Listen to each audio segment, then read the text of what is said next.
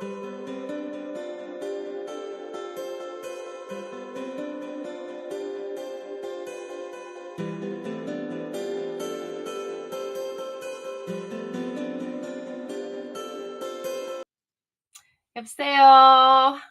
morning, everyone. How are you? Welcome to the alternate point of view. We are here to watch Sarah Boone and see how this trial of day 2 is going to go. Yes.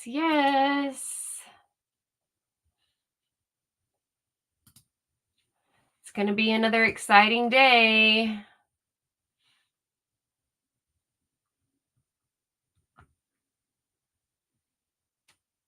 We are in day 2.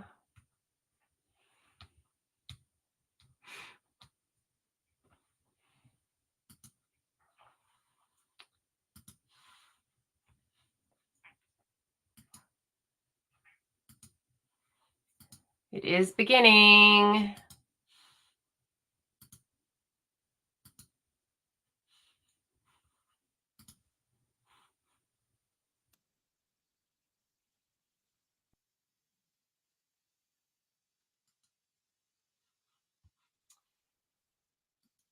I wonder what we're going to have in store today.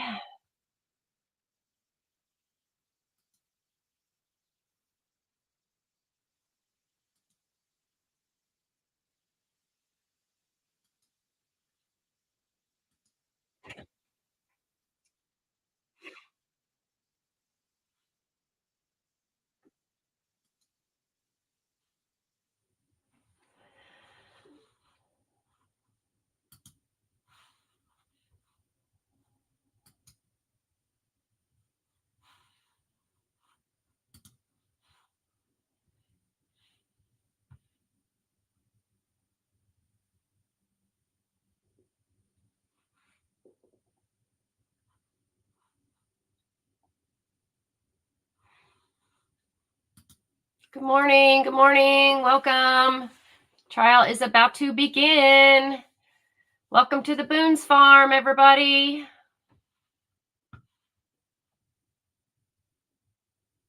Welcome to the Boone's Farm. We are getting started.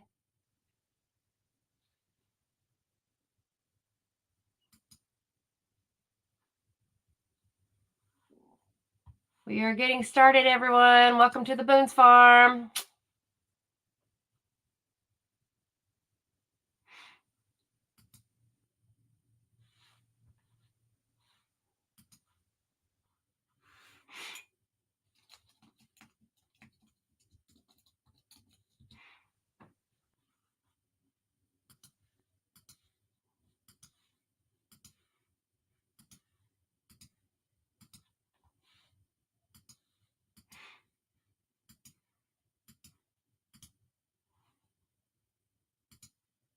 Good morning. Good morning. Good morning.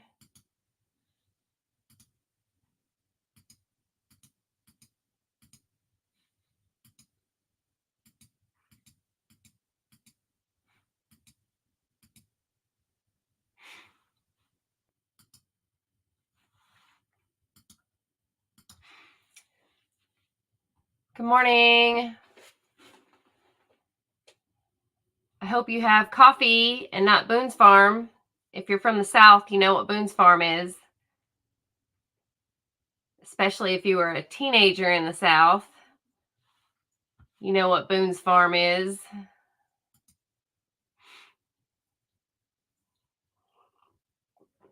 Or if you were just a really poor person in the South, you know what Boone's Farm is.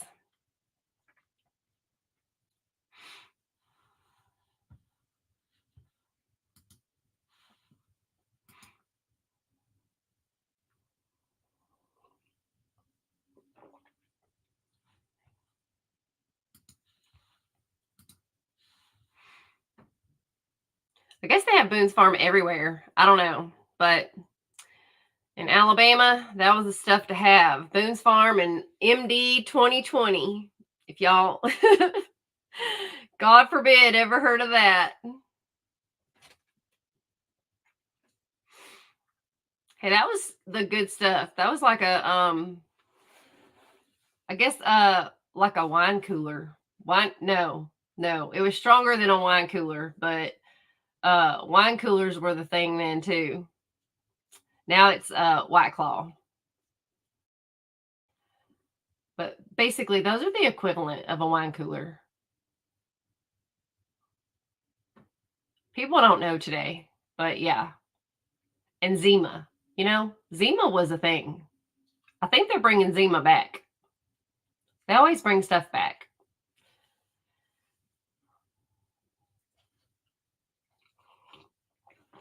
Welcome to the alternate point of view. My name is Tracy Lee.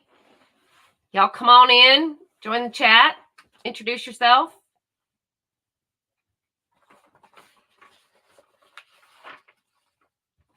We are waiting for the Sarah Boone shenanigans to begin.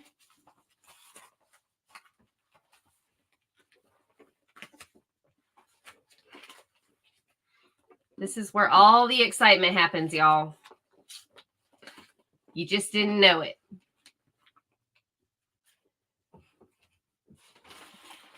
You had no idea. This is where it all is. This is where it's at.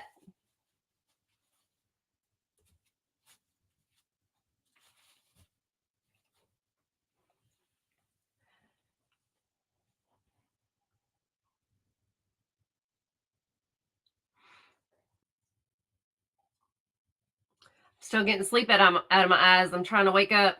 Wake up.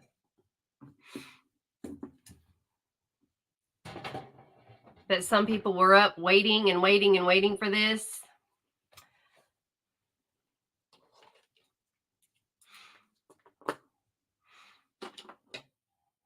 I was up all night making videos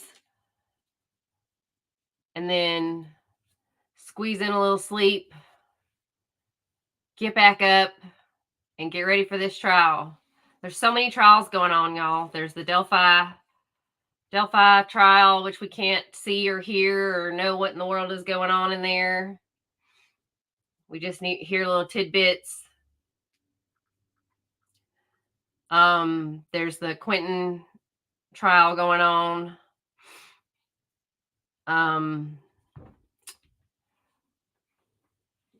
Gosh, there's so many trials.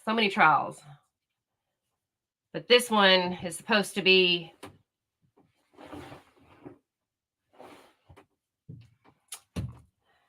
this is a trial we've been waiting on. I mean, not as long as the Delphi trial, but since we can't see and hear that one, this is one that we've been waiting on. Just because she has just been such a, I guess for lack of a better term, quite an entertaining defendant.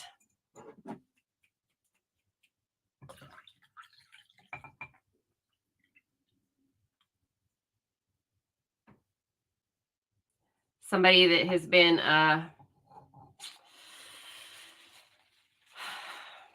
don't know if she's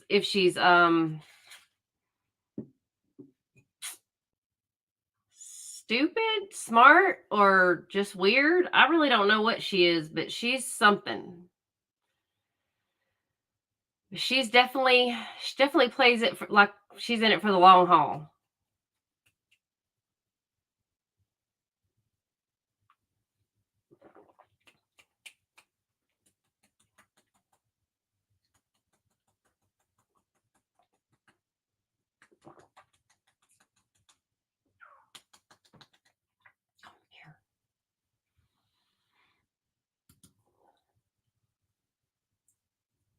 Good morning, y'all. If y'all have not joined, please join. Don't forget also, this is early voting week. Hi, Brandy. Good morning.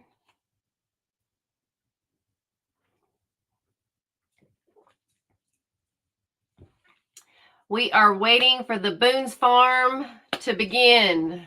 We are excited.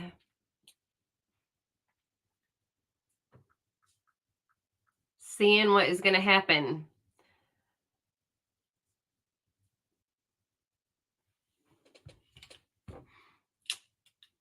I don't know how many people on here. There's not very many people yet, but I don't know how many people are old enough to remember Boone's Farm. Do they even still make Boone's Farm? Okay.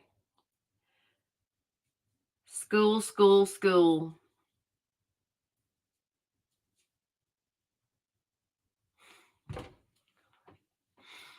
Oh, sense of humor. Oh, my goodness.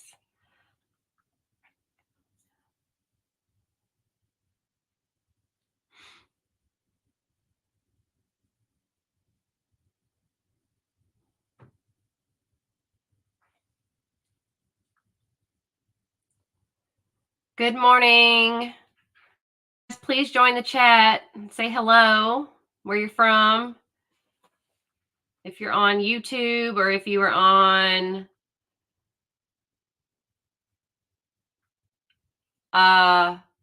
Twitter. Oh, yeah, I heard that she's trying to get her case started over.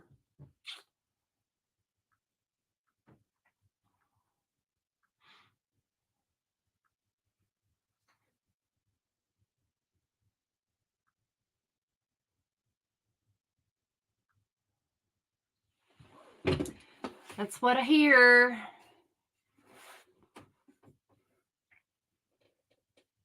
All right, come on, Florida.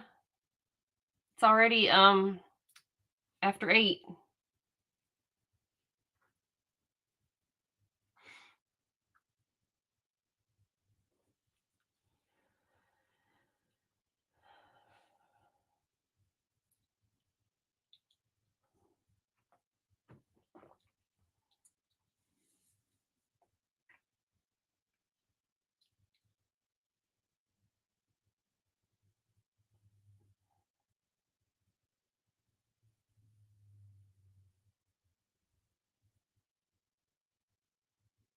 Good morning. Welcome. Welcome to the alternate point of view. My name is Tracy Lee. We are going to check out this crazy Boone's Farm of a trial with Sarah Boone, day 2. See what kind of shenanigans are in store for us. Bring your friends over. Join the chat.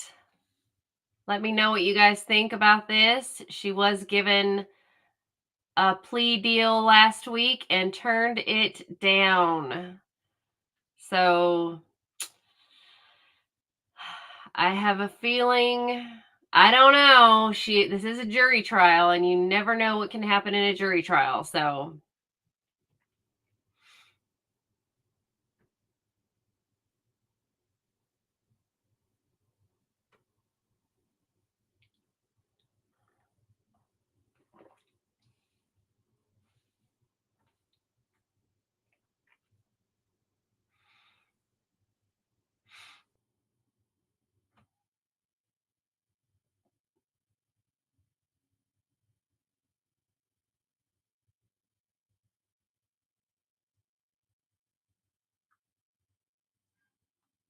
I see movement.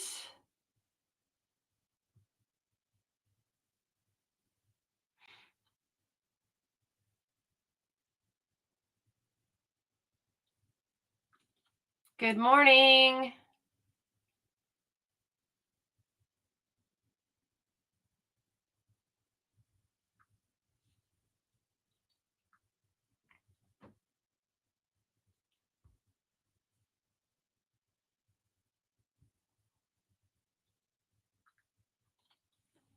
Good morning, everyone.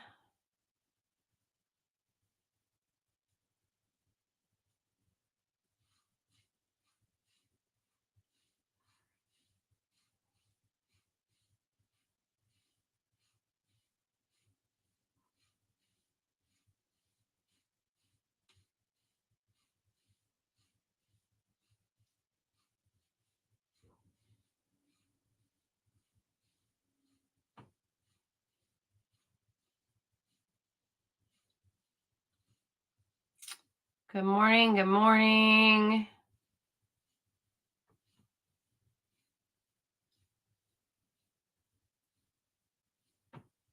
You guys don't forget, the Ferris wheel trial is still going on. That's a crazy one. So many trials going on right now, you guys. It's a busy season. Busy season.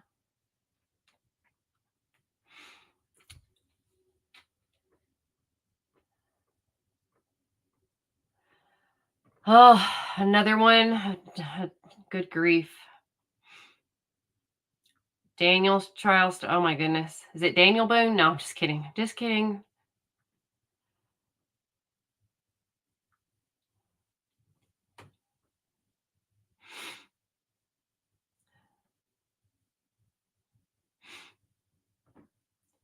So Court TV turned their chat off on Friday, and now they've just put it to members only. So unless people join Court TV, they got to have somewhere to go. So come on over to the alternate point of view. That's right. You gotta tell people.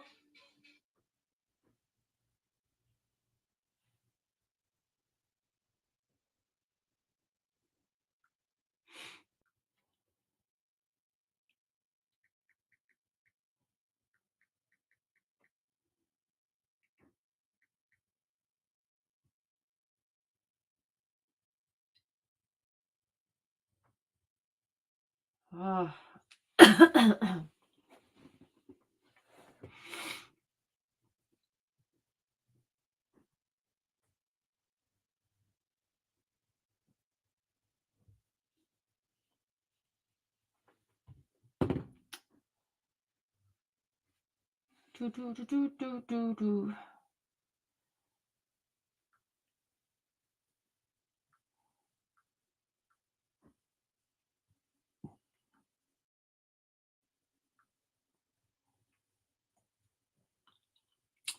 All right, we got to get some people over to my channel to watch Sarah Boone.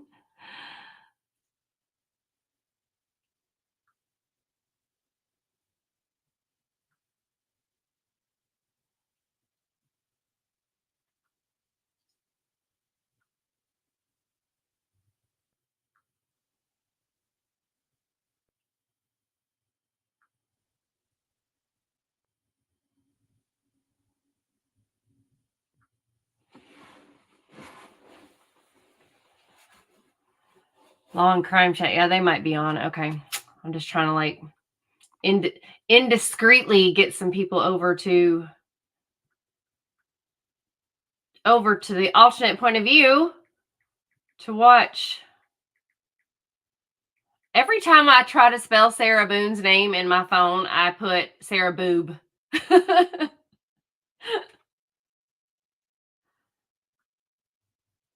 I just put Sarah Boob. I don't know why. Maybe because she's a boob.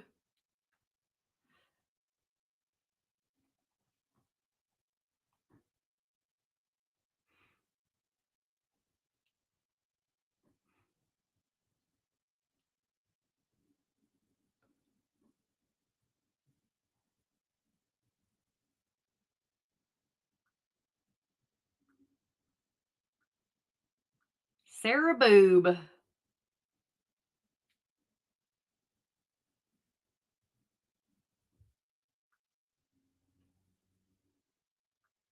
Good morning. I know.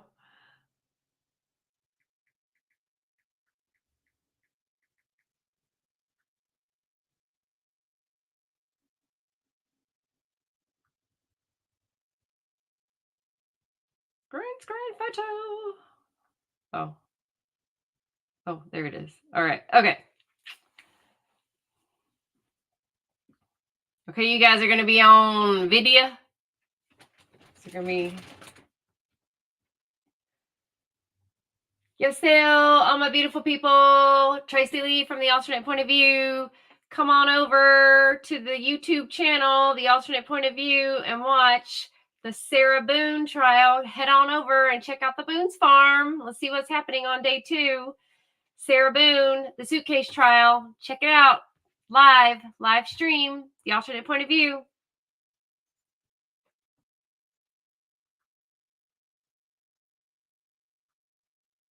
Oh, movement. Wait, maybe.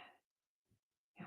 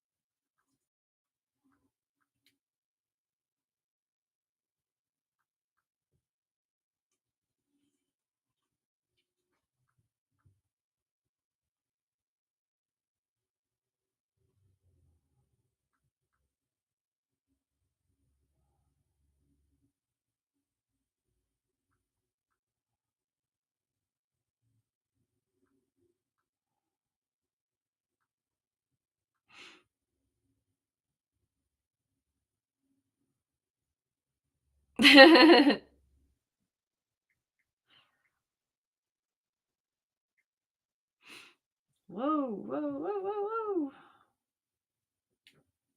What the heck?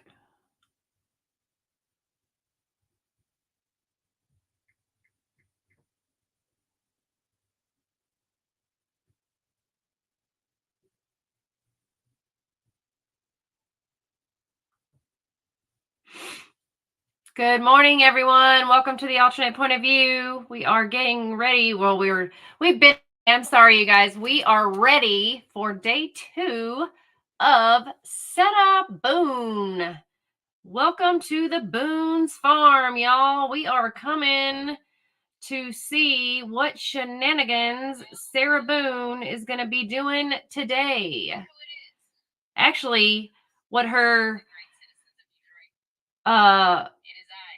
hugely amassed defense team is going to do today. Not really sure where she got this defense team, but it started off with one dude, and now she has like a herd behind her. And I don't know where they came from. But apparently she has at least 3 male attorneys that are asking questions, cross-examining. She has a female attorney or someone, a paralegal back there that's pulling up all this stuff on her little laptop. And there's someone else. I don't know. I don't know where these people all came from, but she has a lot of people. She got people. So, but none of those people could bring her snacks. Remember, she wanted snacks. So I hope all of you, in honor of Sarah Boone, are bringing snacks every day as you attend this trial, because it is very important that you stay hydrated and you stay healthy and strong, because, you know, you don't want to get tired and worn out as we are sitting on our butts watching this trial. At least that's what I'm doing. I don't know what you guys are doing. You're probably up and about, cleaning your house, doing some crazy things that I can't get up and do because I'm on a live.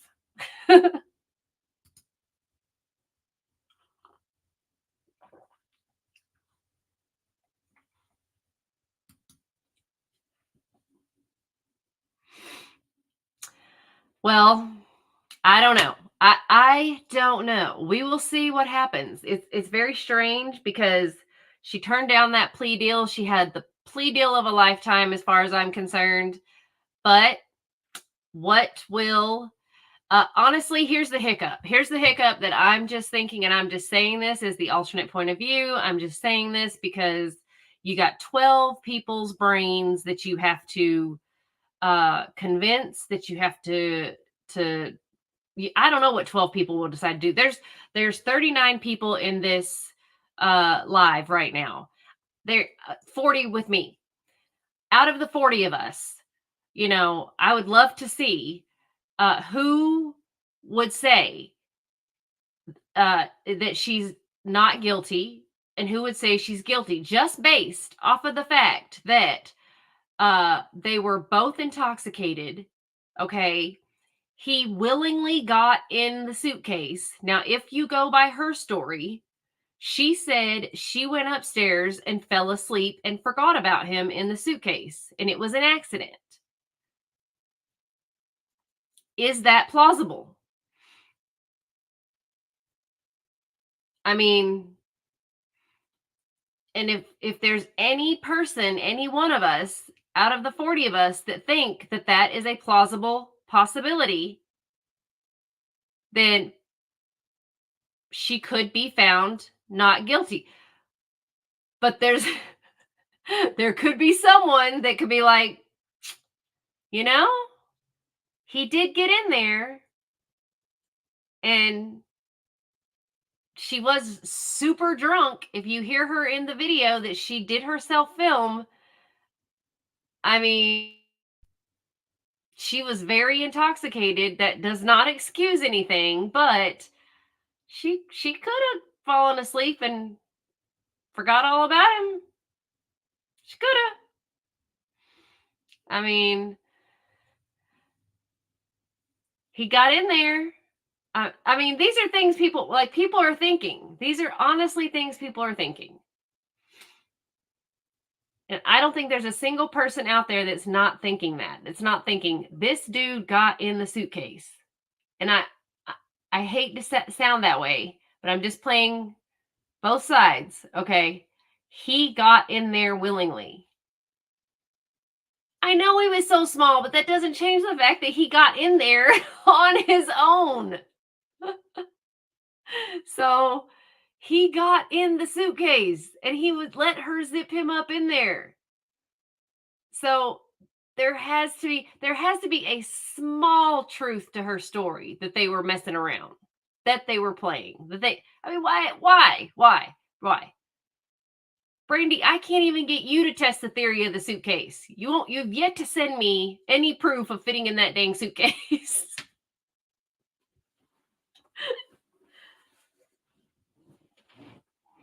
You're the smallest one I know on here. I don't know all the other people. They're not introducing themselves. So I just want to know. I want to know if you can get in the suitcase and get out of the suitcase on your own.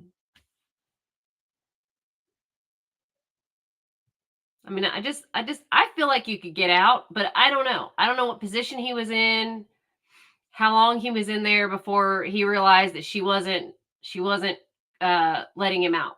That she was keeping him in there.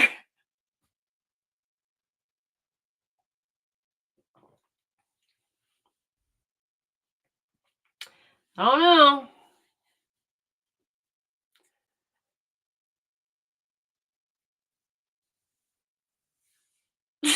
But could you get out? That's the could you get out? That's the test I want to know.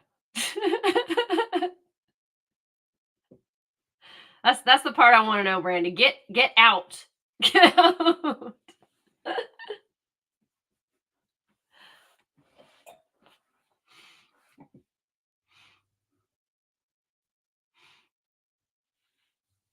I think, you know what? Oh, y'all, don't forget we got Halloween coming up. I don't know if y'all are going to dress up, but I think it would be hilarious if we all had a bottle of Boone's Farm. I mean, I'm from the South, so it wouldn't be hard for me to dress up like I did back then and had me a bottle of Boone's Farm and just look like I did when I was in the 80s, 90s, 80s and 90s, whatever. I could totally do that because it's, I mean, I could rock the hair and everything. Actually, I couldn't rock the hair. I tried, but I lived with all I don't know how those white girls got their hair to be that. I tried to do that. You know how you use the hair pick, hold your hair to the side, would use all that Aquanet and blow dry your hair fanned out. I bet I could do it now, maybe. I don't know. I tried really hard to be like all the white girls. It just didn't work. I even got a perm, y'all. You don't want to see this with a perm. This is not something you want to see with a perm. I looked like a dang jacked up poodle. It was bad. I looked like a groomer did it. It was bad.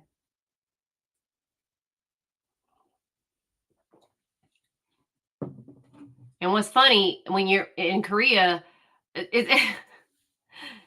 everybody had a perm. And I wanted to be like all the white girls and get a perm. But you don't do that. No, not to Korean hair. But in Korea, when you become an ajumas get perms because when you get older, there's like phases.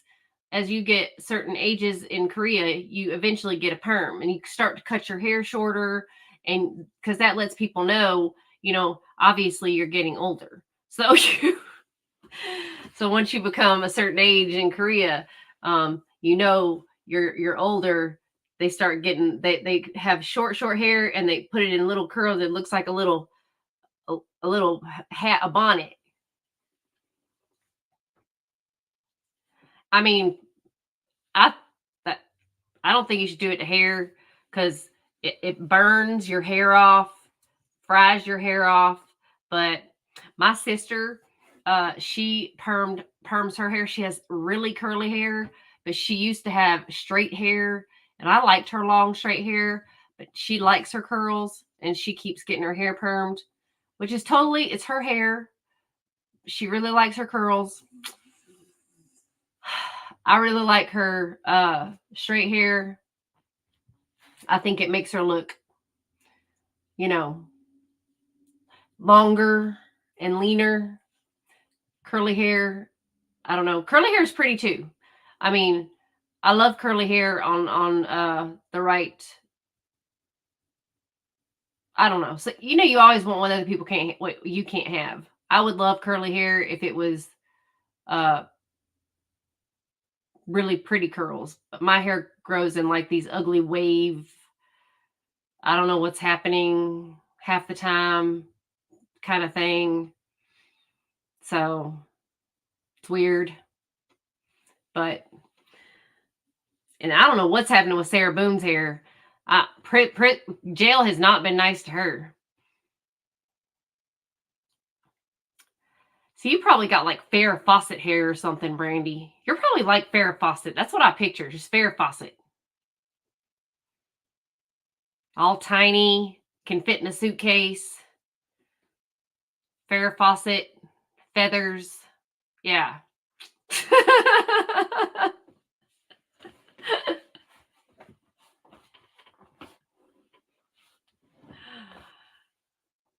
Good morning, everybody. Welcome to the alternate point of view. Don't forget to hit that like button.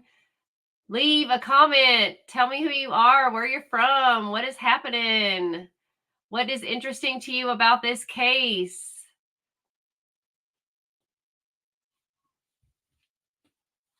Don't be shy, y'all. Don't be shy. Yes, I said shy. I'm from Alabama originally, but I am based out of Austin, Texas. So say hello. Tell me where you're from.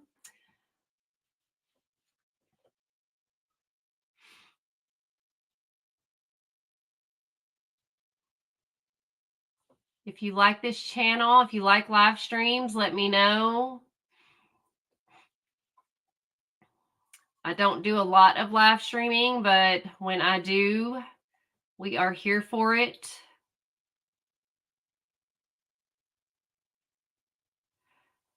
Today is the 1 year anniversary of Samantha Wall. I can't believe it has been a year already, but I want to have a moment to be sure that we recognize that Samantha Wall was brutally attacked in her home on this day, and her killer is still free. This happened in Detroit, Michigan.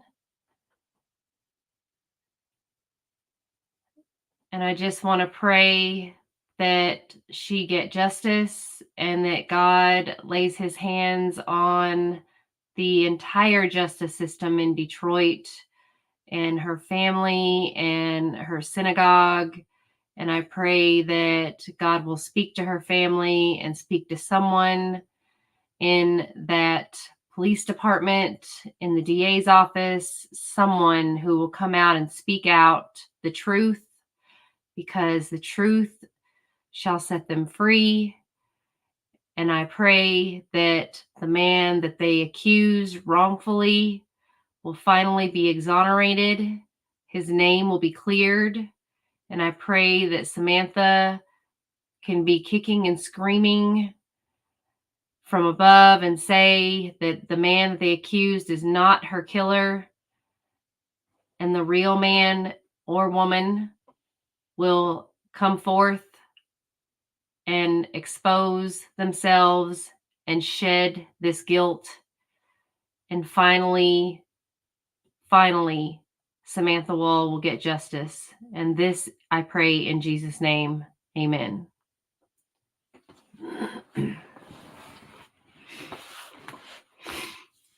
So if you guys are not aware of that case, it happened in Detroit. Samantha Wall was the Jewish synagogue president, and it happened 2 weeks after Hamas invaded Israel.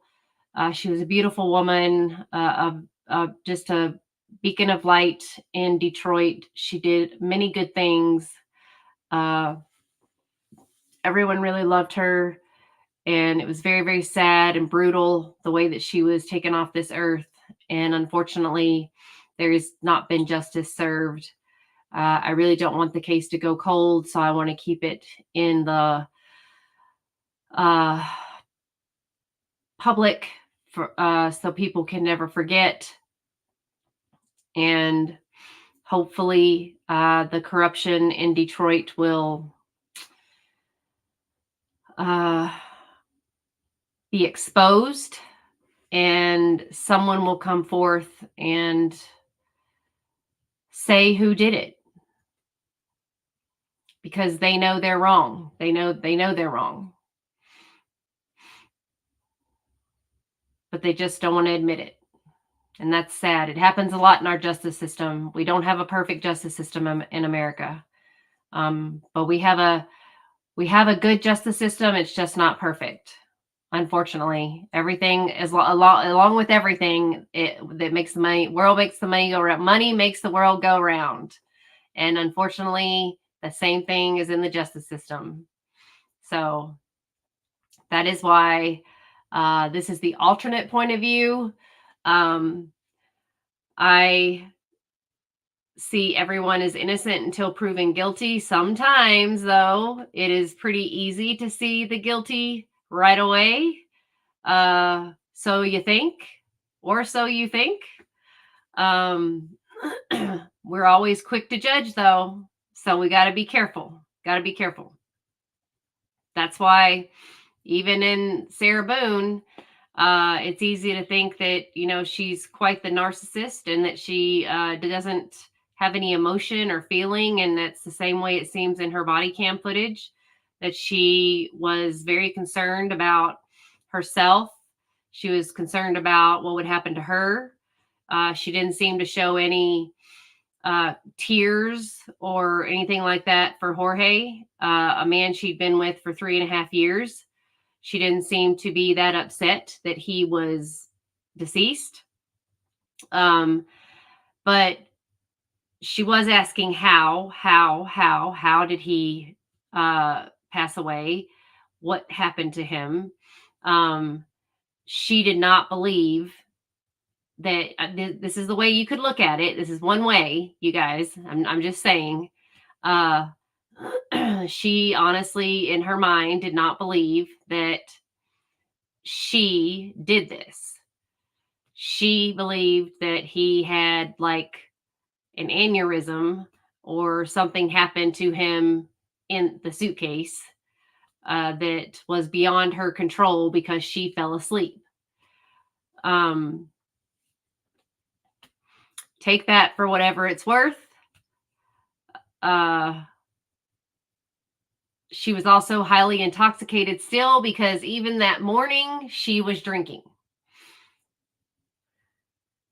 So I don't know. I don't drink So I don't know. I mean, I drank back in the day. Obviously, I know what Boone's Farm is and MD 2020. I'm highly allergic to alcohol. So 2 drinks in me is like 10 drinks in someone else. So I can see where if you were pretty intoxicated, you would uh, act. I think people can have even blacked out and don't remember things when they're drunk. So, um, but I don't know.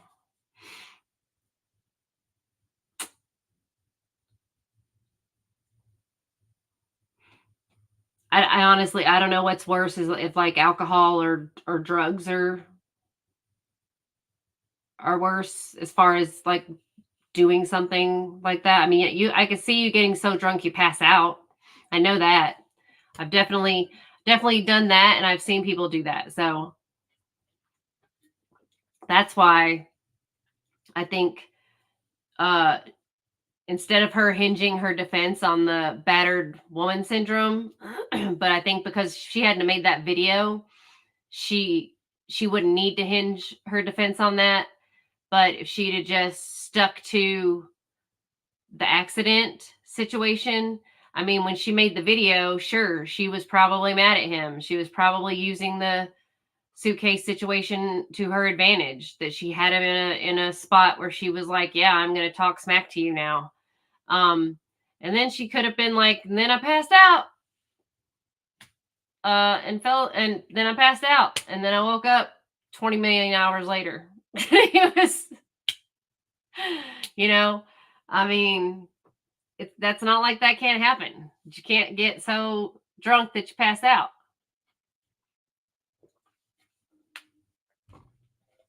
So you guys tell me.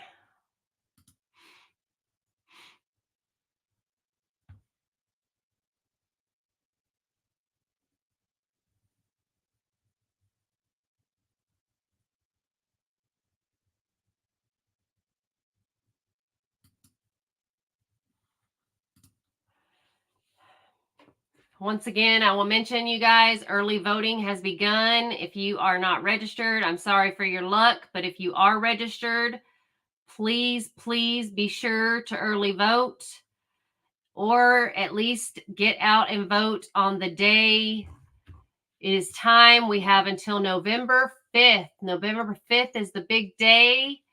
I don't care what your political views are. That is not my business.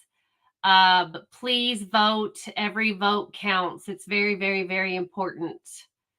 Um, we need to save our country.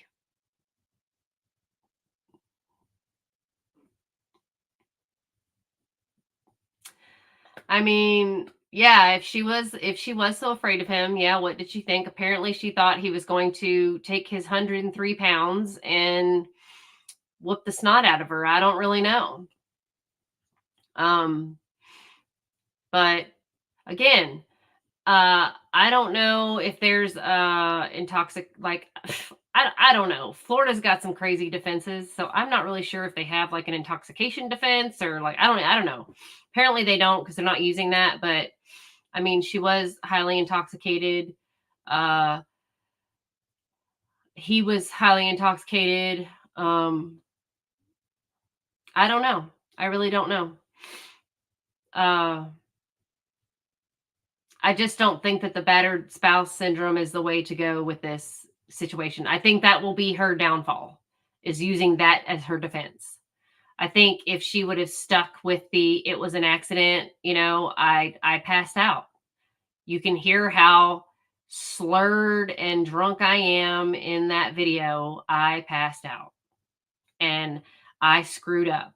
And she should have taken she should have taken the plea deal, because at the end of the day, her actions caused his demise. So, regardless of if she had malice or not, and I think that's what they're hinging the defense on, is if the jury will see if there was malice involved. Uh she could have gotten less time. She served 4 years already.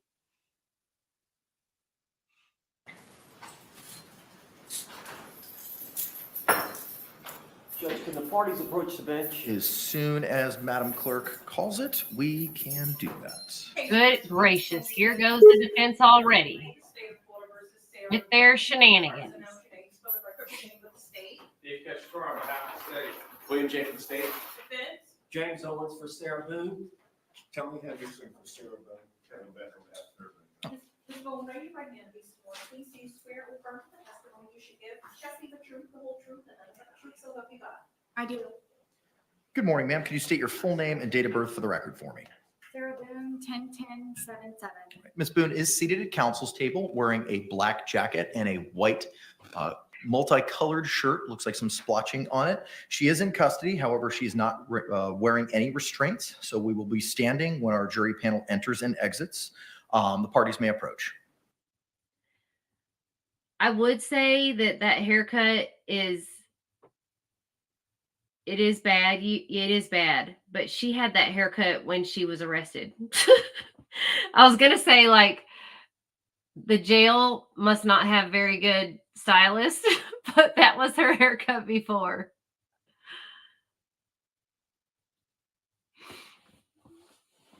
Oh, the Dodgers are going to the World Series. I am so excited. And they're going to win, y'all.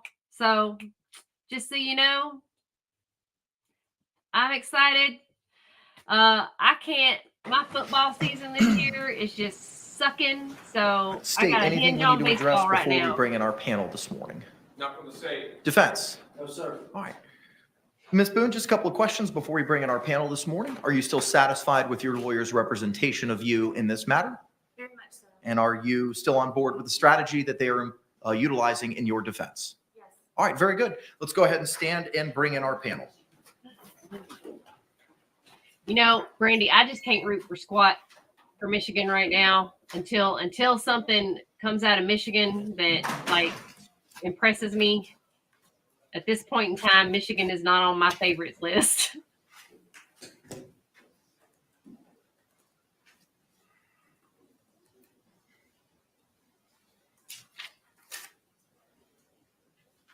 We'll see. We'll see after the election.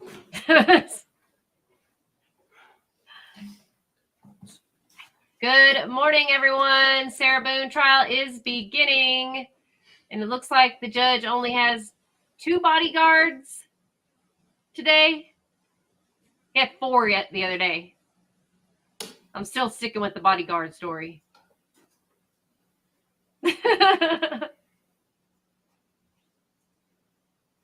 Welcome everyone to the alternate point of view. My name is Tracy Lee, and we are watching the Sarah Boone trial day 2 live stream. Please join the chat. Say hello, introduce yourself.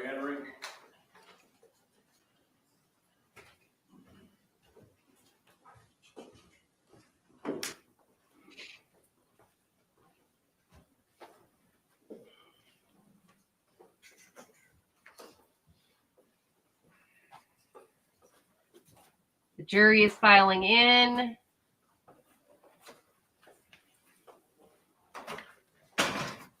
State, do you recognize our jury? Yes, Your Honor. Defense, do you recognize our jury? Yes. All right, everyone can be seated. Members of the jury, good morning. Welcome back to 12 Alpha of the Orange County Courthouse. I hope that you all had a restful weekend and enjoyed your time with your loved ones, your friends, and your family. Just if you could, I gave you a long instruction on Friday before we broke. If you could please confirm that you complied with the court's instructions by raising your hand at this time. Record reflect that all members of our panel have raised their hands. Now, members of the jury, I know the line to get in this morning was quite long. So the lawyers have reminded me that on the right side of the entrance of the courthouse is a jury-only line. So if you can make your way all the way to the far right side of the entrance, there's a jury-only line. Yes, sir. Juror number 2 in the back. Huh? It was still quite long? Okay, thank you. Just wanted to bring that to your attention if you did not know. Obviously, if you're stuck, we're we're waiting on you. So don't feel anxiety or anything if you're stuck in that line. We can't start till you all get here. And I appreciate, again, your sacrifice and your attentiveness in this process. Wow. With that, State, you can call your next witness. Steve will call Dr. Sarah Sadovich. Ooh, is this the medical examiner? Please be the medical examiner.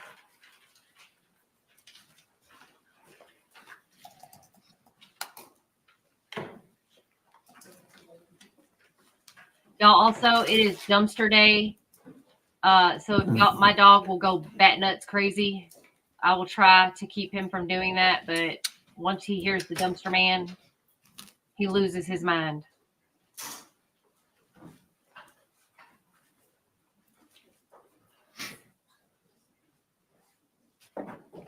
You swear or affirm that the testimony you should give shall be the truth, the whole truth, and nothing but the truth, so help you God? Yes. Thank you. Good morning, doctor. Could you please state and spell your name for the record for us? Sarah Sadovich, SARAZYDOWICZ. Thank you. You may inquire. Good morning, ma'am. Morning. Can you tell us what do you do for a living? I'm a forensic pathologist. And who do you work for? I work for Orange County. We cover Orange County and Osceola County. And how long have you been a forensic pathologist? I've been at this office for about 12 years and then 1 year in Tampa, so about 13 years. And what type of educational background do you have to be a forensic pathologist? So I have a bachelor's degree in kinesiology from the University of Wisconsin in Madison. I went to medical school in Kansas City, Missouri. After that, I went to Cleveland, Ohio to do a 1 year rotating clinical internship. After that, I went back to the University of Wisconsin. I did my residency in anatomic pathology and clinical pathology. I have 2 fellowships or subspecialty training. One is in cytopathology from Northwestern University in Chicago. And then I did my forensic pathology fellowship in Tampa. Is continuing education something that you must maintain in order to hold this position? Yes, I have to do continuing education for my board certifications, which is in anatomic pathology, clinical pathology, and forensic pathology. And I also have to do separate continuing medical education to maintain my medical license for the state of Florida. So tell us, what are your duties as a medical examiner? So we're involved in what's called the medical legal investigation of deaths. And that just means that we investigate certain types of deaths. And there's a Florida statute or a Florida law that states which types of deaths that will be involved in investigating. And in general, they're deaths that are not natural. So accidents, suicides, homicides, or deaths that are natural but maybe unexpected. Those are the types of cases that we're involved in. And again, that Florida statute lays out exactly which types of cases that we'll be involved in. And the reason we're involved in that is our goal is to determine cause of death and manner of death in those individuals that we're investigating. Could you tell us what an autopsy is, generally speaking? So an autopsy is also called a postmortem or after death examination. And there are kind of 2 main parts to it. The first part is what's called an external examination, which is just as it sounds. So that's making observations about an individual. So hair color, eye color, height, any sort of unique markings like scars or tattoos. And at that time, we're also looking for any external signs of diseases or injuries. After that, we go to what's called the internal examination. So that means that we open the body cavities, we remove all of the organs and dissect all of the organs. And again, as we're doing that, we're looking for any signs of diseases or injuries that might help explain why that person died. And we can also add ancillary tests or other tests. So things like toxicology, microbiology. It's a little bit dependent on each case, but we have options for other testing as well. Can you tell us what is the cause and manner of death? And is this something that you document? Yes. So cause of death is either a disease or an injury that ultimately results in an individual's death. Right? So it's very individual and unique to that individual. Manner of death is a way to categorize or group similar types of deaths together. And for manner of death, there's only 5 choices. So there would be natural, accident, suicide, homicide, or undetermined. So those are the manners of death. In your career, approximately how many autopsies have you performed? Around 3,000. And have you previously testified as an expert witness in court? Yes. How many times? Between 75 to 80. And in what areas have you testified as an expert witness? Forensic pathology. Turning our attention to this case, did you perform the autopsy? Yes. And what were your findings as to cause and manner of death? So the cause of death, which I put on the death certificate, is positional asphyxia with environmental suffocation. And the manner of death I classified as homicide. Now, when you perform your autopsy, what information do you have at the time that you begin that examination? It's incredibly variable. I can have a lot of background information. Sometimes I have none. It just depends on the particular case.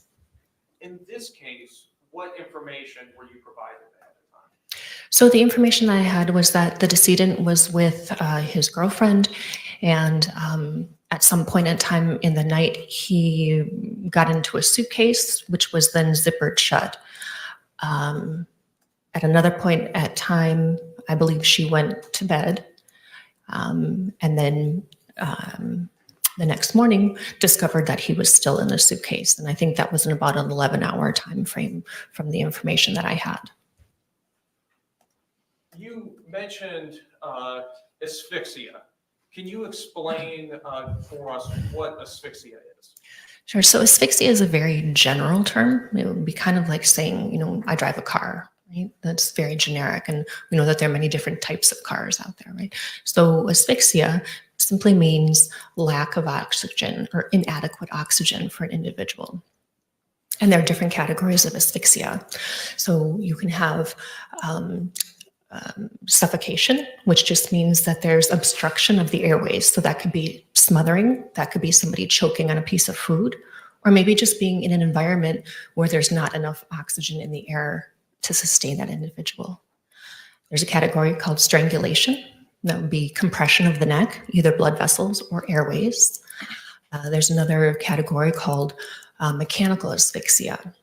That can be when the body is in an unusual or abnormal position where the actual mechanics of breathing can't occur. So that can be the position of the body, or it can be like, let's say if a heavy object fell on somebody and you simply can't breathe because of the weight of that object. That would be a mechanical asphyxia. And then there's drowning. That's a different type of asphyxia. And there are a couple of other categories as well that are much less common. Is there a most common type of asphyxia? The most common would be ligature compression of the neck. So that would be like an event, a hanging. That would be the most common that we would see. You also mentioned environmental suffocation. Could you tell us a little bit more what that means in more layman's terms? So that just means that there's not enough oxygen in the environment that the person is in. You could think of somebody who's in an enclosed space where there's a fixed amount of oxygen.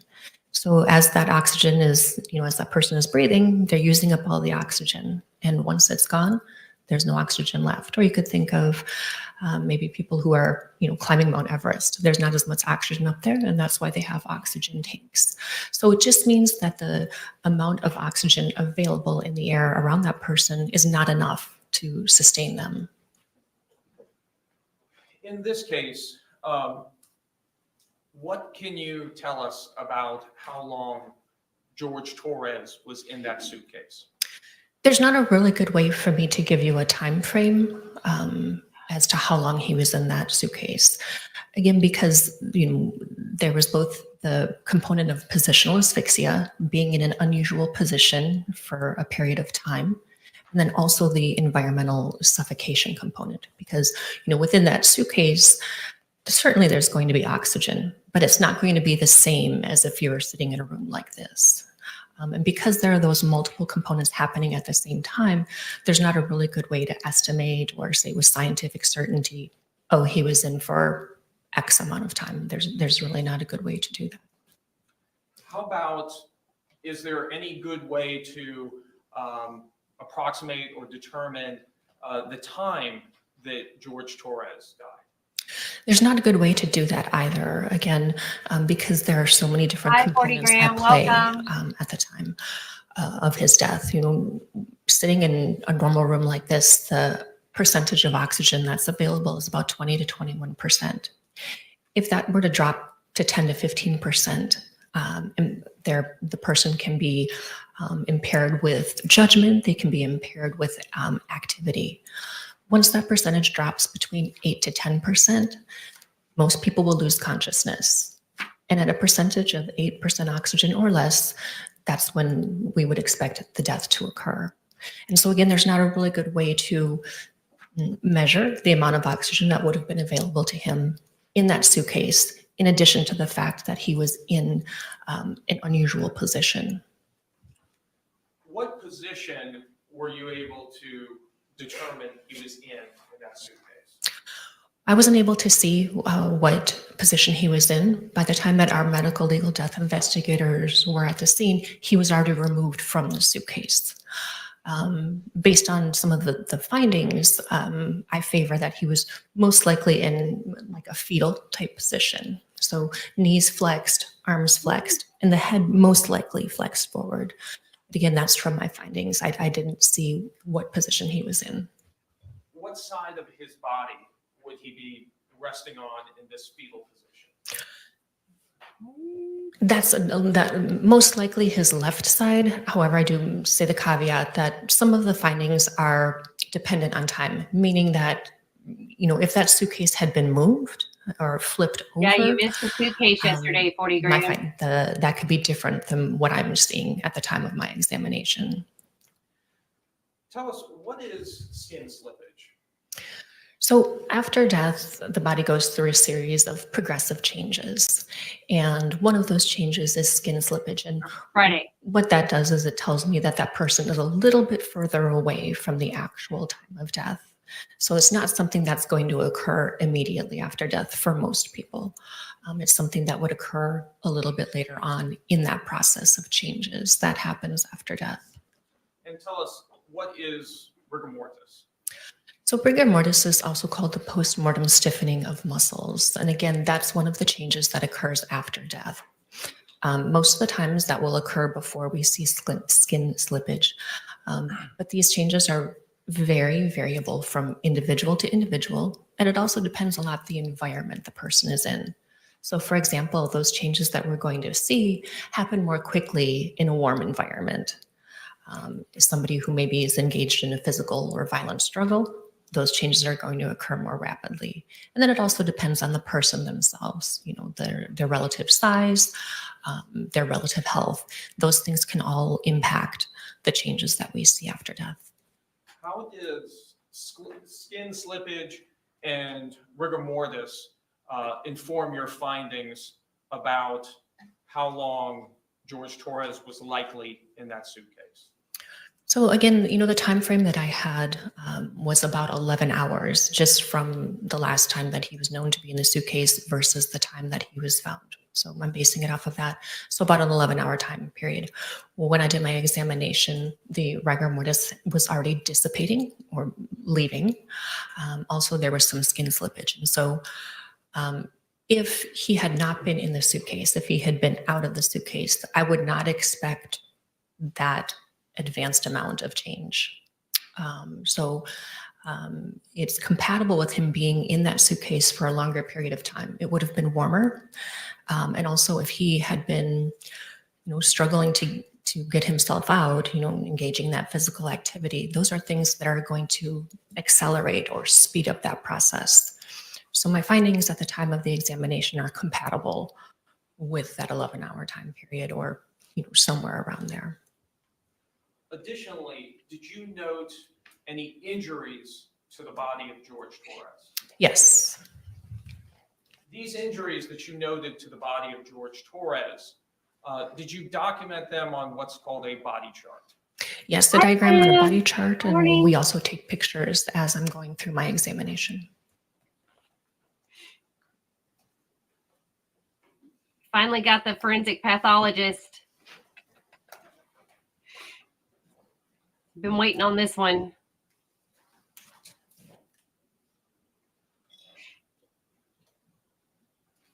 He was already in rigor, but coming out of it, that's how long he'd been in there. Your Honor, Yeah. may approach the witness who has been previously marked for identification and shown to defense as states are. You may. And then she was talking about skin slippage. I never heard of that. Ugh. Ma'am, I'm showing you what's been marked for identification as states are. You recognize this document? Yes, And can you tell us, what is this document? that's a copy of my body diagram. Sir, Oh, it's a copy of my body diagram. And does this fairly and accurately represent the diagram that you created in this case for George Torres? Yes.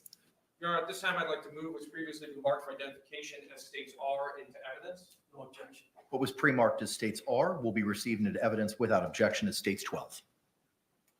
Your Honor, request permission to publish. Yes, sir.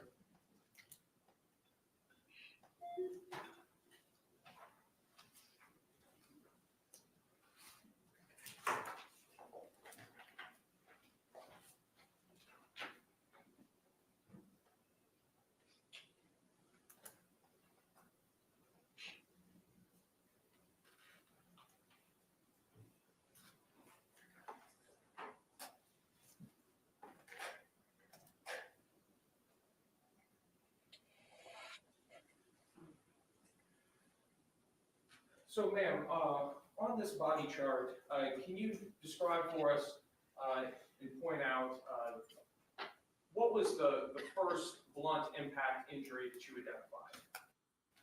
Y'all better have snacks. So there were some blunt impact injuries to his head. In honor of I don't Sarah, think have it's on this one, but there were some blunt impact injuries to his head right up here around the eye and on the mouth area. And then, did you Wow, notate that's a lot of any marks. injuries to his hand? Yes, so there were some ecchymoses, or you can think of that as like a large kind of bruise on both hands. What other blunt impact injuries did you identify? So there's a series of ecchymoses on the left side of the back, which right about here. And any others? There were some on the forearms as well. And you use this body chart, you say, in addition to photographing the injuries that you document, correct? Yes.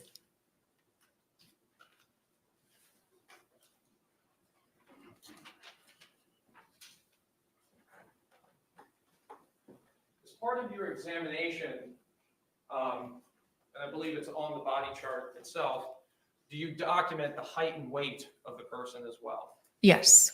And what was the height of Mr. Torres? in this So, case? yeah, so technically for us, it's length. Height is the measurement that's taken while someone is standing. So his length was 62 inches and his weight was 103 pounds. That is a tiny, tiny man. In regards to these blunt impact injuries, how is it that you come to the conclusion that these injuries were the result of blunt impacts? So these are typical wounding patterns for blunt force trauma. And when I say blunt force trauma, that can mean something striking a part of the body, or on the other hand, it can be the body striking an object. And that causes injury to the skin, to the soft tissue, and sometimes the deeper tissues, depending on how severe or how strong that blunt force trauma is. Are these injuries consistent with a person being struck with a baseball bat? They could be, yes. Are they consistent with a person being pushed down a flight of stairs? They could be, yes. Can you say whether or not these injuries occurred while George Torres was in the suitcase? No. Why is it that you cannot say that? So all of these injuries seem to have occurred around the same time, meaning that they're relatively acute or new. They're not things that are healing or something that happened last week. So they all occurred around the same time. But you can't really look at a bruise or a contusion and say, oh, that happened 2 hours ago. There's not a good way to do that. Are these injuries consistent with them occurring while he was inside the suitcase? Yes, they could be. As part of your examination, do you also check the toxicology of George Torres? Yes. And is that something that's pretty standard in any autopsy? Yes. What were the toxicology results for George Torres? So there was a blood alcohol level of 0.139 milligrams per deciliter, and there was also caffeine and nicotine detected as well. That level of alcohol, is that over the legal limit in the state of Florida to drive? Sure. So for driving under the influence, that's a 0.08. So that is higher than that. What does that alcohol level at the time of your autopsy tell you about George Torres's level of impairment 11 hours earlier? So I don't necessarily know that it was 11 hours earlier, but it was at the time of death, at or near the time of his death. That's what the blood alcohol level was. So at that level, everyone reacts a little bit differently to alcohol. And some of it has to do with whether or not somebody is accustomed to drinking alcohol or if they've never had alcohol. So you can develop tolerance. But at that level, there's going to be impairment of judgment. There can be impairment of motor skills. There can be slurring of words, something that's called disinhibition or lack of inhibition. And again, it's really variable from person to person, but those are the common things that you would see at that level. Would that level of alcohol impair the ability to problem solve? It can, yes.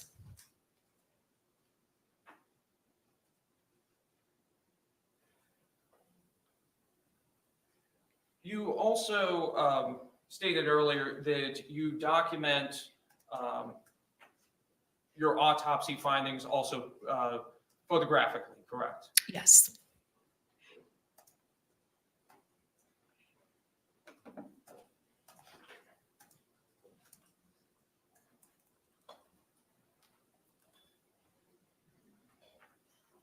I bet they won't show these. Oh, I saw part of one.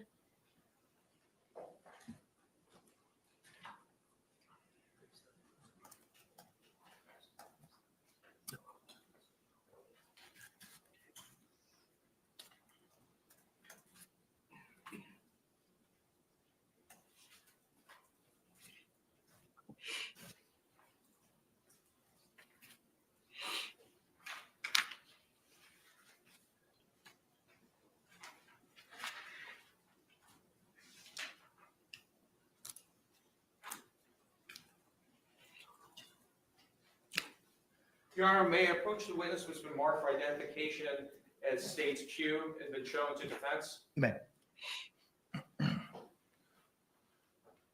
Ma'am, I'm showing you what's been marked for identification as States Q.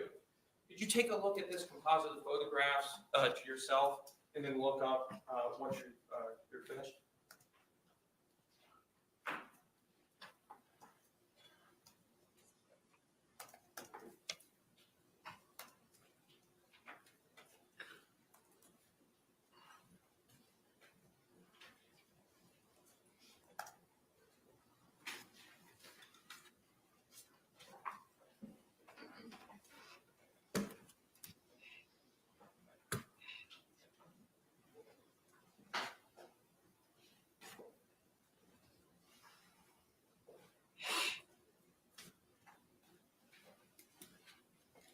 Ma'am, do you recognize these photographs? Yes. Are these photographs a portion of the photographs that you took in your autopsy of George Torres in this case? Yes. Do they fairly and accurately represent how he appeared and how his injuries appeared to you at the time you performed your autopsy? Yes. Your Honor, at this time, I'd like to move what's previously been marked for identification as states Q into evidence. No objection. What was pre-marked as states Q will be received into evidence without objection as states 13.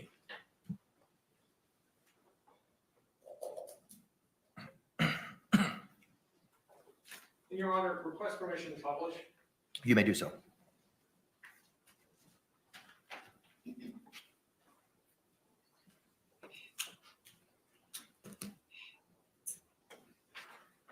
Ma'am, I'm showing you photo 1 from State's Composite.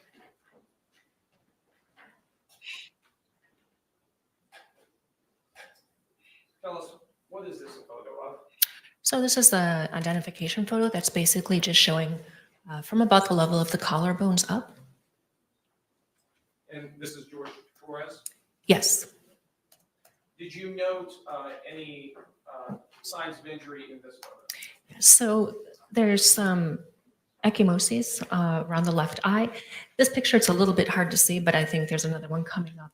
There's also an area of ecchymoses up here on the left side of the forehead with also some swelling associated with that. The lips have some contusions and small lacerations. And then on the left shoulder here, you can see a little bit of some ecchymoses here, or again, ecchymoses are kind of like big bruises.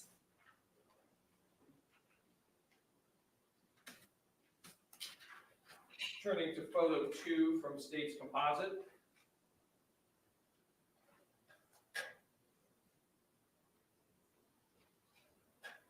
What are we looking at in this photograph?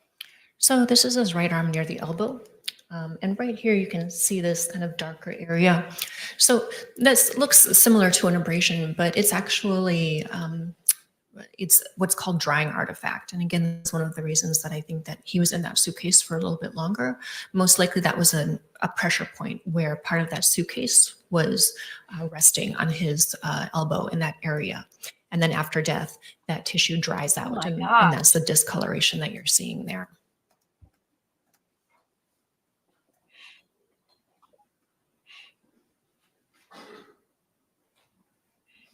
Turning to States 3 from the composite.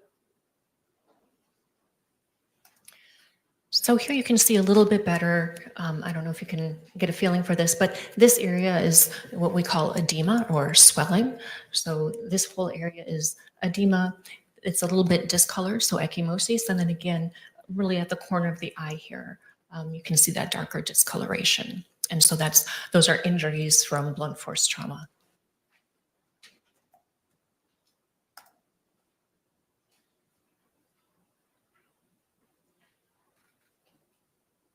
States 4 from the composite. So this is the left shoulder and arm. So again, you can see this kind of red to purple area. So this is all ecchymosis, and then a couple of linear abrasions or scratches.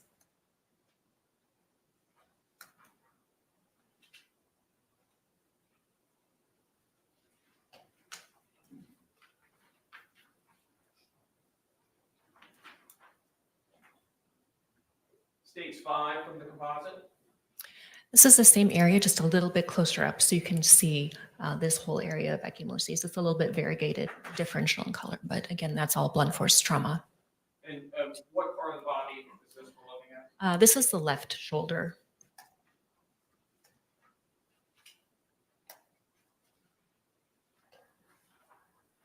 States 6 from the composite. That's the same area, but in this picture, we have a scale or the ruler. And why do we use scales and rulers? That's just to give an idea of how big the area is or how large the injury is. Oh,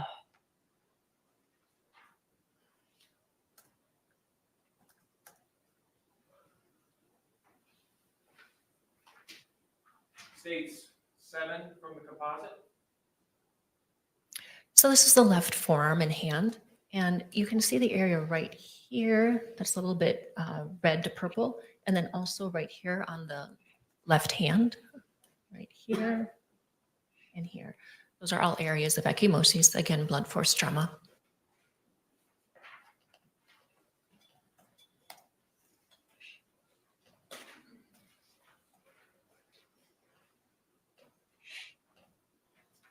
States 8 from the composite. Again, the left arm. Just from a little bit of a different angle, so you can see, and a little bit with the elbow too here, but you can see all these areas. Ecchymosis.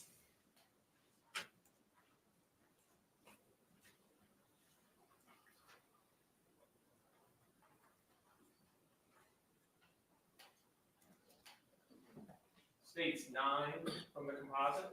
And now looking at the left hand, a little bit closer up, so you can kind of see a little bit better these areas of ecchymosis.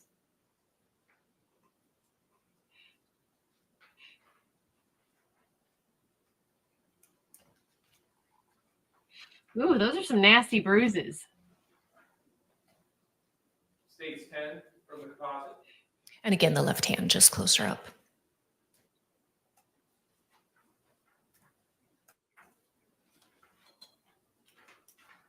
States 11 from the composite. So now we're looking at the back, and you can see that there are these linear abrasions in the mid-back.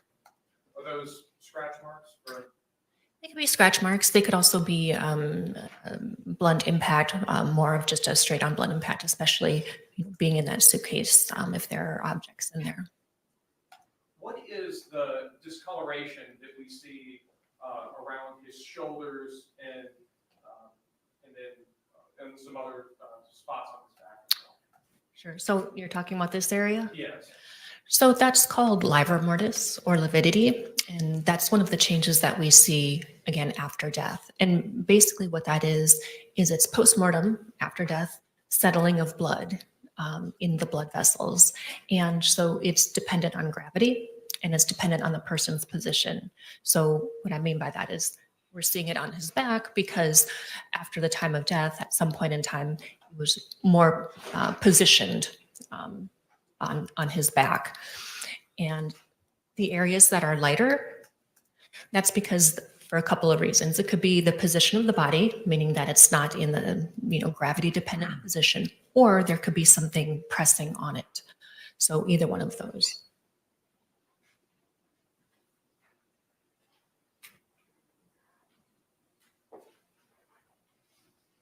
States 12 from the composite. So those are those linear abrasions just shown a little bit closer up.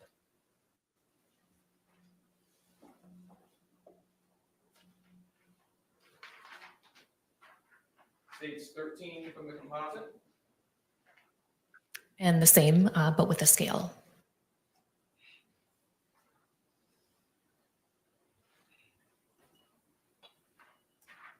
States 14 from the composite. So now you're seeing the left side of his back and also the back of his left arm. And you can see these areas here of ecchymosis, and these are a lot darker than some of the others that we've seen. One of the things that I did is I looked underneath the skin in these areas because they're so much darker and so much more dense. So I wanted to see if there was injury of the deeper tissues. So these areas are associated with hemorrhage or bleeding into the skeletal muscle, so the deeper tissues. And so that's just indicating more force applied to that area. And when you did your internal exam, did you examine this area and did that inform your findings? Yes.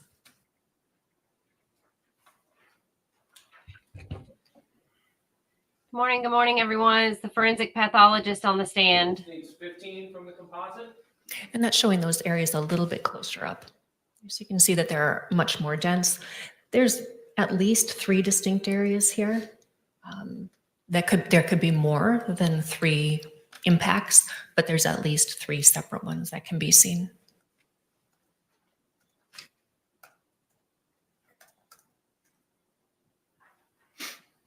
States 16 from the composite. This is just showing the upper back and the back of the neck. We've got a linear abrasion right here on the back of the neck, and these were the ones shown in the earlier pictures.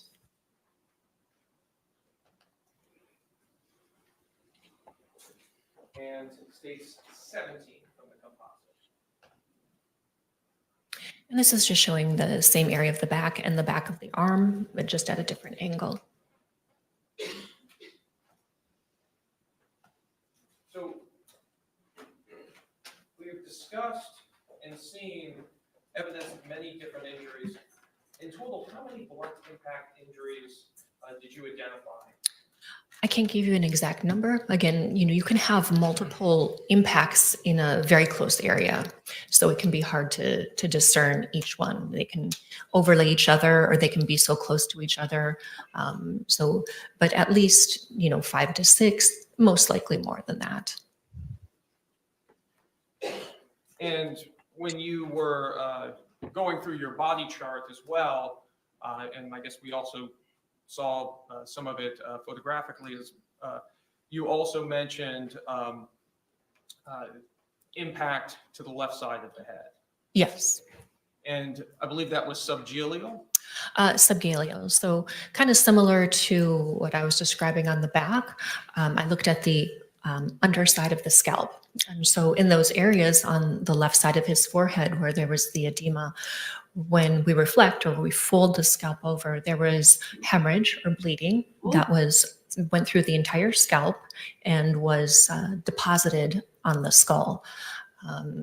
There was no associated skull fracture and there was no bleeding inside of the skull, but it was all in the scalp and deposited on the outer surface of the skull. So under the skin, but not under the skull. Correct. Your Honor, I have no further questions at this What time. does that mean? Thank you. Any cross-examination? Yes. Does that mean he was hit in the head? Doctor, good morning. Good morning. My name is James Owens, and I'm one of the lawyers that represents Sarah Boone today. No dip. And I've got 2 questions. Can we first talk about the toxicology? Yes. The alcohol. You said you've done approximately 3,000 autopsies. And of those autopsies, how many years would that have been over that period of time? 12 years. So when you first got down here from Tampa, I think you were up in the Northeast, came down here to Tampa, that's when you started. Yes. And you would agree you've interpreted toxicology results in all or most of those cases. Most, yes. And you did order the blood alcohol test of the decedent in this case. And you said he was a 0.38. No, 0.13. 0.138. And you also ordered the vitreous level of Yes. alcohol as well. And the result was a 0.213. Yes. And you would agree that's about it's about 3 times the legal limit. Close, yes. Now, you would agree that at those levels, there are some pharmacologic effects from ethanol in the body.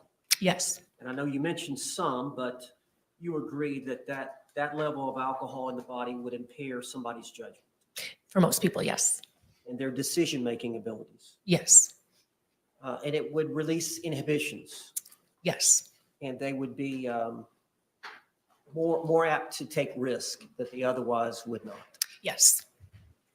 And of course, it would impair motor skills and potentially loss of balance. Yes. It would also impair coordination, Yes. hand-eye coordination, as well as fine motor skills. Yes. It also impairs memory, alcohol does. Yes. So there are lots of effects that ethanol has on the body. Yes. Now, you're aware in this case that George Torres, the decedent, stepped into the suitcase under his own power in a game of hide and seek. That's how it was reported to me. Yes. Do you have any evidence to dispute that? No. Can you tell us when Mr. Torres drank the last drink he had prior to getting in the suitcase? That I can't tell you because, if somebody had been drinking either periodically throughout a time period or continually throughout a time period, that's difficult to say. So he could have stopped drinking an hour before he got into the suitcase, or 5 minutes before he got into the suitcase, or 4 hours before he got into the suitcase. Yes. We just don't know. At this Correct. point. Do you have any idea at the time of the autopsy whether or not he was in the elimination phase? So Metabolism. he was in the metabolic phase, yes. The elimination phase is what I refer to it as, but Yes. all right, now I want to talk about time of death determination. It's fair to say that you did not go to the scene that day that Mr. Torres was found. No, a medical legal death investigator from our office went to the scene. So there was an investigator with your agency named Ashley Hammermeister Yes. that went to the scene, Yes. and she would have prepared a report, Yes. and you would have reviewed that report. Yes.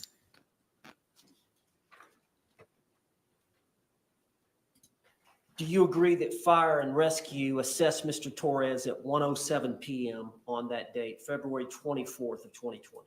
Yes. Does that sound about right based on your case file? Yes.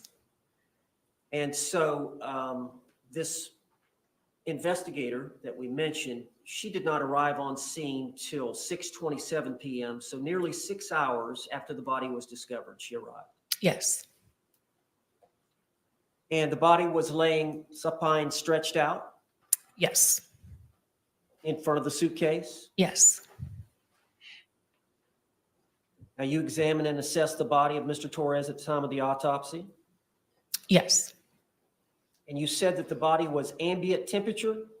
Yes. Is that the normal air temperature we're in today? Whichever environment you're in. Yes. So the body was not stored in a cooler for 24 hours. No, the body was stored in the cooler, but in the mornings Morning, when we David. get there, the bodies are brought out of the cooler. Okay.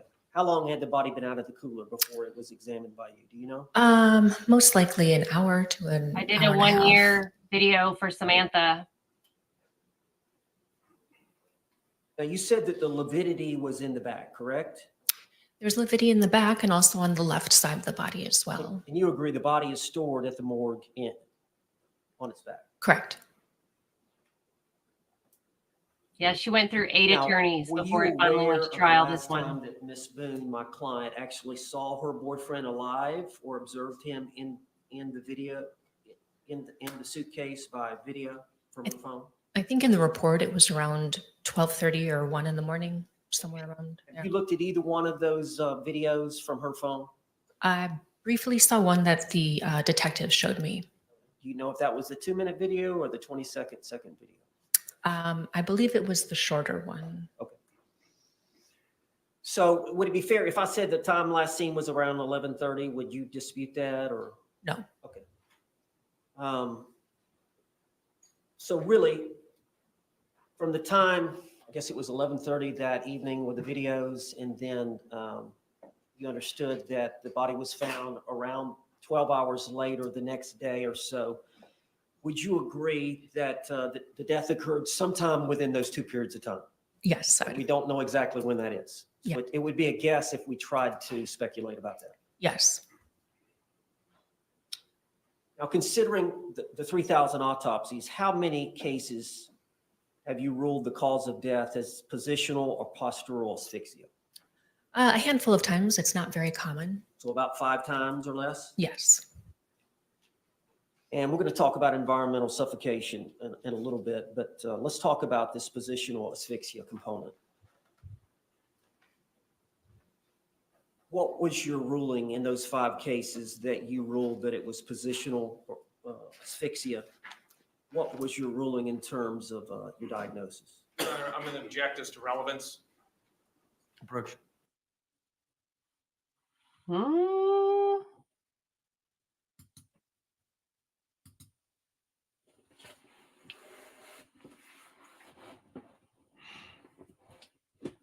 I mean, she didn't determine, did she say exactly which asphyxia? Like, was it because his airways were cut off because he was in the suitcase pinned up? Or, I mean, it's obviously not strangulation. The objection is sustained. Doctor, you're familiar with Dr. DeMaio, Vincent DeMaio's textbook of forensic pathology. Yes. Would you agree that that's authoritative? I'm sorry? Would you agree that's authoritative or well-accepted book? Yes.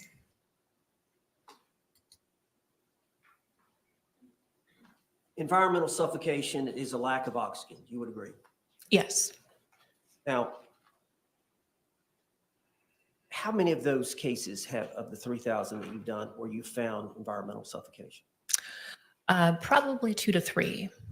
So very few? Yes. In a positional asphyxia case, that's kind of an example, like you get stuck in a hole and as you breathe, you sink deeper into the hole or it tightens. It can be anything that impairs the actual physical aspect of breathing. So that could be if the neck is flexed very much forward, so that way cutting off the air supply up towards the top of the head. That could be something compressing around the torso, so not being able to take a full breath. So those are examples of Or another example may be falling out of a tree stand and getting suspended upside down, yes, or the majority of the blood gets in the top half of the body. yes. Would you agree in those type situations that the deaths occur fairly quickly, usually within an hour? They can. It depends again on the situation. Now, you said Mr. Torres was 5'2" and 103 pounds. Yes. Do you know how big the suitcase was that Mr. Torres was in? I don't have the exact measurements with me. So if I told you the measurements, you wouldn't know one way or the other what they were? No, I think they were described to me and I saw the pictures from the scene, and I was able to review crime scene photos to see what the actual suitcase was like. Okay. Do you know the crown to rump length of Mr. Torres? No. Did you do any demonstrative study on the suitcase to determine what kind of spacing he would have inside that enclosure? No. And you don't know the position that Mr. Torres or his orientation at the time that he was in the suitcase was? Again, I favor a fetal position, but again, I didn't observe him in the suitcase.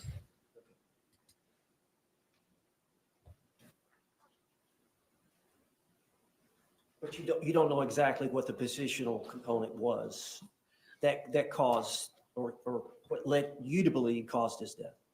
Correct. I mean, based on his stature and what the suitcase was, he would have had to have flexed at the hips and knees to be able to fit into the suitcase. So based on what you said, you would agree you didn't know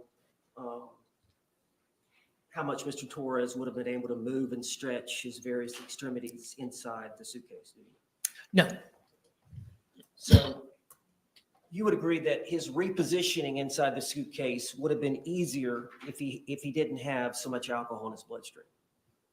I don't know that I would agree with that. Excuse me? I don't know that I would agree with that. Well, you said his fine motor skills would be impaired by the alcohol. Oh, okay. I'm sorry. I thought you meant his ability to just move. To reposition himself inside this, that would be limited to some degree by the alcohol he consumed. It could be. I mean, that's not really a fine motor skill. But Okay. Or the use of his hands to unzip the suitcase would Sure. be affected by the alcohol that he had consumed. Sure, that could be.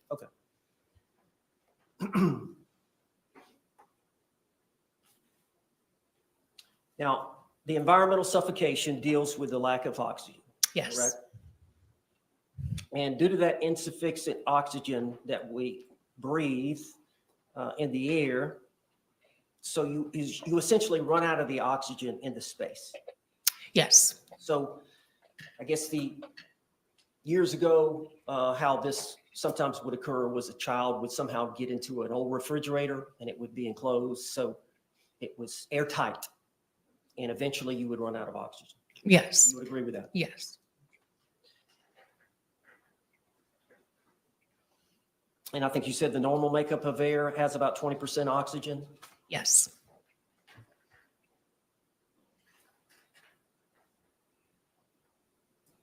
So we had either a decrease in the oxygen levels or a low concentration of oxygen.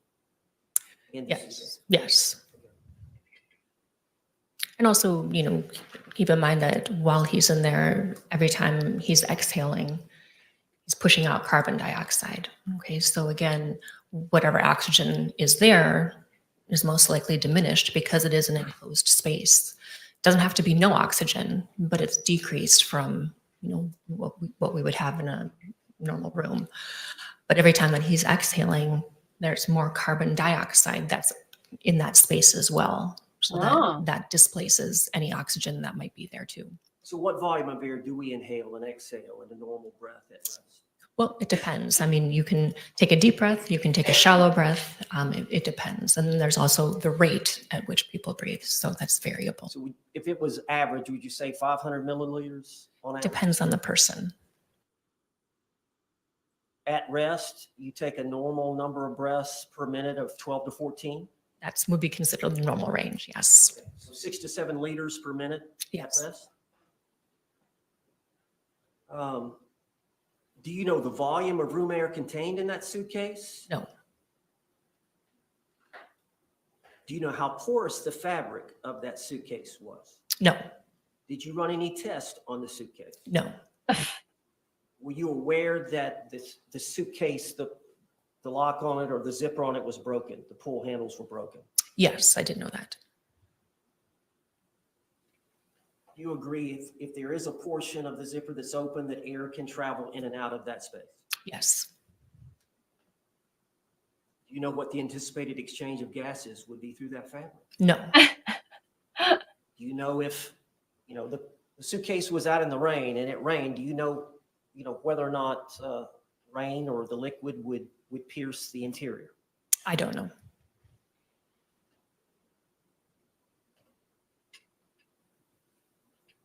So from what I gather, no studies were done on the suitcase. Not that I'm aware of. Okay. So we don't know that zipper being busted, what exchange of air could go in and out. Correct.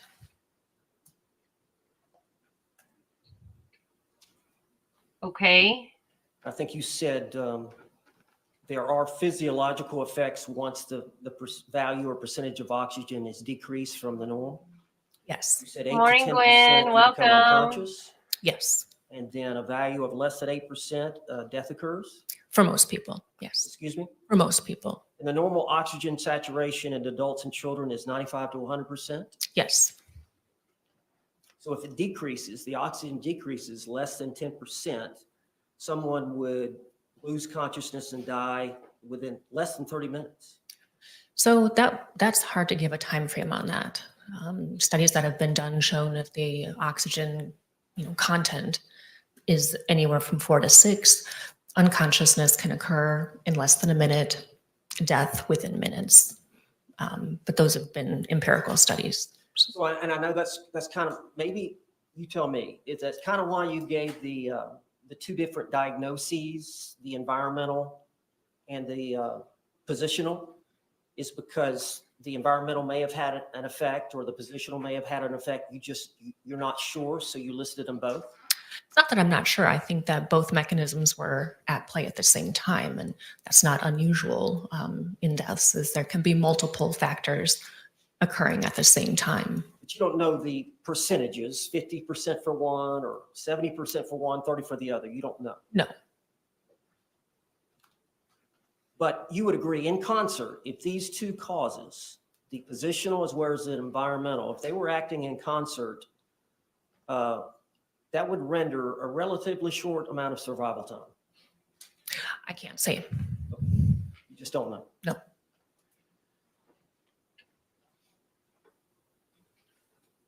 Okay. Now, we talked about these blunt force injuries, Yes. correct? Yes, Okay. Would it be fair to the jury to say that there were no broken bones? there were no broken bones. And it would be fair to say that the blunt force injuries on his body that the jury has seen here today did not contribute to the cause of his death. Not likely. And I think you didn't put that anywhere in your report. That it No. did not, I included it in my report. I did not include it on the death certificate. as the reason or contributing cause of the death. Correct.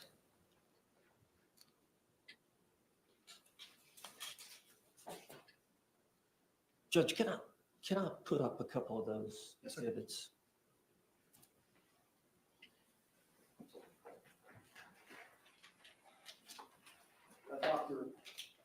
I mean, bless his heart. Those bruises took up like his whole arm. He was such a tiny little guy. I didn't hear about that until later. When is later? When did you first learn about the potential? That might have been around the time that I was sitting for a deposition, but I can't quite You know when your remember. deposition was made? I don't have the file folder. I don't know when I was deposed.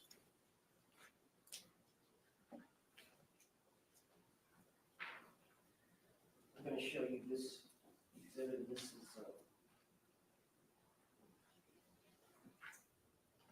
it's number 14. And this composite exhibit is state's exhibit, I believe, number 13. And this is picture number 14. You see the, you said they were circular type injuries. Yes.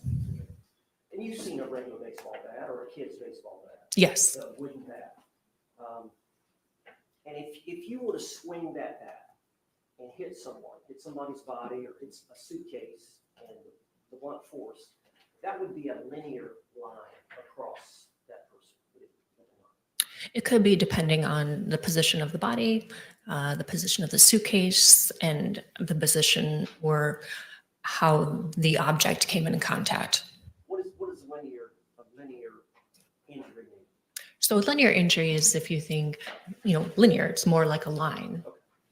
Now, if you took the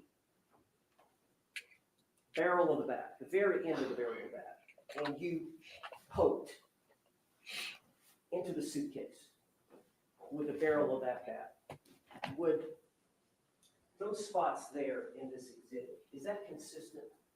That's compatible with that, yes. Excuse me? It's compatible. And then here's close up, this is picture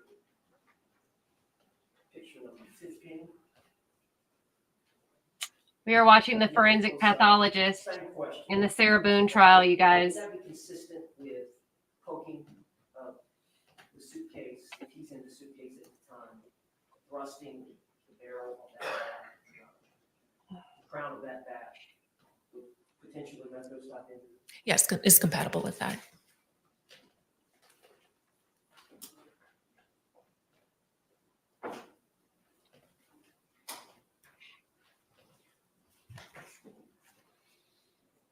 Now, I want to draw your attention to the cardiovascular system.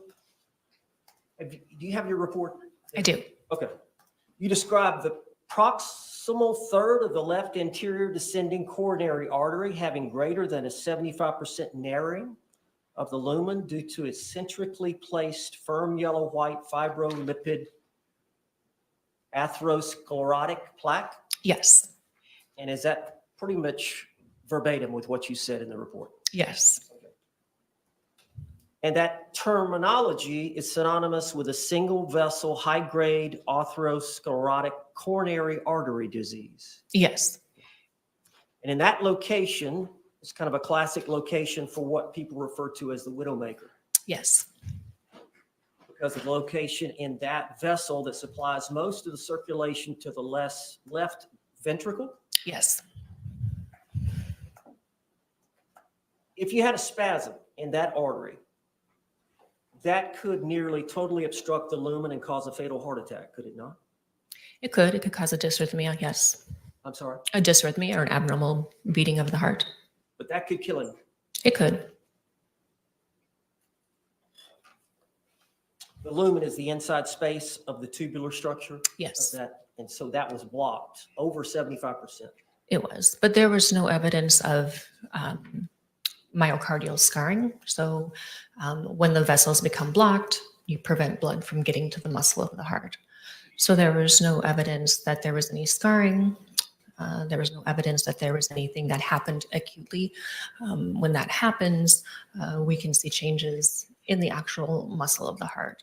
So there were no changes suggestive of that. Well, let me ask you something. If he were to get out of the suitcase on his own and he would have passed out or fell asleep on the couch and she would have woken up the next day about that time and came down, and he was dead on the couch, and you did this autopsy, would it be fair to say that in your ruling on cause of death, that single vessel coronary artery atherosclerosis would be your probable cause of death? It could be, but any sort of injury overrides natural disease if the injury is significant, right? So you don't have to be a perfectly healthy person to have trauma and die. So it's very common that we see people that have Bless you. injuries for whatever reason, but also have a lot of natural disease. But we look at it as the injuries override the natural disease because especially atherosclerotic disease, that's considered long-term, right? So that's been going on for years and years. People walk around with that all the time. So what's different is that we have trauma, and so that overrides natural disease. And sometimes natural disease can contribute, but again, it depends on the individual. It depends on the circumstances. So absent the positional asphyxia or the environmental asphyxia, and he was dead, and you did the autopsy, it would be fair to say that you would determine this was a natural death from an isolated coronary heart disease, would you not? It would depend on the circumstances. And I can't speculate on this case because I know what I know about If it. you had nothing else, the widowmaker would have caused his death, or you would have to have assumed, having nothing else, that would have caused his death. I most likely would have given him cardiovascular disease. Now, this ethanol metabolism that we talked about earlier, and there's a question about you believing he was in the elimination phase, correct? Yes. Okay.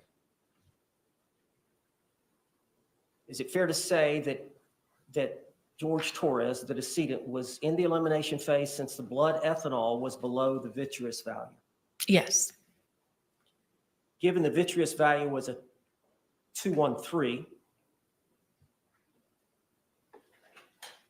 is it justified in saying the decedent's blood ethanol level was at least a 0.213 prior to starting the elimination phase?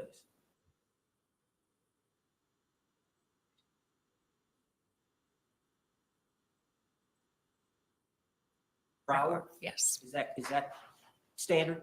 It's an estimate. And so we have a difference of a 0.138 to the 213. So roughly 5 hours of elimination. Does that sound about right? Yes. So in other words, you would agree there's a short interval where the vitreous and the blood are identical.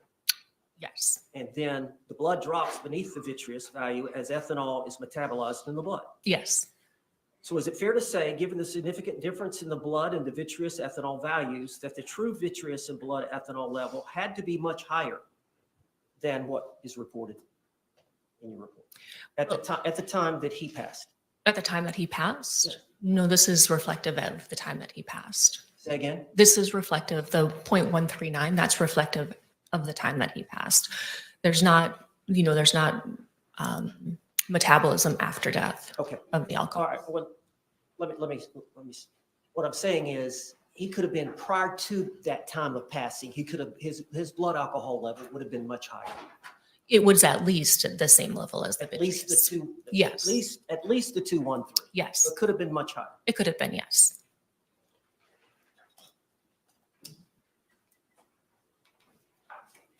Judge, if I could approach. may. This is defense composite exhibit identification. Jay? Has the state seen it?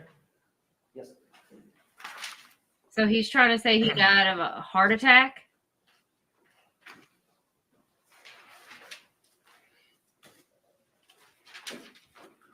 Brought on by Stipulate J into evidence.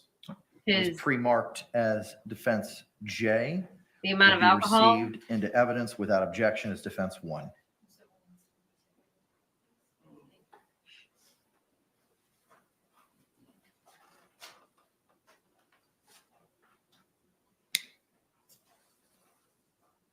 Judge, can I publish these? You may. Ma'am, there's 5 photographs. I'm just in front of the office. The first one is number 5. What does this depict? So that's the left hand. So you're looking at the outer surface of the hand, the knuckles, and the 3 of the You know that fingers. bruise there on his top of his left hand? Yes. same for picture number 4. So that's the same, just a little bit further away and without a scale. And then here is picture number 3.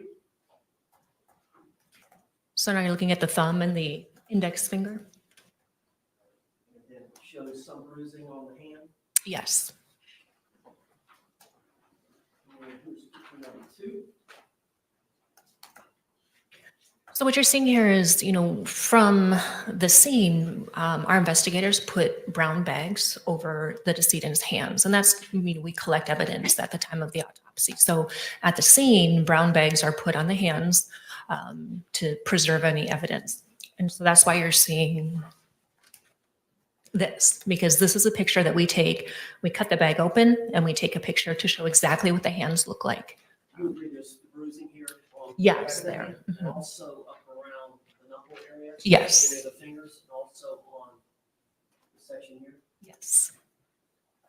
And then here's the last picture, number 5, which again is the left hand, Yes. showing the bruising on the top of the hand as well as the knuckle area.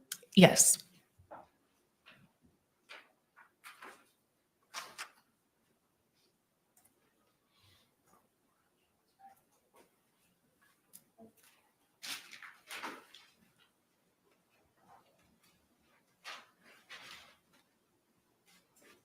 Thank you, Doctor. Any redirect examination? Yes, John. You may proceed.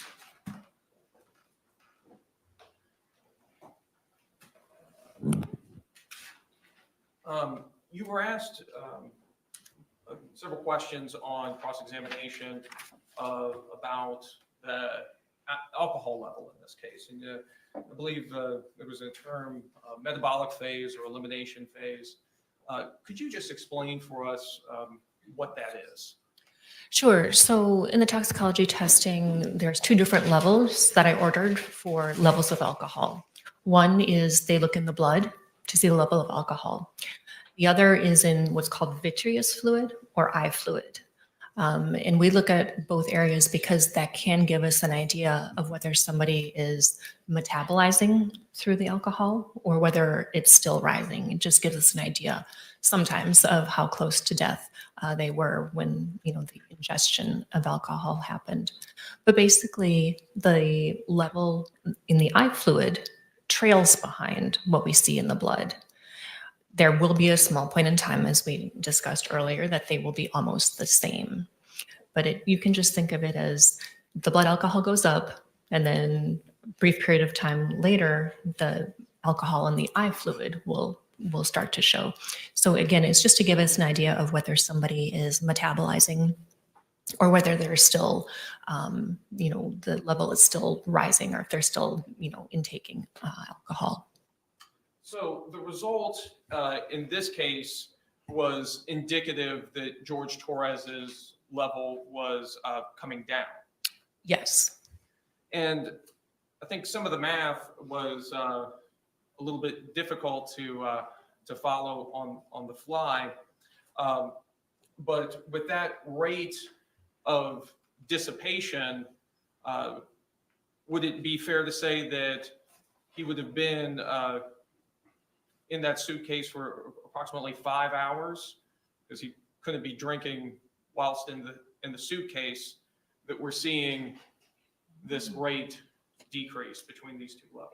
Well, you have to be careful how you interpret it, because the numbers that I have from toxicology testing, that's from one point in time. Right? We're collecting those specimens at the time of the autopsy. So that's only one point in time.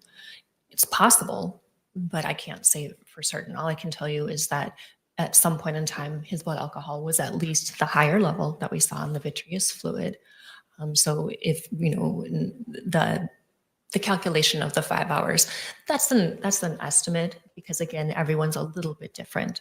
But I think it's reasonable to say 5 hours. Yes, that's within reason to say that. And obviously a pretty obvious point, but we don't continue to metabolize alcohol after death. Correct. You were asked about studies or tests being performed on the suitcase in this case. Correct. Would the presence of objects in that suitcase also affect the length of time a person may have survived in that suitcase? I guess if there were a lot of other objects in there, that maybe could, occlude the mouth or nose, or maybe if that means if there's more stuff in the suitcase, there's less room for the person. So I guess. Another variable that would also be present would be the opening of that zipper, would it not? Yes. So if the zipper was further open, potentially more oxygen could be coming into that area. Would that be fair to say? Yeah, there could be more oxygen coming in, but that's always the question is, would it be enough? Because you can still have oxygen there, but it may not be enough. Again, for kind of the factors that I talked about before. And there would be no way to know exactly how far that zipper was potentially forced open. Correct.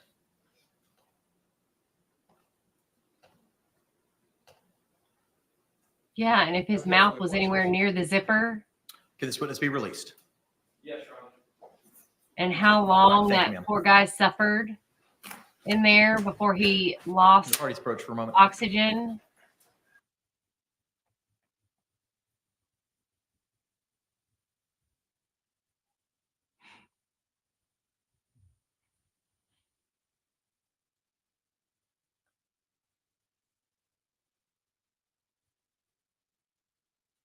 But I mean, I'm just going to say, is the jury going to blame Jorge for getting in the suitcase because he was drunk, she was drunk? Or are they going to say she was, I mean, it could go either way. I'm just saying it could go either way. I mean, she's got a 50-50 chance, you guys. Members of the jury, it's 11:01. We did get a bit of a later start this morning due to those security issues. Do any of y'all need to take a break at this point in time? Raise your hands if you do. All right, court seeing no hands. State, you may call your next witness. Even though she couldn't definitively say how Yes. long he was in that suitcase, she did feel like he could have been in there for at least the 11 hours.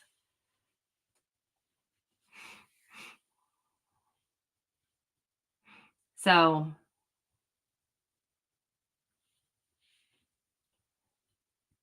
and she says he died of asphyxiation, which means he clearly suffocated.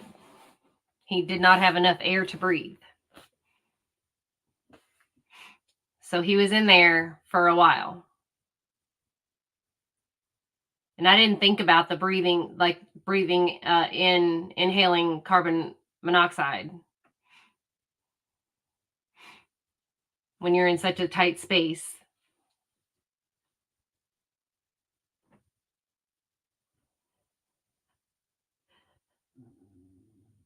They're trying to act like that little space of opening should have allowed him enough oxygen to survive.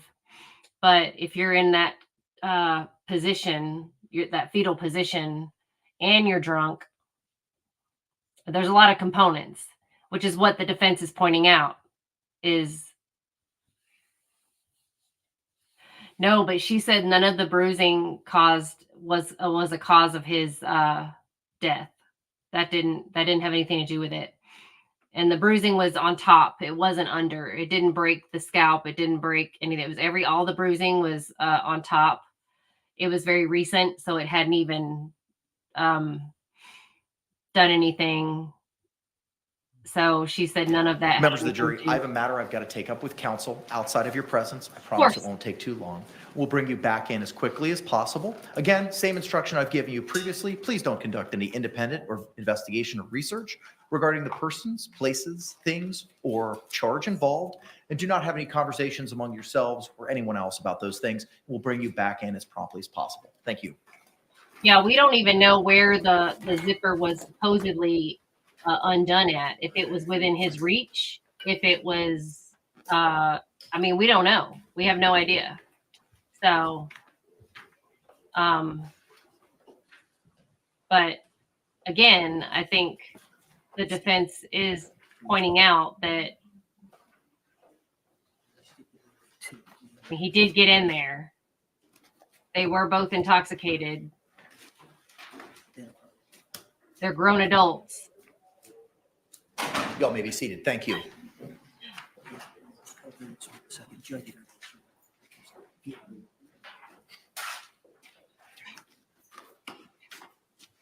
Judge, James Owens here, and I'm here with Sarah Boone. The first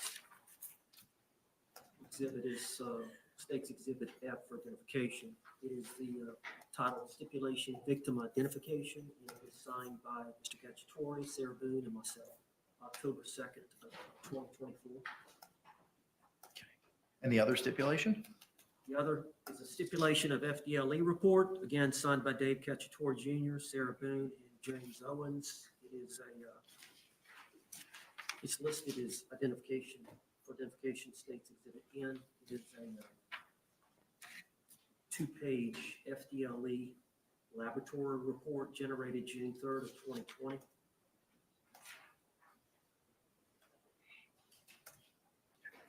Can you approach with both of those documents, please? Thank you.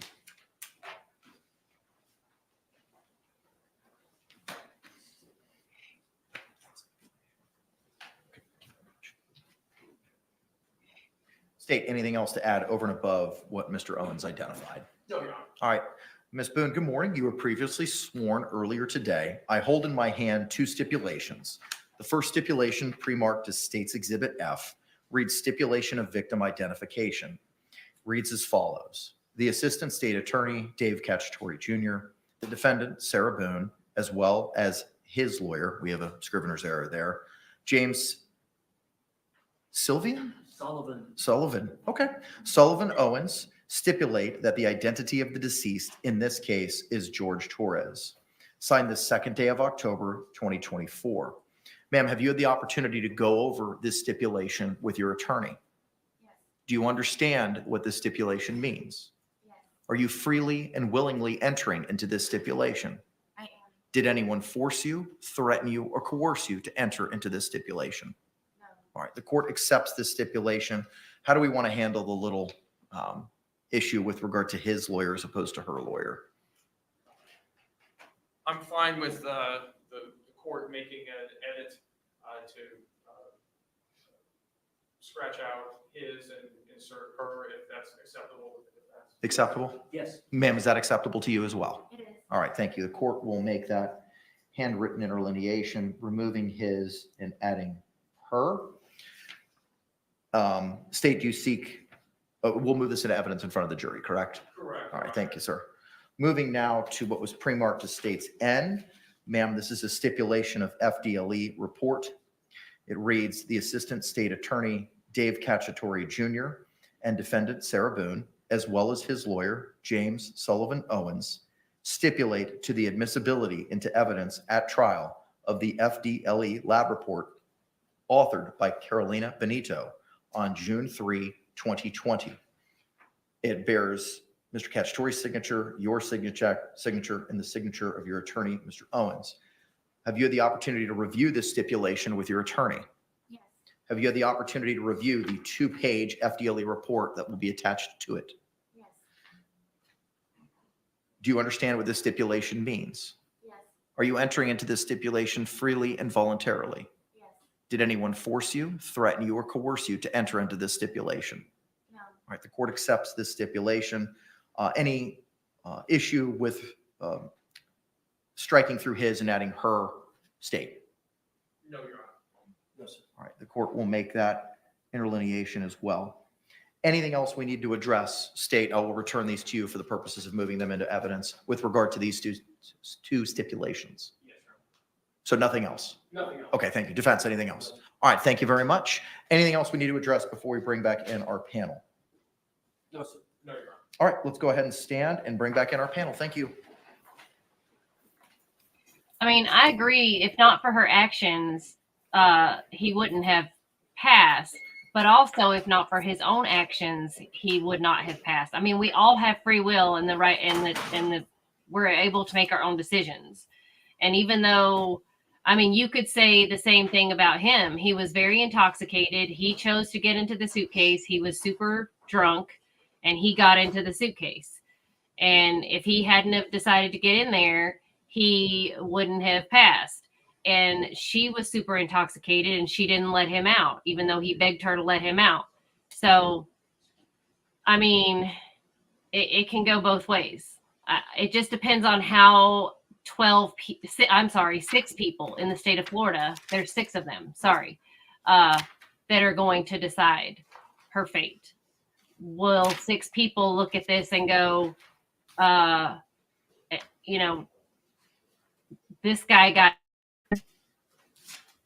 and can they see her being, drunk enough to pass out and, forget he was in there?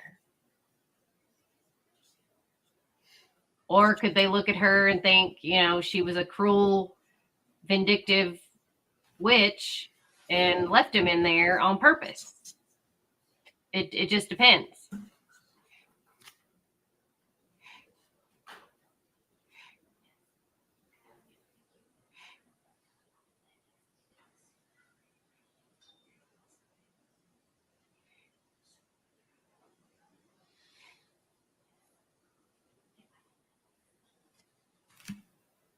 I think the hide and seek thing is a stretch. I think she could have said, we were goofing off to see if he could fit in the suitcase. That makes a lot more sense. Like, we were drunk and being stupid, and it was like, hey, let's see if you fit in this suitcase. And he did. And then I was like, oh, it'll be even funnier to see how long you last in there. And that was really dumb because he didn't last. I mean,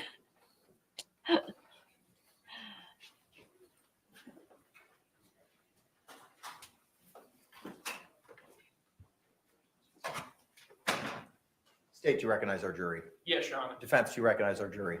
Yes. All right, members of the jury, thank you. You can be seated. Members of the jury, again, if you could, just confirm that you complied with the court's instructions during that short break by raising your hands. Record reflect that all juror members have raised their hands. State, you may proceed with your evidence and testimony presentation. Yes, Your Honor. At this time, we'd like to move what's been pre-marked for identification as states F and states N into evidence. Any objections? No objection. All right, what was pre-marked as states F will be received without objection as state 14.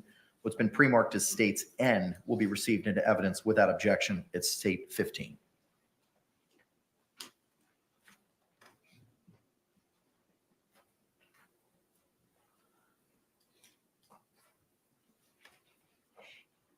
And Your Honor, we would request that they be published. Thank you. Members of the jury, I'm going to read to you some stipulations along with an instruction. When the parties agree that certain facts are true, that is called a stipulation of fact.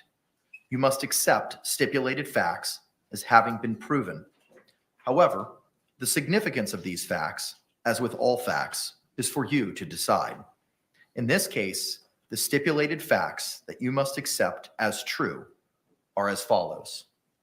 Stipulation of victim identification. The Assistant State Attorney, Dave Cacciatore Jr., and defendant, Sarah Boone, as well as her lawyer, James Sullivan Owens, stipulate that the identity of the deceased in this case is George Torres. Stipulation of FDLE report. The Assistant State Attorney, Dave Cacciatore Jr., and defendant, Sarah Boone, as well as her lawyer, James Sullivan Owens, stipulate to the admissibility into stipulate into evidence at trial of the FDLE lab report authored by Carolina Benito on June 3, 2020. With that, state you can call your next witness. Meredith McCaskill.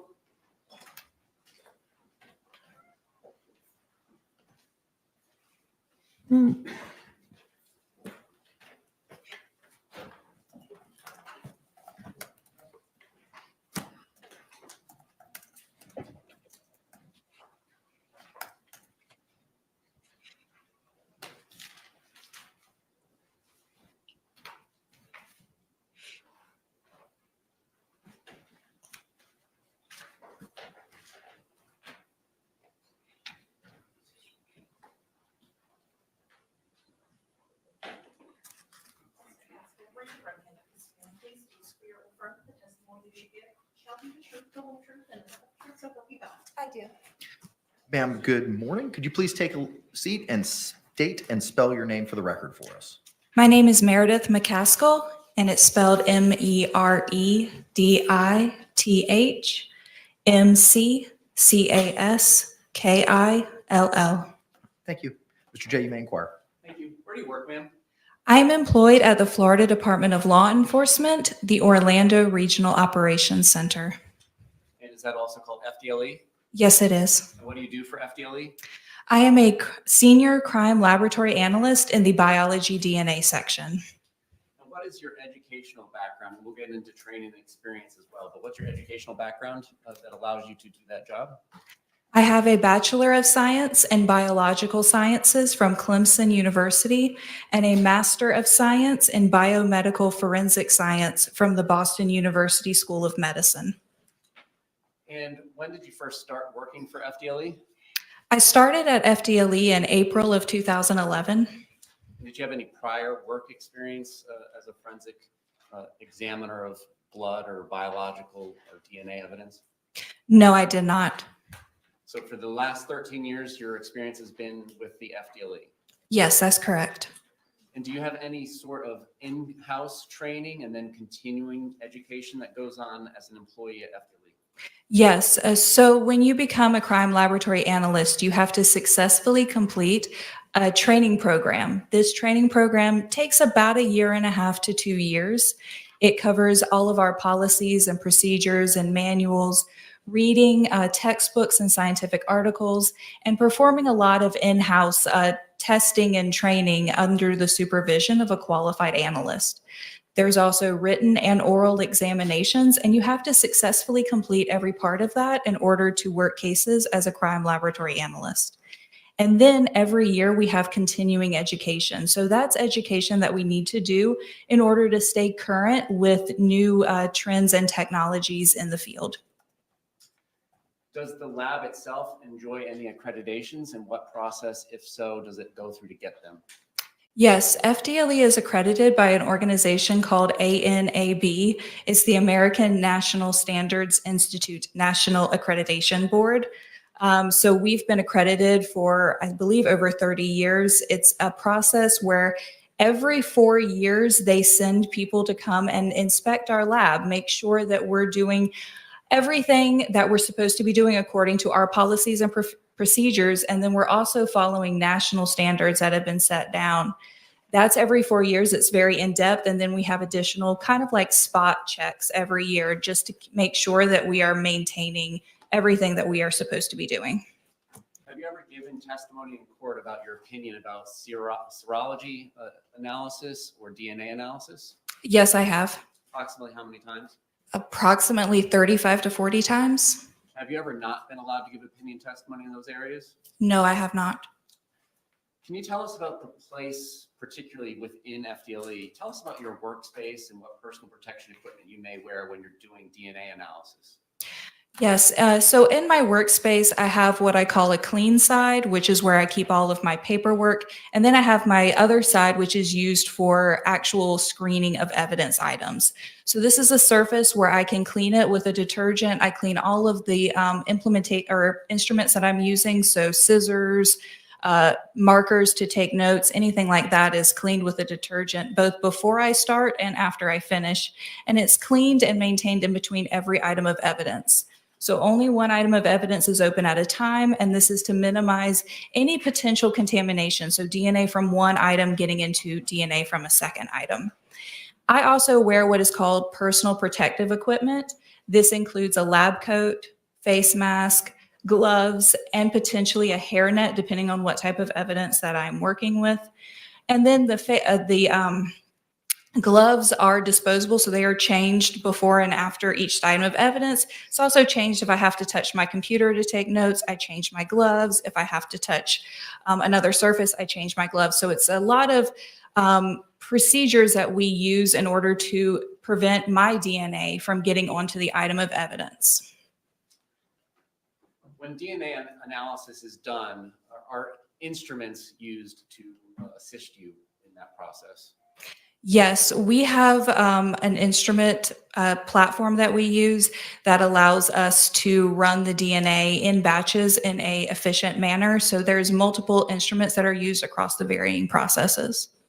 And do these instruments generate paperwork that humans such as yourself can then go read and interpret? Yes, it does. Now, in this particular case, you are not the analyst who examined the items. Is that correct? Yes, that's correct. Did you review the information that is generated by the instruments used by the analyst who did this work in coming to your own conclusions? I was the technical reviewer on this file, so I reviewed all of the documentation and the paperwork and also the original analyst report. All right. Now, one of the items that is said to have been analyzed was a DNA card. Are you familiar with what that is? Yes, I am. And can you tell the jury what that is? Usually it's referred to as a DNA card or a blood stain card, and that's just a card where somebody can spot blood, usually human blood, on it and dry it down. Then the analyst can take a cutting of that stained area in order to generate a DNA profile. And is that typically the manner in which a decedent or a dead person's DNA sample is provided to the lab for analysis? Yes, that's a very common thing that we see in decedents. And can you explain to the jury how it is an analyst such as yourself would take that blood stain on a portion of the DNA card and develop a DNA profile? Yes, so it usually is blood stained on the card, so you can identify that stain visually, take a cutting of that stained area, and then place that cutting into a sterile tube, which is then sent through the DNA process. So that's adding chemicals and heat in order to break the cells open and release the DNA into the solution, and then running it through the rest of the procedures where we determine about how much DNA is in the sample, make millions of copies of our specific areas of interest, and then generate a DNA profile that can be used for comparison to any questioned items in the case. Do you use some sort of commercial kit to develop DNA profiles on known items such as this? Yes, we do. Approximately how many locations back in 2020 would have been tested on this DNA card? In 2020, it was 21 locations. And in going through this process, is there a process that amplifies the amount of DNA? Yes, there is. Can you describe that? Yes, so we need to amplify or make millions of copies of the specific areas of interest that we're looking for. We don't want to make copies of the entire DNA molecule. We're just wanting to isolate those specific 21 areas and make copies of those specific areas in order to generate the DNA profile that we use in forensic DNA analysis. And do you know what a short tandem repeat is? Yes, I do. What is that? Short tandem repeat, we also call them STRs. That's just what we're looking for in the forensic DNA analysis. There are small, short areas of repeating DNA pieces. So for example, at somebody's DNA profile at a specific location, you can have a set of 16 repeats and a set of 17 repeats. And that's just this one little piece of DNA, and it repeats 16 times. And then you have a piece that repeats 17 times. And it's the number of repeats that is different from person to person. And you said you might be a 16 at one spot and 17. Let's just be clear on what we're talking about. On one particular location, well, all of them, do you get DNA from mom and dad? Can you explain that? Yes, so you get DNA from your parents. So it's inherited. You get half of your DNA from your mom and half from your dad. So when I'm talking about the short tandem repeats and the example of a 16 and a 17, that could mean that you got a set of 16 repeats from one parent and a set of 17 repeats from the other parent. So it's just the copies that you get from your parents. And you might happen to have 16 from each. Yes, that's also a possibility. All right, and so the chemicals end up copying about, you said 21 areas in 2020? Yes, so there's 21, and then we look at several areas that are on the gender marker. So it was 3 areas on the gender markers. And each of these locations will come up with some sort of number like 16, 17, 4, 4, so on and so forth. Yes, that's correct. Were you in reviewing the instrumentation data in this case, was the DNA profile that was said to have come from Mr. Torres, was there able to be a full DNA profile at those 21 locations developed? Yes, a complete profile was obtained for that sample. Now, can you tell us what a buccal or a buccal swab, sometimes people call it each, which way is the right way? I usually use the word buccal, but buccal is not incorrect either. All right, what is that? It's just a swab that we can use as a reference sample from a person. So it looks, all of our swabs just kind of look like a long Q-tip with only one end. And then you just take that cotton tip end and rub it on the interior of your mouth to get a good DNA sample. You have a lot of cells on the inside of your mouth and a lot of saliva. So that's a good source to use for a known sample from a person. And these long Q-tips, I believe, as you described, are they put into a box that is designed in a way so that the Q-tip doesn't touch the edges of the box? Yes, I've seen it in boxes like that, but I have also seen it where they've been put back into the original paper packet container. So either method is fine. And did the FDLE in this particular case, in the data that you reviewed, was there buccal swabs represented as being from the defendant, Sarah Boone? Yes, there was. And in the process that you've briefly described for the jury already, can you just tell us if it's different in any way to take a part of that cotton swab to develop a DNA profile than a piece of the DNA paper? No, it's the same process. With the buccal swabs, I'm just taking a small cutting of the cotton area of the swab, placing it in a tube, and then running it through the exact same DNA process. And was a full profile at the 21 locations able to be developed for the buccal swabs represented as being from Ms. Boone? Yes, a complete profile was obtained for that sample. Were there also what we call unknown samples that were examined in this case? Yes, there were. And can you describe the difference between a known and an unknown sample for the jury? Yes, a known sample is a sample from a specific person. So that's like the example of a buccal swab. I know that sample came from that individual, and I can use that as a way to determine that particular person's DNA profile. An unknown sample is just a sample where we don't know whose DNA or if there is any DNA on that sample at all. So those are question items that can be, once a DNA profile is obtained from that item, can be compared to the known profiles obtained from individuals. And in this case, was there an unknown item labeled as DNA swabs representative coming from Mr. Torres's fingernails? I believe it was fingernail clippings from Mr. Torres, yes. All right, and typically, I know you didn't do the work on this particular case, but in reviewing the notes and in your experience, do these DNA samples from fingernail clippings come in as swabs, like a buccal swab? So sometimes they can come in as swabs, but other times they come in as just fingernail clippings. So taking the clippers and just cutting off the ends of the fingernails. And then I've also seen it where they've been scraped using pointed sticks. And so if there is a swab that came in represented as being from the fingernails, then that would go through the process of as you buccal swabs. Yes, that's correct. And if it comes in as fingernails or scrapings, do you all have to make your own swabs? Yes, that's correct. And how would you go about doing that? We have prepackaged swabs in our lab. We can then use some sterile deionized water and drip that onto the end of the cotton tip to make it a little bit moist so that it can pick up any DNA that is left on the item. And then we just swab the surface of the item, allow the swab to dry, and then cut it and place it into a tube for the DNA process. So we're just making our own swabs at that point. And was there a profile obtained that was represented as being a DNA sample from Mr. Torres's fingernail clippings? Yes, there was. And did it match either of the two known profiles that we've just discussed here this morning? Yes, it did. Which one? Mr. Torres. Were there any results indicating foreign DNA on this item? No, there were no DNA results foreign to Mr. Torres obtained from either set of fingernail clippings. Likewise, was there something examined in this case represented to be swabs or DNA samples from Ms. Boone, the defendant's fingernails?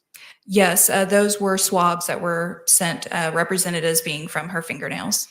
And so just like the buccal swabs, they come in as a Q-tip and then you would test that in a similar manner? Yes, that's correct. Was a profile able to be developed from what was represented as being swabs from Ms. Boone's fingernails? Yes, there was. And did that profile match either of the two known profiles that we've been discussing this morning? Yes, it did. And whose was that? Miss Boone's. Now, in regards to both of these last items that we've talked about, the fingernail swabs from each Mr. Torres and Ms. Boone, is it expected that their profile would be developed from DNA swabs from their fingernails? Yes, it is. All of those samples were represented as being from those particular individuals, so their DNA is expected to be on those items. Was there any DNA foreign to Ms. Boone on those samples that were representative as coming from her fingernails? No, there were no DNA results foreign to Miss Boone obtained from either set of fingernail swabs. Now, with this amplification process that you've described, is it PCR? Yes, it is. How sensitive is it when a sample is taken from an unknown area, such as fingernails? The PCR process is pretty sensitive, and over the years, as the science has evolved and testing has changed, the process has become even more sensitive over the years. And hypothetically, if two people are living together and are intimate partners, quite frankly, would you expect the intimate partner's DNA to show up on swabbings from their fingernails? Yes, it's possible that their DNA would show up if they're in close contact with each other. But in this particular case, after reviewing all of the instrumentation data, there was no DNA foreign to either of their fingernail clippers, both clippings or swabs from their fingernails, both Mr. Torres and Ms. Boone. Yes, that's correct. No other questions? Any cross-examination?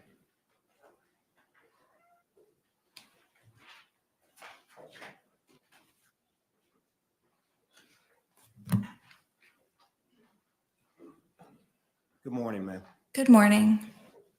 Once you develop a profile, are you able to take that profile and compare it to other possible DNA on objects or items? Well, if it's a DNA profile that is obtained from a questioned item, we can compare that to profiles from known individuals. And in this case, an example of that, if an object from an unknown source, you could take that and compare it to a known profile. Is that correct? Yes, that's correct. And if you get a match with that comparison, what can you take from that? Just that is the DNA profiles are the same.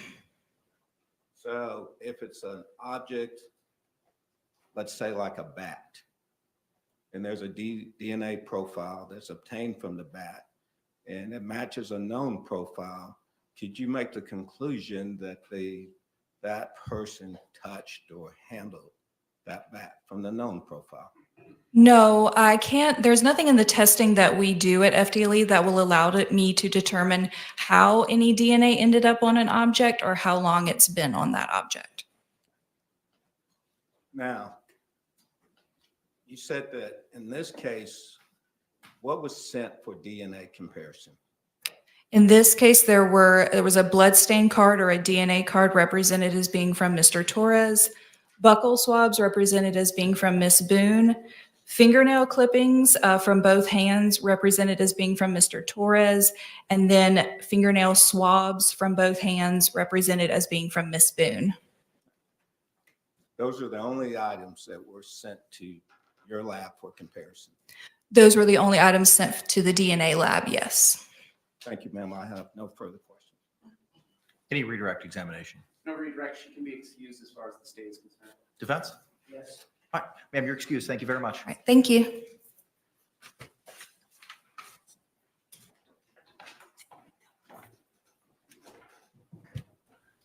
So you know how famous people always get their buccal fat removed? Every time I hear buccal swabs, I always think of the famous people that get all this buccal fat removed so they can have that sucked in face look. So I always wonder if they ever have to do buccal swabs on famous people, if they get anything. Because they have no buccal fat.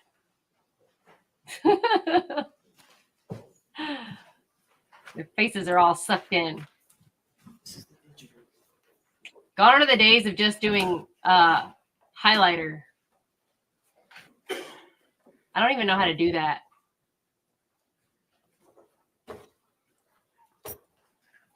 I don't know if you guys do. I'm no makeup artist. Ma'am, good morning. If you could take a seat, state your name and spell it for the record, please.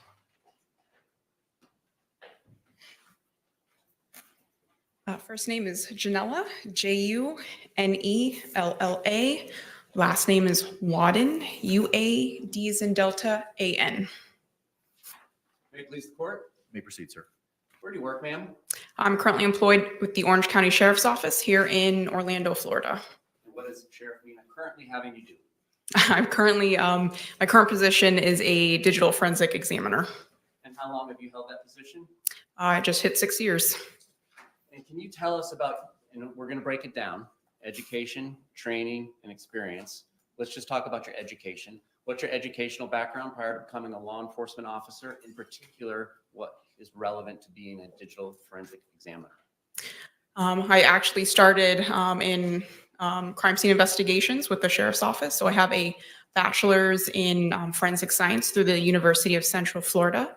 Upon transferring over to our digital forensics unit, I became a certified computer forensic examiner through the International Association of Computer Investigative Specialists. That's IACIS? ISIS, yes. Can we call it ISIS? Yes. How do you say it? IASIS. IASIS. All right. I just want to shorten it for today. Yes. All right. So IASIS. Tell us about that program that you went through with IASIS to become a digital forensics examiner. Yes, the beginning portion of it is in classroom training. It's normally only hosted in 2 different locations around the world, one being here in Orlando, the other one normally being somewhere over in Europe. They actually just expanded a 3rd location over in Australia. So again, the first 2 weeks are in classroom training, normally with over 300 other students. And then the next 5 to 6 months are all a peer review type training where they give you problem sets on how to, it goes from basic education on computer forensics to how to recover data. Could be pictures, could be videos. You're not sure until you pass one step to move on to the next one to figure out what you're essentially what kind of questions you're going to get. All right. We'll take a break from the education training experience for 1 second. On February 23rd, 2020, were you called out to a scene? Yes. And does that happen from time to time as a digital forensic examiner as opposed to your previous duties like a CSI, which would always go to the scene? Yes, as a digital forensic examiner, we are required to come out on scenes if requested. May I approach the witness with E for identification? You may.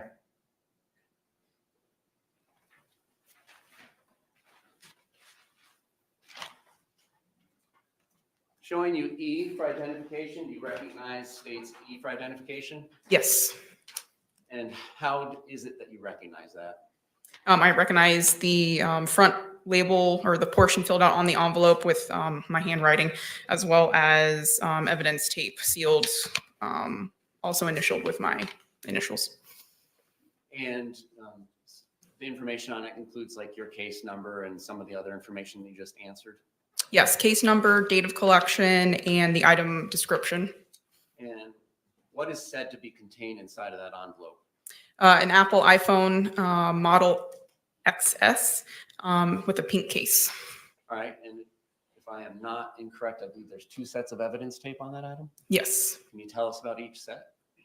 The first set, which is the red tape here, initially when I collect or sometimes when we receive items from crime scene investigators, the packaging necessarily doesn't have to be sealed just because the phone might have to be kept charged on prior to us receiving the phone. So in this case, I did collect the item from the residence. I brought it back to our office. And then once I was done with my exam, it later gets sealed, again, with my initials and dates.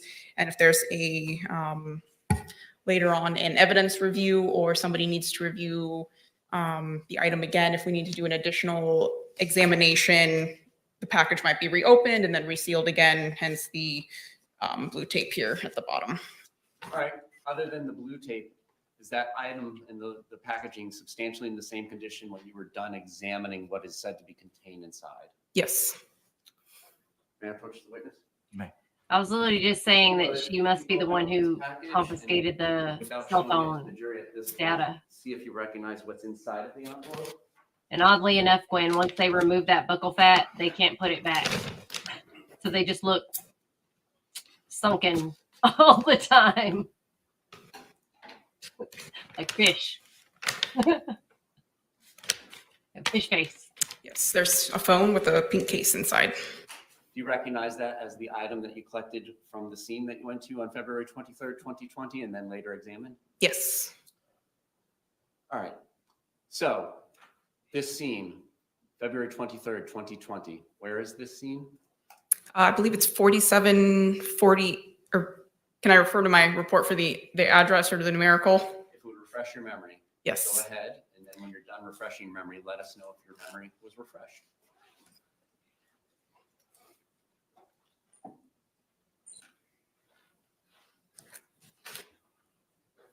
Yes. Your memory refreshed. Yes. What is your answer? 4748 Franz, not sure if I'm that correct, court, apartment number 3.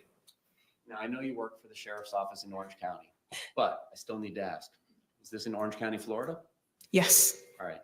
Now, you collected that item. May I move E for identification and evidence at this time? Any objections? No objection? What was pre-marked as E will be received into evidence without objection. The state 16.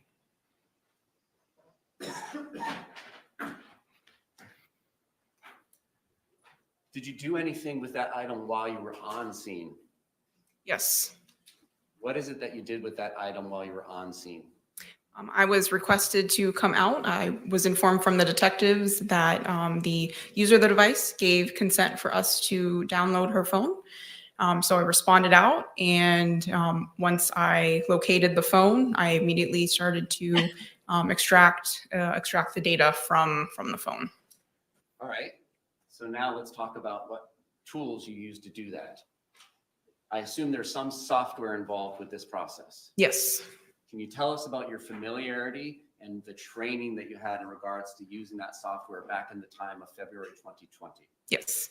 One of the main tools that we use for data extraction is called Cellbrite.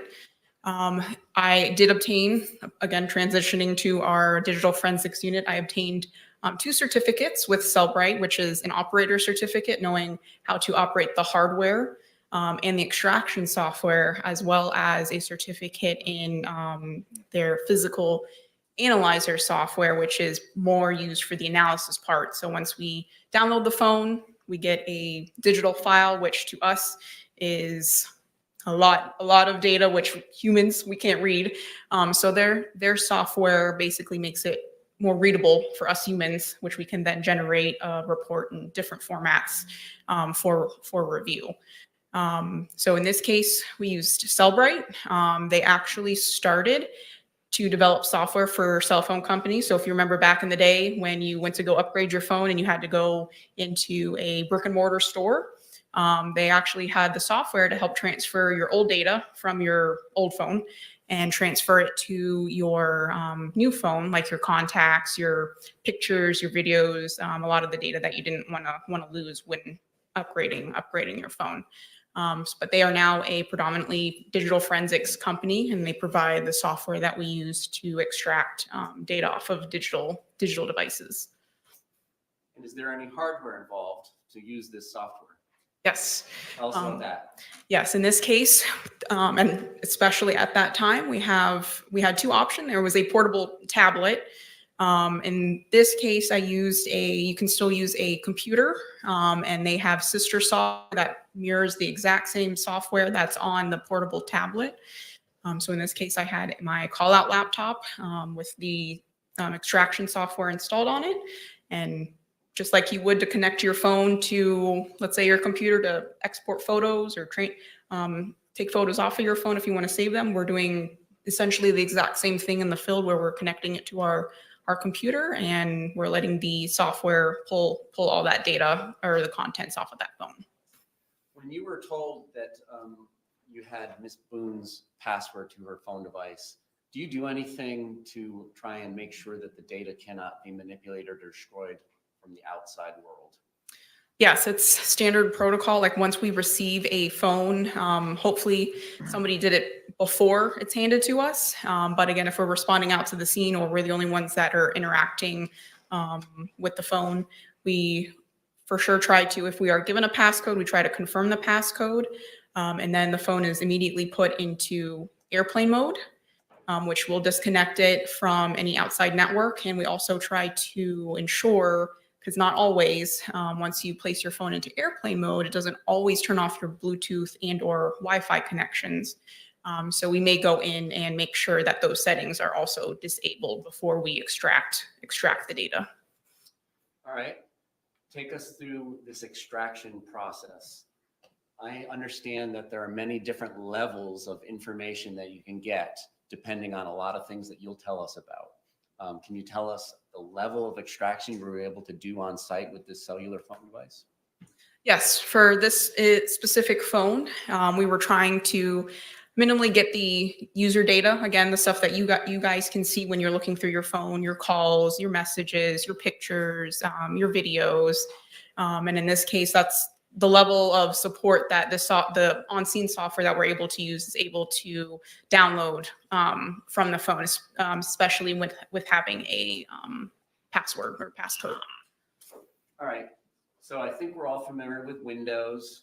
I think Mac has its own special iOS operating system as well. Can you tell us about the operating system that was on this particular cellular phone device? Yes, Apple has its own operating system, iOS if you have an iPhone, and of course, even if Android or Apple, you're constantly getting notifications saying it's time to update your phone to the newest software. So in this case, it's an iPhone, so it's running their shortened version of iOS. Can you also extract data that has been quote unquote deleted from the operating system? And can you just tell us all about that? Yes, it is sometimes a possibility. It's not always guaranteed, but we sometimes have more advanced tools that can potentially pull that data from the device. And then later, once we get that download, we can put it into that software and normally will give us indications on whether or not data has been deleted. And so if a particular photograph or a Word document or some sort of file has been deleted from the operating system, may it still remain on the phone device or computer device? Yes. It may still be locatable with your software tools. That is the hope. Again, not always guaranteed, but again, that's why we're trained to go in there and look for that the data behind the scenes to see if we can recover those artifacts. Yes. Did you later do another extraction of this phone device back in the office? Yes. And tell us if it is different in any way, how your software or hardware was different in doing it at the office. Yes, in this case, we use, again, a more advanced tool, which is able to capture, the technical term is a full file system. So we're capturing that whole filing cabinet, you would say, of the data stored on the phone with, again, the probability to not only collect possibly deleted data, but also your systems information, application data, like your social media, messaging apps, everything aside from your normal user data, like your calls and messages and pictures and videos. And what level of capture, and if you answered it in that, I'm sorry, what level of capture were you able to do? Again, in this case, I was able to do the full file system back at the office. On scene, the technical term is an advanced logical or logical extraction, again, which encompasses your generic user data on your phone. And the level of extraction you did at the office, does that encompass data that is outside of the operating system or in unallocated space? It can include that data, yes. Now, what kind of information can be generated by this computer software tool that you used to make it presentable for a human such as yourself or the members of the jury to review? Yeah, in the software, it will place the data in data categories. So it's organized. We can, if we just want to search between messages, we can go in the messages category. If we want to look at logs, like maybe data that your phone's recording, like locations, app activity, that's also presented in its own data category. And it also has the ability to put all that data in chronological order in what they refer to as a timeline. So we can also see all that ongoing data in the timeline section. And if we need to, we can either narrow down to a small scope of time, or if it's requested, we can give all the data, all in that timeline to whoever wants to review it. And for instance, if there's an entry on the timeline that says, April 1st, 2016, photograph ABC was taken. Are there separate folders that are generated by this software tool that has all the images, such as that still photograph, generated? Yes, when we export it or generate like in a PDF version of that report, all that data is categorized PDF, but it also exports a copy of that same data, such as images and videos, in separate subfolders. So if I just wanted to go look at the pictures from the phone directly, I could just go into that subfolder and just look at all thousands of images that might be exported from the phone. And is there identifying information such as an IMEI that is generated by the software tool? And can you tell us what these things are? Yes, the IMEI is one identifier that your cell phone has to help authenticate it to your cell phone network. It also is like a serial number unique to your phone. And in this case, our software is able to read and report all those device identifiers from your phone, including an IMEI. And do you take actual photographs of the cellular phone device, like the exhibit we just put into evidence, to document it before or after you do the extraction? Yes, just like in crime scene, a cell phone digital evidence is essentially another form of evidence. So we always try to document the current state, condition, whether it's locked, unlocked. And if again, in this case, we were provided a passcode. So I normally like to photographically document the phone's identifiers or accounts that may be logged into the phone. Prior to trial, were you asked to look at two different exhibits to see if they represented a portion of that timeline you described that can be put into the PDF report form, as well as some of the images and videos from this extraction that you performed on the device that's in evidence? Yes. May I approach? May.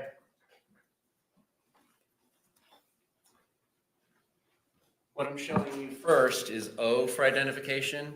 Did you have an opportunity to review that this morning to make sure that the portion of the PDF and the images in a separate folder there were part of the extraction that you did on this device that we're talking about? Yes. And was that accurate? Yes. P for identification, is that another carve out of the PDF timeline as well as videos and photographs from that device? Yes. All right, this time the state will move O for identification into evidence and reserve on P. With regard to states O. No objection. All right, what was pre-marked as states O will be received into evidence without objection as state 17. Have they already played these May. videos or not? Not. I don't remember if they played these Friday. Or no, I played the video Friday before the trial started, right? So they haven't played these in the trial yet. So I think they're about to.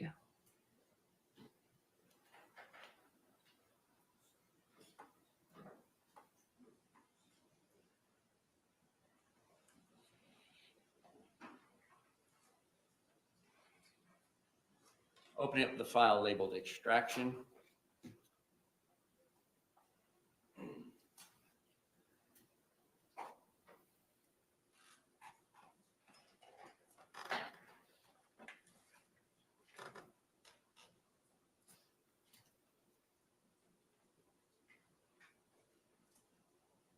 I wonder what else we haven't seen because the suitcase video is pretty bad. But the prosecution seems to have a lot of other stuff that we have yet to see.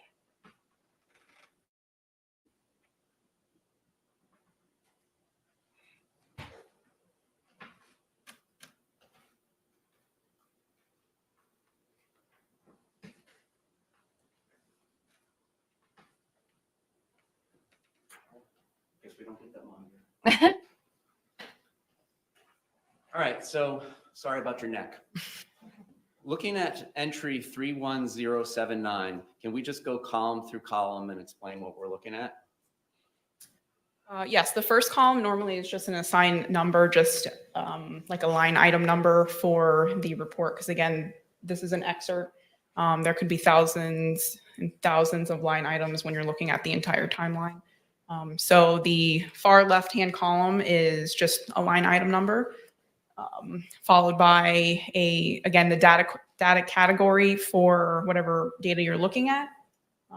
In this case, there's a couple listed as application usage and then location data.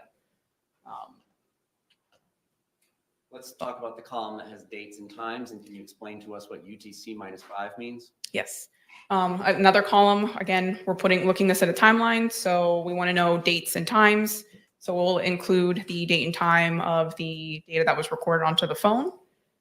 And this report was adjusted for our local Eastern Standard Time here in Orlando, Florida, so UTC -5.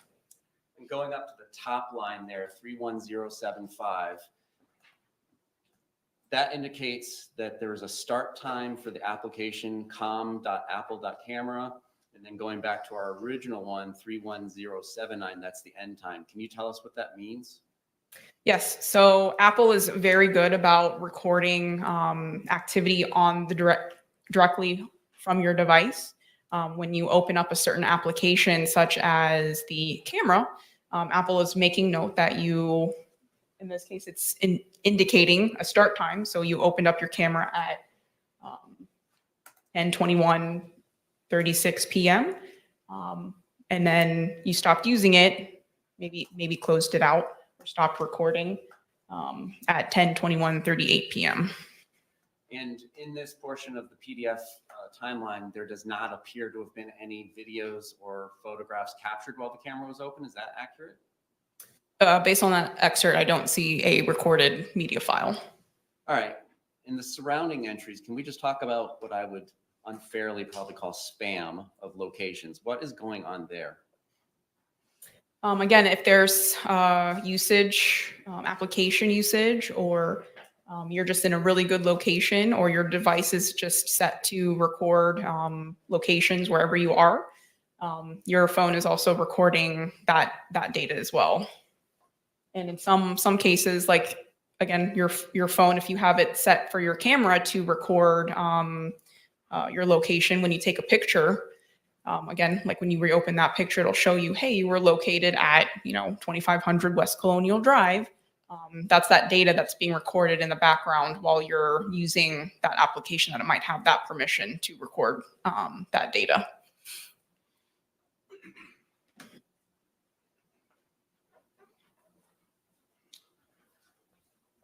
Can we just go column by column through the first entry here, 16498? What does instant messages mean? That's referencing text messages. Second column, outgoing. Does that indicate there's an outgoing communication? Yes, it'll reflect outgoing or incoming depending on the recipient or sender. The next column, there's a 1. What does that mean? That just might be like one entry, one message. I don't see the header for the columns. That one I'm not I'm sure of. All right, and the date and time we've already explained. Let's talk about the from, owner, and then the participants. What does this all mean? So the from section, again, if we're looking at the first row of data, it's indicative that it's a text message because the sender, it's listing the phone number being used to send that message. And then for iPhone devices specifically, if you're communicating with another Apple device, it may also list the phone number as well as your backup, which is your Apple ID. So if it can't transmit that message through your phone number, it might default to your iCloud account. And in this case, it's listing both. All right, and if, for instance, the outgoing recipient or the incoming sender of the text message is in the contacts, would it show up with the person's name, such as Wancho? Yes, our software will display your contact name as how you save it. And if there's no contact name, it would just show the phone number? Phone number or, again, Apple, your iCloud account.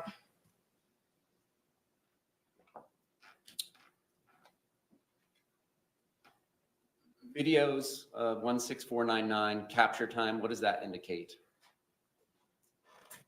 So that is when the video, in this case, it looks like a video is captured on the device.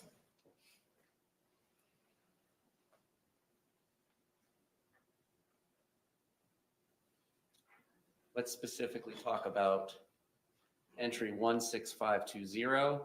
Again, we've discussed that's an instant message and it's incoming rather than outgoing. So that means it came to this phone device. Yes. And over to the right of the date and time, which would have been 6:07 p.m. 30 seconds on Christmas 2019, it indicates that it's from a contact name. Is that accurate? Yes. Then the contents speak for itself. Going down to 16522, an outgoing instant message at 11:31 p.m. 57 seconds on Christmas 2019. What is the content of that communication? The content of the message is hide and seek, I shall.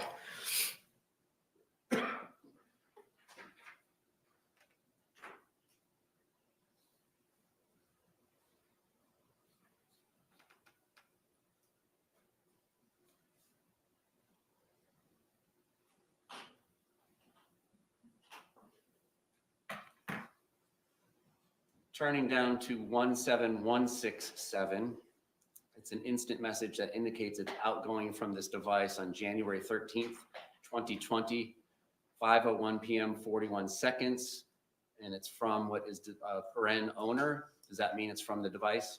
Yes. What's the content of that text message? Sorry, what was the line item number? 17167. And bless you and all of you too. I'll get rid of him. Then the next three are also outgoing messages. What do they indicate as far as content? Starting with 17168, then I'll be better, followed by 17169, ugh, and 17170, Torres.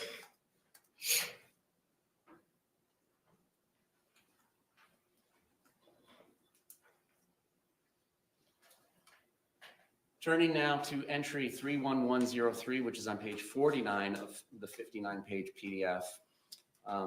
Again, it looks like what we talked about before, the com.apple.camera application gets opened up to be used at 11:12 p.m. 40 seconds. Is that what this data reflects? Yes. And then at entry 31107, a video that ends up being captured as IMG_1062 begins at 11:12 p.m. 45 seconds on February 23rd, 2020. Is that accurate? Yes.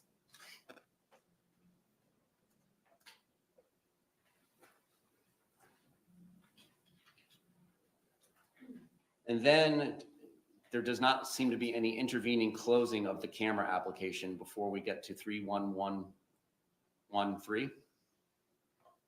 In that portion, I don't see that information. And then at 11:23 p.m. 03 seconds on February 23rd, 2020, in entry 31113, a second movie is generated by this device labeled IMG_1063.MOV. Yes.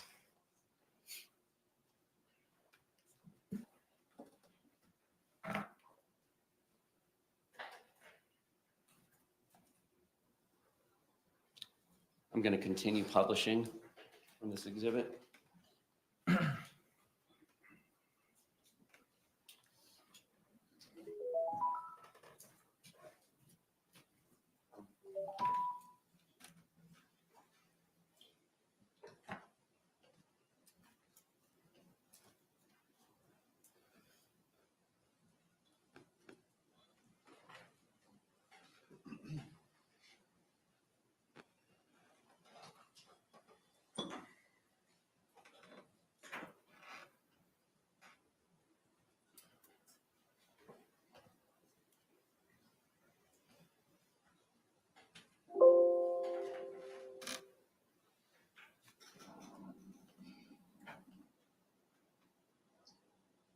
Here it is.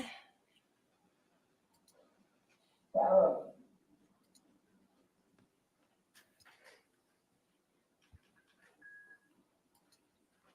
everything you've done to me. For everything you've done to me.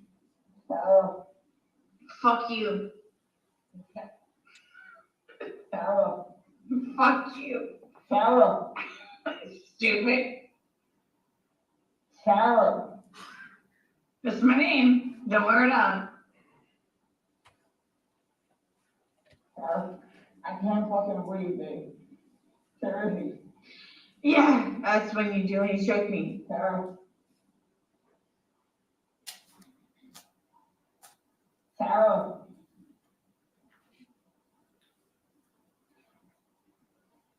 Sarah.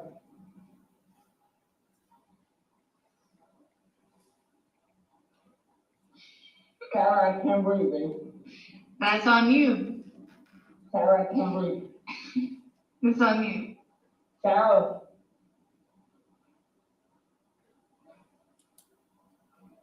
Real or ransom? Now you want to give it for it extra. Because I got this. Sarah. Real or ransom?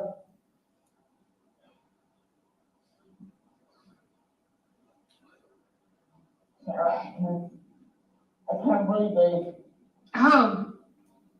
That's what I feel like when you jingle me. Sarah. Fuck you. Breathe, Sarah. Yeah. You should probably shut the fuck up.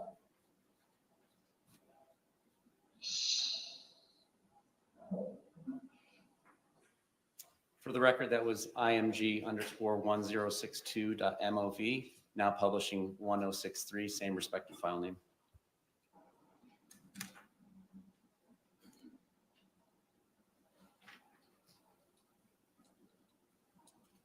Sarah.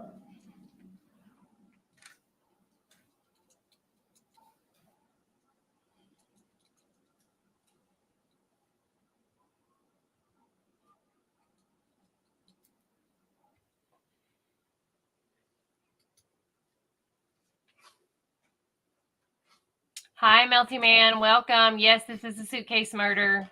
This is the digital No other questions of this forensic Any cross-examination?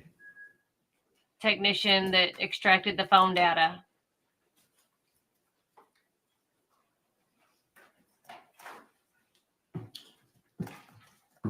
Good afternoon, ma'am. I know, right?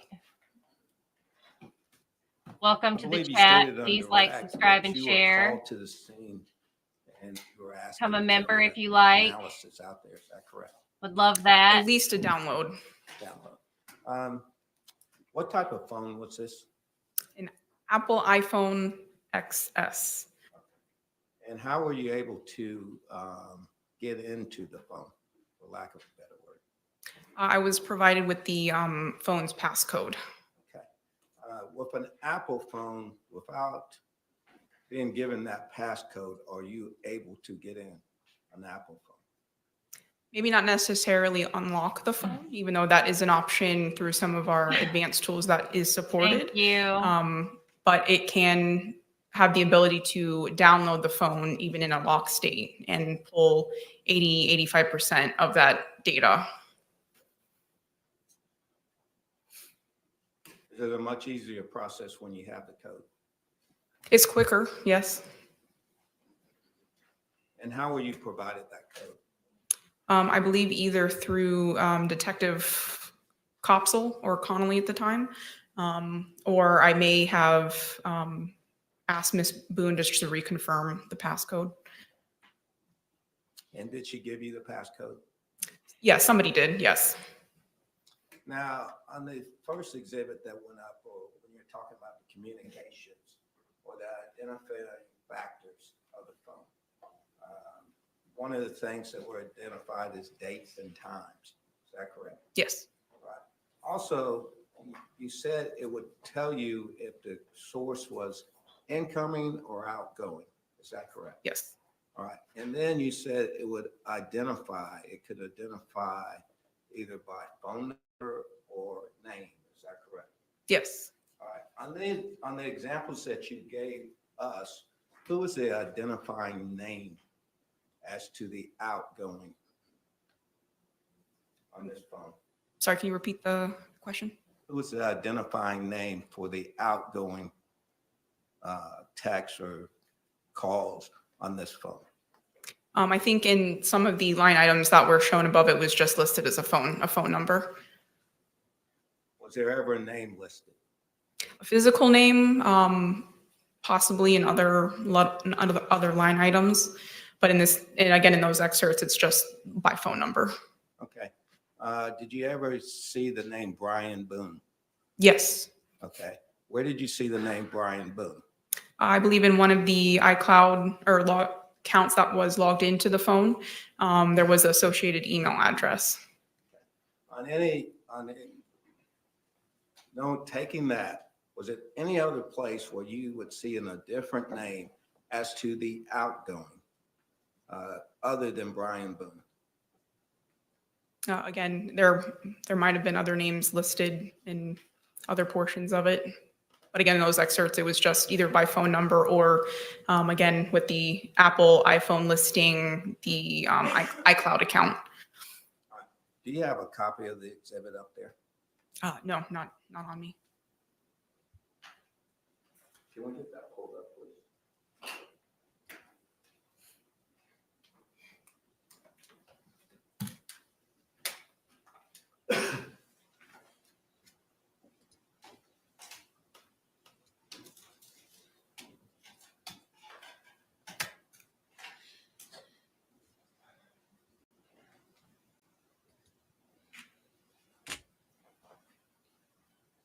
Welcome everyone to the chat. We're listening to the data technician who pulled the phone data from Sarah's Are you able to phone. see that? And no, this monitor is not working. May we approach? Yes.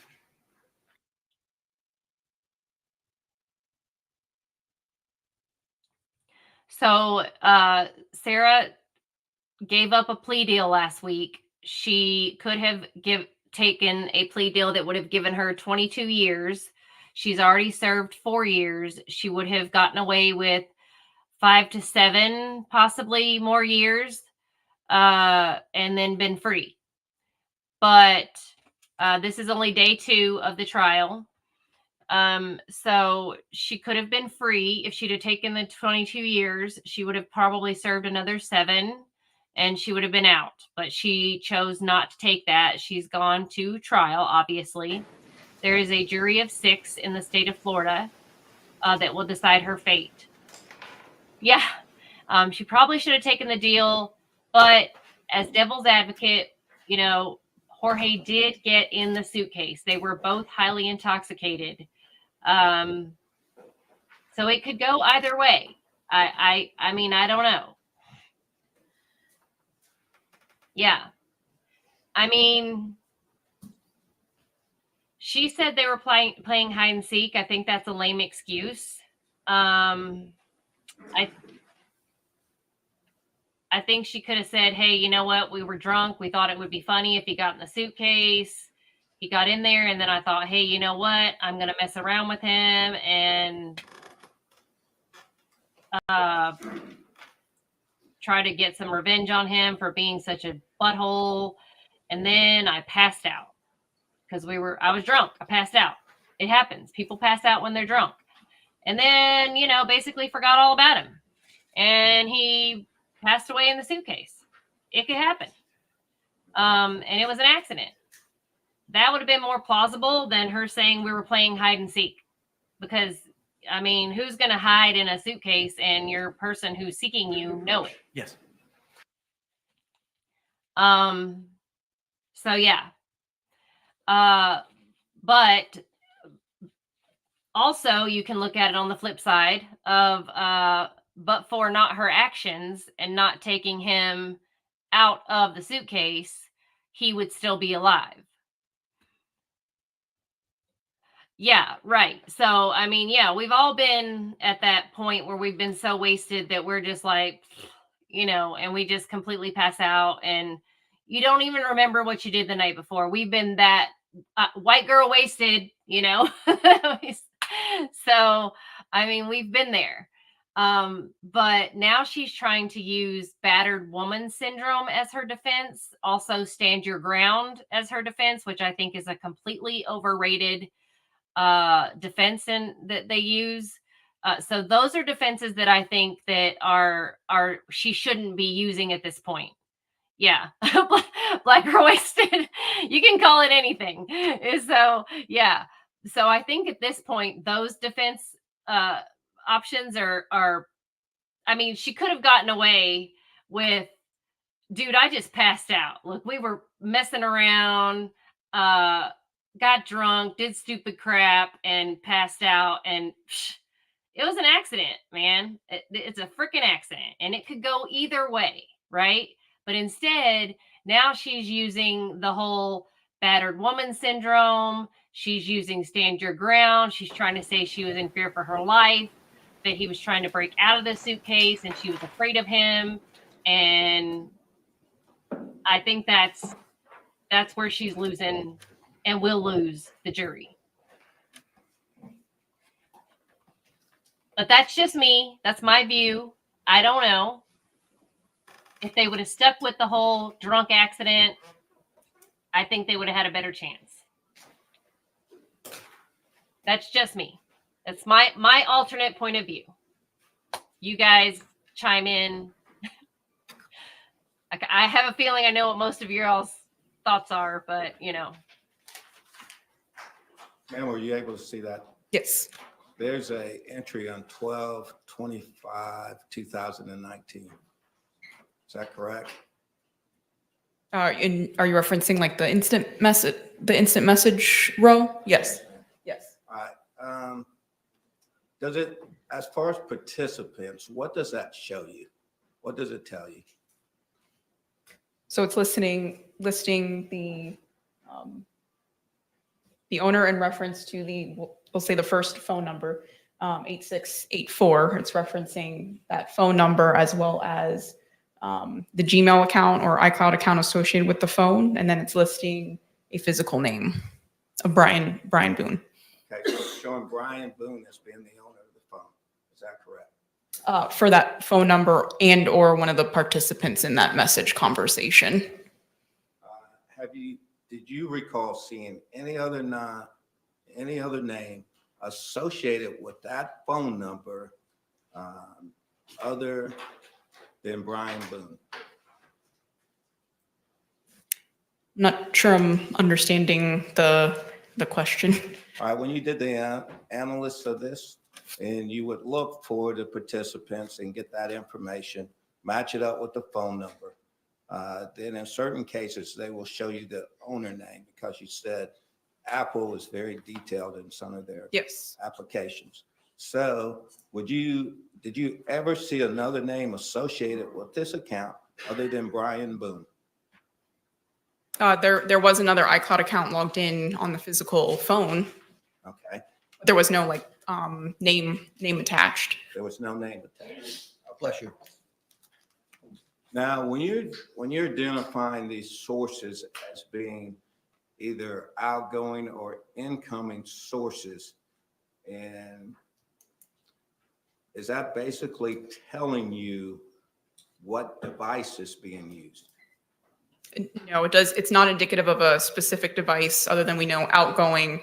The source, obviously the source is the phone that we extracted that data from. In incoming messages, it does not let us know if the message was made through a Samsung Galaxy or another iPhone. Okay. What identifying information do you get at that time? In regards to like receiving a message, Yes. in this case, or what's displayed there, it's going to give us the content of the message. It's going to give us the date and time that the message was sent or received. And again, like in your phone, it does depict either through a small notification arrows indicating ingoing or outgoing. So it's just displaying that version in text up there. And then from there, it's basically telling you the number that it came from. Is that correct?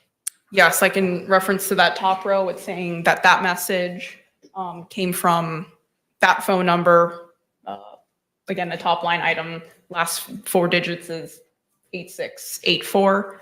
And then it's also listing the message participants. It's not telling you the person who sent the message, is it? Correct. Just that it's originating from a phone number. So if 2 people or more people had access to a phone, you wouldn't, from this information, you wouldn't be able to tell who actually sent the message on any given time. Is that correct? No, I'm not a fly on the wall and I can't see who's physically typing out messages. Thank you, ma'am. No further questions. Any redirect examination? Other than just your subjective interpretation given the context of conversations. Yes.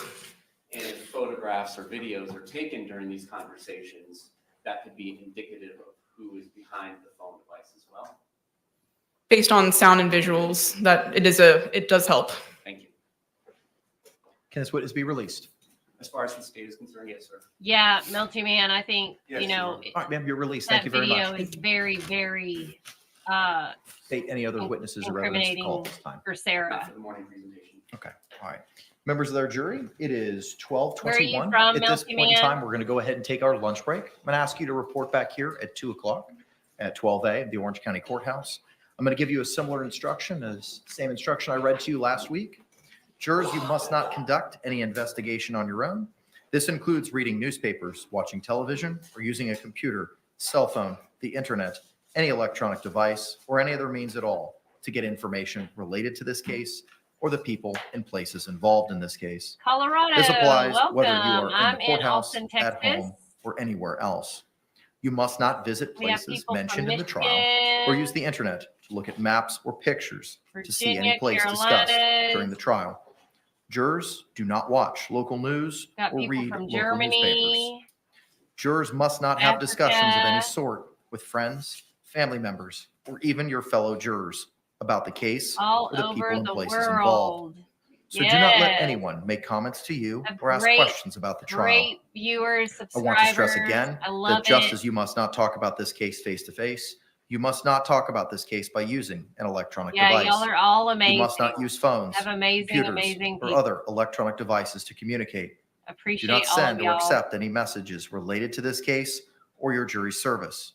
Do not discuss this case or ask for advice by any means at all, including posting information on an internet So I website. think what the chat room, defense was or trying to blog. do That, was members of jury, will be in basically recess. We'll say see you back here at 2 o'clock this afternoon.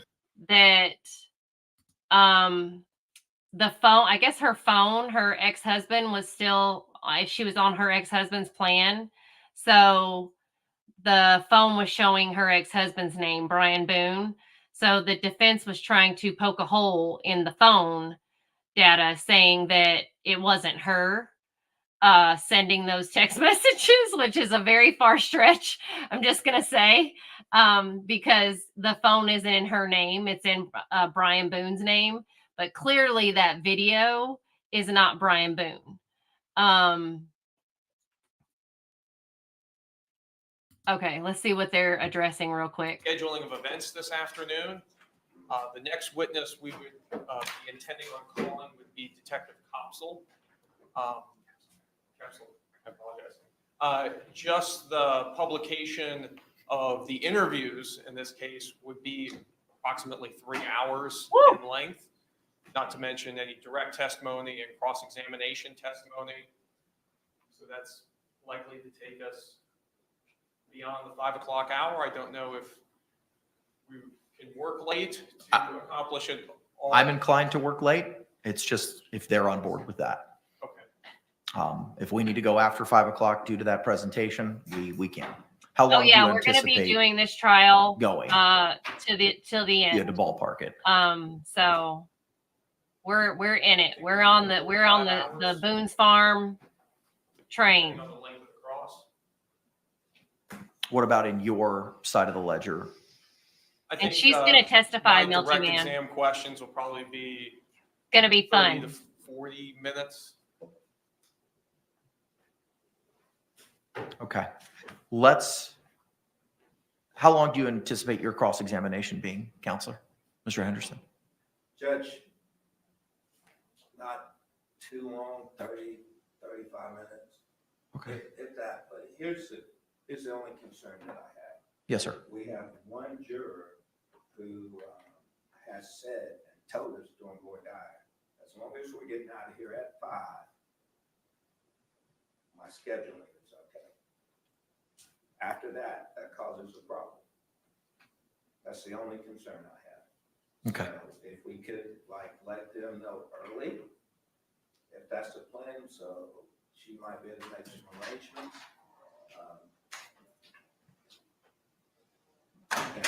Probably need to do that. Judge, and the other component, we've got some people flying in, and we've got experts that we're trying to coordinate. So the sooner we know the logistics of when they're going to rest their case, we talked late last week that we felt like they were going to end their case at the end of business today. But it sounds like it may get pushed to tomorrow. I think step one is conferring with our jury if they're amenable to working past 5. I do recall the one juror with childcare concerns. If we go slightly over, and we'll have to address that when we get closer to it, and maybe a situation where cross-examination may have to be left for tomorrow, but that's something that we'll need to discuss when we get closer to it. Yes. Anything else, State? No, Your Honor. Anything else, defense? All right, we'll see you all at 2 o'clock. Wait, yes, sir. Oh, Lord. The state had been using CDs, I believe. We've got flash drives to admit into evidence instead of CDs. We didn't bring the capability to transfer those to CDs. Response? Is that a declaration or is there? I mean, it sounds like that's what Mr. Owens's intent is for the purposes of submitting evidence. The one reason I would suggest not introducing USBs is because they're rewritable and they can be manipulated and destroyed by the jury, or not that anybody would do it intentionally, clerks of the court. Okay, Brandy, they're at lunch anyway. Any sort of issues can happen when something is not blocked and put onto a physical burnt piece of wax. Mr. Owens? We'll see what we can do here locally. There's a FedEx. I don't know if they would be able to do that. The FedEx is a block away. We'll check with them at lunch. I would check with them. I agree with the state's concerns as to manipulation or editing of anything that may be contained in a USB drive. Not to say that that's going to happen, but it certainly preserves the evidence moving forward rather than it being in a editable form, be it in a USB drive. We'll go talk to them. All right, very good. Okay, thank you all very much. We'll see you at 2 o'clock. Like, Court's off the dang, record. can we go to lunch?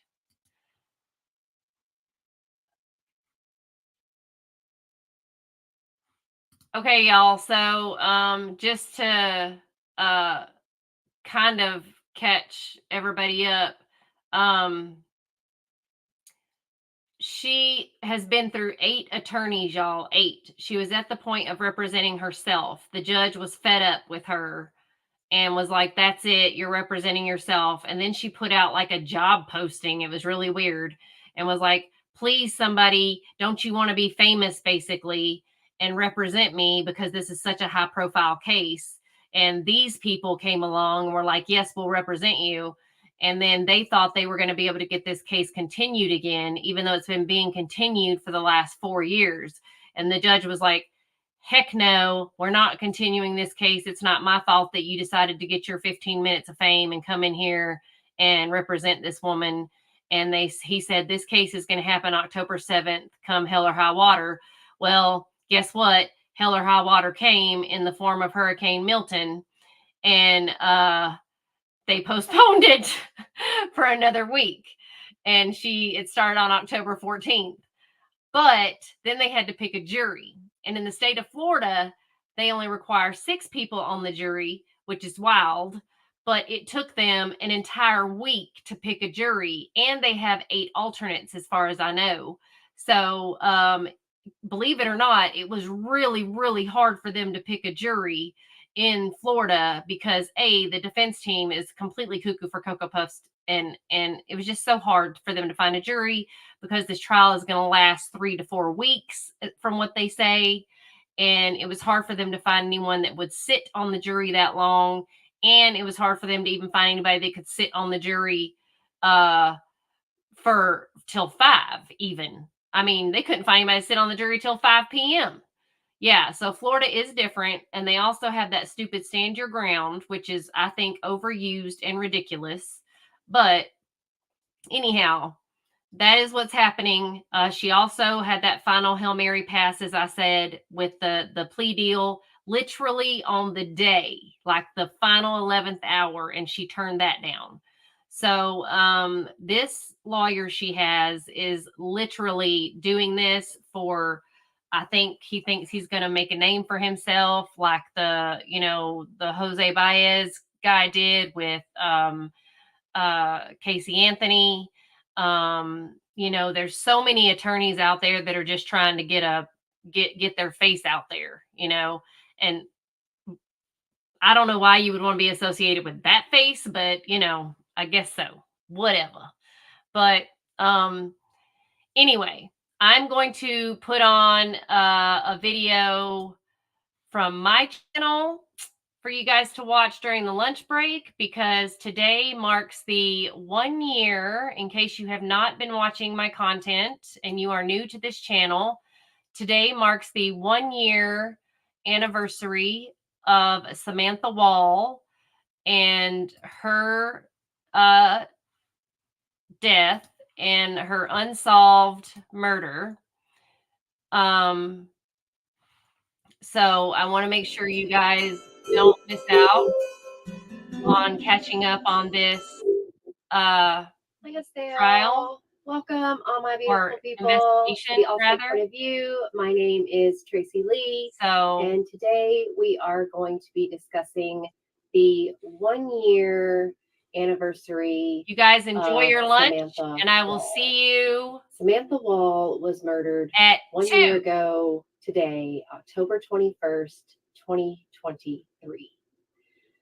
Today marks 1 year of no justice for Samantha Wall.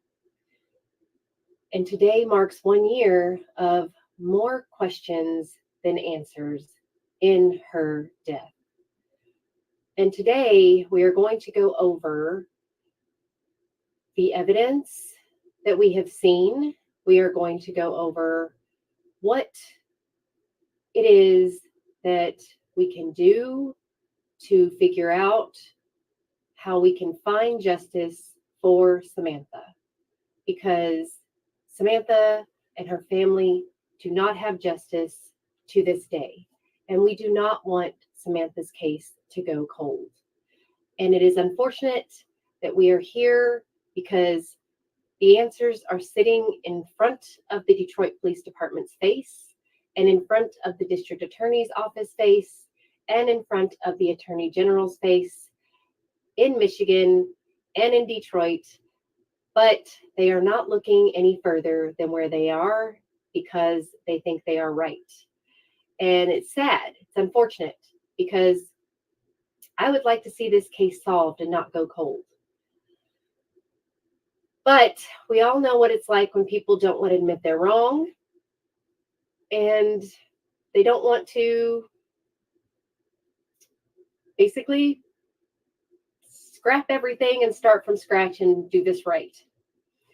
So let's get into this. On October 21st, 2023, Samantha Wall went to a wedding, actually on the 20th, the night before. She went to a wedding. She had an amazing time celebrating with friends, loved ones.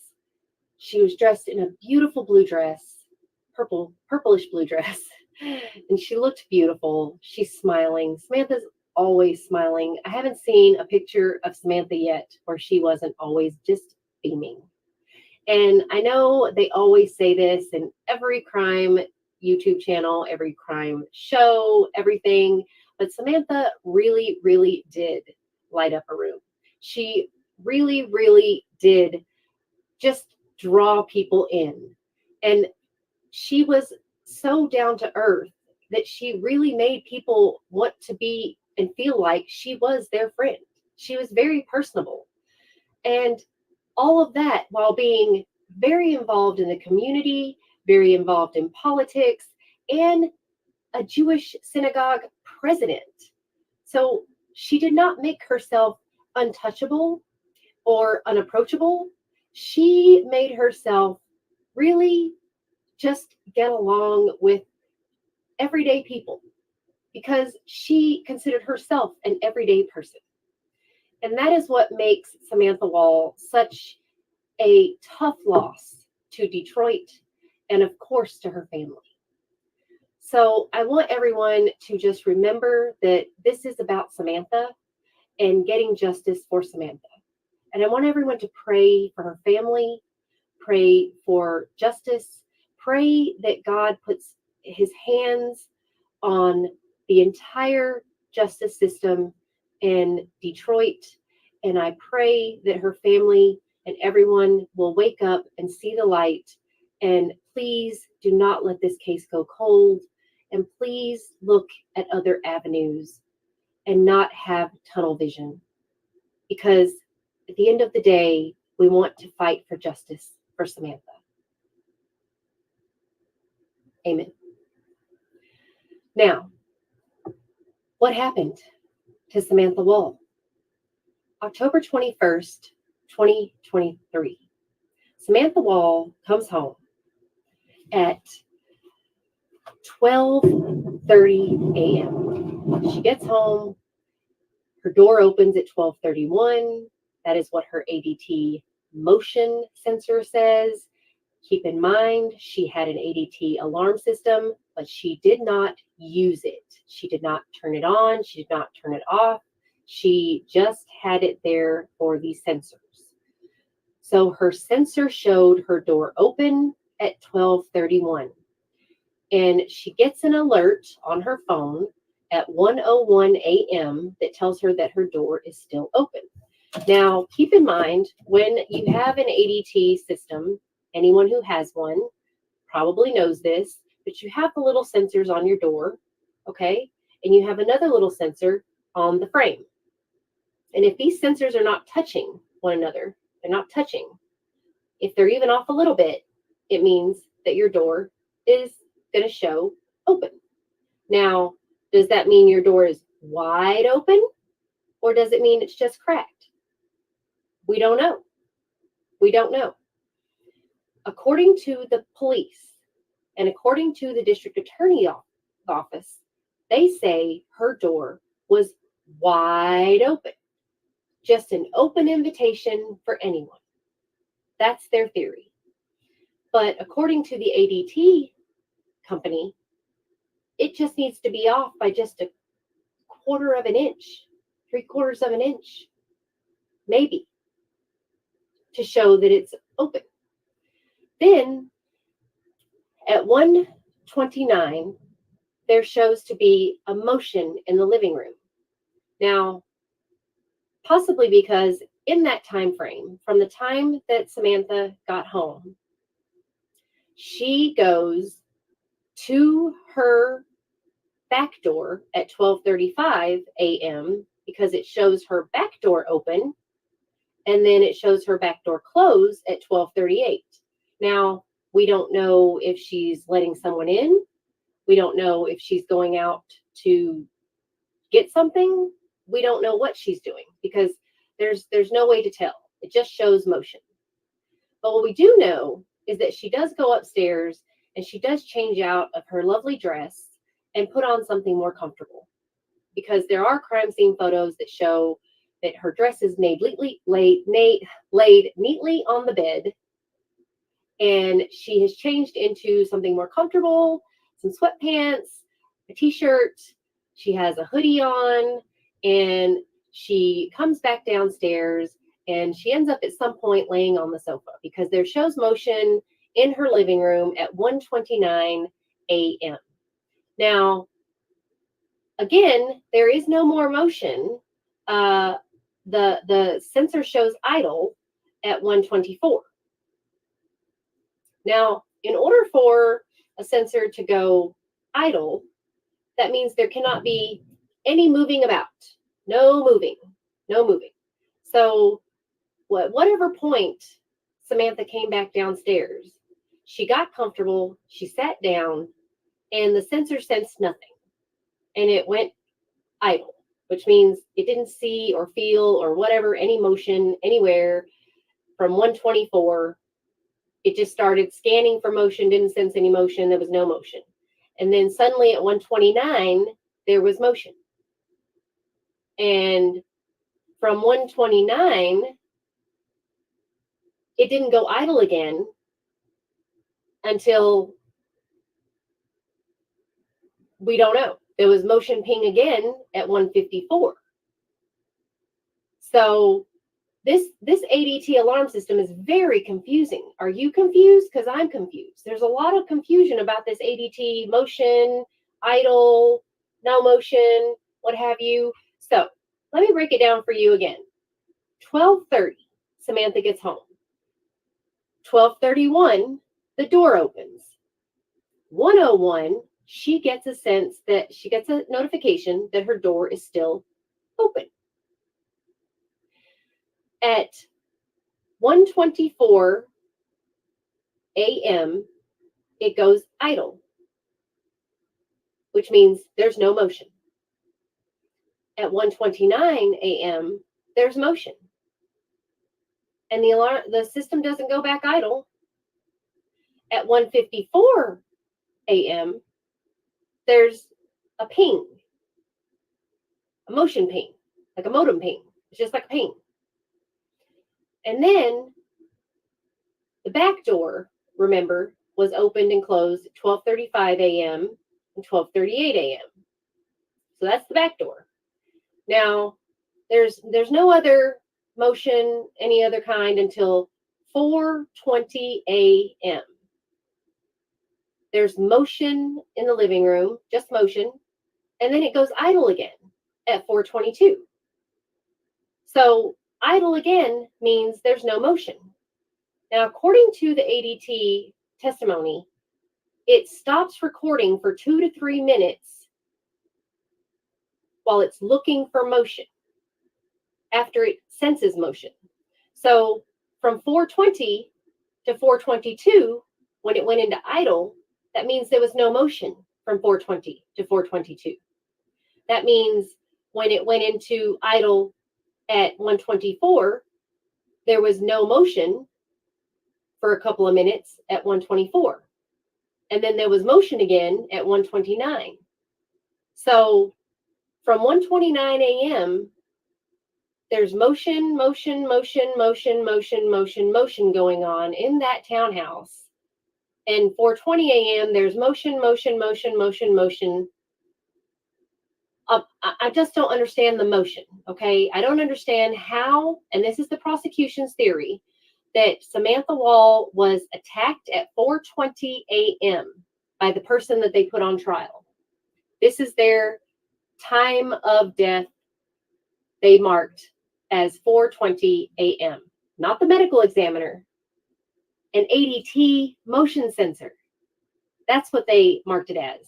But if you look at the time frame, 12:31 a.m., her door opened, her front door. 12:32, there's motion. 12:35, she opens the back door. 12:38, she closes the back door. Then she goes upstairs, she changes her clothes, she comes back downstairs. There is motion in the living room at 1:24. Then it stops, no motion. At 1:29, motion. Then at, again, 4:20, motion. 4:22, it's idle. How in the world, if there's no motion from 4:20 to 4:22, someone can be attacked with no motion happening? What was happening between 1:29 and 4:20? Also, Samantha, when she came downstairs, apparently her Netflix app was running on her phone, which that could mean she was either watching Netflix or it was just running on her phone. We don't know that. What we do know is that she sent out a heart emoji text message to a man called David Wilkinson. This is a man that she used to date. He was supposed to, according to a friend of Samantha's, come over that night, but he did not show up, according to her friend. We don't know that. We don't know for certain that David Wilkinson did not show up that night, and he was not brought to the stand. And according to the police, he was cleared based on his phone data. But we don't know that for certain because he wasn't brought to trial. He wasn't put on the stand. He wasn't, asked any questions by the defense or the prosecution. He just said on the standby police, he was cleared. So we are just left to settle with that. She had, again, her app was running. Her phone was unlocked at 1:29 a.m. and it was locked again at 1:35 a.m. So there was no other human activity on her phone after 1:35 a.m. So again, there is a flaw in the prosecutor's theory that something happened to her at 4:20 a.m. Because if Samantha was waiting for a guest, why would she stop using her phone? And there was no human touching on her phone whatsoever after 1:29 a.m. That would mean, and that would beg to question, that possibly something happened to Samantha at that mark, not the 4:20 mark. Also, when this all happened, it conveniently happened 2 weeks after Hamas invaded Israel. The horrific October 7th incident where Hamas invaded Israel and took over 200 hostages and did horrific things to the Israeli people happened. And then 2 weeks later, Samantha, who is a Jewish synagogue president, was attacked in her home in the middle of the night, and her life was taken. And of course, the Attorney General, Dana Nessel, who was a friend of Samantha's, and also Samantha helped her get elected to that position, took this case immediately, thinking this was a hate, anti-Semitic crime. The state police were on this, the FBI were involved in this. There was a lot of people involved in this case, trying to find out who in the world would want to do this to Samantha. But right away, it was discovered this was not a hate crime. This was not anti-Semitic, and it couldn't possibly be a stranger because there was no forced entry. However, this was a very, very horrific and bloody crime scene, and Samantha was attacked terribly, and she was stabbed 8 times in the head and neck, awfully. And she bled out for a long time in her hallway. She was attacked possibly on her sofa. She fought hard, and she fought to live for a long time because she crawled out of her townhome at some point, and possibly at the point of where that motion was sensed at 4:20 or at 1:29. I'm not sure. Either way, the motion was sensed, and she was found on the sidewalk in between her townhome and another townhome at 6:20 in the morning by a neighbor while he was walking his dog. And it was still dark outside, and the sidewalk is covered in blood. And Samantha lay there in the fetal position, and she passed away. She could no longer hold on.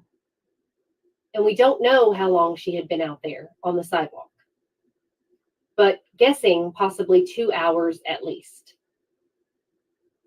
And this is all guessing. Everything is a guess.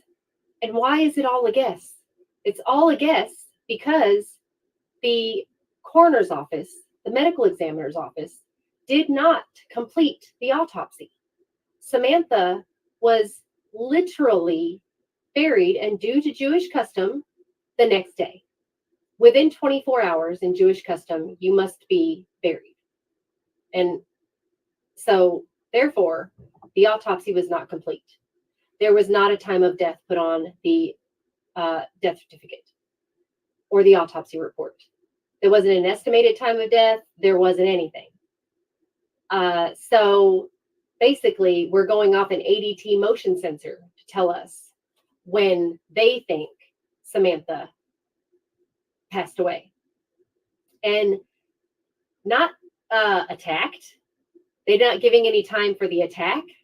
They're not giving any time for anything. They could look at this ADT alarm system and look at the 1:29 time. They could look at the 12:32 time. They could look at the 1:54 time. They could look at all these other times, but they honed in on the 4:20 time. And I'll explain to you why they did that. Because when they very first came out, within literally 24 to 48 hours after this horrific crime happened to Samantha, they held a press conference, and the Detroit Police Department said that they were not yet ready to name who or how the relationship of the suspect that they had in mind was, but they knew this was not a hate crime or anti-Semitic crime, and they knew this was not a random act because there was no forced entry. No forced entry. And they said that they weren't ready to announce the relationship between their suspect, which they were pretty solid about, and Samantha. So they already had someone within the first 48 hours that they were ready to pounce on. And then something changed. What changed? I wonder. Could it be Paul, her best friend? I mean, with friends like him, who needs enemies?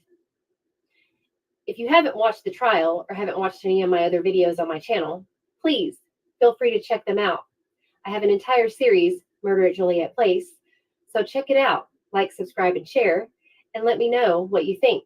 But Paul, her friend, told the police a laundry list of names for them to check out.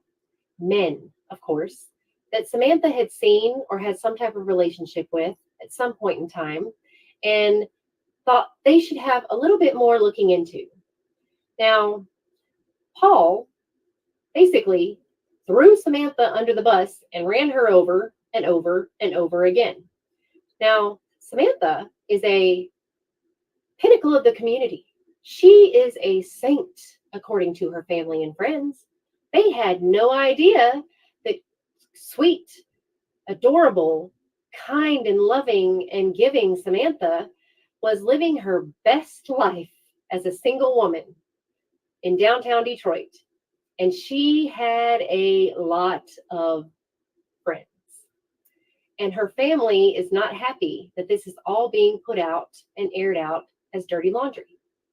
But Paul gives this laundry list of men that Samantha has been seeing or seen in the past or had some type of relationship with, and they have to be cleared pretty much right away. And of course, the Detroit Police Department clears them through their phone data, or so they say.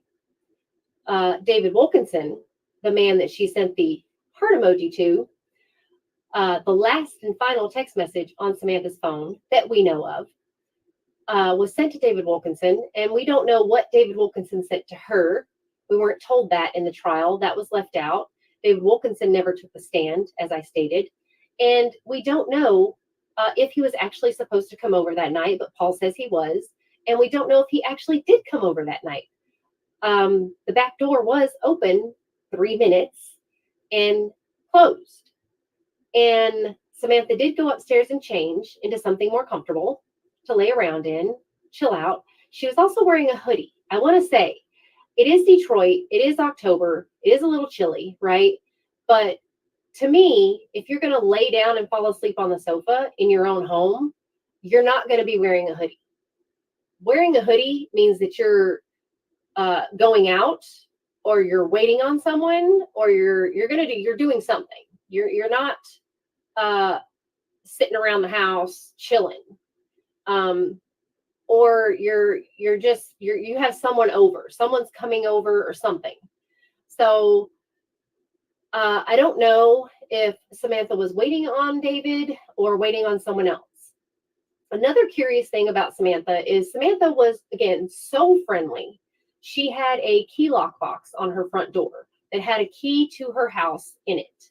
And many people had the code to this box.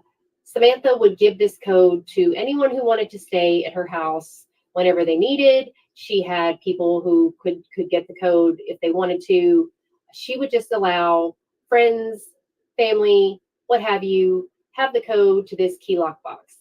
And another strange, odd coincidence was that the key to her key lock box was laying on the ground with blood on it in front of her house. And the key lock box was open. Now, that's not strange at all. So again, the police are saying, no need to worry, Detroit. Not a random act. This is someone, we're not ready to say what relationship it is, but no need to worry, we got this. And this is a absolutely horrific, bloody crime scene, from her sofa in her living room, pillows, her laptop, her phone is thrown under the sofa, hallway is just saturated in a pool of blood, and Samantha fought so hard, and she ended up living quite a while through this, long enough that she was able to crawl her way out of her townhouse onto the sidewalk in between her townhouse and another, where she finally collapses and she takes her last breath. For who knows how long she was out on that sidewalk, but at least until 6:20 in the morning, when a neighbor finds her deceased. Now, the neighbor does not try CPR. He does not attempt to ensure that there's a way to save her. We don't know if she could have been saved. We don't know, because the neighbor wouldn't try CPR. He's walking his dog. And we don't know what kind of dog. We don't know if the dog touched Samantha. We don't know if he says he touched Samantha on a spot of her back that was revealed under her jacket, but he says he didn't get any blood on him, but he says she was gone. He doesn't call 911. He goes all the way back to his townhome to his wife, where she calls 911 so very calmly, like she's ordering supper. You know, do you want ranch on that? It's very calm. Neither one of them try CPR. They don't want to. They don't feel comfortable with that. So no one knows if Samantha could have been saved in those moments. And the police don't arrive until 6:48 a.m. And then the first moments that they go into her townhome are around 7:52 in the morning. And they find tons of prints. Now, the first officer on the scene goes in. It's still dark, just so you all know. It's still dark outside. They can't see. According to the neighbor, couldn't see the blood on the sidewalk, but yet he describes blood, but he can't see it. He says she's purple, blue, but he can't see the blood on the sidewalk because it's dark. So I'm not sure how he could see that she's purple and blue. He could also describe her hoodie, what it says, although she's in the fetal position. So I'm not sure how he could read what was on the front of her hoodie if she's in the fetal position. Also, it's dark, right? I'm not really sure how he could describe all of these things, but it's dark. When the police arrive, they say it's still dark. When they go into the townhouse, it's still dark. And he says, the first officer on the scene says, I didn't step in any blood. I tiptoed my way around everything.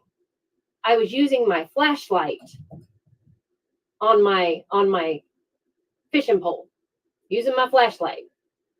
Made sure to just tiptoe around, didn't step in any blood. This is a very, very bloody crime scene. Very bloody. Blood's everywhere. And he's saying he didn't step in any blood. When the detectives get on the stand, however, they say there's so many footprints, most of them bare footprints from Samantha, but there's so many footprints, they don't even bother taking any footprint evidence because the scene has clearly been contaminated by officers going in and out, in and out, in and out. So they're just afraid that there's no need to take any footprints because they're just going to end up taking the majority footprints are going to belong to their officers. So there's no need to take footprint evidence. And also, most of them they belong to Samantha anyway. So there's no point in taking any footprint evidence. Never mind that the attacker could have been barefoot. Never mind that. Never mind that the very, very bloody crime scene that they only took Q-tip swabs of blood off the wall, off the door, and off the floor, Q-tip size, not the entire blood, where they could have possibly found another person's mixture of blood, because usually in a stabby crime scene, you will find the other person's blood, because when they stabby someone, they end up cutting themselves in the process, because you will find out later that Samantha's blood was actually mixed with another person's DNA that they never could find out who it belonged to. But it was male DNA and not the male that was on trial. But the mixture of blood belonged to someone else. And they didn't look deep enough to find out who it could possibly belong to, and nor did they care, because they accused a person of this crime without digging deep enough to find out who it possibly could have been, because they wanted to stick to the narrative that they wrote, that she was attacked and deceased at exactly 4:20 a.m. So at 4:20 a.m., this happened. At 4:20 a.m., she was attacked brutally, stabbed 8 times in the head and neck. All this blood came out. No major arteries were hit, by the way. Nothing, no major arteries were hit. So somehow, some way, with no major arteries hit, this amount of blood is all over her apartment.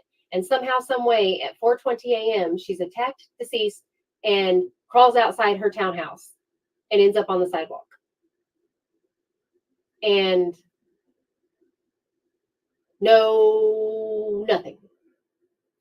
But what is surprising is that when the police arrive at 6:48, The EMS arrived there first, of course. There's a trail of blood from the door down the sidewalk, and Samantha's in front of the 1368 townhome, and she's covered in blood because, again, no major arteries were hit, but somehow she's covered in blood.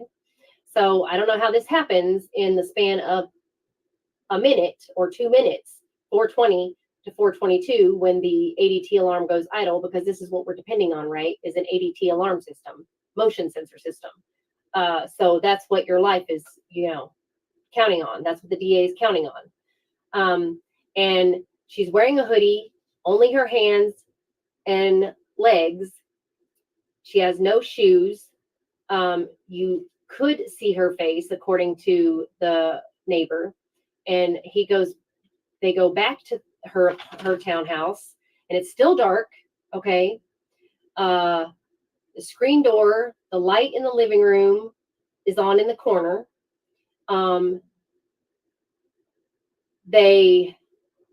Everything's still in her home. Everything. Her laptop is still sitting there. Her Cannondale bike is still sitting in the entryway. Her keys to her car, her wallet, everything of value is just sitting there. So it's not like it's a burglary gone wrong. It's not like, anything like that. There's blood everywhere. There's a half-eaten banana on her sofa.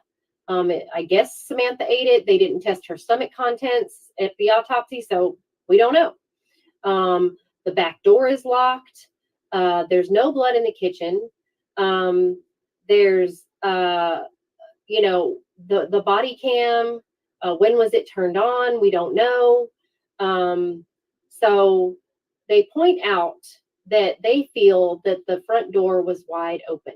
However, every one of these townhomes have a storm door, half black, half glass storm door.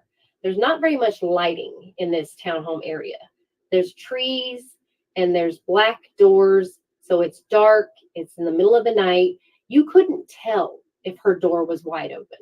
So even if a stranger wanted to just pop in and rob her and take an opportunity of an open door, you wouldn't know her door was open.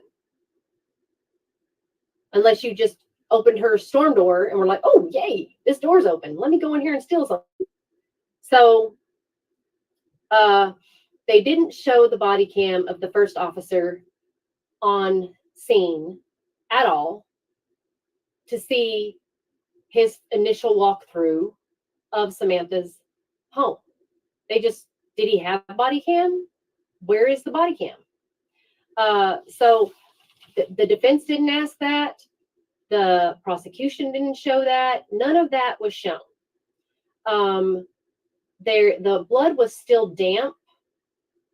So they say there were multiple wounds around her neck area. The sidewalk had blood droplets from Sam's townhouse all the way down the sidewalk. The storm door screen glass both had blood on it. There were large amounts of blood and items knocked over, blood on the floor. There was the foyer had blood in it, the front hall, the walls, the stairs, the banister. I mean, just blood everywhere, but it didn't hit a major artery. So in order for that much blood to be all over the place, she had to have bled out for a while. And that was determined by the former medical examiner of Detroit was able to determine that is how that happens. And if you don't complete an autopsy, when he looked at this autopsy, he said this autopsy wasn't complete. I can't even give you a conclusive answer because this autopsy was not complete. So the back door, not unlocked. The living room, there was a green vape pen. There was a banana peel, her flip-flops. They used, all the placards. They only collected 4 trace pin swabs of blood evidence. They only tested the keyboard, key box lock, It was closed but not locked. Bloody flip-flops, her cell phone, the basement door was locked. There was blood all over the carpet. They didn't take the carpet. They just did Q-tip swabs. Now remember, blood everywhere, but they didn't test all of the blood. They didn't take up the carpet. They didn't do any of that. Now, I will say that they did take the cushions from the sofa. They took the cushions, the throw pillows, but they didn't test those things. They also did a rape test kit on Samantha, but they didn't test the kit. So again, a lot more questions than answers in this case. Why? They processed the door for prints. They didn't find any, I guess. They processed the key lock box for prints, which they found several prints, but none to match anyone but Samantha and different people they couldn't verify. They took 19 total swabs of the inner panel of the screen door, the doorknob, the floor, the fruit bowl on the kitchen table, the blood swabbed in the front overturned date bowl, an open drawer in the second bedroom upstairs, and an open drawer by the nightstand, a vibrator, and the walkways and the sidewalk. Now, you would test the vibrator, but not test the rape kit. That seems very odd to me. It just seems odd that you would test that, but not test the rape kit. They test all of this massive amount of blood, massive amount. So when you look at this situation, you wonder, who could it be? Who would want to do this to such an amazing person?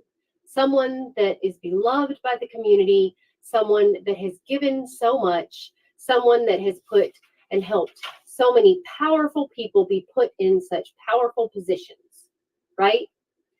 Well, as I said, the Detroit Police Department said they had their person. They had a suspect. They were just not yet ready to announce the relationship between this person and Samantha. So they had all this mountain of evidence against the person they put on trial, so they say.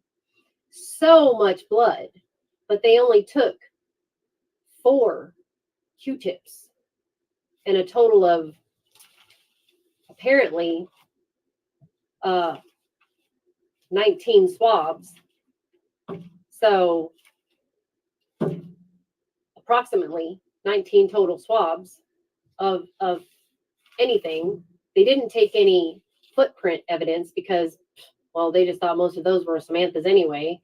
And also, I am testing, police footprints because that would be crazy, right? We don't want a process of elimination on that. So, and the volume of blood was just insane. So why would we want to test that blood when we can just take little samples? So where are the cushions? What about the foot impressions? There were some foot impressions that they didn't take or even test. They said there was no point.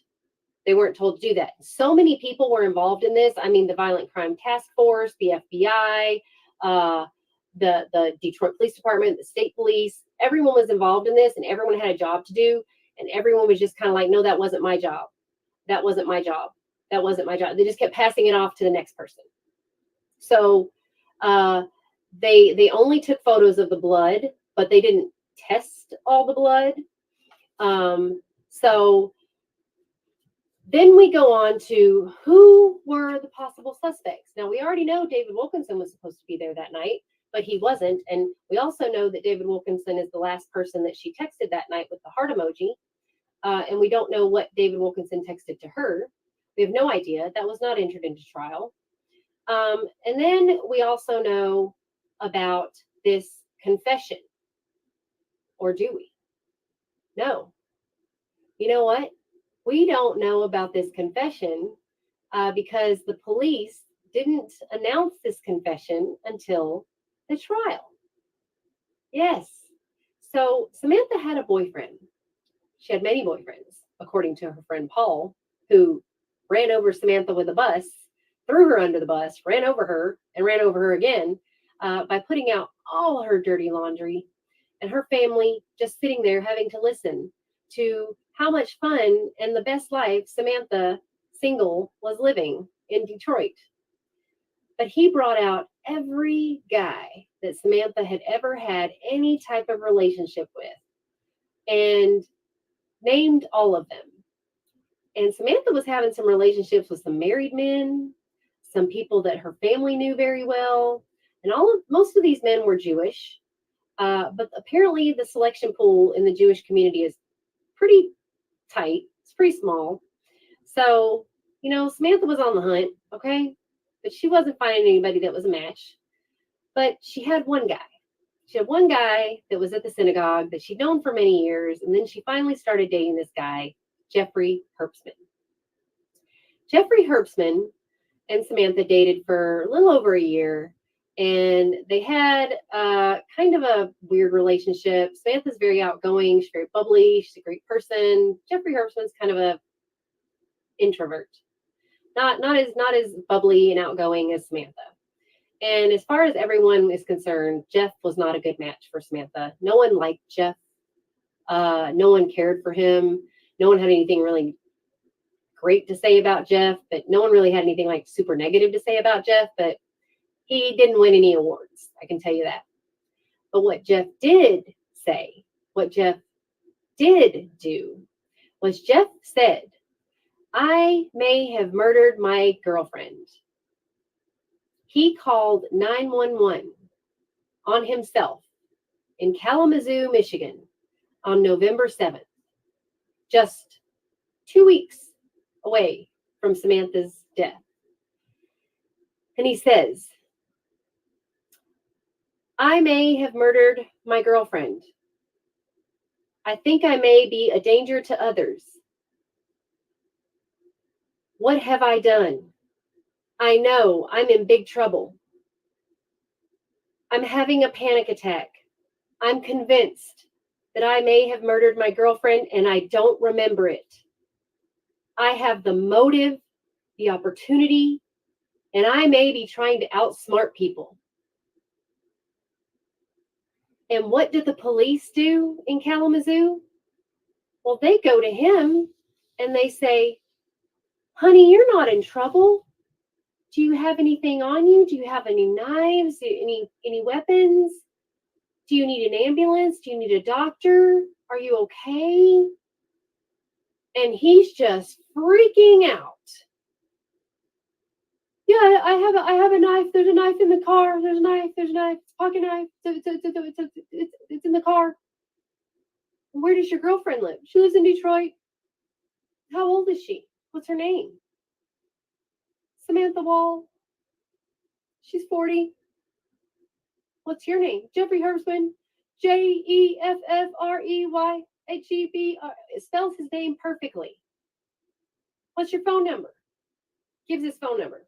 I think I murdered my girlfriend and I don't remember it. I'm a danger. I might hurt other people. I'm a danger to myself and others. Now, this entire time he's saying all of these things, and the entire time the police are like, "Oh, he's having a panic attack. Which hospital do you want to go to? Which one do you recommend?" "I'm sorry, what?" This man just confessed to murder. And they're treating him like he's a guest at a fancy hotel. And then they take him to the police department and they call the Detroit Police Department, Detective Trooper Stockmeyer, who comes to Kalamazoo from Detroit and sits in a room with him and gives him a phone so he can call his mommy. And he calls his mommy and he says, "Mom, it's me, Jeff. I'm at the police department. And what does mommy say? Okay, honey. And Jeff says, can you call that lawyer? You know, the one. Yes, honey, I'll call that lawyer. They don't say, oh, Jeffrey, what have you done? Oh, what's going on? What happened? Were you in an accident? Are you okay? Nope. We'll call that lawyer. Oh, you mean the criminal defense attorney that you already spoke to before you called 911? That doesn't seem weird at all. Oh, by the way, honey, did you tell them that you need a doctor? Make sure you tell them you need a doctor, okay? Yeah. Doesn't sound planned in any way. No. Well, Jeff was released. Yeah. They searched his they searched his house, and all over his house was pictures of him and Samantha. He had a shrine to Samantha. And he had rubber gloves, latex gloves in a drawer. He had mushrooms. He had pot. He had keys on his table. As a matter of fact, he had a key that pretty much matched one to go to Samantha's house. He had a North Face jacket. That's significant. He had all kinds of stuff. He had cameras around his house, but they weren't working conveniently. Yeah, Jeffrey had all the makings of a murderer, along with his confession, along with having an attorney, a criminal defense attorney, on call. But did they get Jeffrey? They let Jeffrey go. They sent Jeffrey home. It's okay, Jeff. You're good. And then suddenly, a couple weeks later, they get a guy that was walking the streets of downtown Detroit that night and go from saying, we have a suspect. We are not ready to release the relationship between Samantha and the suspect, literally 48 hours within her death, to having the ex-boyfriend confess 2 weeks later, but not announcing that Jeffrey Herbstman confessed, not saying a name, not saying anything, just saying that they released someone.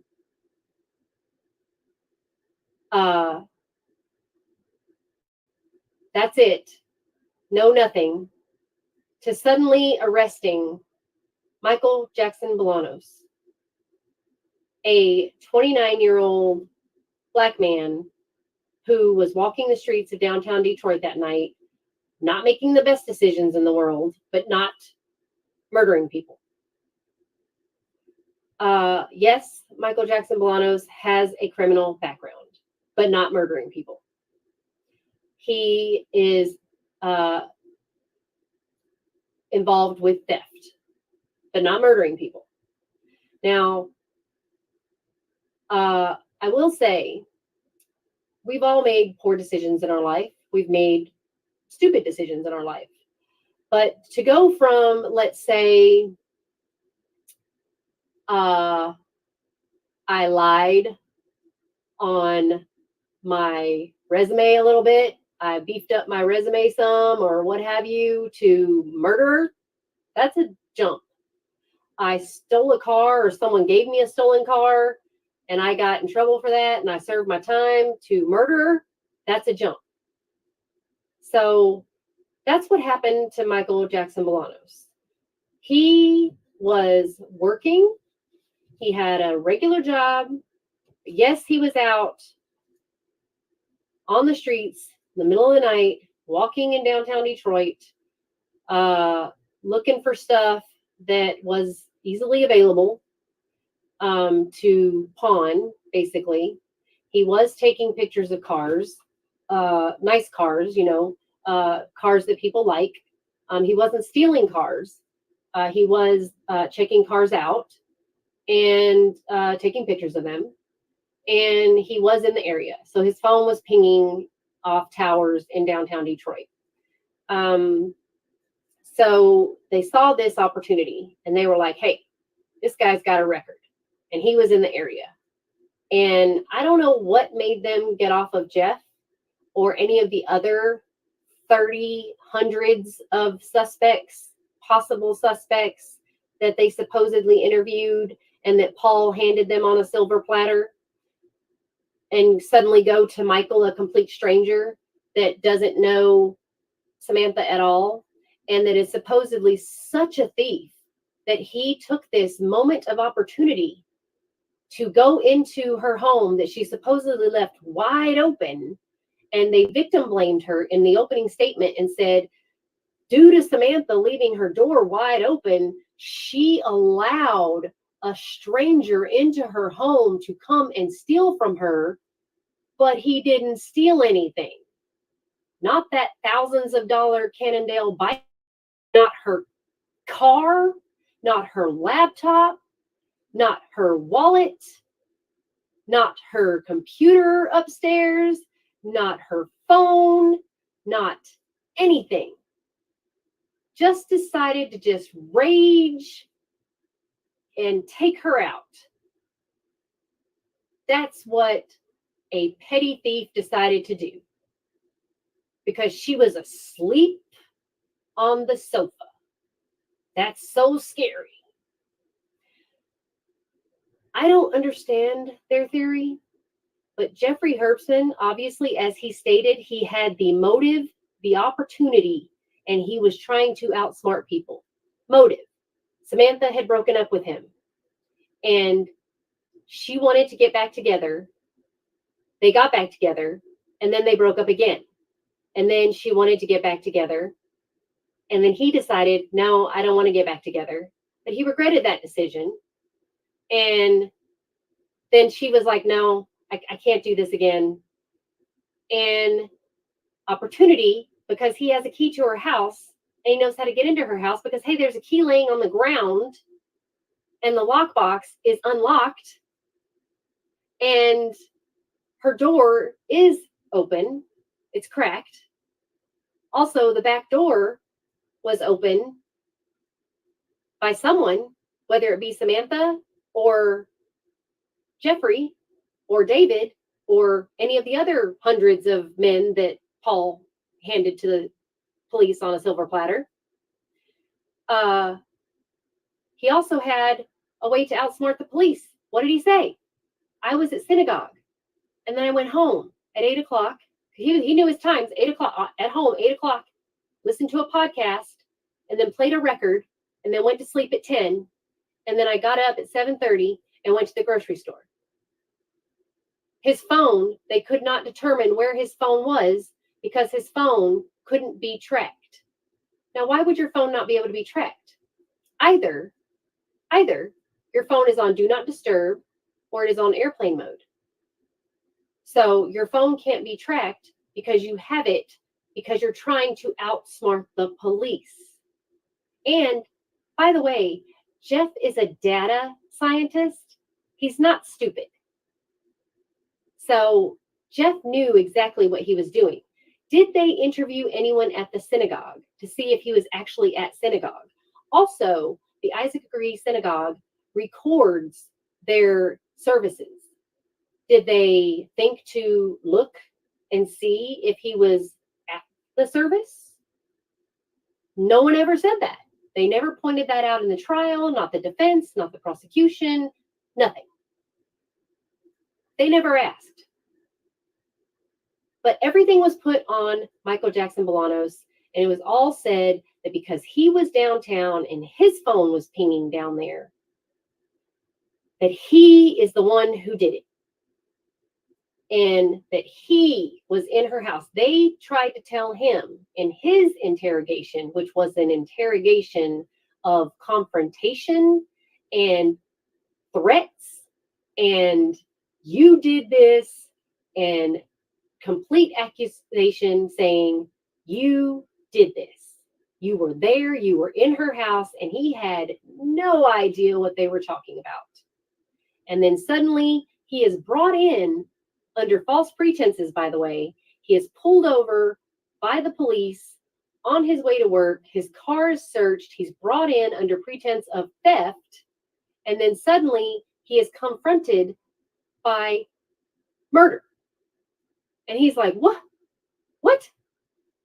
I don't know what you're talking about. Like literally, the sunglasses, yes, got the sunglasses, pawned some sunglasses, but what are you? That is not me. Meanwhile, Jeffrey Herbstman is living his life, free as a bird. Nobody's looking into anyone else, just straight on to Michael. And poor Samantha is not getting justice. Samantha was a justice warrior. She was someone who, as her own sister said, had a Black Lives Matter sign in her window. Well, that really doesn't matter. In the grand scheme of things, Samantha having a Black Lives Matter sign doesn't matter at all. If you wear a cross on your neck, but you don't really believe and you don't follow, then that cross on your neck is just decoration. And that Black Lives Matter sign may be something that Samantha believed in, but it's not something that her family believes in. And actually, all lives matter, because every single person who was wrongfully accused in this situation matters. And especially Michael's life matters, because he was wrongfully accused in this situation. Michael did find Samantha that night. And he did check to see if she was alive, because he did have two microscopic dots of blood on his North Face jacket. And when they discovered those two microscopic dots of blood on his jacket, when he said, yes, I found her, he told a police officer, Chad Osman, he was afraid to tell anyone. Because why? Because he's a Black man doing things he wasn't supposed to be doing in downtown Detroit. And this woman is dead.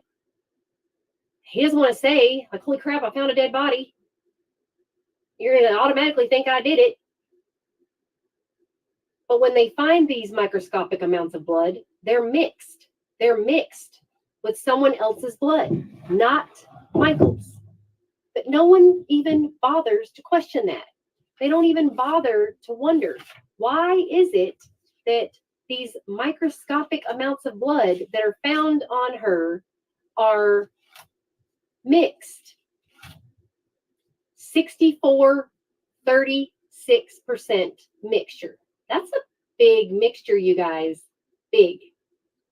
And 89, 11% with a male contributor, not Michael.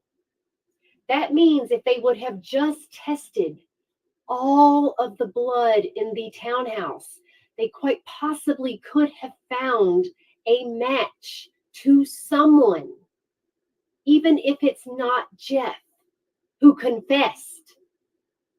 There is reasonable doubt, which is why Michael Jackson Bolanos was acquitted, which is why they had the wrong man. This investigation was completely botched from the beginning, which is why there are more questions than answers in this terrible, terrible death of Samantha Wall. Which is why I beg and pray for her family to open their eyes and see that we cannot go off of an ADT alarm system motion sensor for a time of death. And that you should ask the medical examiner, why did you not complete the autopsy? And why wouldn't you want a complete autopsy when someone in your family has been taken out in such a horrific way? And if you are depending on the ADT alarm system, why aren't you looking at the actual ADT alarm system times and saying what happened between 1:24 and 4:20 when the alarm was moving? There was motion. There was other motion. What happened? if you're going to go on the ADT alarm system, there was motion. What was going on in that townhome from 124 to 420? Something happened. And somehow, some way, the wrong man was put on trial, and he was found not guilty of murder in the first degree. They were deadlocked on second degree murder and home invasion because there was no evidence to show that he actually entered her home. There was no evidence to show that he did this because he walked away literally clean as a whistle. And again, I say, Jeffrey Herbstman had a North Face jacket. He had gloves. He had a shrine to Samantha. He confessed. He had all the elements. He had more elements of being the suspect and the one that should have been on trial than Michael Jackson Bolanos did. But instead, the family would rather have believed that Michael Jackson Bolanos did it than someone else in their own community. And that is what I truly believe, is that they would rather believe that a random black guy on the street did it than someone in their own community. Because God forbid another person that they knew and that they have now welcomed into their family, someone who they didn't really approve of when Samantha was alive, is now, Jeff's a great guy. He's amazing. He's wonderful. And how dare anyone say anything negative about his mental health issues? How dare anyone say that his panic attack wasn't real? How dare anyone say that you wouldn't admit to murder when you're on medication? When you've taken an extra pill that you shouldn't have taken? How dare anyone speak out and say that that is not possible? When in fact, it is not possible. If you look at the website of the medication that Jeffrey was supposedly taking, Albrelity, you don't have that kind of attack unless you are also diagnosed with bipolar, which Jeffrey, according to Jeffrey, is not. He's just depressed. He also smoked some pot and did some mushrooms and some other things, so that might make him say some crazy stuff, but I don't know how many people have confessed to murder. So, again, this is for Samantha. It is about Samantha. This is to bring a highlight. It is 1 year since Samantha has been gone off of this earth. She contributed so much to Detroit. She brought back from the dead that synagogue. The synagogue was basically in ruins and was basically going to be torn down or sold. And she is the one who revived it. She is the one who raised the money to make it basically inhabitable again. Now that synagogue is thriving, and it is thriving because of Samantha. And it has more money flowing in and out of that sucker than it has ever seen. And when you see the donor list, you'll also question, why in the world would they want Samantha to not be here? The donor list itself is connected to so many people. The cameras that followed Michael Jackson Bolanos that night, that they Frankenstein together the video for the court, belong to one of the major donors of the synagogue. They used Rock Video, which is owned by the Fisher Foundation. Fisher Foundation and the Gilbert family are the two biggest donors of the synagogue. They own a lot of real estate in downtown Detroit, a lot. And they plan on building downtown Detroit in their own image. That is why that synagogue is thriving. And that is why we'll never find the actual person who did this to Samantha, because Dana Nessel, the Attorney General, doesn't want it so. And nor does that synagogue, because they are being funded by major corporations and organizations that are trying to turn Detroit into basically their own community that is revolved around that synagogue. I mean, ask yourself, how does a building go from being condemned, rat infested, where homeless people were congregating and staying, to now it is for basically the elite of the elite? Now they have nice, cute pictures on their site to make it look like they're helping the poor and the underprivileged. But actually, there is so much money. So much. They're swimming in money. And Samantha's not here. And they put her name on the synagogue. Samantha's family has donated to that synagogue. Everything is being washed away. And Samantha is being forgotten. Not her name, not her face. They're still using that and winning. They're still using Samantha's face, using Samantha's name, however they can to keep getting money and support, because she's still useful. But unfortunately, they don't want Samantha's murderer to be found. They don't want justice to be actually served, because that would make too much sense.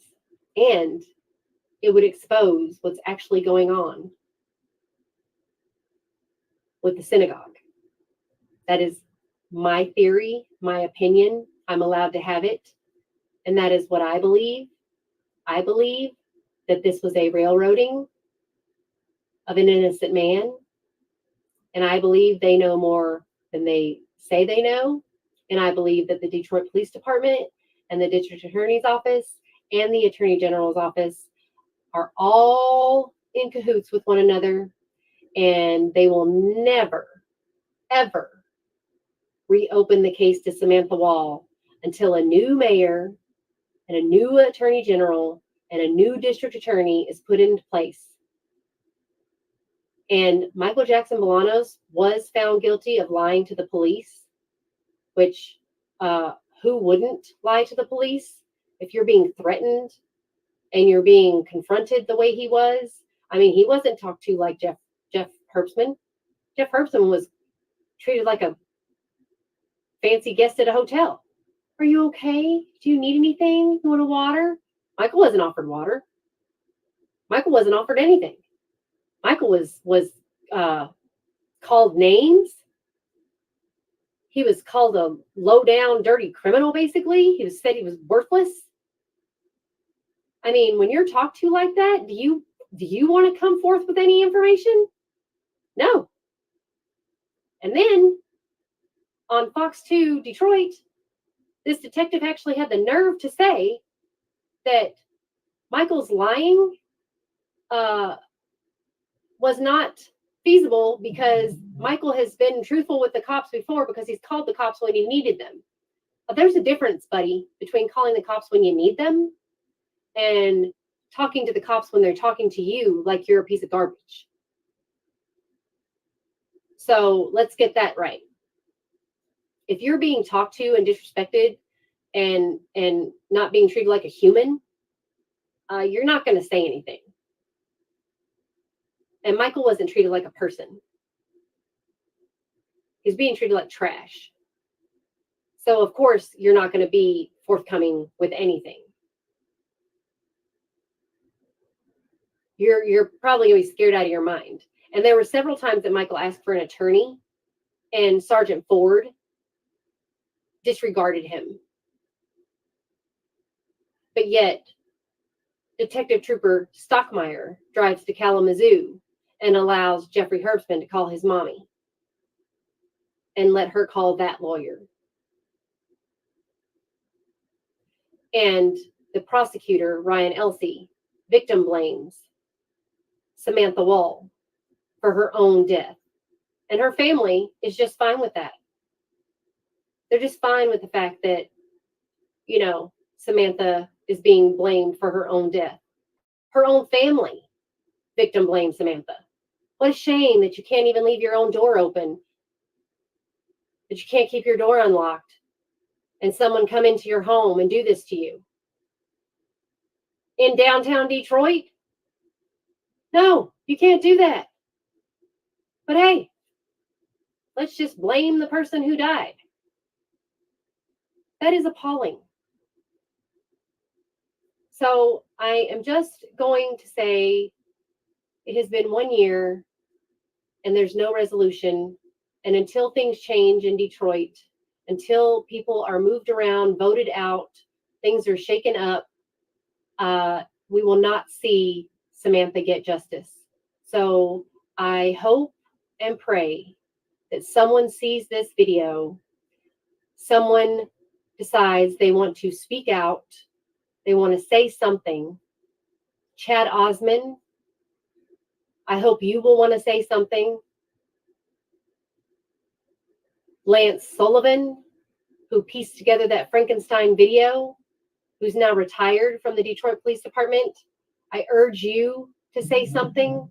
Someone say something, because you can't all be being paid off and on the same team forever. Somebody has to tell the truth. You can't allow this injustice to go on forever. It has to be keeping you up at night. It has to be. God has to put his hands on you and say, please tell the truth, for the truth shall set you free. I pray for this. I pray for Samantha to get justice, because she deserves it. She deserves justice. So I hope that everyone enjoys this video. I will continue to be doing recaps of the witness testimonies for this trial so that you can see how this is all wrong and that Samantha deserves justice. And I'm going to continue to talk about Samantha Wall, and I will do this until she finally gets justice, or until someone hears that, you know, this matters. And it doesn't matter just because Samantha is a white Jewish female. It's not about that. This is about wrongfully accused people and actual justice, and cases going cold because people are being wrongfully accused. That's what this is about. It doesn't matter what color the victim is. It doesn't matter any of that. What matters is wrongful accusing, wrongful convictions, wrongful. And a case going cold because you have people in positions that refuse to admit they were wrong. And I don't want to see this go years and years and years down the road just for a prosecutor to come along and go, oh yeah, sorry, we were wrong about that. And then that person end up being dead or served 40, 50 years in prison for something they didn't do. And the family and the person who was victimized not get justice. So I appreciate everyone watching. I hope that you all pray for Samantha and her family. I hope that you all pray for Detroit and pray that change happens. I hope that you are all registered to vote. And I pray that you will vote with what your heart and God tells you, and hope that you understand that your vote does matter and change must happen. And the only way change is going to happen is if you vote for change. You must vote. These people in these positions in Detroit will never, ever find Samantha's killer unless you vote these people out and put new people in place. We must keep this case on the radar, alive and well, so that this can be solved. Samantha deserves justice. 감사합니다. Thank you so much for watching. Please don't forget to like, subscribe, and share, and become a member. I appreciate it.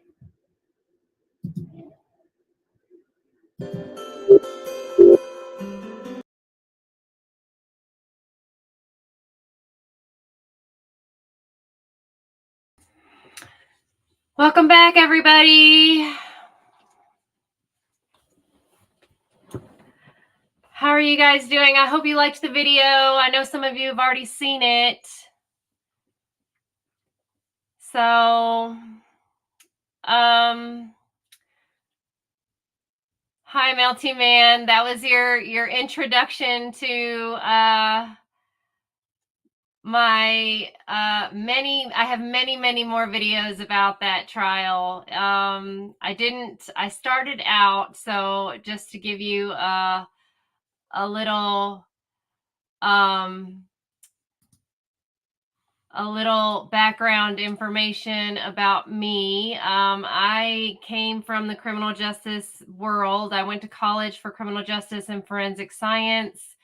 I worked in the retail side of criminal justice, though. I am certified in interviews and interrogations through Wicklander-Zawalski. That is for the retail side of interviews and interrogations. So I am super against the read technique. That's the technique that police officers and detectives use. That technique is more aggressive. They do build rapport, but they don't build rapport like we had to do on the retail side. The retail side, because we did not have the we're on lunch break right now, 40 gram, and the after lunch we're going to go into the interrogation.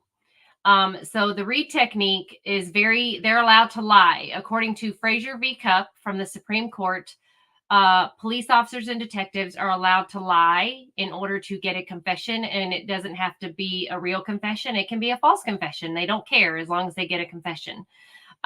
So my goal is to overturn Frazier v. Cupp because when I worked in my job, I was able to get confessions without lying because I had evidence and because my audience was not captive. So with police departments, you can detain a person or you can have them under arrest. There's actually not much difference between being detained and being placed under arrest.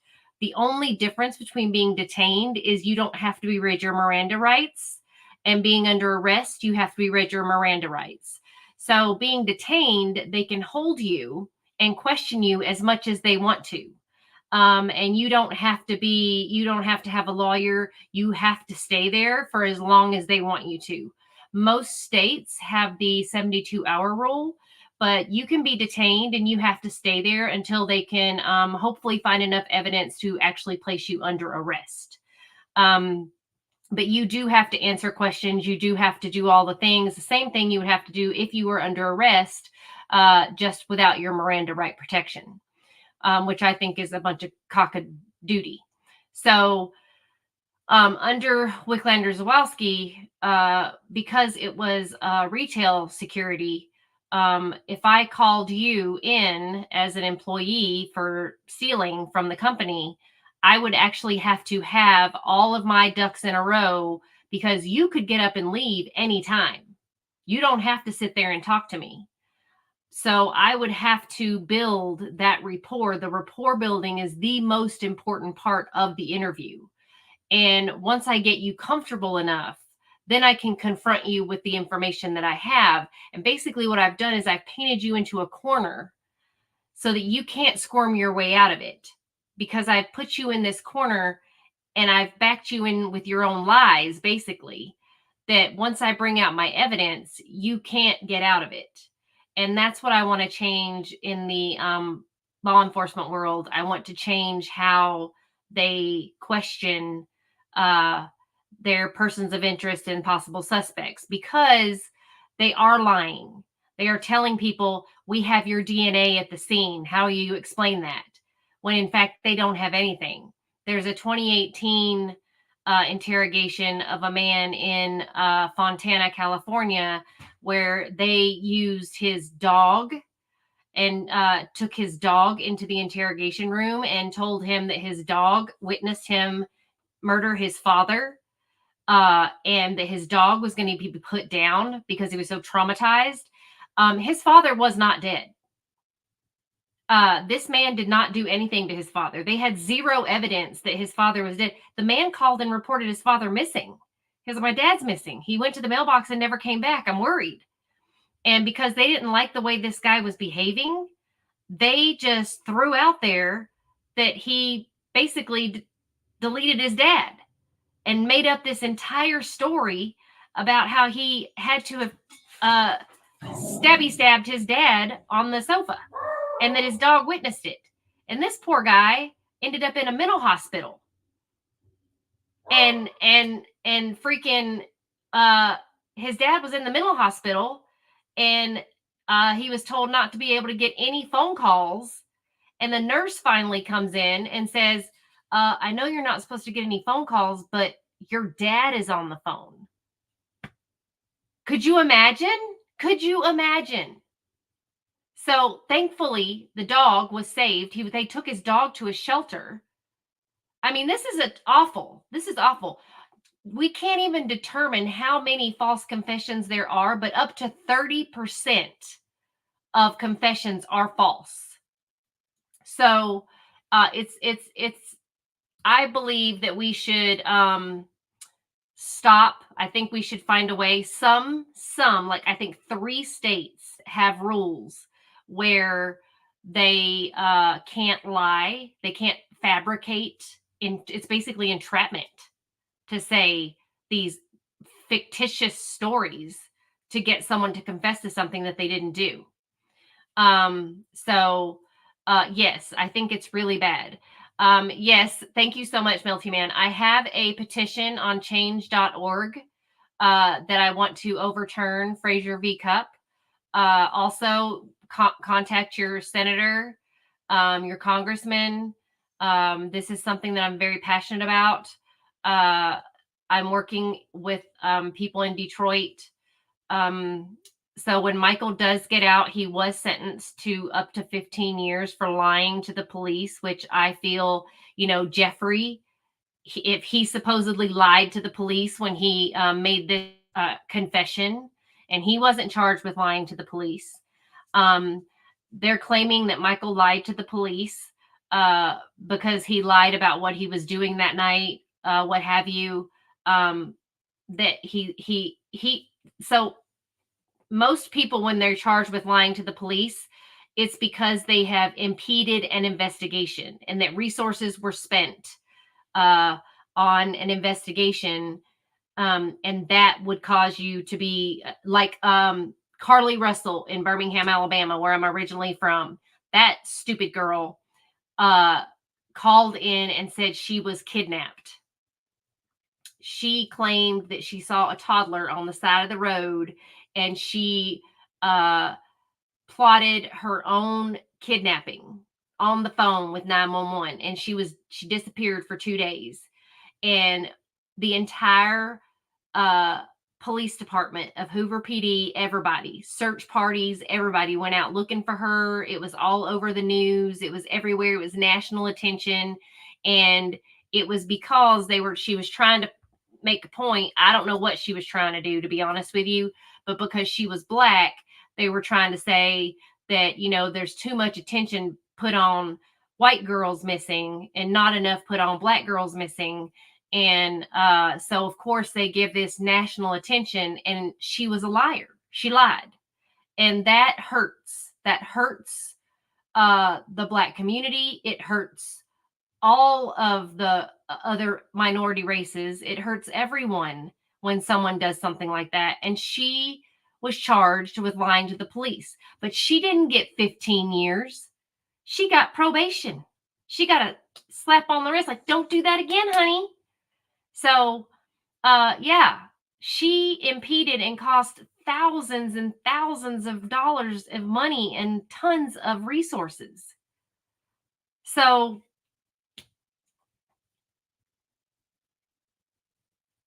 Right? I mean, everybody tells white lies. What would you, if you have police being that confrontational to you?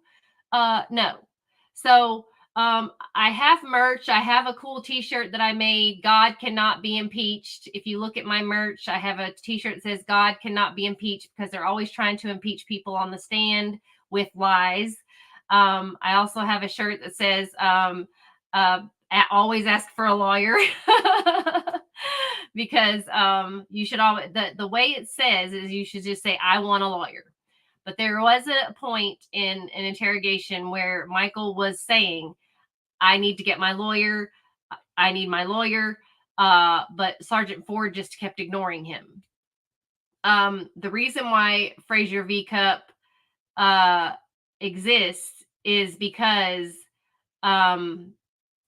they say they had read their Miranda rights. So that's why cops are allowed to lie, because people are read their Miranda rights. They know they can ask for an attorney. Therefore, they should know that they are free to say, I don't want to talk to you. The problem with that is 90% of the people that get sat down in front of a police officer don't think they have anything to hide. And they, honest to God, don't think that anything they say is going to hurt them, because they're like, I don't have anything that's going to affect me, or I didn't have anything to do with this. So, but what they don't understand is cops don't give a rat's patootie if you had anything to do with it or not. They want to go home just like you want to go home.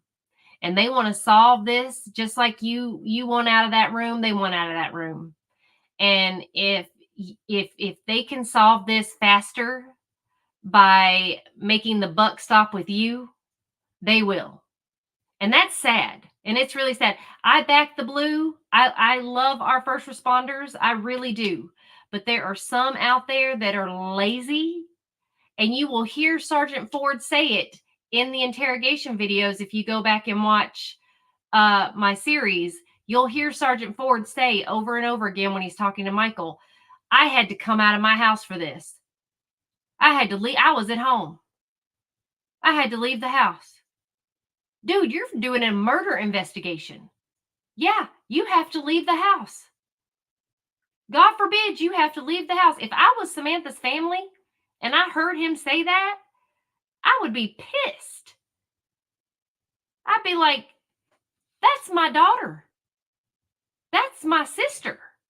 Hell yeah, you got to leave the dang house. You should be investigating my family member's murder. Get off your butt. And then the lead investigator was called to the stand, and she had just had a baby. She didn't want to testify. So when she got on the stand, she said, I don't recall. Every question she answered, I don't recall. I don't recall. I don't know. I don't remember. I don't recall. Like, aren't you the lead investigator? Yes, I'm the lead investigator, but I can't remember everything. You know why she did that? She was mad that she had to come off maternity leave and get on that stand. Now, how awful is that? Someone is deceased, and you're so selfish. But it's all about the money. Y'all, I've been investigating this for a long time. I followed the money trail. The money, the money, the money. And boy, does it flow. And it flows through that synagogue like nobody's business. And I've been saying it for a long time, all year. I've been saying it all year. But the money, the money, the money. I have followed the money trail, and it is a flowing. The amount of people that are involved in this is unreal. And the judge giving Michael what she did that because she did not agree. And she herself said that she did not agree with the Supreme Court decision. of double jeopardy, and the DA's office is actually trying to appeal the double jeopardy. So, yep. The only thing that matters is green. But yes, you can support by becoming a member. That helps for sure. You can also support buying some merch. Anything to help fund the channel helps me do more investigating, and it helps me be able to get in touch with higher up, more important people to continue doing this work. Because honestly, I started this channel because I love true crime, and I was going to do it to recap trials and talk about cases. And then Gwen put me on to the Samantha Wall trial, and I have just been so drenched and soaked up into this justice for Michael and justice for Samantha that I just, my entire world is wrapped around finding justice because no one else is speaking. Literally no one. So sorry, that was a lot.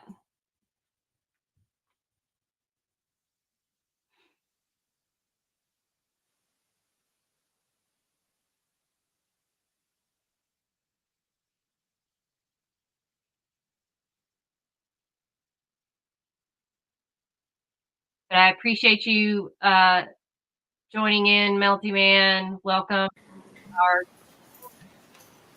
We are back on the record. Case number 2020 CF 2603, State of Florida versus Sarah Boone. Let me get appearances for the state. Dave Story on behalf of the state.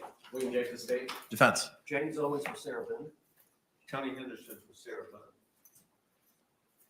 All right, Mr. Beck is not with us. Okay. Ms. Boone is still seated at counsel's table, wearing the same clothing that she had on this morning. She is in custody, however, out of any restraints. So we will be standing when our jury enters and exits. It's 2:04. State, are you ready to proceed? Yes. Already? Dang. They're always approaching.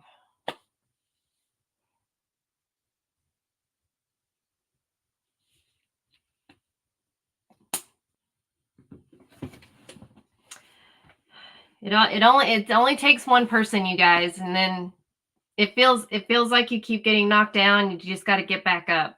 You just got to keep going.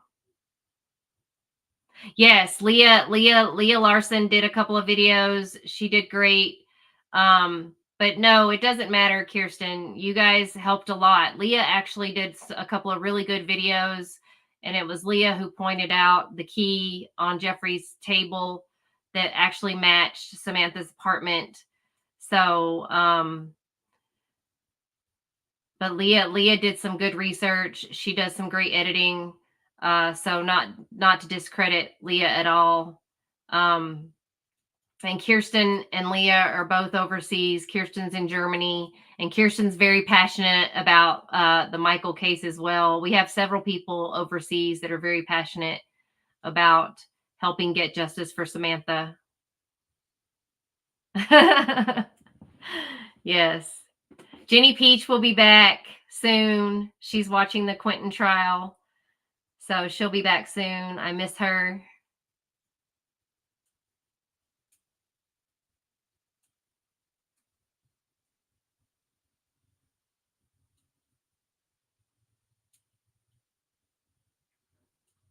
Yeah, we have a great bunch in here. It's pretty awesome.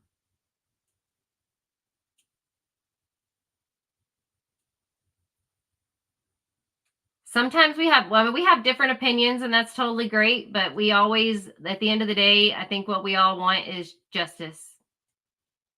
She lives in Turkey? I didn't know that.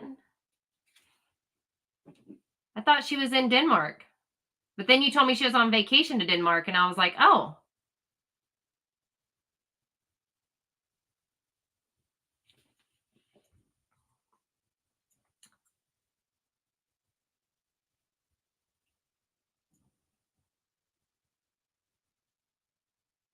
Yeah, it's super cool. I love having people from all over, and that we can all have different thoughts and ideas, and we all just, and no one gets in an argument on here. It's really great. I love it. And then we can talk about, we pray for each other.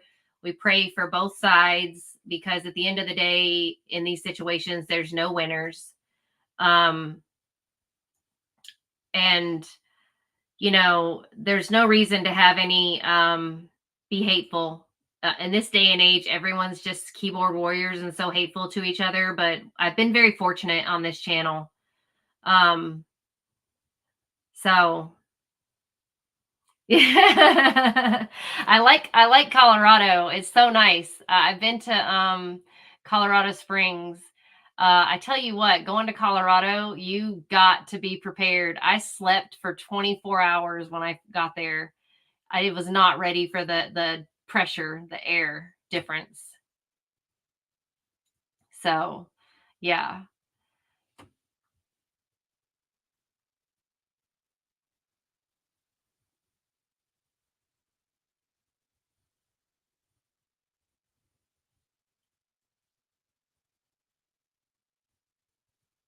Yeah, I do enjoy that we can chat and respect each other, and just move on. Even if we don't agree, we can move on. Yeah, that altitude was like, it slapped me in the face, and I slept for a whole day.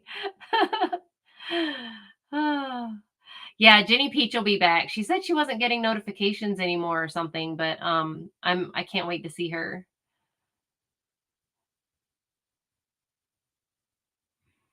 I know Charlie LaDuff is still talking about it up in Detroit, so maybe he'll say something about it today since it's the 1 year. And I know David's still on it.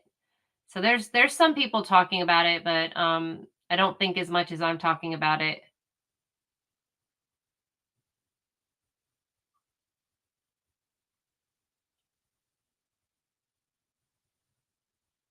But I'm talking about it because I stay in touch with Michael, and I want to make sure he's not forgotten.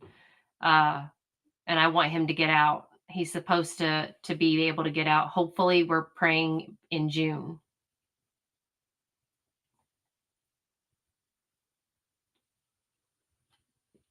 That's the plan.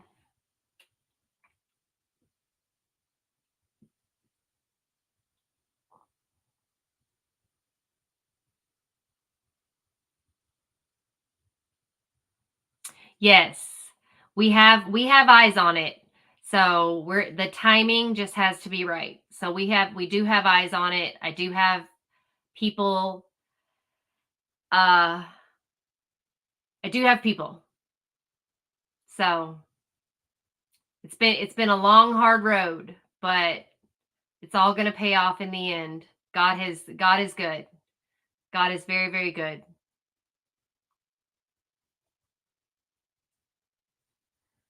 It's all about timing. I always pray to God for patience, and he always tests it more and more. But God has done a good job of showing me that patience is a virtue. And he does bring people into your life for a reason. And he definitely brings the right people into your life at the right time for the right reasons, for sure. So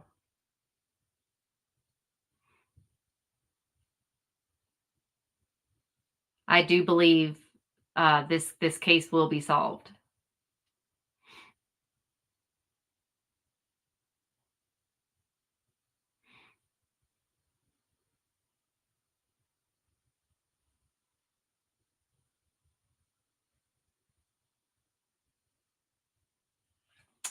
And I mean, I don't know how to make the change for the law enforcement. It will begin on each and every city level, but yeah, Kirsten worked really hard trying to get other channels interested, but I mean, even Court TV didn't do anything. I tagged them in every episode I did, and Court TV finally did something, and we had words back and forth.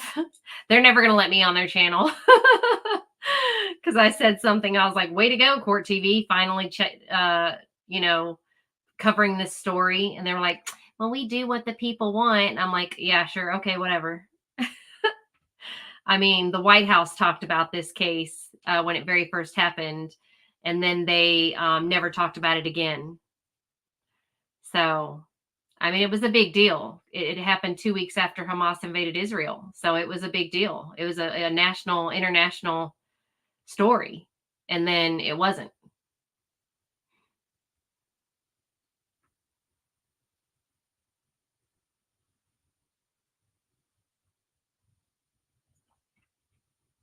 Yes, Michael's doing well.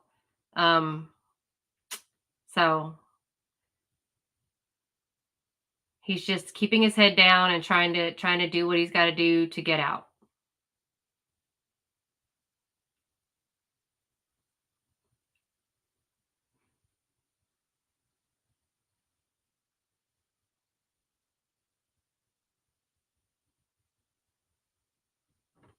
I'm just thankful. I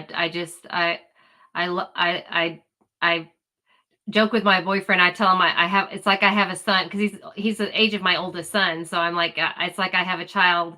I have a kid in prison, you know, because it's like he's my child. I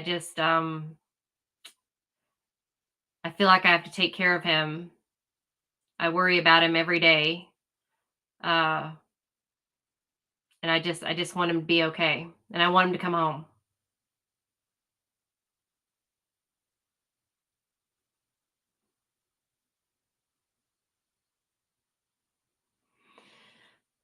So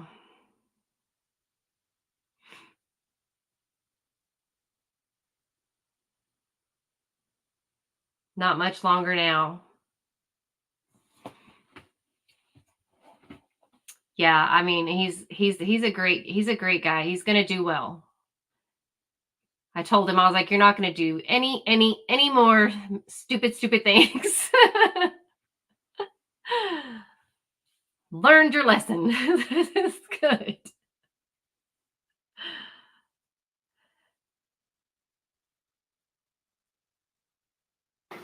All right, thank you all for letting me know the lay of the land with regard to those specific issues. We're going to bring our jury in momentarily and inquire to staying after 5 o'clock. Members of the gallery, good afternoon. The state is going to continue with their evidence presentation. I know this morning some cell phones were going off, or there was chattering in some cell phones this morning. I'm going to please respectfully request that you turn off your cell phones and not have any correspondence or communications orally amongst yourselves or anyone else in the gallery.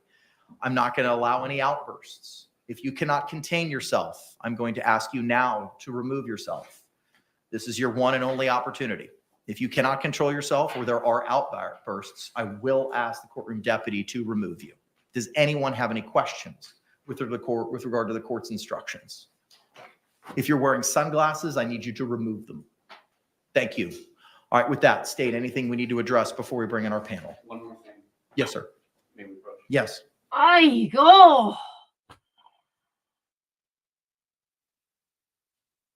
Why are there what outbursts? Did y'all hear any outbursts? I don't recall any outbursts. Ugh, her face.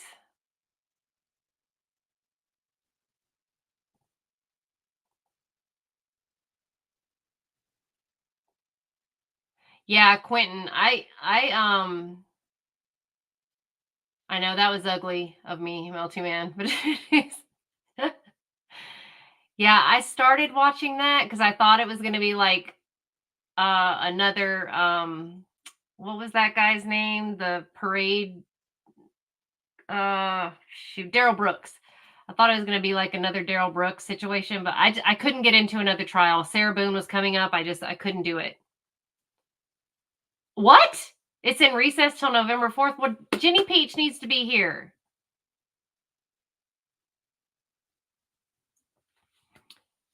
Well, Jenny Peach. Where's my Jenny Peach? Well, I hope everyone here, I've said it, keep on saying it. I hope you're registered to vote and you are voting. It is early voting season. And then we have actual voting November 5th. I mean, it's actual voting now, but the big day is November 5th. So I hope and pray all of you are registered. Anyone who's watching and not in the chat, please register to vote. If you are not in the chat and you're watching, please hit that like and subscribe button. It really helps my channel. If you want to become a member, please become a member. I would love that. You can give a super chat, super thanks, whatever you'd like to give to the channel would be amazing. I would greatly appreciate it. Kamsahamnida. That would be great.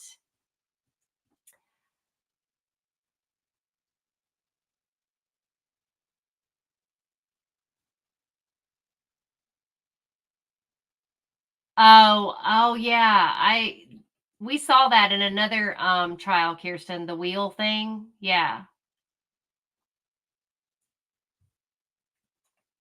Y'all, I had a doctor. Remember when the Wade Wilson guy, he had to do the clock. And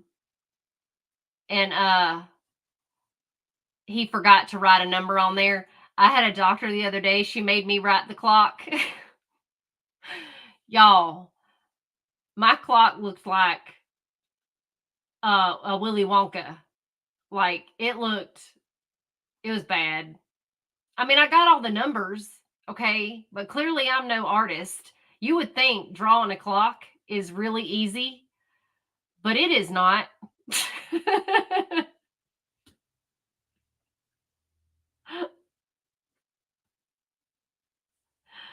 So just so you know, not as easy as you think it is, okay?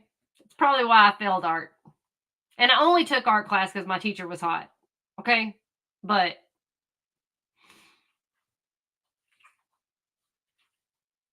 that's how it be sometimes, okay? But I did a really bad job of drawing the clock. So I hope no psychologist actually rates me on my clock drawing skills. Because they might say I'm crazy.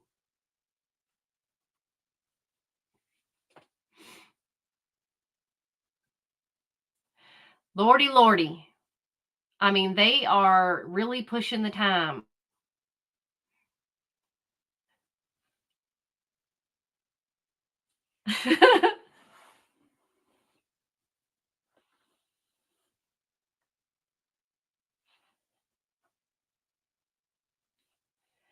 Yeah, I would have gone. I could go back and watch it. Maybe I'll Thank try you all for to your this patience. weekend. Ma'am in the back left, last row. Good afternoon. After conversing with the state and the defense, they've Uh-oh. agreed and asked me to excuse you from this room.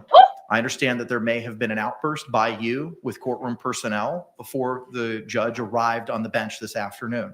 If you would like to watch the trial, it is being streamed live. You can head to the 12th Go floor, to the alternate get point off of the view. elevator, and head to the south side of the building. See the sign where it says Judge Michael Kranick, and it'll tell you which direction to go. You can pick up the phone, call my judicial assistant, Anita Barrios, and she can give you instructions on how to watch this trial virtually. Go to the Okay? alternate point of view on YouTube. Thank you, ma'am. Okay, God bless you guys. I'm still the boss of the city, so we gotta work together and try to figure it out. Thank you, ma'am. And y'all heard what I said. Ms. Jones, you're fired. Have a good one. Thank you. To restate the court's prior positions, if there's anyone going to have any outbursts or cannot control themselves, again, I'm going to ask you to remove yourselves at this time. State, are we ready to bring in our jury? Yes, Your Honor. Defense, are we ready to bring in our jury? Yes, sir. All right, let's go ahead and bring in our panel. What in the devil was that?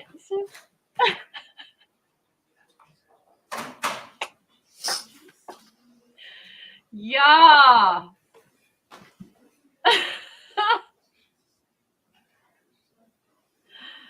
Sorry, Melty Man. Every once in a while I'll throw out a Korean word, so I don't know many, but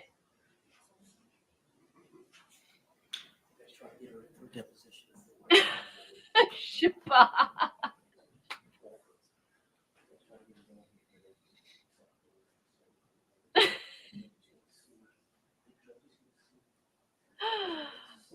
What was Hi, go. You're entering. Who's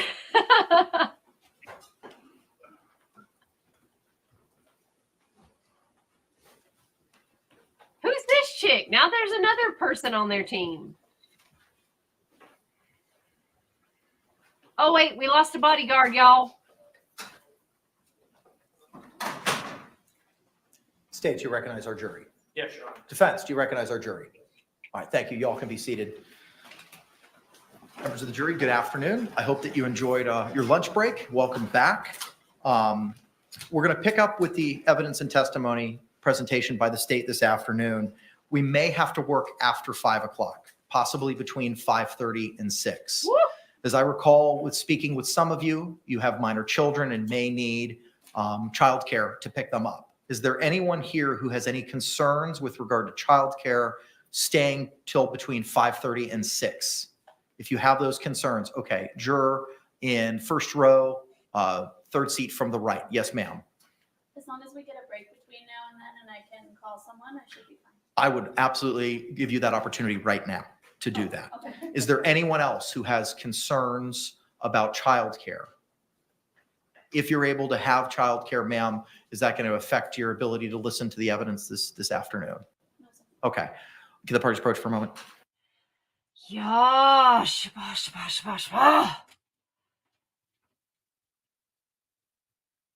It was hard enough to get this jury. I mean, it was literally like pulling teeth with no anesthetic and pliers and... All right, ma'am, just you, not everybody. If you can step out back to the Just deliberation you. room and make those phone calls, take your time.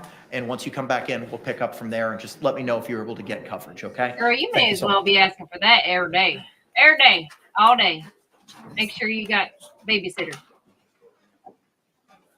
Y'all can be seated. Thank you.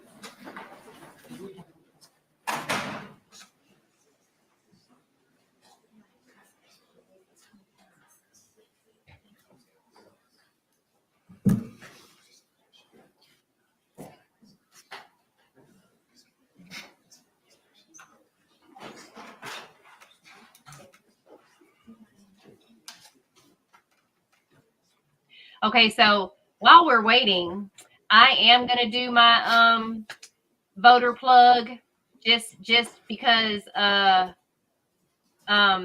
it's so important for Michael and the Samantha Wall case. But Michigan, this is important because Michigan has to go red. It has to, because the only way Michael's case, the only way Samantha Wall is going to get justice, and it's crazy, y'all. I know y'all think politics, whatever, however you feel about it, however you feel about a person, I don't know, I don't care. But the only way that this justice is going to happen in Michigan is for the state to go red, because the Attorney General, Dana Nessel, is a Democrat. Elisa Slotkin is a Democrat. Kagan Worthy is a Democrat. Everyone that is involved in this Excellent. entire Thank you very situation are all Democrats, and they are If the you reason can, this members is of our all. panel, show me by a show of hands you comply to the court's instructions prior to the lunch hour. And just All right, based record off reflect of all my hands have been raised. With that, help state you call your next witness. and State and call Chelsea Kepsel. what I have working, it has to go. It has to go red in order for this to change. So whatever your thoughts are, that's just what I know to be true for Michigan.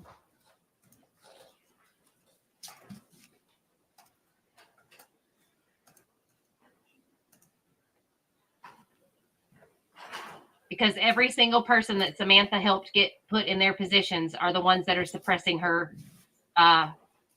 killer. I don't know who that is, Melty Man. Good afternoon. Could you I'll have to look state and that up. spell your name for the record for us? Chelsea Kepsel, CHELSEY, KOEPSELL. Thank you. You may inquire. Good afternoon, ma'am. Hello, Whom do you work for? the Orange County Sheriff's Office. And what is your position with the Orange County Sheriff's Office? I am currently a homicide cold case detective. How long have you worked for the Orange County Sheriff's Office? Since April of 2013. And what positions have you held at the Orange County Sheriff's Office during that time? Ooh, okay. So I began my career in uniform patrol, and then I moved on to the sex crimes unit as a detective, and then I moved on to the homicide unit as a detective. In the homicide unit, tell us, what are your duties as a homicide detective? To respond to obviously homicides and any death-related incidents. And what type of training do you need to hold that position? So I went to the police academy, and then after going to the police academy, I became a deputy, and then basically just having experience from other units and taking like homicide courses and like investigative courses to help me. Is continuing training a condition of not only your employment, but also holding your position in the homicide unit? Yes. How is it that you became involved in this case? So on February 24th of 2020, my partner at the time, Detective Scott Lowen, received a call. Our team in the homicide unit, there's 3 teams that have 4 detectives on each team with a supervisor, and then we have 1 sergeant. And so on that date, Detective Scott Lowen was basically screening calls for that day. And we were at the office, and he told me about the call. Are all homicide investigations worked in tandem with another detective? Typically, yeah, we normally always have a partner with us. And tell us, why is it that we do that? Well, honestly, it's more for court purposes if I weren't to be able to be in court. But it's also nice to just have someone else's perspective and training. We all come from different backgrounds, so it just kind of helps the investigation. Once you received the call on this case, where was the first place that yourself and Detective Lowen went to? We responded to the scene. And when you say the scene, is that 4748 France Court? Yes, I believe so. And when you responded to the scene, who did you make contact with first there? The first person I made contact with was Deputy Kayla Rodriguez. And was Deputy Rodriguez able to convey you certain information at that time? Yeah, she explained to me what had been said to her and basically what they have done. And this location that you responded to, was the defendant present there at that time as well? Yes, she was. She was outside. And did you make contact with her? Yes, I did. During that time that you were initially there at the scene, did you walk the scene with the crime scene investigator in this case? Yes, I did. And when you walk the scene, just tell us some of your observations. So when you first enter, immediately on the right, there's like a kitchen.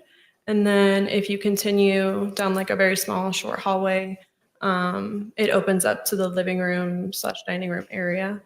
And so when I entered, I could see the victim, George Torres, laying on the ground next to a blue suitcase. Did you work with the crime scene investigator to identify potential pieces of evidence for collection? Yes, I did. Did you also have an opportunity to speak with the defendant in this case at that time? Yes, I did.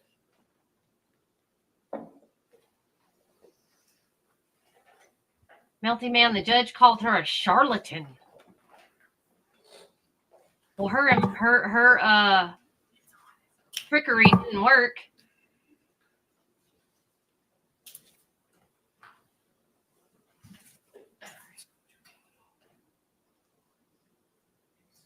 And she's got to spend 9 years.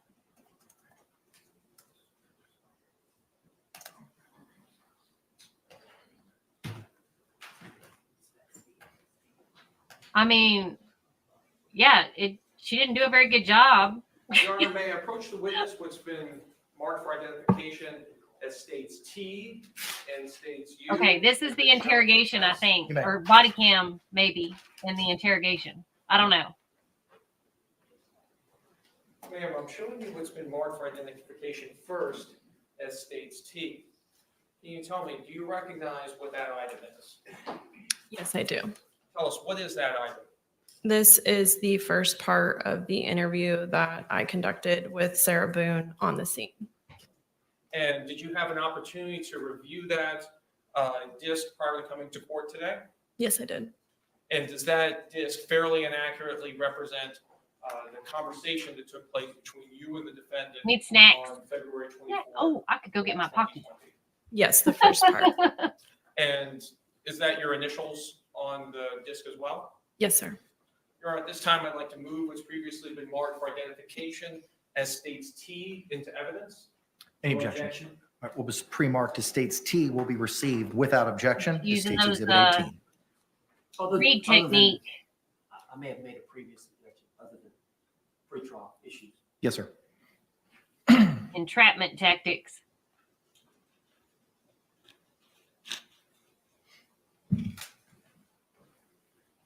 I do believe that there are points that in her interrogation, Sarah Boone Ma'am, does next refer I'm showing you to what's been marked for identification as needing an states attorney. U. Do you and recognize what that is? Yes, I do. And tell us, what is that? This is the second part of the interview with Sarah Boone on the scene. On February 24th, 2020, Correct. and you had an opportunity to review that disc prior to coming to court today? Yes, I did.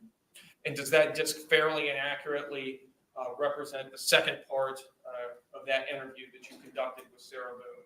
Yes, sir. And is that your initials on the disc as well? Yes, sir. All right, this time I'd like to move what's previously been marked for identification as states U into evidence. Any objections? No objection. All right, what was pre-marked as states U will be received without objection as states 19. In your honor, request permission to publish. You may do so. Yeah, everyone has the right, but you have to say it, which is so jacked up. You have to say, I want a lawyer. You can't just be like, do I need an attorney? Should I have a lawyer here? You can't say that because no cop is going to be like, oh, yeah, you should totally have a lawyer. They're just going to be like, no, we'll talk about that later. So shady, man. As soon as you say lawyer, I think that should be the end of it. I think if you just go law, that should be the end of it. Today's date is February 24th, 2020. The time now is approximately 16:57 hours. This is in reference to Orange County case number 20-017904. I'm currently located in my unmarked vehicle out in front of 4748 Brant Lane, apartment number 3 in Winter Park at the Tealwood Park Apartments. And also in the car with me is my partner. Second stop lower. And in the front seat is, can you state your name, ma'am? Sarah Boone, Okay, and your birthday? 10/10/77. Okay. So, Sarah, I know you have talked to some deputies. I know we had a very brief conversation, just to reiterate what you told that deputy. But like I was explaining, I would like to get a more further understanding of what happened last night and ask you more detailed questions. I am going to read you your rights, but it's just because that's how we do things, okay? So you do have the right to remain silent, okay? Do you understand that? Yes. Okay. Anything you say may be used against you in court. You have the right to talk to a lawyer before and during questioning without charge. If you cannot afford a lawyer and want one can be provided for you before questioning without charge. Has anyone threatened you or promised you anything to get you to talk to me? No. Do you understand what I just read you? Yes. Okay. So last night you said that you and your boyfriend George were here at your residence and didn't really leave that day. You said that he went to the store to buy cigarettes. Yes. What time was that around?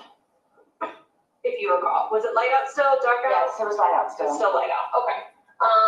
But he's the only person that left and he came back, Yes, I'm assuming? Okay, it's right down the street. it's down the street, okay. And, tell me what you guys were doing next, like what was happening? We had a bottle of wine. We painted, we drew, we did puzzles. Do you remember what wine you guys were drinking? What It's what Chardonnay. Okay, The bottles are in the trash. okay. Chardonnay. Okay. And do you remember around like what time this was that you guys were sharing the bottle of wine, painting, doing puzzles? I'm gonna say 4-ish. Okay. And was this before he went to the store or after? I'm sorry? Had he already gotten home from the store at this point to buy the cigarettes? Yes. Okay. So it was around 4 p.m.-ish that you realized, and you guys were doing Puzzles and art, okay, listening to music, enjoying each other's company. and all downstairs, upstairs, where did you guys? Downstairs. Downstairs, okay. We usually sit on the back porch because we smoke, you're not allowed to smoke inside, so. Okay. And who was here last night? Was it just the two of you? Mm-hmm. Yep, okay. No one ever came over at any point? No. No, okay. We call his daughters on FaceTime. Okay. We're just literally just enjoying one another's company. Okay, and you guys share the phone that you have, Yes. correct? Okay, and the phone's located in there, I think in the Yes. dictionary. Okay. So tell me what happens next. You're painting, you guys are doing this puzzle together, you obviously finished the bottle of wine. Yes. Did you have 1 or 2 bottles of wine? Well, we had one previously that was maybe not even half full, Okay. but then, So you finished that one and then you had the full one? yes. Okay. And sorry, what was the question? What'd you guys do next after the bottle of wine, like after you Well, we had- finished the wine? We had the bottle of wine while we were doing our arts and crafts. Mm-hmm. And from there, just waiting, we were puzzled out, we were painted out. Mm-hmm. So being silly, let's play hide and seek, which we had played before. Like, I don't know if you've opened the door on the top of the stairwell, like, he and I have hidden in there before, like, just having fun and enjoying each other's company. Okay. So, I mean, that's literally all it was. And then the suitcase is downstairs because I was telling you, we were going to do donations. And because it's not a very good suitcase,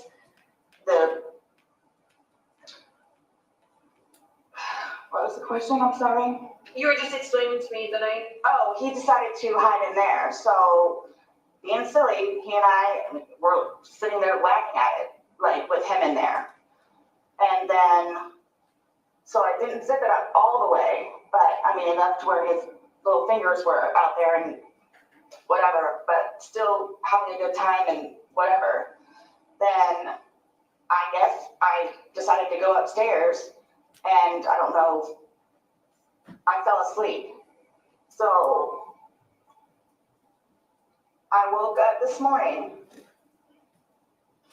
and again thought he was downstairs on the laptop looking for a job, as he usually is. And then thought, where is he? Is he on the back porch? Is he in the bathroom? Like, where is he? And then I came to about the suitcase. So I opened the suitcase, I took him out, stretched him out, started to do CPR. Where air was coming out, but, and then like whatever gurgle, he made. So I'm trying to do CPR on him. I'm shaking him, trying to get him to come to, but I can tell by looking at him, something was wrong. He's been losing his teeth lately and has been complaining about his chest hurts which is why I keep trying to get him to go to the doctor, but because he nor I have a job or insurance, has been putting it off. So again, so I didn't know what to do, so I called Brian, my ex-husband. I called him, he came over, just walked in and then walked out. I grabbed my phone and I called you guys. Well, there you go. From there, here we are. Okay. The first time you woke up this morning, did you look at your phone to see what time it was? No. Most of the time, like I'll wake up, but because he nor I have a job, I'll usually just lay in the bed for a little bit longer because the house is clean. There's nothing else that we can do. Me thinking he's on the laptop looking for jobs, I can't use a laptop. So most of the time I'll just stay in the bed and collect my thoughts and get ready for the day. So do you have any idea what time you woke up that first time? What time it may have been? I don't know if you guys have that. I'm gonna say 11 something, 11 something. Okay. Maybe. Is that when you finally got up, or is that the first time you woke up?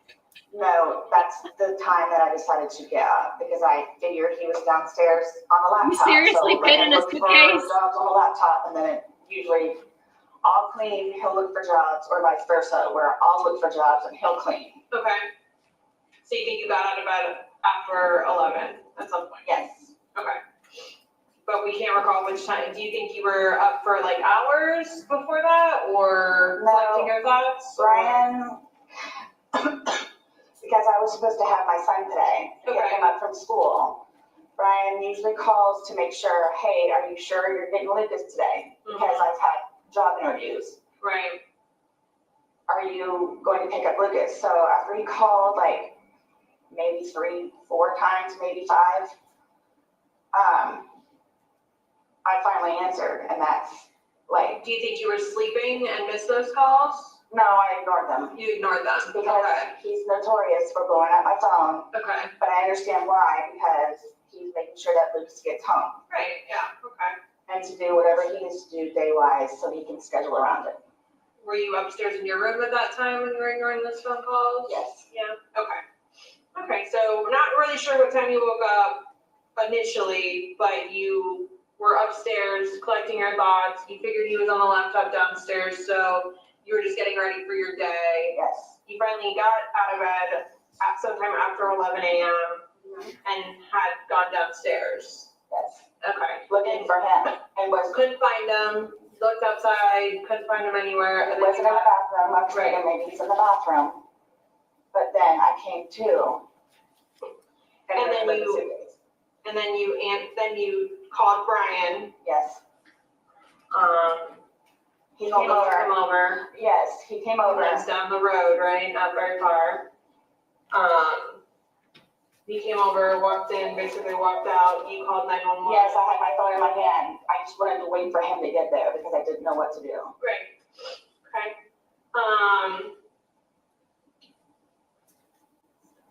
And then we arrived. Like I still I don't know what happened. Like I don't know what happened, but like my whole thing is the whole like teeth losing thing, and I don't know what happened. Like I don't know what happened. I don't know what happened. He and I were having an amazing time yesterday, like we normally do. No arguments? No. Nothing? Okay. And the thing with him though is, which is why we've been doing puzzles and artwork lately, is that he's been stressing out about a job, of course, which we've talked about. So what I did was start having him do puzzles and artwork to keep his mind off of it. Okay. His ex-wife is all over him about sending money, which he can't do because he doesn't have a job. Right. So he was stressing about that. He's been stressing about the job. But that's why I started to buy puzzles and paint to get his mind off of them, which is what I don't know if you noticed on the wall in there, it's all of our artwork and stuff. Okay. So I don't know, I mean, music, art, and playing with the dogs, dancing around the room with the dogs. And then decided to play hide and seek. because we're always trying to outdo each other on where we can hide the best. How often do you guys play hide and seek? Gosh, that was maybe what, the third time? Maybe. Okay. Is it a more recent game you've gotten into, or 3 times in total in your relationship you're talking about? Lately. Lately. Because again, like we were puzzled out. We painted already, so why not? So you were downstairs hanging out. Do you remember around what time you guys started playing hide and seek?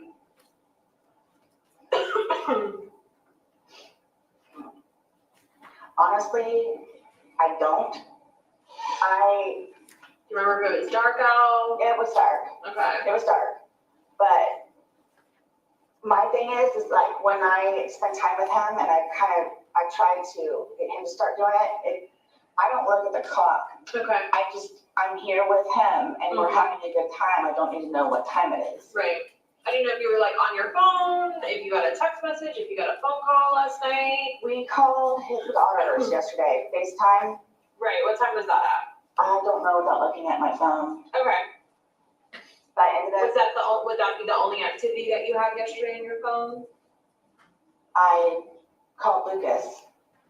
I talked to Lucas. He's my son. Okay. I always call him. Morning? No, it was evening. Evening? Okay. But I'm just trying to help you, like, remember something you did right before hide and seek that would help you remember a time or give us a good time frame. Because that's important for, us to know. I want to be able to tell the doctors that. I don't know, to be honest with you. Okay. So when you called Lucas, was it before or after hide and seek? Before. Okay. And when you called and FaceTime, his daughters, before or after hide and seek? Before. Okay. And did you call the daughters first and then Lucas, or Lucas first and then the daughters? I know I talked to Lucas, but then we talked to the daughters afterwards. Okay. Okay. And I don't remember if she called us. No, I know he called Cookie. But yes, we called her. What are the 2 daughters' names? Or just one? Did you say one He daughter? has 3 children. It's Anna, Cookie, what her real name is Destiny. And then he has a handicapped son, Georgie. Okay. Who did you call though yesterday? Who did you call? Cookie. And what is Cookie's real name? Destiny. Does she have his last name or something else? It's Torres. Yes, she remarried, but I don't know her last name. Okay. Okay, so you know it's dark out, but you're not really sure what time it is. You play hide and seek. How long do you guys play hide and seek before he decides to get into the suitcase? Wasn't really. I hid upstairs in the shower. And then came downstairs because I was tired of hanging out in the shower. Okay. So that's when he was playing around in the suitcase. So because we both thought it was funny that, oh yeah, well, I'm gonna zip you up. You didn't come look for me. So again, it's a broken suitcase, but. What do you mean by broken? It's only got one of these. But because I didn't zip it up all the way, he was doing the. You mean it doesn't have like the pull part? Correct. Okay, but it. No, I think it's got a, what do you call it? A paper clip. Okay. So the zipper to it is missing, like the actual zipper that attaches to it to help you open and close is missing, but you think a paper clip was on it instead? I believe there's a paper clip on it, because I know that the last That's time. what you used to like help assist you? Well, or you can just. No, Melty Man, you have to stay in there for 11 hours. Unzip it yourself, which is why I did not zip it up all the We way. have to know if that really works.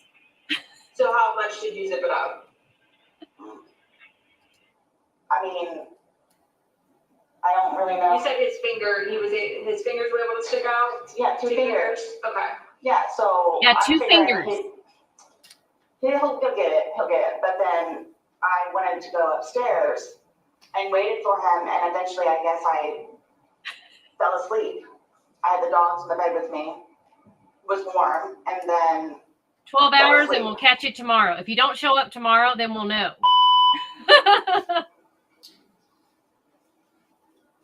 So you guys are joking. He's in there.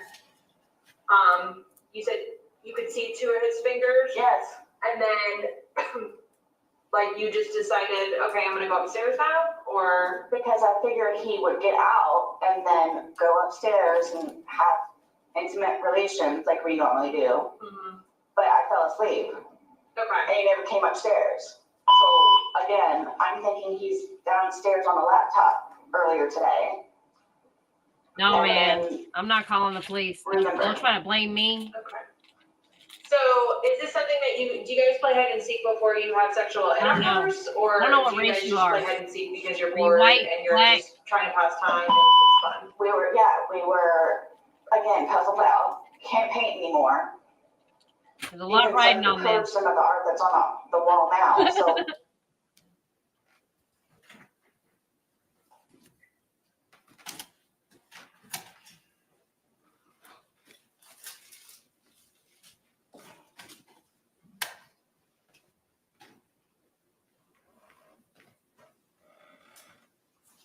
Actually, they'll never believe I did anything. I'm Asian.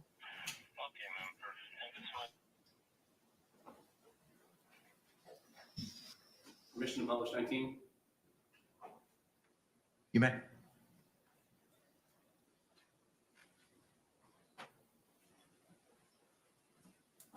Today's date is February 24th, 2020. The time now is approximately 17:16 hours. This is in reference to Orange County case number 20-017904. My first recording on a separate digital recorder, the memory became full and we could no longer record. But I am in my unmarked agency vehicle with, can you state your name, ma'am? Sarah Boone. And my partner, Detective Scott Lowen. We are outside in my unmarked agency vehicle outside of 4748 France Lane, number 3 in Winter Park, collecting a statement from Sarah. Okay, Sarah, just for recording purposes, because it did technically stop and I wasn't able to say the time that it stopped prior, we have not talked anything further, not on recording. Correct. Okay, and you do understand that you don't have to speak with me if you don't want to, correct? Yes. Okay, perfect. All right.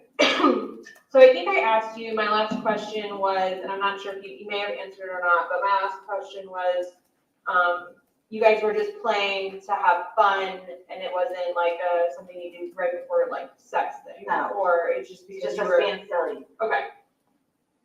But you do say that you are intimate. Are you guys intimate every single night? No, not every single night. Okay. But I mean, Did you think it was gonna happen last night? Yes. Did you guys talk about it, or you just No. assumed like, oh, we're probably gonna have sex tonight? yes. Okay. Which is normally after we do the puzzles and artwork and everything, yes. Okay. We were just having a good time, Okay. just enjoying each other's company, And so, dancing with the dogs. mhm. At any point, when he was in the suitcase, did you hear him say, please let me out? No. Was he? We were laughing about it. Yeah, okay. Did you make any jokes about it? Oh, you're in the suitcase, because I know you had said that you were left upstairs and he didn't basically come find you. Did you make any jokes about, oh, okay, well, No. now you're in the suitcase? No. Okay. But I'm assuming the game was over, like you guys weren't gonna continue to play hide and seek anymore? Like you went upstairs and went into the room? Right, waiting for him. Okay. That is And true. We you do laid say down? that, don't we? Yes. Can you just take The me with dog's you got in your in the bed. suitcase? Do you guys sleep together in the room every single night? Yes. Yes? Okay. And which side of the bed do you sleep on? Like if It's, okay, here's the bed. I'm on the left side, he's on the right-hand side, because I've got Lucas's pictures over here, he's got his kids' pictures over here. okay, so you're So towards closer the to wall. the door or closer to the other? Are you closer to the door to exit your room or is he closer? He is. Okay. So where the pictures of Lucas are on that side, that's your side. Correct. Okay. And is that where you slept last night? Did you sleep in the middle of the bed? Did you sleep on your side of the I bed? slept on my side. Your side? Okay. And I noticed there's like one pillow on the bed, and then there were like 3 up against the closet. Are those his pillows, and he brings them into bed, or what's? No, when I woke up, what I normally do is, I don't know if you noticed the mice that we have in there, Lucas's mice. But I'll make the bed, excuse me, clean the mouse cage, and then go downstairs. Did you say mouse cage? So, but what I'm saying is that normally I'll fix that upstairs and then I'll head downstairs. Okay. So that's why those were over here, was because I was trying to fix up the bed a little bit. Okay. Okay. Were they in the bed prior? Like when you went to sleep, how many pillows were in your bed? We only have the 2. You 2. Okay. Well, it's the 2 white ones and the king size ones. When we watch movies, we'll put behind the white one, and then the bird pillow just goes in between everybody else. Okay. Do you use one pillow to sleep, or do you each have one, right? Is that what you just said? Yes. Yeah. Okay. Sorry. Okay. Okay, so you just basically didn't finish making the bed, is my understanding. That's why the pillows are up against there's like 3 pillows Correct. up against the closet. Yes. They're like standing. Yes. Yes. Okay. Because I'll move all the pillows off, and then I'll shake out the bed, and then put everything back together. Okay. Okay. And I'm sorry if I'm hungover. did I ain't he say making the anything bed. to you while he was in the suitcase? I know you guys were laughing, joking, but was any jokes made? Was anything said? No, nothing negative or anything like. I'm telling you. Just like, anything that he said, like. we were laughing about it. Mm-hmm. I mean, and I waited for him upstairs. Okay. Did you tell him you were going upstairs, or? No, I did not. I literally went upstairs to wait for him. Was the line, was it all gone at this point while you guys were playing hide and seek? I think so. Okay. Is it, at that point, I mean, I don't know how often you drink, but would you say that you were under the influence and he was under the influence, or? Well, I mean, we weren't drunk. Weren't drunk. Okay. We weren't drunk. I mean, you couldn't drive. You could still, I mean, we were compass mentis. That's what I'll say. What? Both of us were compass mentis. What? Okay. You're gonna have to explain that one to me. Yeah, I don't know what that word means. I mean, we had our wits about ourselves. Yeah, they're cops. Okay. They don't know what commas meant to That's mean. why he and I were That's playing. the thing, though. This isn't a trick question. You're at your home. You're consenting adults. If you're drinking, say you were drunk, there's no law against it. Right. Nobody's judging you. You're at home. Neither one of us were drunk. Okay. We were just, I'm just trying At to the let you giddy know it's stage. not from, okay. that's what it was. Listening to music again, dancing with the dogs. Okay. Well, luckily his blood alcohol level will show us up. Dancing with the dogs. So, you know, we have that. Feeding as the well. mice. Ain't got no Okay, job. so, There was no ill will between the 2 of us last night. yeah. Not, When's the last time you guys have gotten into an argument? maybe last week. Okay. Over just normal relationship stuff, or? It's a little bit of everything because he and I both are stressing about jobs. Right. It's been extremely depressing for him where he worked up here at it used to be an Ace Hardware, but Ace dropped them as a franchise because of how bad the store is going down. And he thoroughly enjoyed his job and everybody he worked with. But it's between stuff like that, and then of course we've got the bills that we have to pay, and I've been having to ask Brian, my former husband, for money to pay for electricity and hot water for Lucas and groceries. Okay.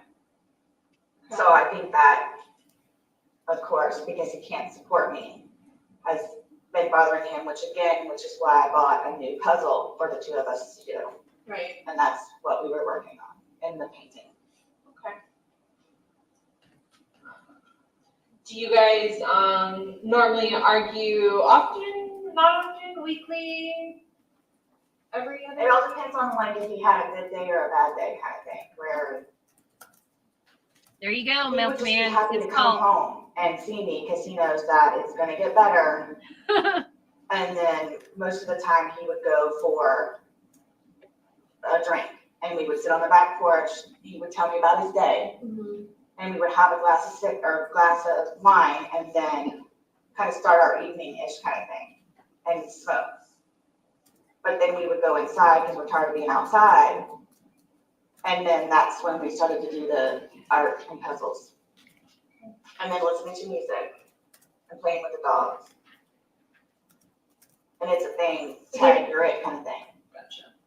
Is there anything he drinks specifically, like his go-to drink, or? It's honestly whatever it is we can afford. Okay. Which is why we used to drink like liquor, but Right. like months ago. Right. Which is why we have the wine. Wine. Okay. What did you guys make for dinner last night? He made a pork sandwich with cheese. And what was it that I ate? I think I made a sandwich. And some chips. You guys didn't have to go out and get anything? You got everything there? Yes.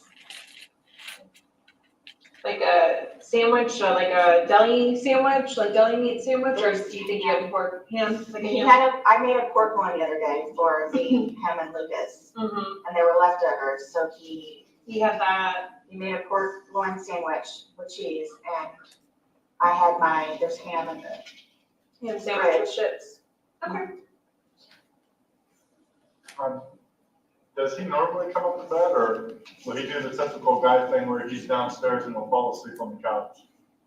I mean, he's done that before just because of his crappy day that he had, but yes, we sleep in the same bed. You normally sleep in the Yes. same bed. Do you guys go to bed at the same time? Most of the time, yes. Pork and But cheese. because he's been very excited about looking for a job, he might stay downstairs for half an hour, 45 minutes, and then would come upstairs and he and I would watch movies together until it's just, okay, there's no more movies that we want to watch. And then we would just turn the lights off and go to sleep. Last night, when you said you went upstairs, do you have like a ritual that you do prior to going to bed? Like, do you brush your teeth, wash your face, put on TV? Is there any like normal things that you do?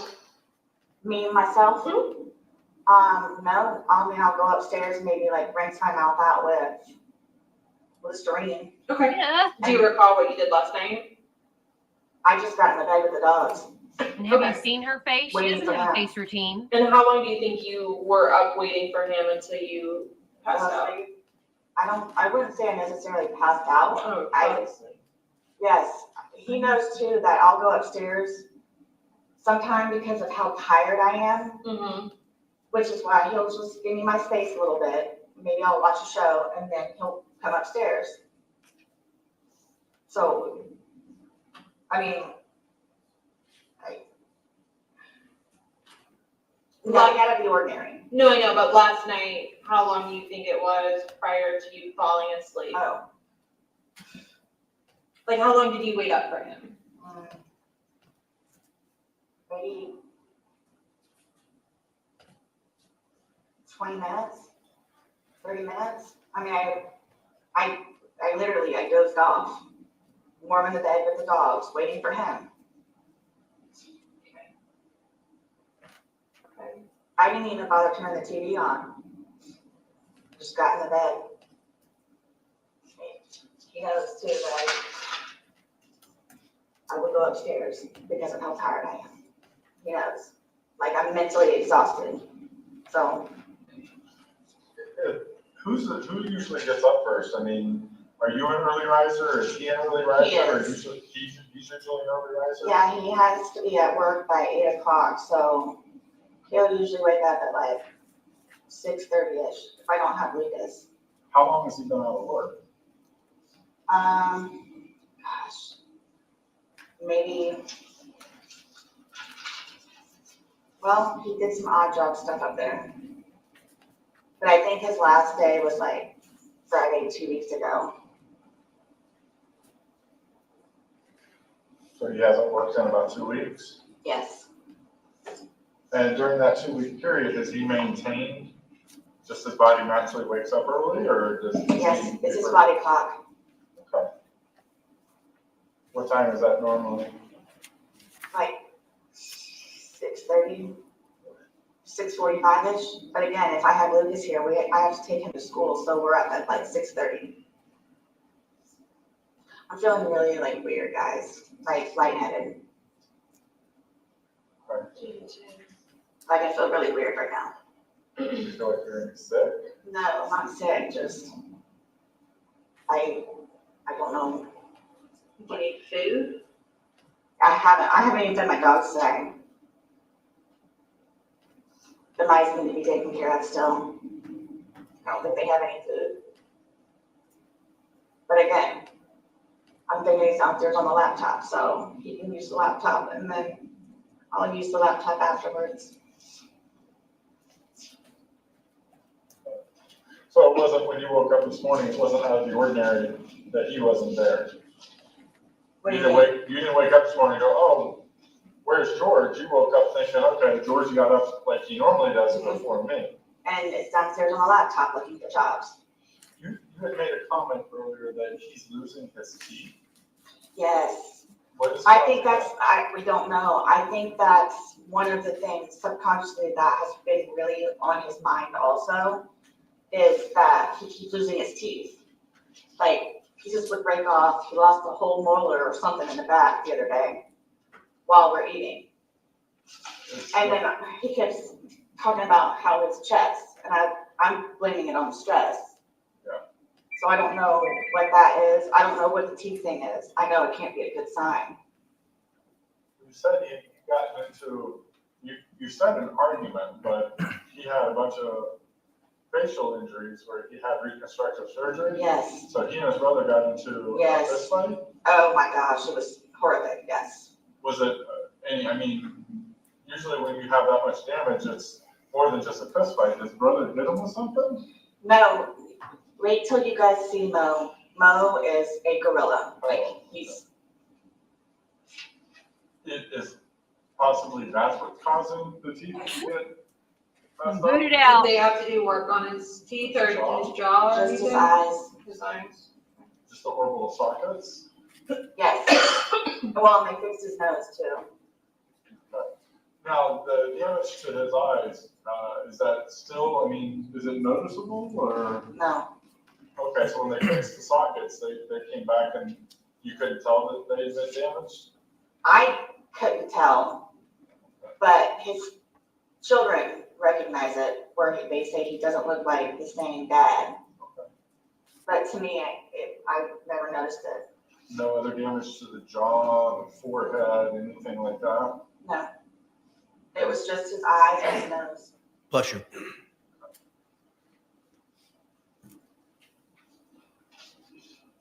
You said he's been complaining of chest pains?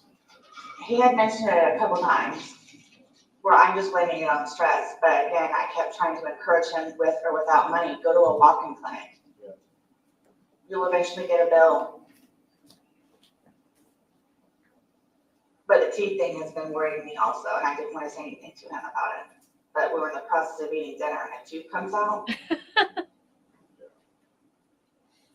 That's scary to me, and a red flag if you ask me. Well, this is the reason I was asking what you guys had for dinner last night. What is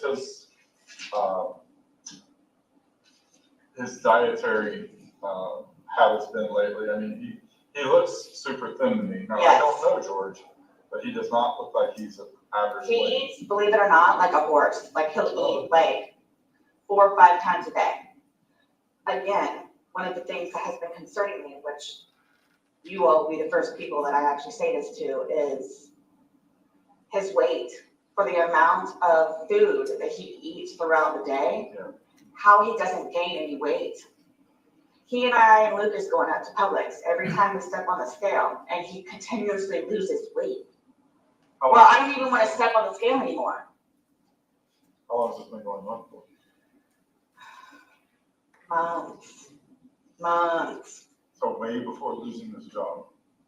Yes, it's been ongoing. I mean, I'm not going to even say months. I can say at least a good year. Okay. And he eats like a horse. And you said you don't know of any drug history? Since I've been with him and known him, he's never done drugs. But I know him growing up in Philadelphia, he had a bad stint with marijuana and alcohol. If and when you talk to his children and or his ex-wife, she will tell you. His family will tell you. But since he's been with me, no, I have not. He's never done drugs, Alan. Well, she was real skinny too. She was tiny. They were the same size. She ain't that Your small phone, is now. it password protected or Yes. touch screen? It's password protected. Does George know the password as well? He doesn't know the code, but he does the face thing. His face will recognition on it. And the only Have you reason why I all have sunk that in is and because stuff? I have lost 2 phones previously where I can't.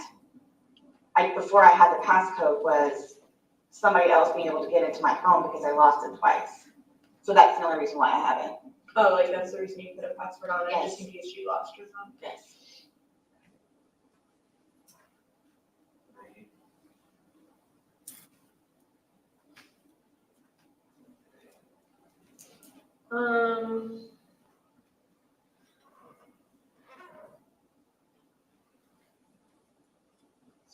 Okay, so do you recall what time you went to bed? I know that it was after midnight. Okay. How do you know that? Like, what makes you remember that? Because I walked up the stairwell and we have a clock that's on top. Like, you see it as you're walking up the stairwell? Yes. You have to turn the corner and it's right here. Okay. And you don't remember when you went into the shower around what time it was, looking at that same clock? I didn't shower. I mean, I showered earlier in the day. No, when you said you hid in the shower when you were playing hide and seek? Yes. Did you happen to look at that clock then and see what time it was? No, I just happened to look up on my way. Going to bed? Or going into the room? Yes. Okay, so it was after midnight. Do you think it was before 1 a.m. though? Was it between midnight and 1 or? To be honest with you, I don't know. I mean, if I had to say, it was like 12:30-ish. Okay.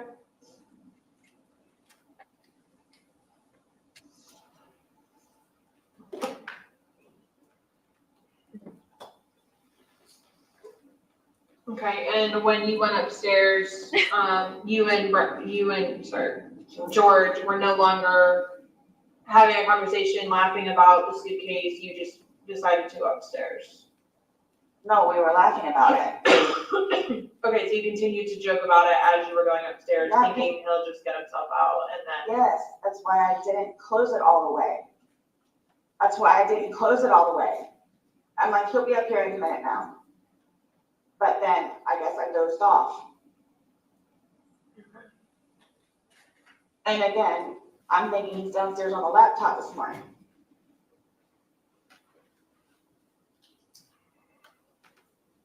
Because he gets out of bed before I do, most of the time.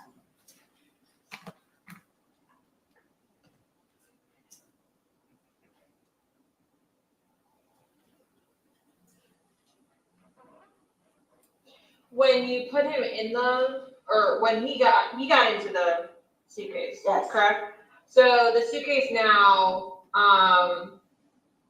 if we're looking at it, what side was his head on when he got into the suitcase and you zipped him, was his head like on the, if we're looking If at it it's right? like this, his head was here. The hole was here. So his head was closer to where, Yes, like when you close it, his head was closer to where it's closed. no, that's where his head's here. This is him doing the finger thing over here. Sounds Right, so so weird. his head is Finger thing. closer to where you can close it. So when you close it, his head is on that side. Or his head is on the opposite side of where you close it. Because there's obviously an open, there's one in the suitcase is not me. open, and then when it's shut. And it's obviously, the zipper's on opposite sides. So if you do this, yes, his head was here, where the zip part was. Okay. Okay. But again, that's why I didn't zip it up all the way.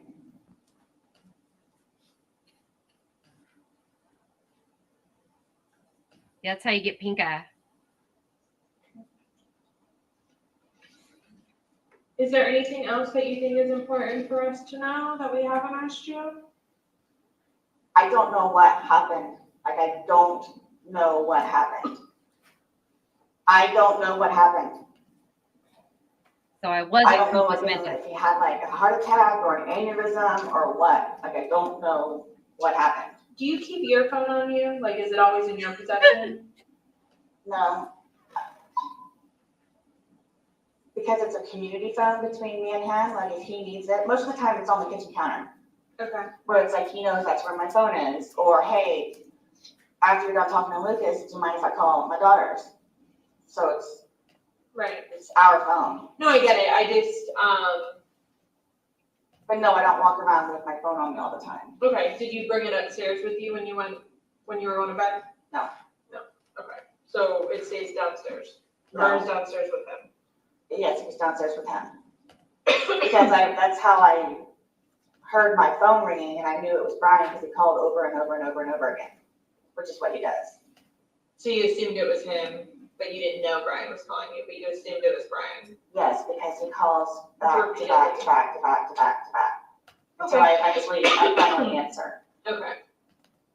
Okay, so your phone was downstairs. Yes.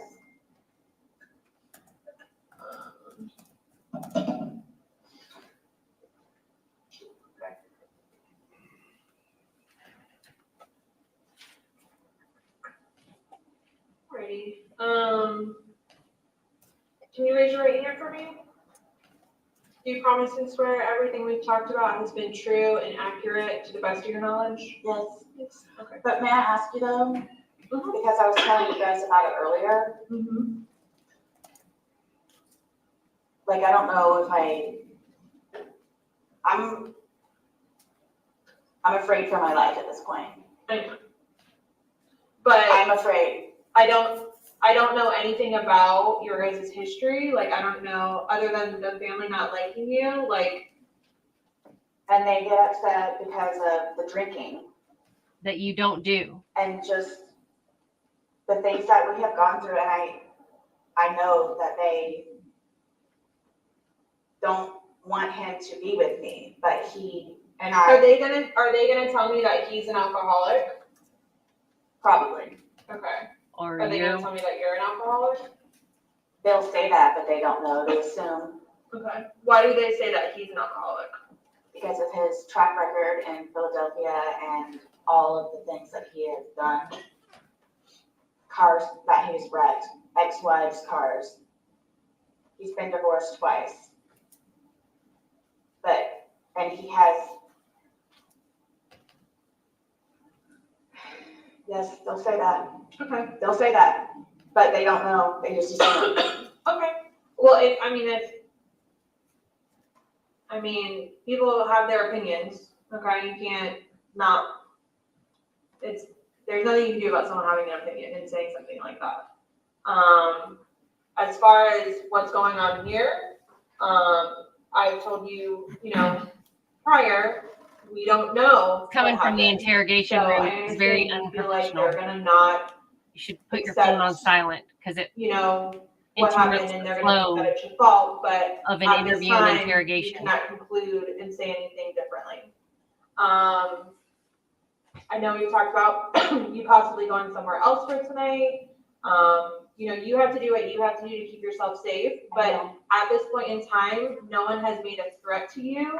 No one has done anything. I just haven't said anything to him yet. Right, but we will obviously talk to them, and of course, we're gonna instruct them that this is an ongoing investigation. You I think know, I'm my son. well, your son's with Brian and is gonna stay with Brian. So we're gonna cross that bridge when we get to it. I know you're fearful of it now, but nothing has happened to where you're in fear based off of past history and what they think of you and how They threaten me all the time. Do you have proof or is it all verbal? Like would it be in your phone? No, it's verbal. Okay. It's verbal. So it's he said versus she said, or she said versus she said. So Yeah, you they've been really nasty to me. Really nasty to me. It's gonna be a shock. It's gonna be, everyone handles things differently. We're not gonna leave there with them hooting and hollering. She's going to and being class, upset. and then they're gonna all come over here. Okay, well, who's gonna collapse? I don't even know. His mom. His mom? What's his mom's name? Blanca. Is that her government name or is that just what you call her? No, I think that's her government name. Is that her government name? What the shnikey? And you said she lived around here? They live down the street. When's the last time you said he doesn't even really talk to Who his family, says that? He shows you over them. So when's the last time you've seen them or talked to them? I believe he did something with his brothers a couple of weeks ago, but I don't go over there. Okay. Like, So if he goes over there, you do not go? No. But he did something with his brothers? I'm guessing so. I know that they come up to his job all the time. When he was working there? Yes. Okay. So So they don't come, I mean, they have come over here and have just been completely disrespectful. Okay. And again, he ended up having to tell them, don't come over here if you're gonna act like that and treat Sarah like that. Do you know their address? I have it inside. I know it's Baja Boulevard, but if you go down, what is this out here? Goldenrod? Mm-hmm. There's a Twisty Treat ice cream place on the right-hand side, and you turn down that road. And then you make a left, and then you'll see Baja, and you make a right. And their house is white, and it's fenced in, and it's got a whole bunch of garden flowers. I'm gonna end my recording. Is that okay? Yes. Okay. One quick question, just out of curiosity. I'm noticing your front door, it has a bunch of dents in it. What is that from? When we moved in, they were already there. I don't see any other doors with dents like that. Whoever it was that lived here previously, I know it was a girl, but that was here when we moved in. This ends our recording 17:47. Melty Man, is that your government name or is that just a name you get called? What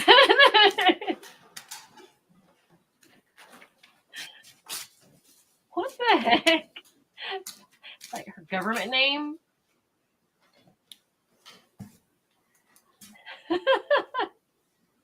While you were on the scene on February 24th, did you also make contact with Ryan Boone? Yes, before I spoke to Sarah Boone, yes. And did you have an opportunity to interview him? Yes, I did.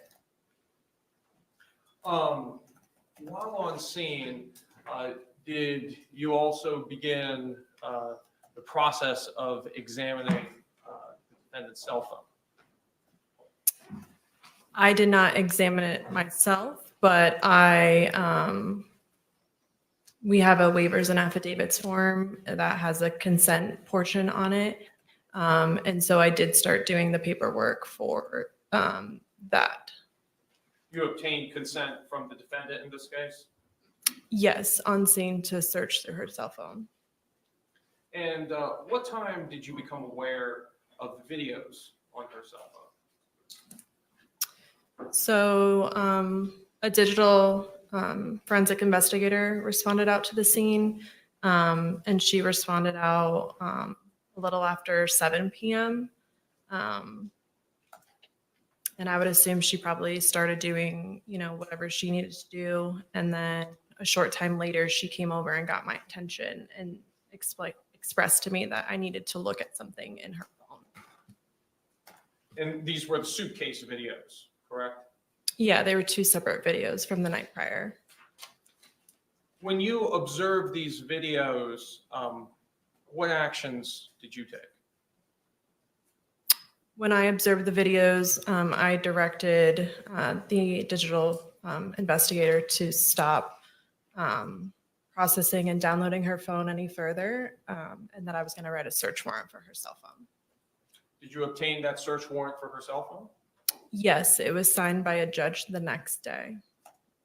And she was obviously able to finish the digital analysis, correct? Yeah, she was able to get the full download as well. She had already gotten the videos downloaded the night prior, but she was able to do whatever she does to get the full download. In the course of your interview with the defendant, you were relayed information that I guess she had gone to Publix the previous day. Is that correct? In the interview? Yes. Yeah. Yes. Well, I'm sorry. In the interview that we just listened to about going to Publix? In the course of speaking with her, did you learn that she had gone to Publix? Yes. I was under the impression that George had gone to Publix. Did you follow up with that Publix for surveillance video in this case? Yes. I went to the Publix to gather surveillance video. And were you able to find that video of them at Publix the previous day? Yes. Your Honor, request permission to publish stage 2. You may. Oh my God. She talks like a snotty rich girl. Like she's like, if you could just give me a minute in the massage room, that would be great. And oh, if you could hold my bag, please. She bothers me. I don't like her voice. Also, I keep telling you guys that I identify as transfinancial, which means I'm rich as hell, formerly known as poor. So if everyone could just get on board with that, please. That would be amazing. Yeah, that's how she talks. It's really annoying.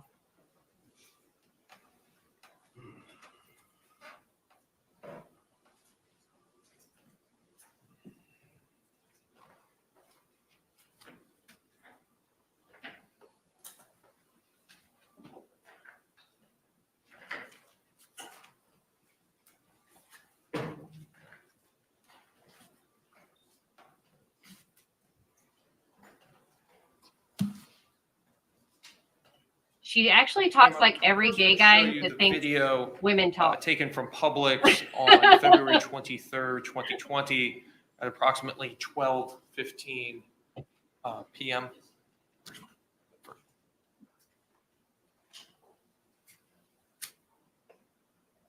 Oh, you gotta look hard because he's a little bitty thing. Ma'am, using the laser pointer, could you please identify Please find him. the victim and the defendant? Where's Jorge? in this video? She does though. You can advance the video.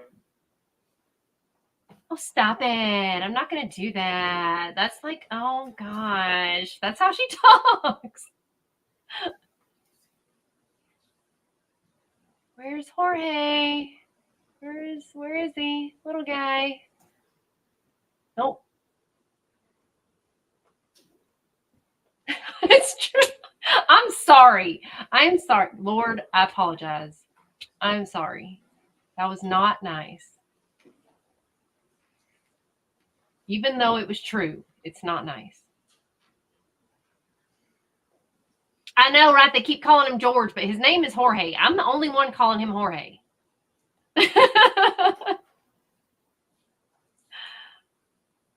Right? Are they together? Hang on, hang on, hang on. Do you see the bottle of wine that was purchased in this video? Yes, it's right here. We could, Back the truck up. of She said second he video went to scan. Publix.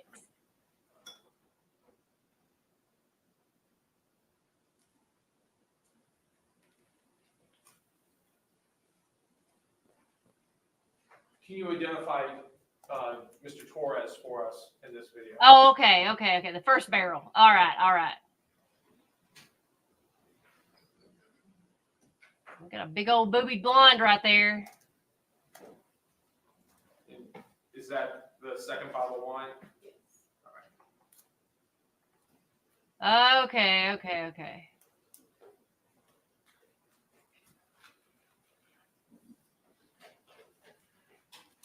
Bless his heart.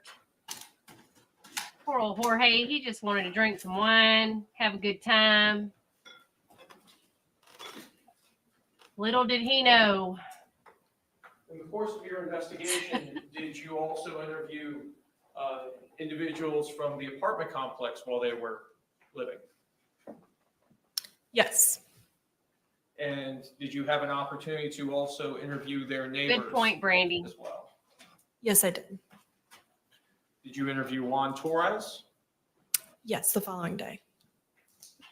And did you attend the autopsy in this case? Yes, the following morning.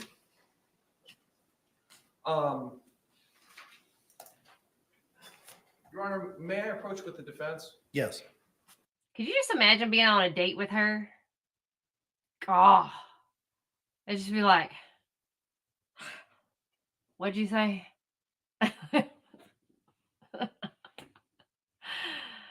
I'm sorry. This is not going to work out.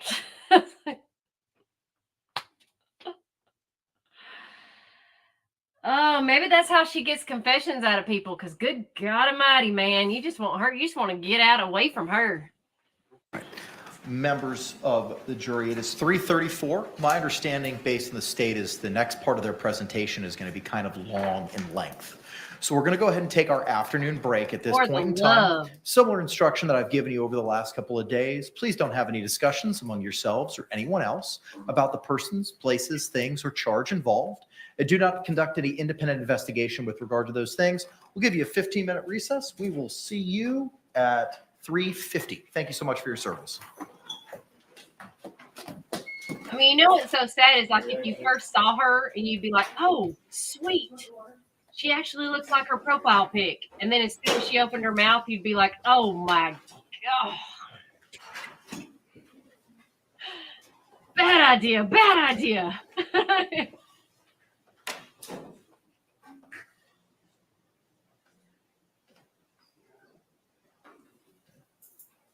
And then Sarah, if you saw her on a date, You you'd want me be to be like, seated? gosh, no. State, anything we need to address? Sorry. Defense.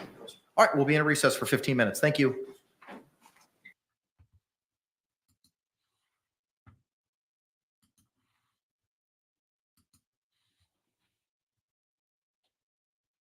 Yeah, how did he get down one bodyguard?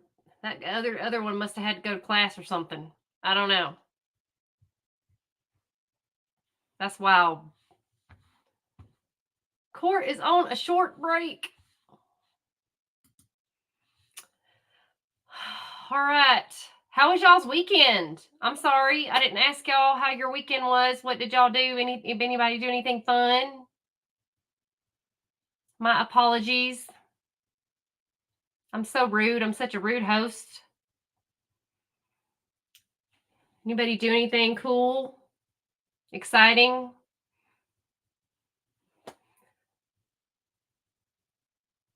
I'm old, so I didn't do anything fun. And I work on the weekends with old people, so I did hang out with old people all weekend. That was fun. They're exciting. They're always a hoot.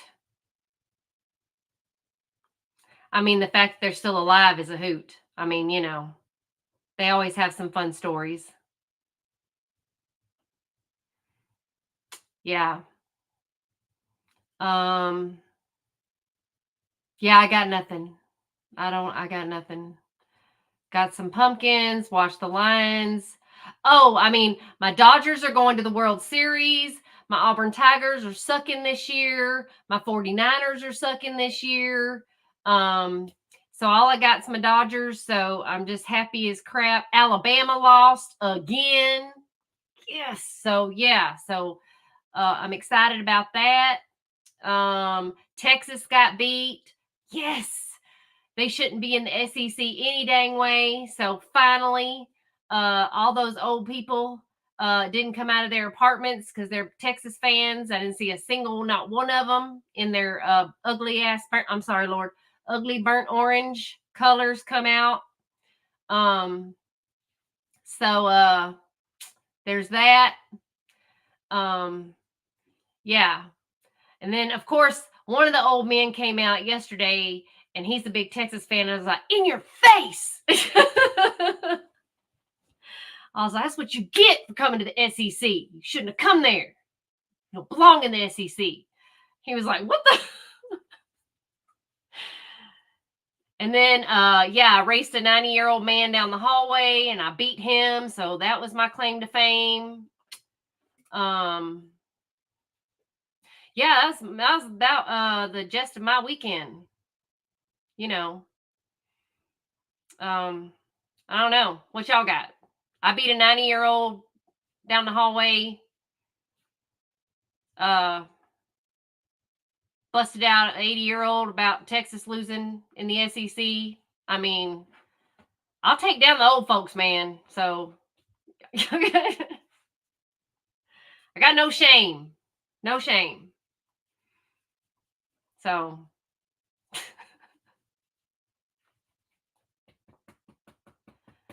look, if you ain't first, you're last, okay? I don't care how old you are. These people been around the block a time or two. They ought to know.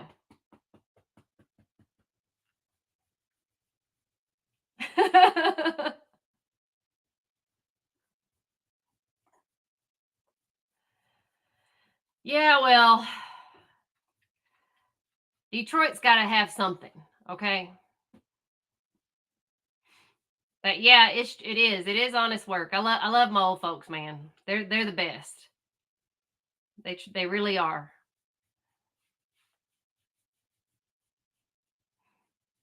And they love me, so I gotta love them.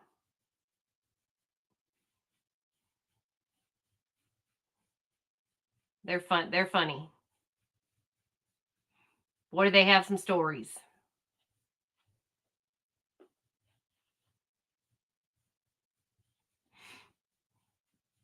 Man, I tell you what, you deliver them some mail that don't belong to them, that's all she wrote. They do not like that. It does not matter. Like, you can just be like, look, the other person just didn't forward their mail. Just return to sender. When will they ever learn to stop giving me this mail? It's not my mail. Look, I can't. What can I do? Like, what can you do, man? But they got to have something. They got to have something. And you would think that these people did not live a day in their life without power or TV or live through the Depression or something. But yeah, you let their cable go out for 5 seconds. You let that happen. See what happens. Oh yeah. You think they didn't live in Little House on the Prairie days. Yeah, they will lose their minds. That cable goes out. Whew. I tell you what, And we have cricket season here in Austin. We got cricket season lasts about 2 weeks every year. Cricket season. These old people lose their minds over cricket season. They can't stand it. They're like, I can't live like this. Cricket season. What is this crickets? Well, they got to go. I can't live like this. I'm like, what do you mean you can't live like this? I had a man in a wheelchair come to me. Say, I can't live like this. You got to get rid of these crickets. And I'm like, you can't live like this. I'm like, you lived through war and poverty. And you're in a wheelchair. What do you mean you can't live like this? This only lasts 2 weeks, man. And he lived like that for 2 weeks. What you gonna do?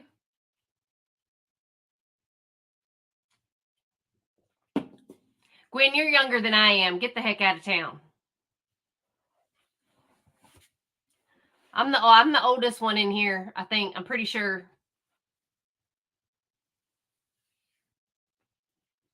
We know Brandy. She's the Farrah Fawcett tiny one that fits in a suitcase that won't do the experiment.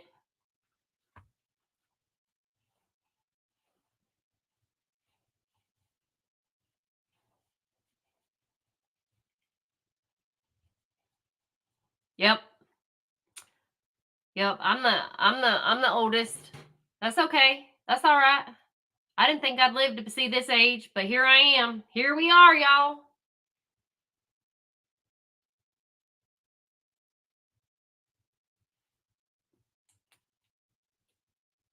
About to have another birthday. Coming right up. As you can see, I live like a child.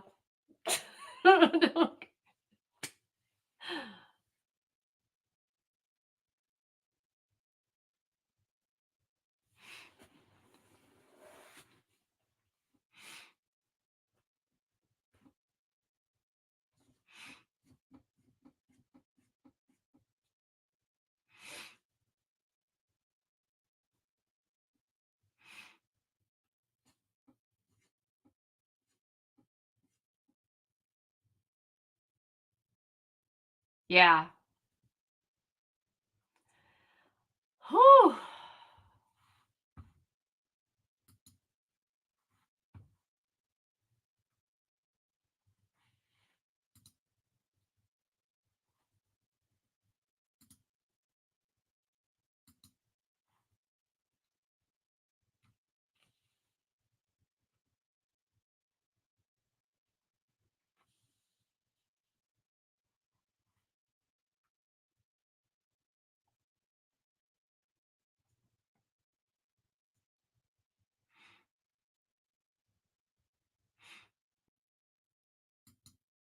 Wow. So, oh,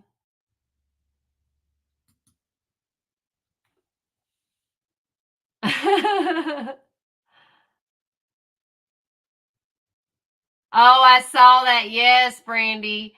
Anybody born in the 90s, and then anything that started with a 19.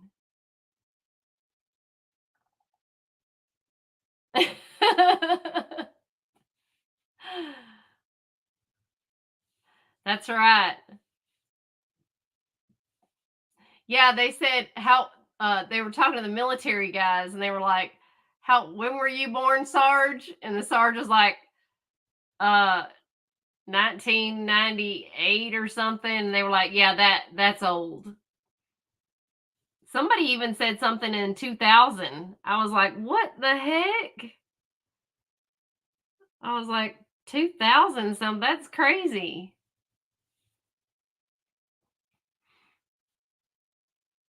Yeah. Oh my gosh. And then I saw this really, really unintelligent girl on TikTok. She said, did y'all know that everyone who was born in the year 2000 is now 40 years old? I was like, now I'm no math whiz. I didn't get that Asian part, but I'm pretty sure she's wrong because my son was born in 2000 and he's only 24. So, yeah. Yeah, Milty Man, you're young. You're just a baby.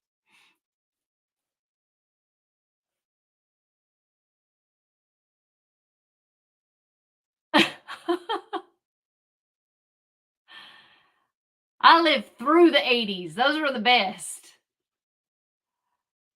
Man, I'd kill to be 40 again.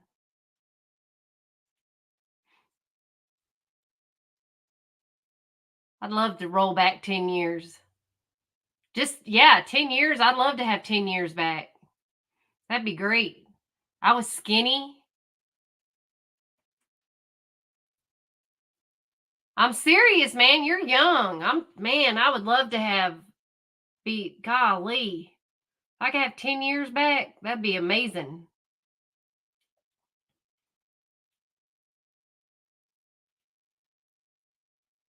My boyfriend was born in, oh shoot, 81. That's right. He's an 80. We went to go see Reagan, and I was picking on him the whole time because I was like, you weren't even thought of yet. When Reagan ran for president, I was like, you were barely born. Yeah. And he's like, I'm not that much younger than you. I'm like, yeah, you kind of are. You were like, didn't even know what was going on around you. The Cold War was happening, and you were just la-di-da in it in the sandbox. So, yeah. I'm like, I was living in Germany. I remember the wall. I remember all that stuff.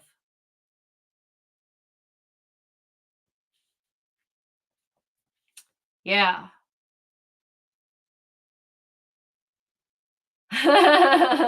He said 69.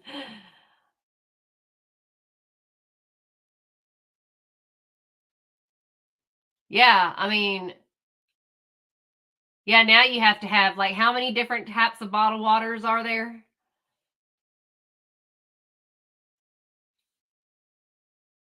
There's so many, yeah, everything, and it's all tap water. It's just got now you're paying for water in a bottle that's tap water. That's kind of weird. When we were drinking out of the hose. It's wild. It made no dang sense.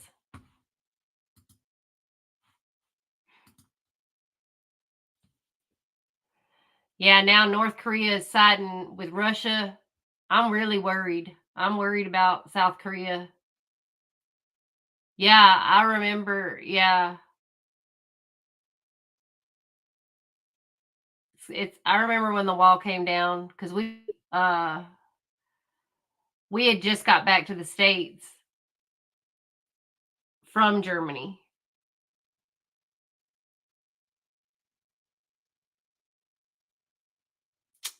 Man,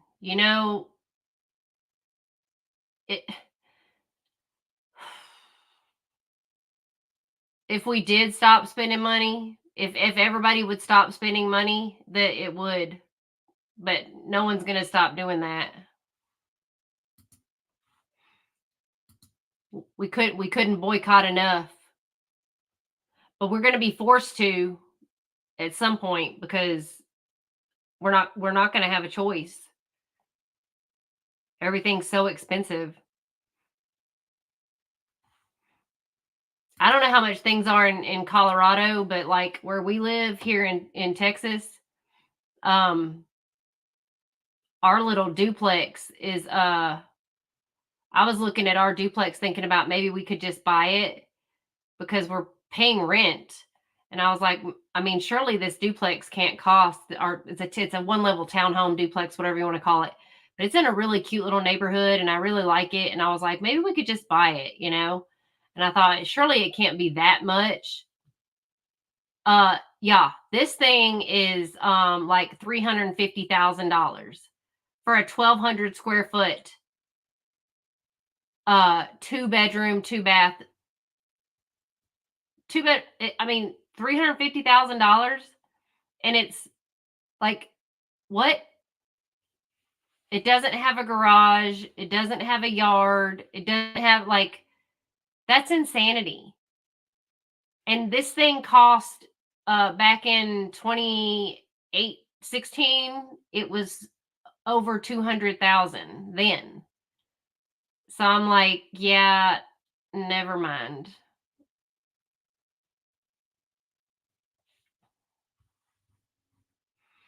That's crazy talk. Oh, we're back. In Compton, I've been to Compton, y'all, by sheer accident.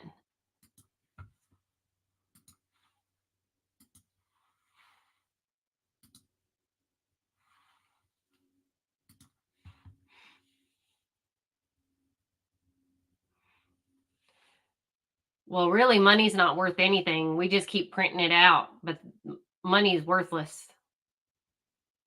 And when the grid goes down, I mean, hope everybody's prepared for that.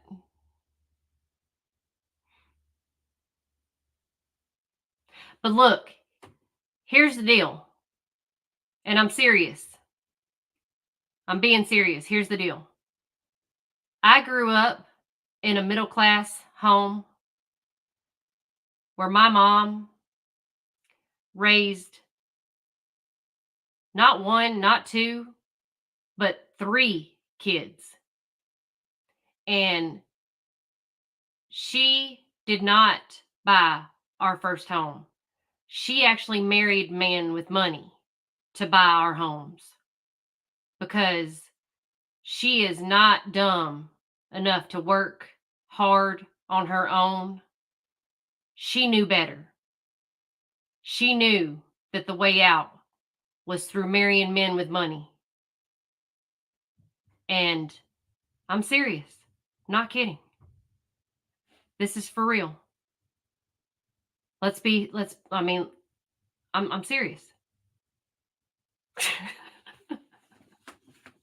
Case number 2020 CF 2603, State of Florida versus Sarah Boone.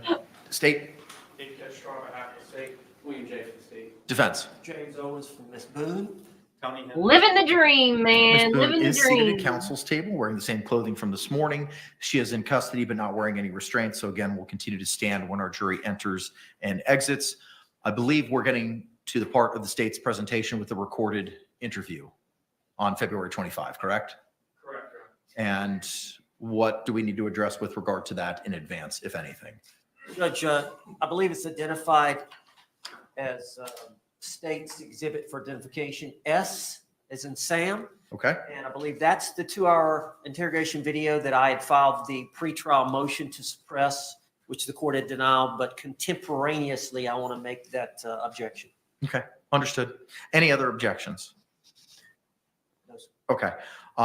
It was edited based on the court's granting of the motion in limine, defense's motion in limine prior to trial. Is that correct? Yeah, that's correct. And a copy of the edited version was provided to the. I think you're being hard on yourself, Melty man. We're all hardest on Okay. ourselves. And I'm assuming the video that's going to be provided to our jury this afternoon is that exact same video? Yes. Do you want me to read the 2.2 instruction prior to it being played after it being received into evidence? Yes, Your Honor. Okay. Which instruction is that? That's the instruction on edited recording. Okay. Okay. Anything else we need to address state before we bring back in our jury? Mr. Beck, Mr. Your Honor, if I may real briefly. Appearances, sir. Contemporaneous objection. Talk about the reports that No. referenced in the last sidebar before the jury was brought in this afternoon. Fine. Let me just get your appearance, Mr. Beck. I'm sorry, yes, Kevin Beck on behalf of Sarah Boone. Yes, sir. There was a discussion regarding these depositions that were going to be taken this afternoon of the defense witnesses that were recently noticed. I do have some concerns about the court having indicated to defense that if we had reports, things of that nature, we should share those with the state to the extent that those reports were generated by our investigator there, potentially work product privilege.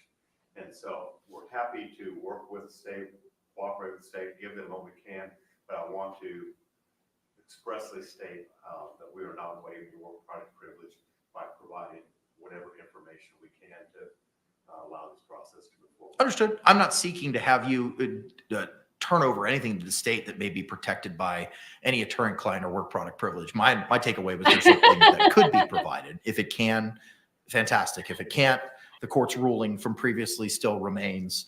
Since we have an opportunity to revisit our list during the lunch break, did you have an opportunity, Mr. Owens, addressing the USB to CD conversion for any evidence to be provided or sought to be introduced by I the don't defense? know. It's a My bunch of understanding gibberish, is that Kirsten. Mr. Billy Lane was going to go to Staples or somewhere and purchase one of those DVDs, CDs, or whatever it is that makes the conversion. So we anticipate it will be done tomorrow. Okay, excellent. All right. Anything else we need to address then before we bring back in our panel state? Not for the city. Defense. All right, let's stand and bring back in our panel. Oh.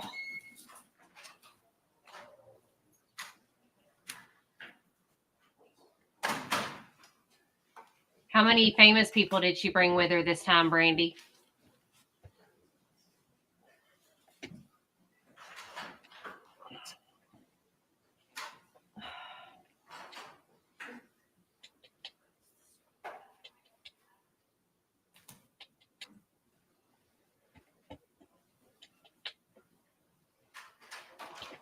You're entering. Kamala worked at McDonald's. She said so. It must be true.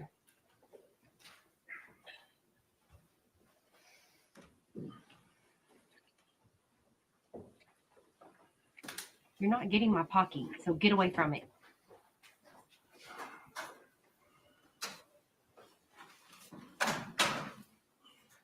State, to recognize our jury. I do, Your Honor. Defense, to recognize our jury. Yes. I thank you. Y'all can be seated. And I'm transfinancially rich. Members so, of the jury, no. again, if you could just raise your hands to confirm you complied with the court's instructions. Record reflect all hands have been raised. Thank you very much. Well, it's always State, you good may to have continue. a warmonger endorse you and a psycho daughter of the warmonger endorse you. On February 25th of 2020, did you set up a follow-up interview with the defendant in this case? Yes, I did. And that was after you had attended the autopsy that morning, correct? The interview, the follow-up interview was to be conducted after the autopsy. Not necessarily set up, but it was to be conducted after the autopsy. I apologize if I misspoke on that. Was that interview recorded? Yes, it was audio and video. And where did that? Yeah, interview right? take place?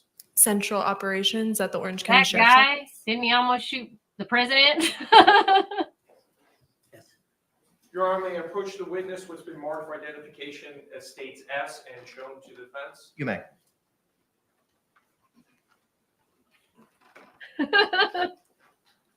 Ma'am, I'm showing you what's been marked for identification as states S. Tell me, do you recognize that disc? Yes, I do. And tell us, what is this disc? This is the follow-up interview conducted on February 25th, 2020 at Orange County Central Operations with the defendant, Sarah Boone. And does it fairly and accurately represent the interview that took place between yourself and the defendant? Yes, And is that your initials on this disc? it is, yes. And you had an opportunity to review it prior to coming to court today? Yes. Your Honor, at this time, I'd like to move what's been marked for identification as states S into evidence. The only objection is from the previous pretrial issues.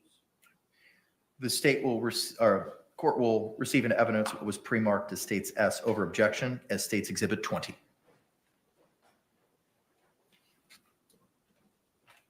Brandy, do you really remember, or did someone tell you because you were like 5? Your Honor, request permission to publish. Momentarily. Members of the jury, I have an instruction to read to you before the exhibit 20 is published to you. Members of the jury, you are about to view and listen to a video recording. The court instructs you that the recording has been edited to eliminate irrelevant portions that would not add to your understanding of the case. The fact that the recording has been edited That's what I should thought. not concern you in any way and must not impact the way you view, listen to, and consider this evidence.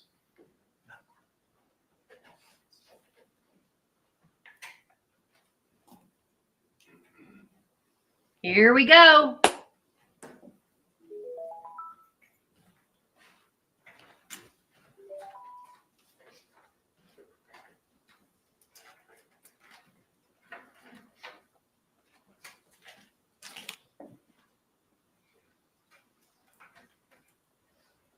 So, did you kill him? Did you put him in the suitcase and zip him up? How did it work? Oh, by the way, I'm yours. Sure. So obviously, you received his autopsy. So I'm going to read you your rights again because we have to talk about that. And since I'm talking about the incident We just have to do it, just like we did yesterday. Just like we did yesterday. Remember I read you the regs? The regs? Yeah, just the exact same thing, but since I'm asking you follow-up questions, I need to read them to you, okay? All right, so you have the right to remain silent. Anything you say may be used against you in court. You have the right to talk to a lawyer before and during questioning without charge. If you cannot afford a lawyer and want one, one can be provided for you before questioning without charge. Has anyone threatened you or promised you anything to get you to talk to me? No. And do you understand what I just read you? Yes. Perfect, okay. So this morning we went to his autopsy, and we were informed of some injuries that he has by the doctor. So I want, so he's got scratch marks to his back. I know that's okay. And it's called a contusion. Do you know what a contusion is?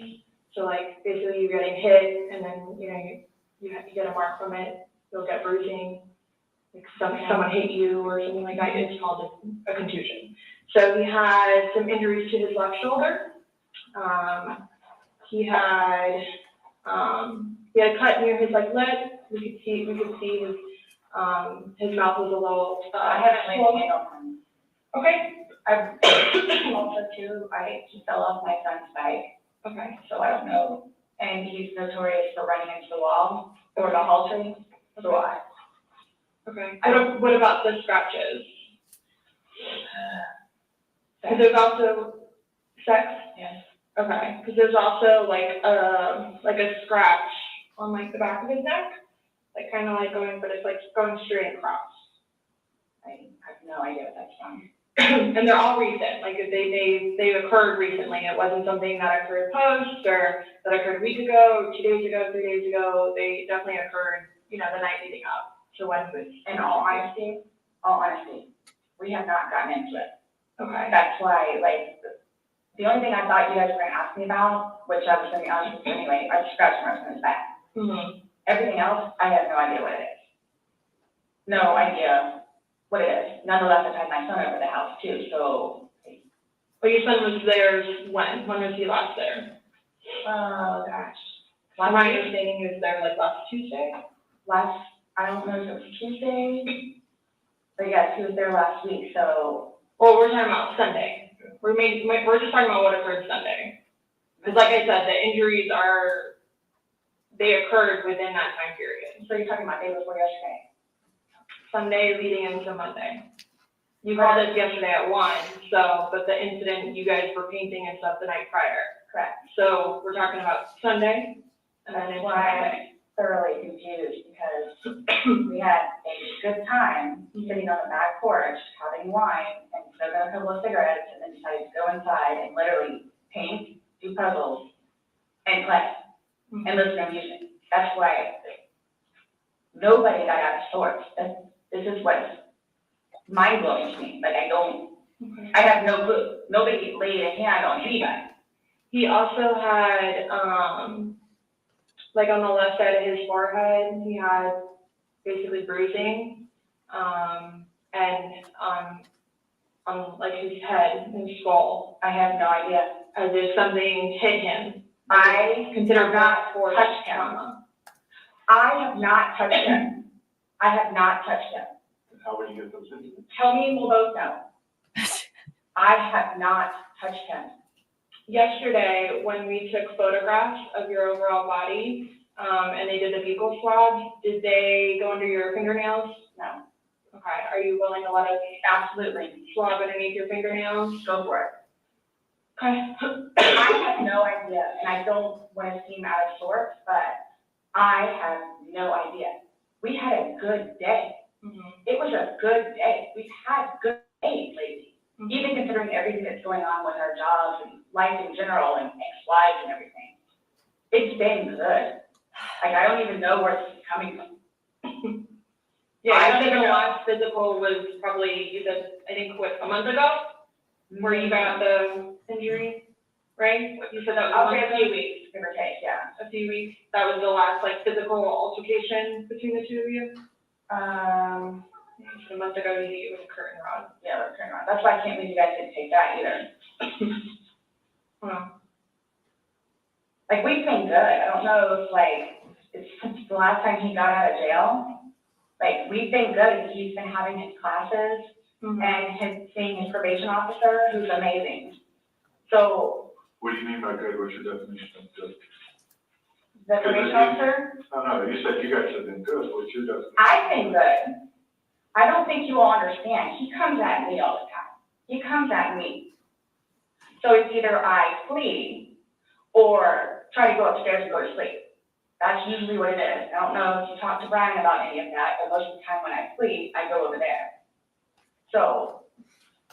Right, but you're saying that you guys have been good, and when I asked you yesterday, there was the last incident that you could remember was the curtain rod incident, which you said was a month ago, so give or take. Right, so what do you mean by he comes after you, like? He gets belligerently drunk. Like, I don't know if you all have looked through my phone yet and seen any of the pictures and the videos that I have taken. And at one point, I started documenting everything. Okay. So you all will see in my pictures, bloody fingers, split forehead, he split my nose.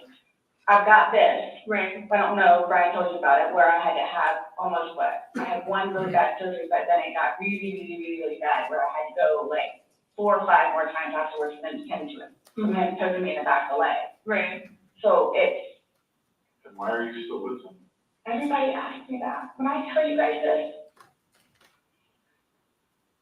I really love him, like I do, and I feel like I can help him. Like, I feel like I could help him, which I did, because he came a really long way from where he was in Philadelphia to moving back to here and to dealing with everything else that he's been dealing with. I've really helped him. I bailed him out of jail, 3 times.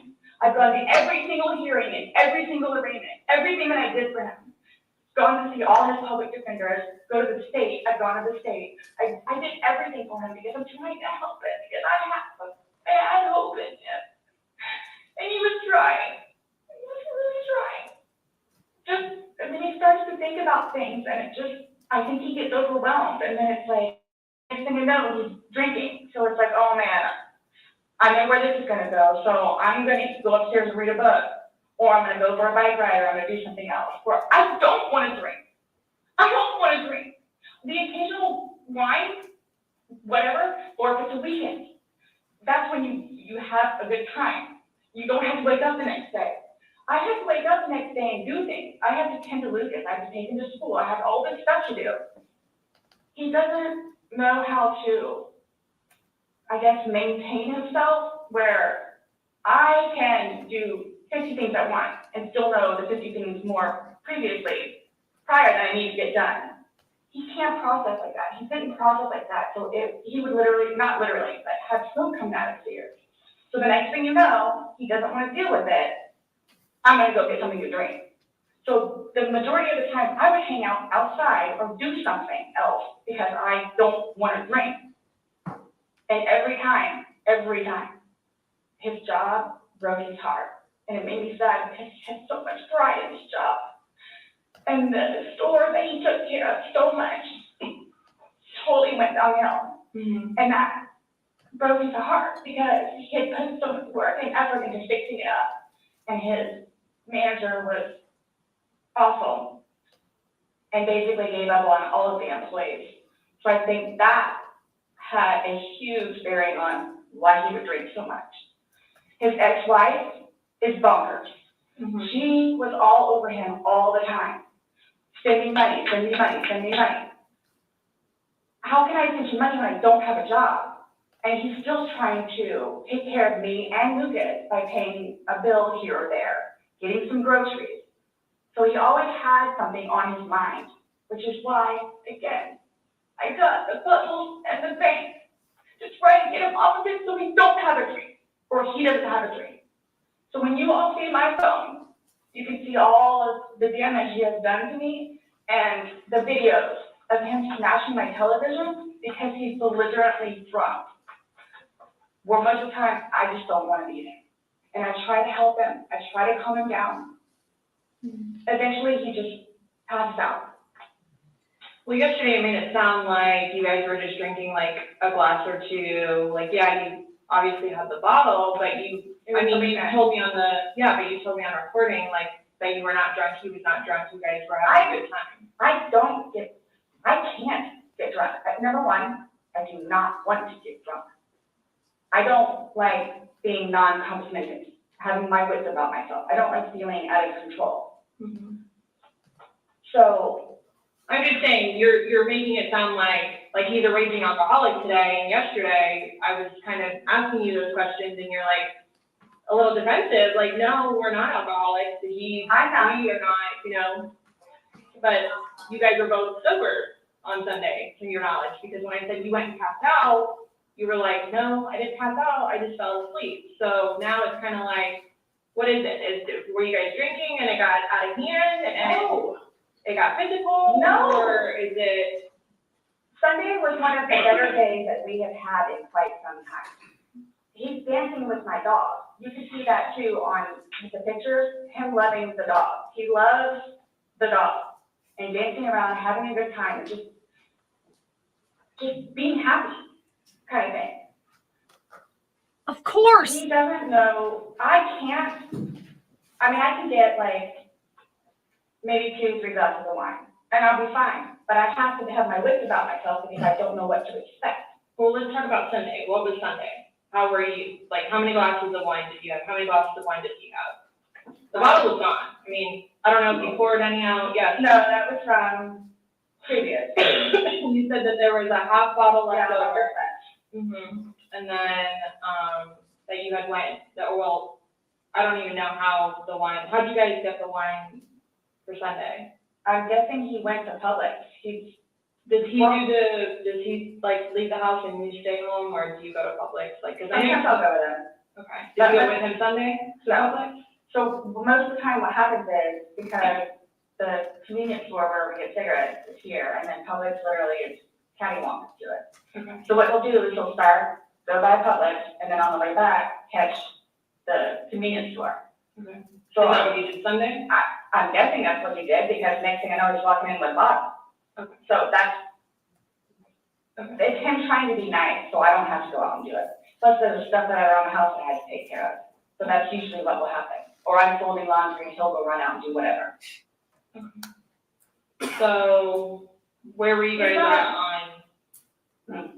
on drunkenness, not drunkenness on Sunday?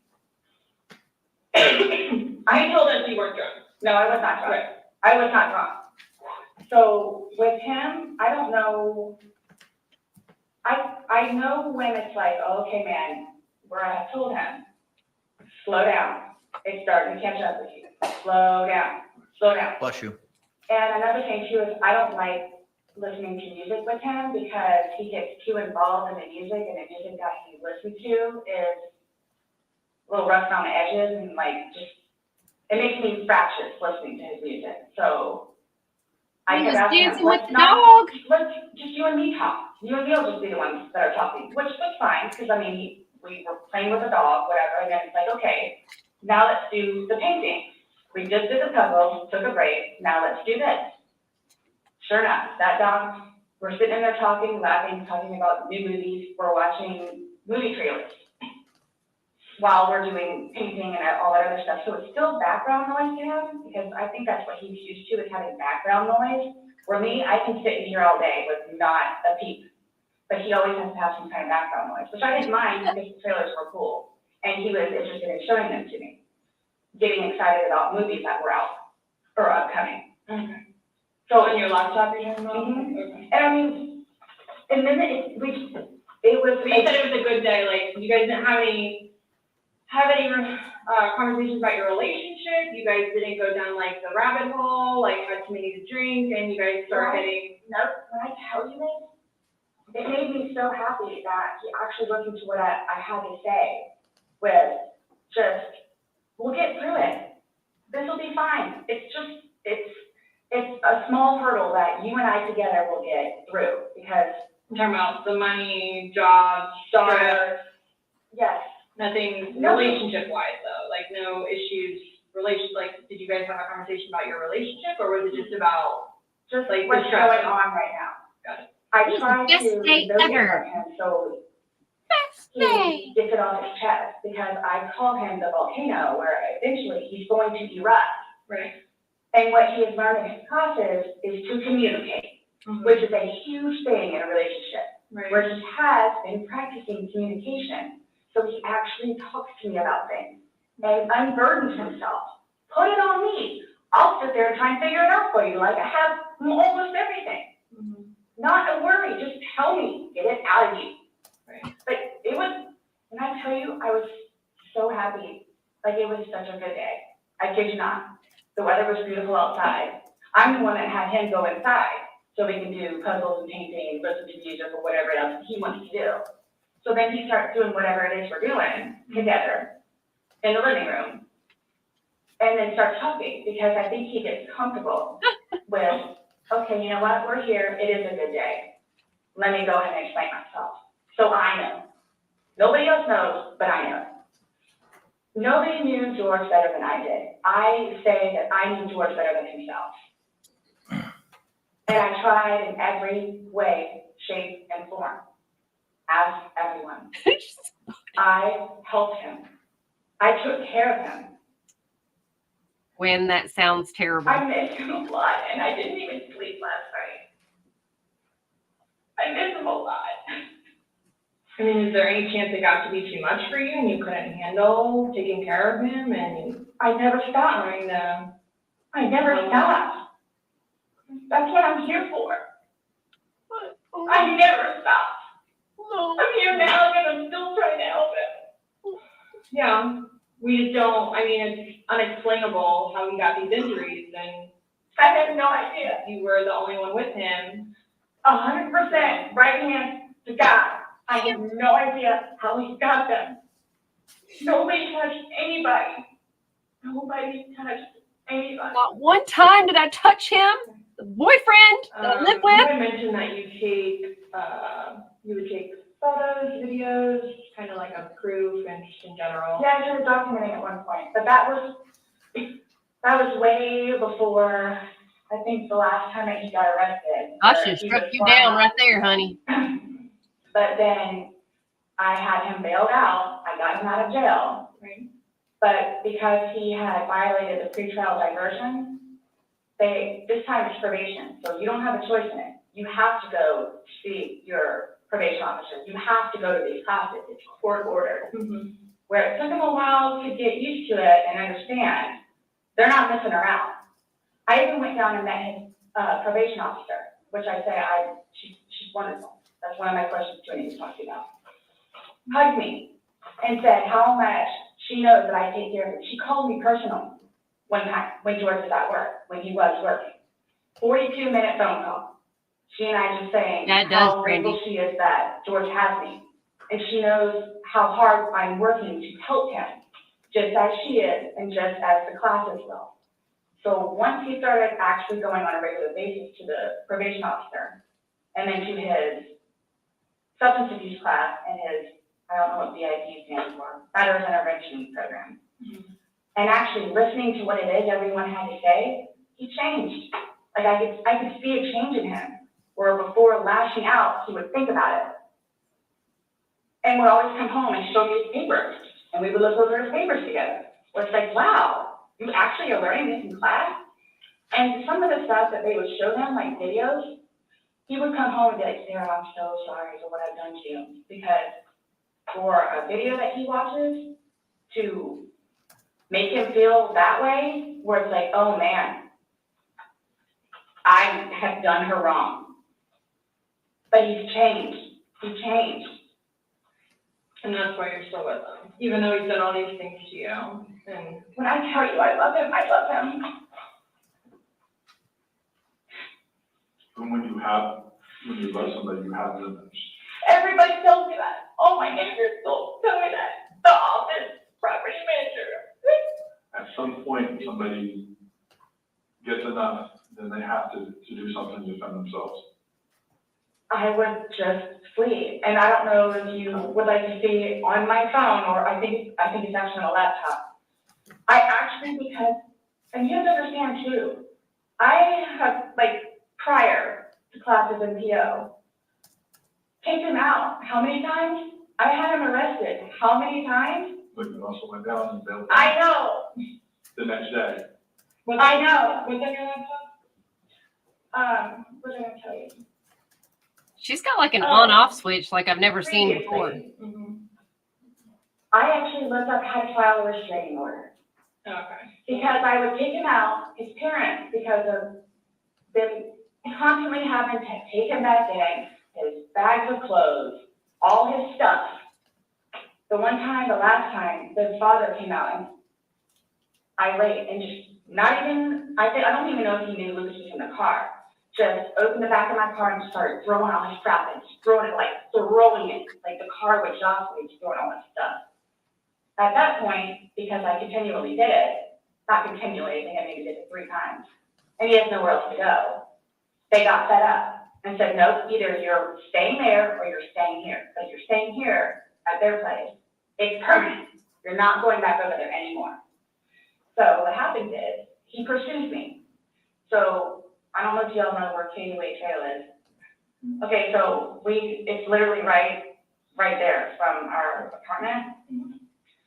Would ride his bike to work, but before he would leave extra early and come up to the wall, stand on top of his bike and tilt his head over because he would know that I would be outside having my morning cigarette and cup of coffee. And I would also know too what time he would get off of work, where I would know, come getting off of work, he can do the same thing. So it's not like I ever got like a break from him, where I told you all yesterday, or whatever it was. I started to feel that it was too much togetherness. And when you have too much togetherness, friction happens. So I'm gonna go ride my bike. I'm gonna go upstairs and read a book. But every waking moment, he wants to be with me. So, and mind you, our townhome is either upstairs or downstairs. So it's like, if you would like to sit downstairs and watch a movie or play on the laptop, look at some jobs, you're more than welcome to. I'm just gonna be upstairs and watching one of my shows or maybe reading a book. So, and then when that would happen, we really needed that. So what's for dinner? And then we would cook together and eat dinner and then crawl in the bed and watch a movie. Are you sure about this is like recent, or are you kind of like lost me? Like what are you? It was a little while ago. Now you're talking about tension building up and that you need space, so have you been feeling that way lately, or? No. Okay. No. Okay, my thing is too, so you all know, I hate that you can't talk to her, but, Dee, his ex-wife, when I say a monster, she's a monster. Like she withholds their children from speaking to him. So he gets upset about that, and she's like completely berates him about money, about the father that he is, what he did to her, all this other stuff. It doesn't matter. I mean, mind you, this is not like a recent, but, which is why he doesn't even bother calling anymore, because he knows that she's gonna answer and he's gonna have to talk to her, so therefore he can't talk to his daughter. The other time he talked to her, made her talk to Cookie. That's on my cell phone too, so you can see it. Okay. It doesn't matter, it doesn't matter. What does she have to do though with anything about what happened Sunday and into Monday? No, I'm just saying previously, why the incidents would happen is she played a big part of it. Okay. On top of job, and money, and groceries and all that. Okay. Sunday, when I tell you this, I have no idea. I have no idea. Because you were last year. It was just me and him. And apparently Jorge was so dumb he couldn't wipe his own butt Since without talking her. yesterday, do you remember any timelines better, like what time you guys No, were she's playing? for serious, Brandy. He was zipped up in the luggage, what time you I went told you, upstairs? we started because we cleaned the house a little bit, did some laundry. You started the activities around 4, you said? Yes, around 4:30ish, and then. You just said that it was dark when you were playing hide and seek, and I'm just Yeah. curious if you remember. But when we were outside, that's where we would start and talk about things, and then eventually I was the one that had to come inside. So we. At the time, you remember what time that was, is what she's asking. And you said you went up to bed around Midnight. midnight, and fell asleep around 12:30-ish. but those were the only times I had. So I had 4 and I had midnight. So there's a big gap. So I'm just curious, like, if you recall when you went upstairs to hide in the shower, or Like when we started to play, hide and seek. yeah. Well, we went inside probably about half a day. We weren't out there too long. Maybe about 6-ish. Then. You're talking about from hanging out outside and like, okay. Well, we have 2 beach chairs that are out there. And Right. just enjoy the weather. Gotcha. Plus it's starting to get dark and gnats and mosquitoes. Yeah. So let's go inside. I don't want to be out here anymore. Okay. All right, let's go. So we're doing whatever. We did it for a while because that puzzle, I don't know if they took it or they saw it. Worked on the puzzle again, finished it.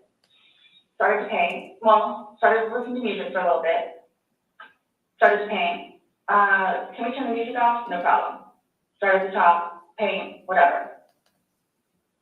Maybe.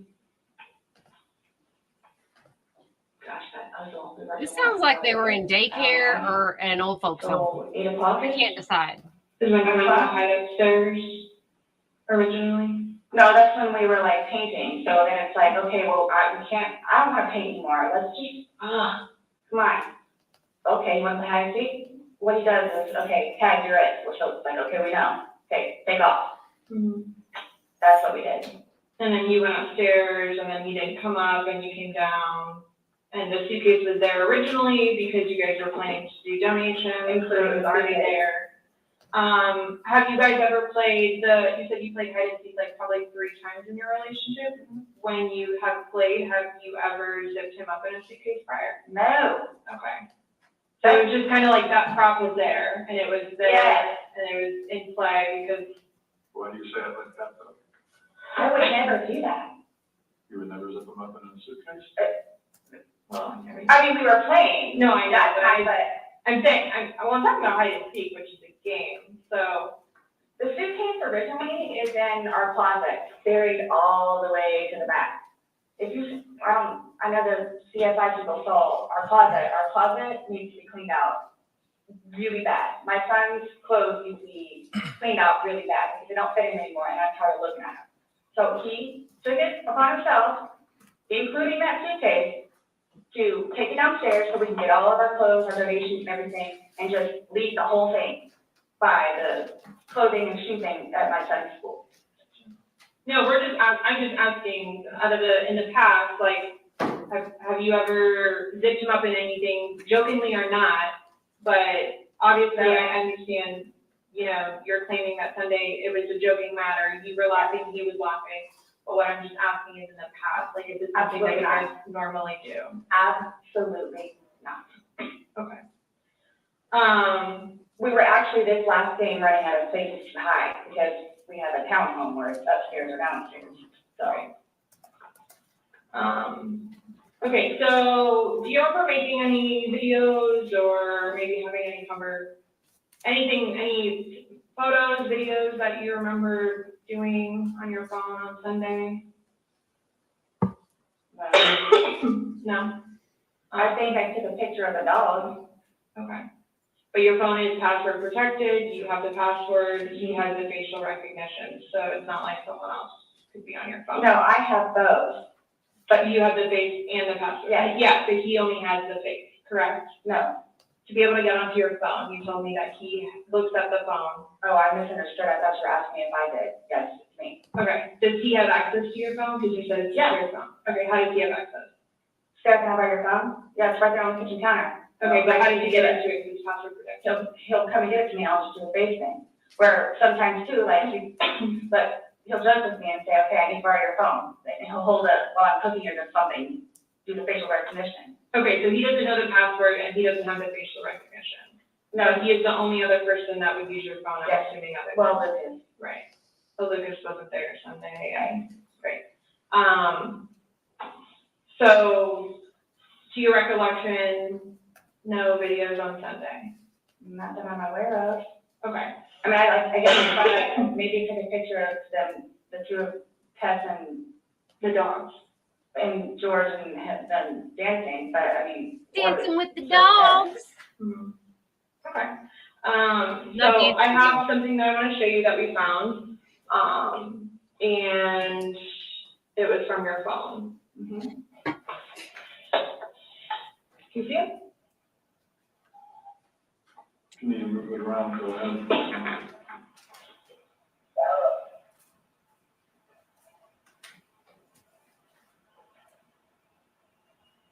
No, I don't remember that. For everything you've done to me. For everything you've done to me. Your battery's about to die. Shut it down. Oh, okay. Your battery's about to die.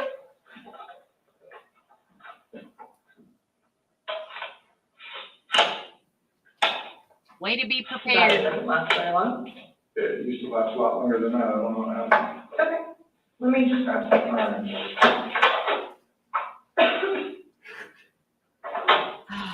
No, I was just simply asking because, you had a look on your face when she asked you if you've ever done that before. You looked kind of shocked and, No, okay, but why did you say it like that? Like, I don't think you all understand who I am, where, well, tell me.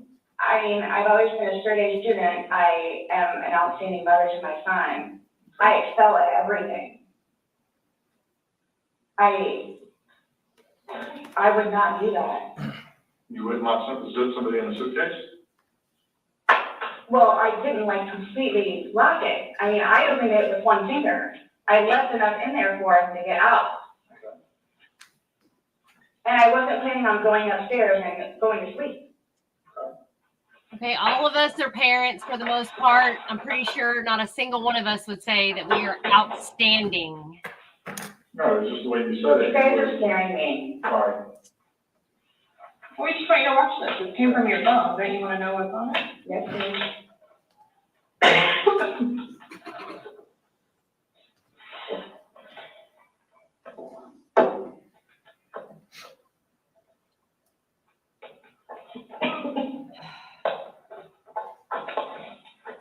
Is it long? Because I don't know how much I can take. I don't know how much I can take. So here's where I think she does know that video is on there because she says, I don't know how much I can take. Because, Do I have to watch this? yeah, so I think she I knows it's on continuously there. throw up. I don't sleep. I don't want to see it. That's okay. She knows it's on there. Well, it's on your phone, and you can either explain it or we take it for what it is. Yeah, we're just trying to give you the opportunity to tell us what's going on. That's it. It's that long? 2 minutes. No, that's- For everything you've done to me. For everything you've done to me. Fuck you. Fuck you. That's you. Stupid. That's my name. Don't wear it up.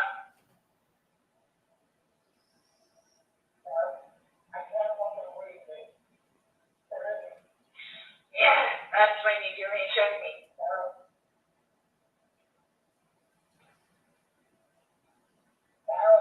I don't want to watch it, please. Last time we talked to you, you said that you put him in the suitcase, you had two fingers hanging out. I flipped him over. I flipped him over, and that's where it was. There's two different videos and a still picture where, yeah, it shows you flipping him in different positions and him saying that he can't breathe and you saying, fuck So you. this is upside down. So in order for him to have gotten into it, It was flipped up. right, it was flipped up normal, Yeah. like as if you're packing something. So this is upside down. Guys, you're just killing me right now. So this image is upside down, and then this small video that occurred 11 minutes later, it flips over the other way, closer to your dining room table. Okay. Now, he's obviously still in there, so he didn't, how did it go from the back to the front? I flipped it. Okay. My plan was not to go upstairs and go to sleep, Well, that's what you did. Yeah. but not intentional. No, you told me you went upstairs because you were Stop getting here. ready for bed. Stop here. Okay, but show me where you can see any fingers coming out. Because they're at the end. And his head's right here. Mm-hmm. So going like this, rather than going all the way up, it's like this. But why is he saying I can't breathe, and why is he pushing on it as if he can't get out? And it doesn't show a hole. There's no hole, there's no fingers, I don't see his fingers, there's no hole. I don't know what you want me to tell you. Like, I don't know, like, what you want me to tell you. I'm just telling you what we see and what we've heard from the I other video. understand. I understand. He's begging for you to let him out. You're laughing in the beginning, and then in the end, it sounds kind of like No, it's not malicious.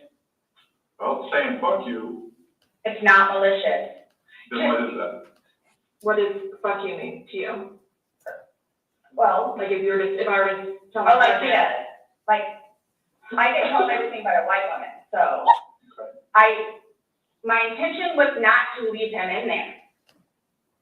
Please understand that. My intention was not to leave him in there. but you went upstairs thinking that he could get himself Yes. out, but the video shows That's what I at no told point you. can I see his fingers. He'll be out here any minute.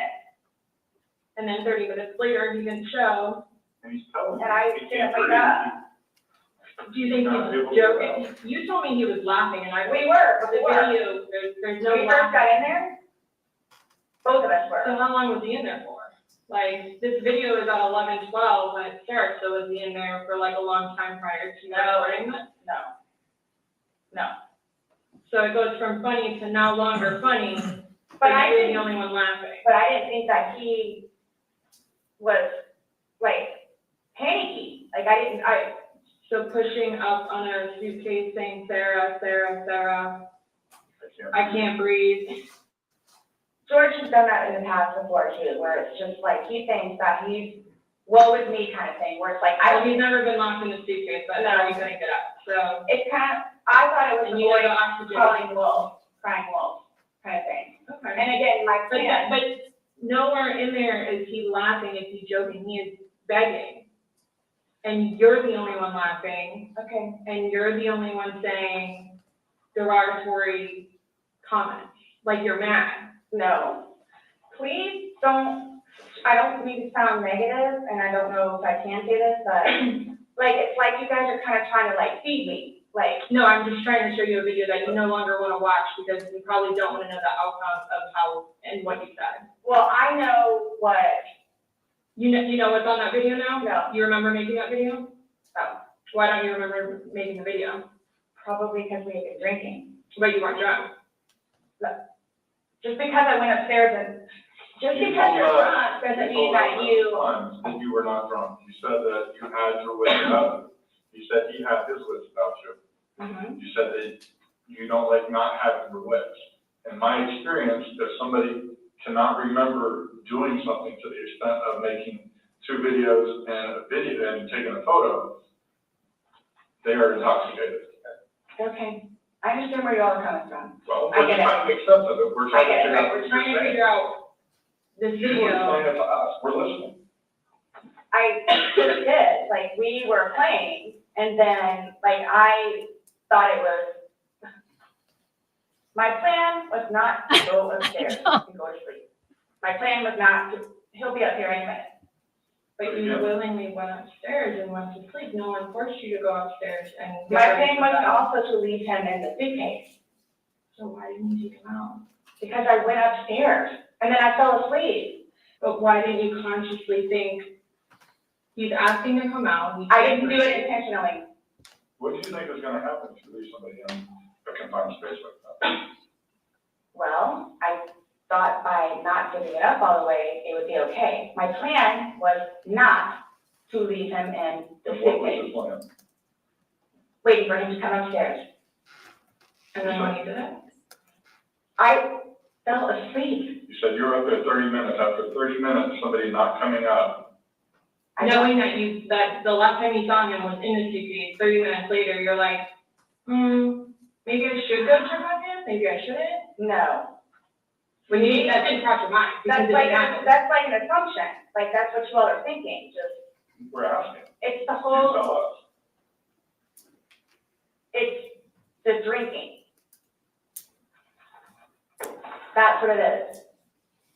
the drinking.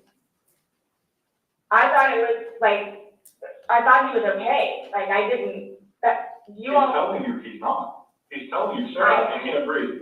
He's saying your name and you're like, that's my name, don't wear it out. Guys, that's how we are with each other. Like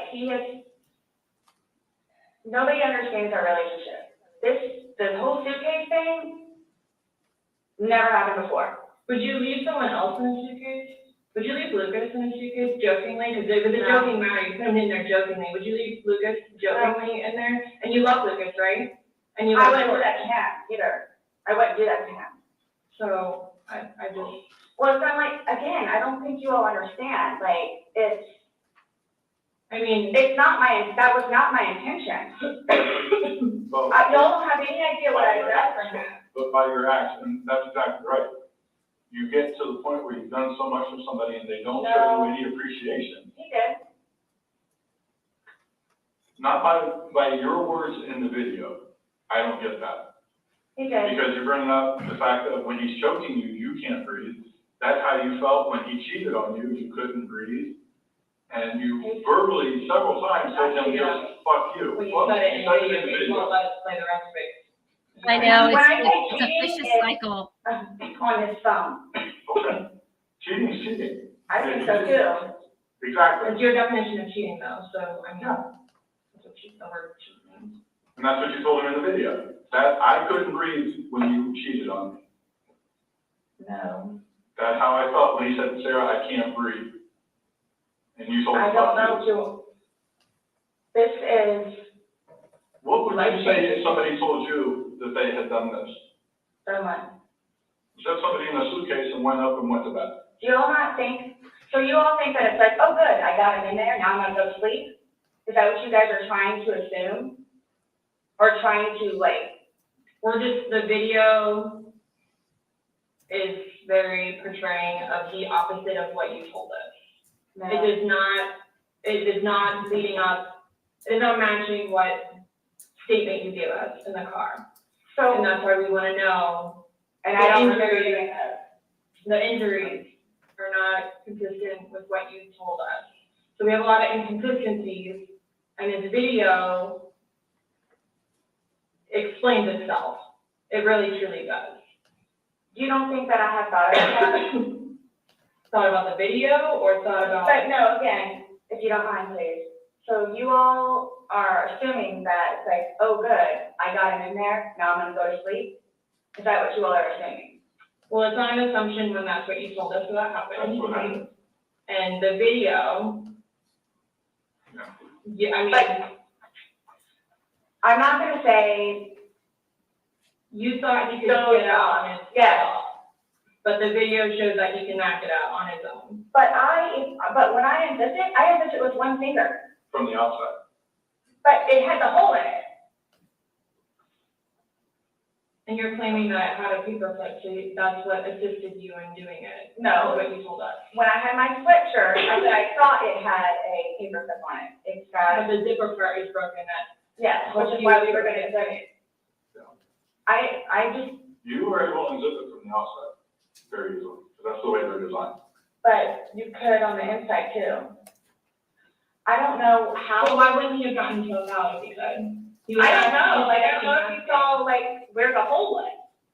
I don't I know. didn't feel. No, I didn't see no fingers you're the sticking only out. one that. That's what I'm saying, like, he's in one position, and where his head would be, we should be able to see fingers. And then when it's flipped over onto this right side, again, his head is closer to us, facing the video, so we should be able to see fingers, and we don't see anything. We see no movement of him trying to unzip it, or physically unzipping it. All we see is pushing up, trying to push out of it. Please do not assume. I'm not assuming. I haven't assumed anything. I follow evidence. But my intention was not, again, oh, good, I got him in there, now I'm just gonna go to sleep. What do you think someone that knows nothing about this, or hears just a little bit, like, oh, they were playing around in a She's suitcase, been and then, drinking, and then watches probably that went video? to sleep. That's what happened. But you let him out before, I mean, you put him in, so why didn't you take him out? Because I was upstairs and I fell asleep. No, before you got upstairs. You like consciously had to walk upstairs. I mean, you obviously remember going to bed because you were giving me a time frame on that. And you specifically told me that you went upstairs. My intention is not for this to happen. I am sick about it. I've never done anything like this before in the past. I am sick. Especially with that. I thought I couldn't sleep last night. I don't know. Well, here's the thing. You tell us the last night, you vividly remember this when you told us last night, that he was laughing, you were laughing, you put him in the suitcase, he has 2 fingers sticking out, and you go to bed. Now we see something totally different. And it actually shows you upset and, again, using derogatory terms to him when he's begging for his life to get out of that suitcase. So but my thing is, we're assuming, we're not assuming. but the thing is, so it just happened to be that whenever I was videotaping or doing whatever else it was, just happened to not have that in it. Okay. And you also, in the video, you can't see any holes. There's nowhere in that where the zipper separates and you can see a hole. If there's a hole, he's pushing on it, begging you to get out. We should probably see that hole. He eventually would have been able to get out. Alcohol. Based on what you're telling us, he should have been able to get out. But the video shows him attempting to get out, begging to get out, and he can't. So that's just what we're trying to figure out. I don't know if maybe you had too much to drink, you dipped it up all the way, and then, I did not dip it up all the way. And I did not have too much dip to it up drink. all the way. I did not have sexual relations with that This woman. is horrific, okay? Horrific. It is terrible. So they- Horrific. I don't think I'll ever be right because of this. Ever be right. Dealing with everything else that I have in my life, personally. And then this, whom I loved. It was not intentional. I will put my hand on the Bible. Don't It was say not that. intentional. I would not do that to him or anyone else. Lord. Why is she still Not breathing there? intentional. You intentionally went up to bed. I didn't intentionally go to bed, because I'm thinking, okay, then, Hold on. out. How did you not intentionally go to bed? You said you went upstairs and got into bed. That's intentionally going to bed. Waiting for him. And he doesn't come, but you don't go down to check on him. So I happen to go to sleep. When I say go to sleep, And what do you it's still normally not do when you go whatever to you bed? do. What do you normally do when you go to bed? What do you mean? What is the bed for? Going to sleep. Right. So you go to But bed, obviously, you do he what? tells you that, like, I You think go to it's bed, also. you do what? Okay. You kept telling us, hey, I wasn't intoxicated, I wasn't this, I wasn't that. Being drunk and intoxicated, which, yes, you can tell that I've been drinking, but Okay. So if you weren't intoxicated, then why would you ever leave somebody in a suitcase that's begging to get out, that's telling you they can't if breathe? if I hadn't been drinking, you still think it would be the same thing? Where it's like, hop in, I'm gonna go to sleep. Is that what you all are trying to do, to portray? We're not trying to do anything. I'm simply asking you to explain to me what happened. Everything was fine and dandy. I don't know. Everything. Fine and dandy. Was fine and dandy. I know. You all know. What Okay, kind of dog? For me to tell you How this. big are these dogs?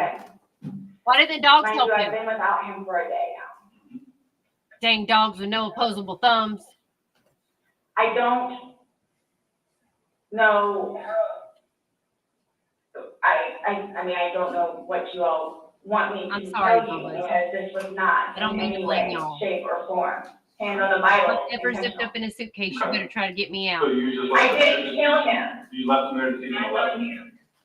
I didn't mean to leave him there. Sorry. That's what I'm trying to tell you. You got up and walked away. How was that not intentionally leaving him? Because I'm looking at the hole, knowing that it's there. He'll get out no problem. Because you And don't, if he doesn't, but then you don't go check on him. You say you're up for 30 minutes and he doesn't come up. You don't go down and check on him? I'm in the bed. You even move. And don't stop. The bed is holding me prisoner. Moving the. You won't let me get up. over. Roll it. So you roll it up, like, it's not like, I said, when does it be like that? Don't. you didn't want him to be upside down, how do you even get upside down? Right. Ooh, Was she You guys mad? are killing me right now. I just want you to hear me. That's how he talks to me most of the time.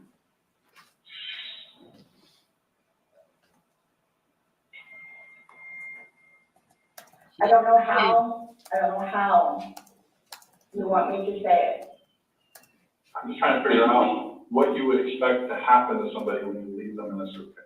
I didn't mean to leave him in there. What's your reasoning for, not calling 911 sooner? Because I didn't know what to do and how horrific it was. I called Brian, and like, what, 5 minutes later, I called you guys? Not even 5 minutes. Nonetheless, that I had to like I was trying to do CPR. I had to get him out and try to do CPR and then call you guys. And it was continually doing CPR with the dispatch on the phone, where he had me count out loud to help me focus on what I was doing.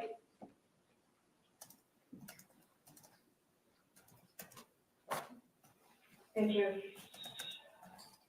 I don't know how, I mean, you can sit here all day long and say, I thought he was gonna get himself out, but that he didn't. And you went upstairs and you stayed there for 30 minutes before you fell asleep. But can I say too, I chose not to ever at any point during that 30 minutes walk back down and check on him. No, wait 1 second, because I know, like, with you all, and then, like, because you continually ask me, like, time frames, where I told you, like, I don't bother even looking at the clock most of the time. So it's like a guesstimate. So for all I know, maybe it was 10 minutes. But the point is, you left the living room where he was begging for help and went upstairs. Regardless of how long you were there, you left. You say, I thought he was the boy calling wolf. Again. Okay. So when he asked to be let out, like, what's your reasoning for not letting him out? When I was upstairs? No, when he's asking on the video, we asked multiple times. We asked to be let out, I can't breathe. Why didn't you let him out? Well, number one, I had no idea it was going to end like that. Okay. Number one. Okay. Number two, just, you know what? I'll give you 5 minutes or so in there. I'll give you 5 minutes or so. 5 minutes for what? Well, based off the video, one video is at 11:12 and the next one's at 11:23. So you actually gave him at least 11 minutes per video recording. So my thing is, when it stopped, he asked multiple times. I mean, why? Why did you not let him out? It's just a simple question. To be honest with you, I mean, Were you punishing him? no, just. Well, that's what you're saying in the video. This is what you got. This is what you make me feel like. See, and then it's all backfired on me. Like, it's all backfired on me. And I understand the severity of this. I just. You said. It's awful, I know. Okay. Woo! It's awful.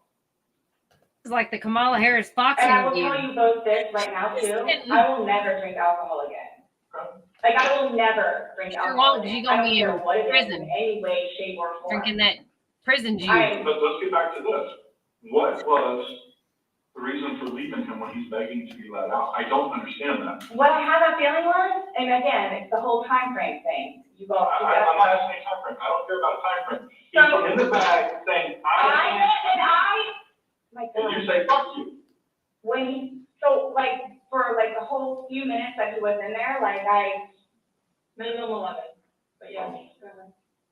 Just see them. 11. For one video. Well, in between those two videos. Between the 11 two minutes. videos. Okay. Yeah. So what's the question again? When he's begging for his life, telling you he can't breathe, let me out, and you say, fuck you, why don't you just let him out? What are you trying to reach to him?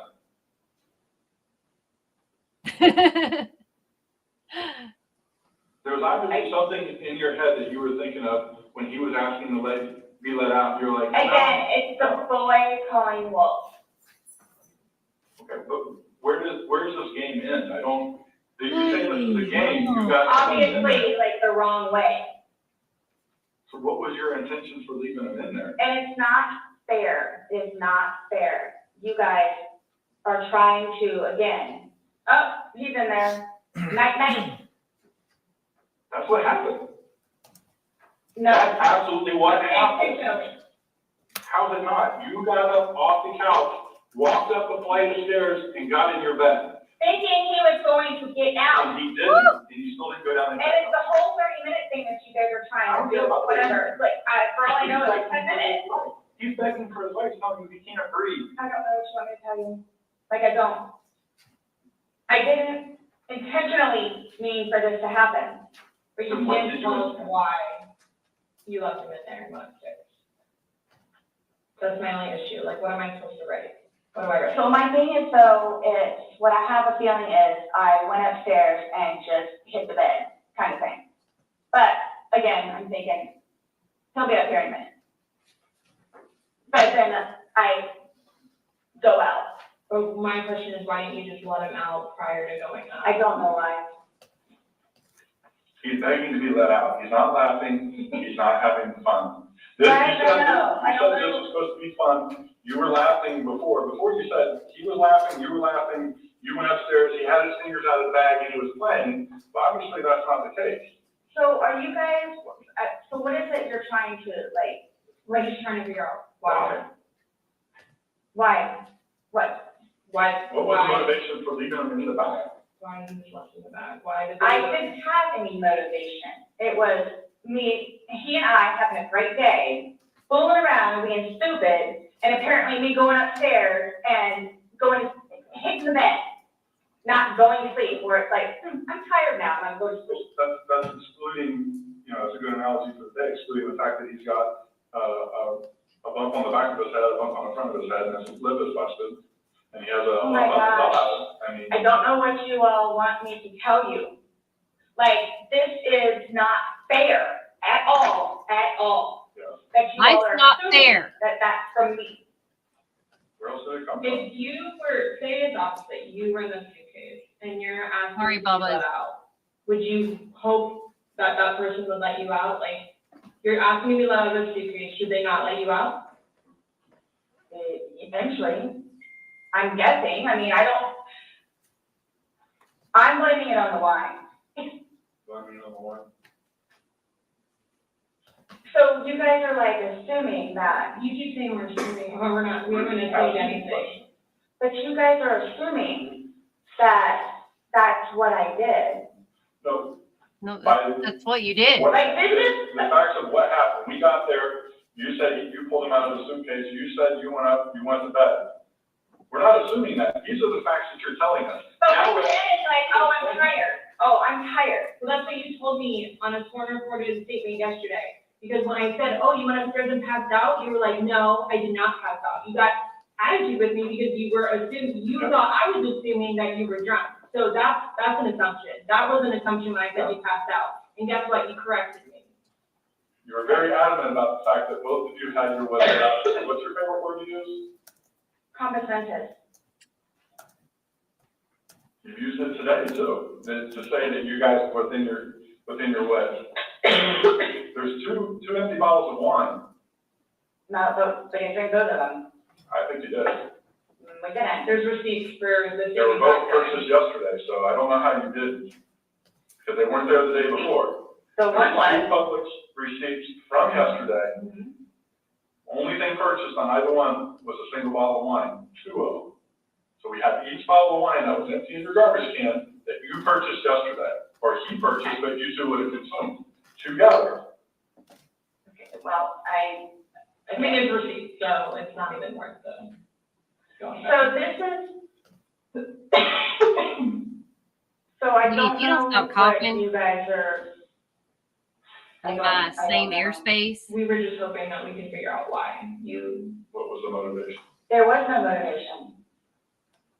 well, Well, we're watching a video that, after talking to you, everything was laughing and fun. Now we're watching a video where it's not laughing and fun. He's begging for his life, and you are in a very angry voice telling him to fuck off. No.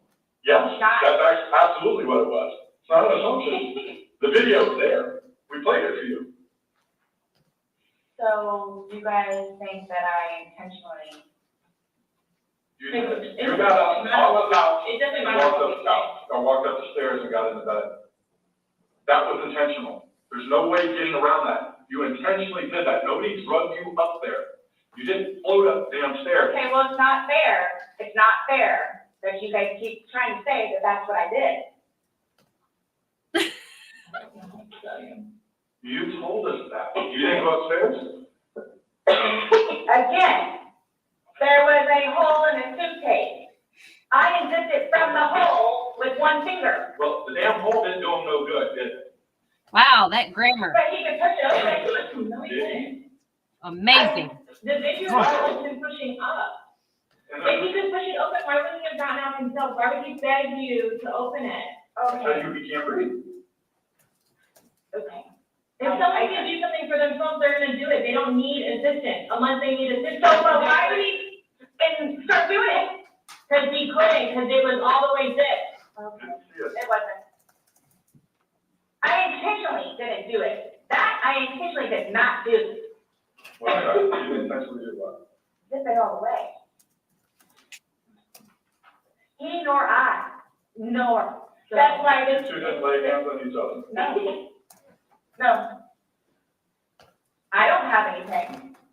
You're right. He doesn't. Whatever that is, whatever this, whatever it He is. does. See, this is what happened. It's not fair that you guys, just because he has those, automatically blame it on me. Like, What about when you had your injuries and he gets arrested? Is that not fair? really? Really, exact same thing. Really? He has injuries. You have injuries. Like, what does that mean? I don't have any injuries. Correct. Because he and I have not been at it with one another. So every time that you guys fight, you both hit each other? So you should have probably No. gone to jail all those times that he went to No. jail for domestic? Well, the one time I did. But he completely trashed the police report. Because that's nothing what happened, because the reason why I got taken in was because my story was different than his. So I'm Oh. portrayed as like this abuser. We're not saying that he doesn't abuse you. Absolutely. We're not saying. So I'm the one that's being portrayed as you. Because I have never dealt with anything like this before. I don't know what to do, how to do it, and I always know what to do and how to do it. This, I don't know. So I don't know like what's going on or like. We are simply trying to find out as well. Again, we got one side of the story. You're telling us, we're going with what you're saying, but then we find stuff that negates what you're telling us. And I don't even remember doing that. Okay. You're telling us that we're assuming stuff, but what we're simply doing is telling you what we saw in the video and I repeating what understand. you told us. I understand. Because I don't remember that. Okay? Doesn't mean it didn't happen just because you don't remember it. So is the texting thing something about me? Like what's The what? Texting? Oh, no, I'm texting. So, you guys are scaring me, so like I don't know like what to expect. I mean, I had questions of things that need to be taken care of, like I don't. okay, you left him in the bag when he's begging you, saying, I can't breathe, let me out, and you said, fuck you. And you got up off the couch and went upstairs and left him in that bag. Not intentionally. I Again, would never do that to George. you did. Not It happened. intentionally. Know that. I don't. Know that. You got up and you went up to bed. Alcohol is a shitty thing. But I wasn't drunk. It's alcohol. Wasn't drink. Not I didn't drink that again. much.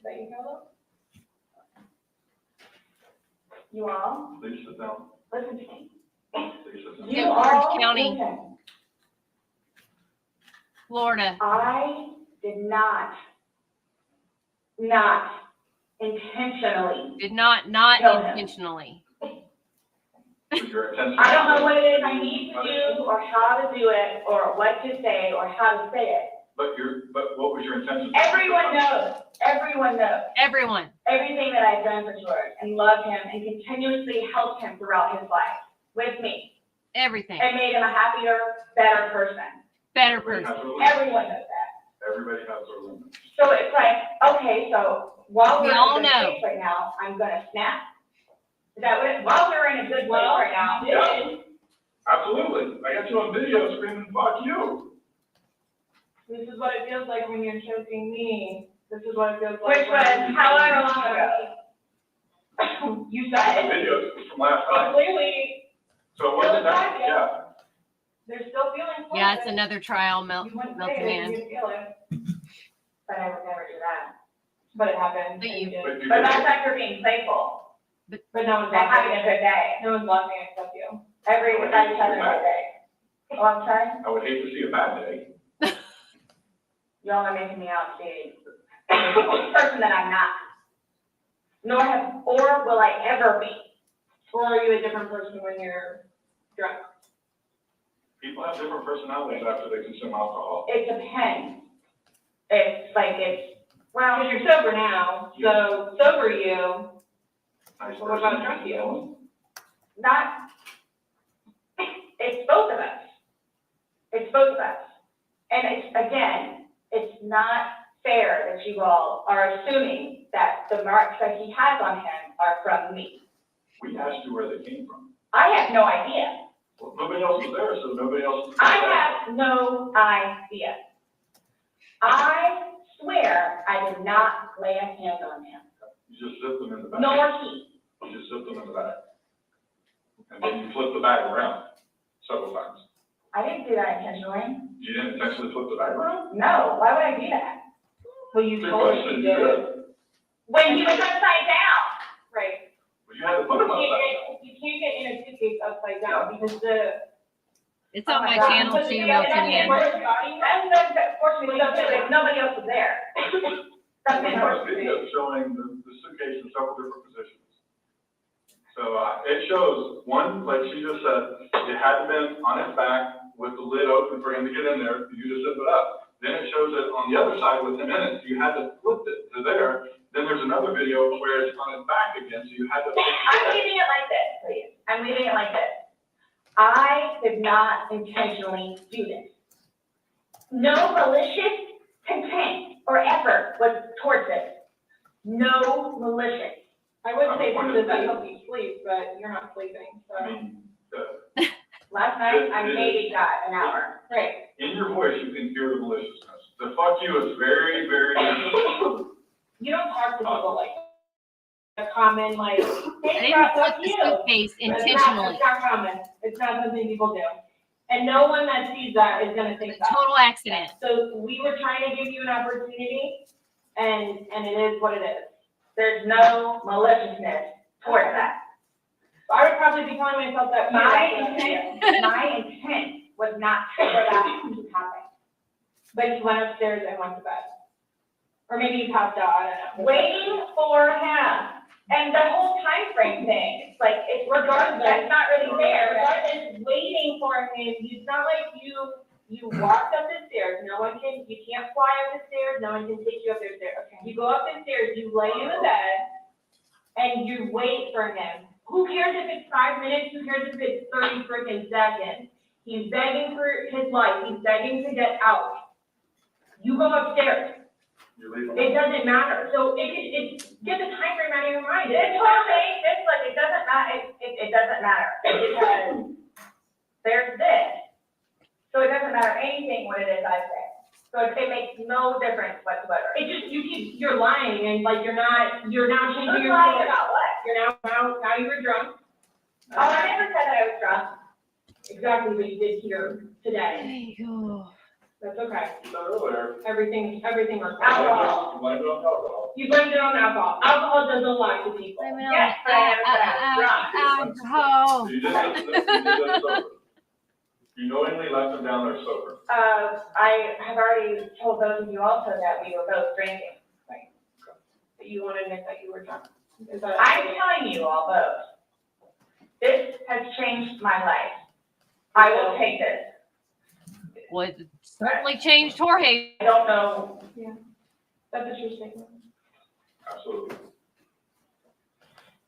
But you're trying to dance around the fact that you So, but what are did. you doing? Okay, You left them in there. You didn't try to dance around the time. You left them in there. This is not, You didn't leave him in it's not cool. Like, this is not cool. It's not cool. That He's dead. It's but not- you think that I did that intentionally? You think that I did that intentionally? You essentially left him in there and left the room. You went upstairs to a different room. You intentionally did that? You did. Yes. Because I'm thinking he's gonna get out. Okay, and he didn't. Obviously not. When somebody's begging for their, begging, saying, I But can't when you breathe. say that, though, but you have to, If somebody let me out, I can't breathe. don't force though, like,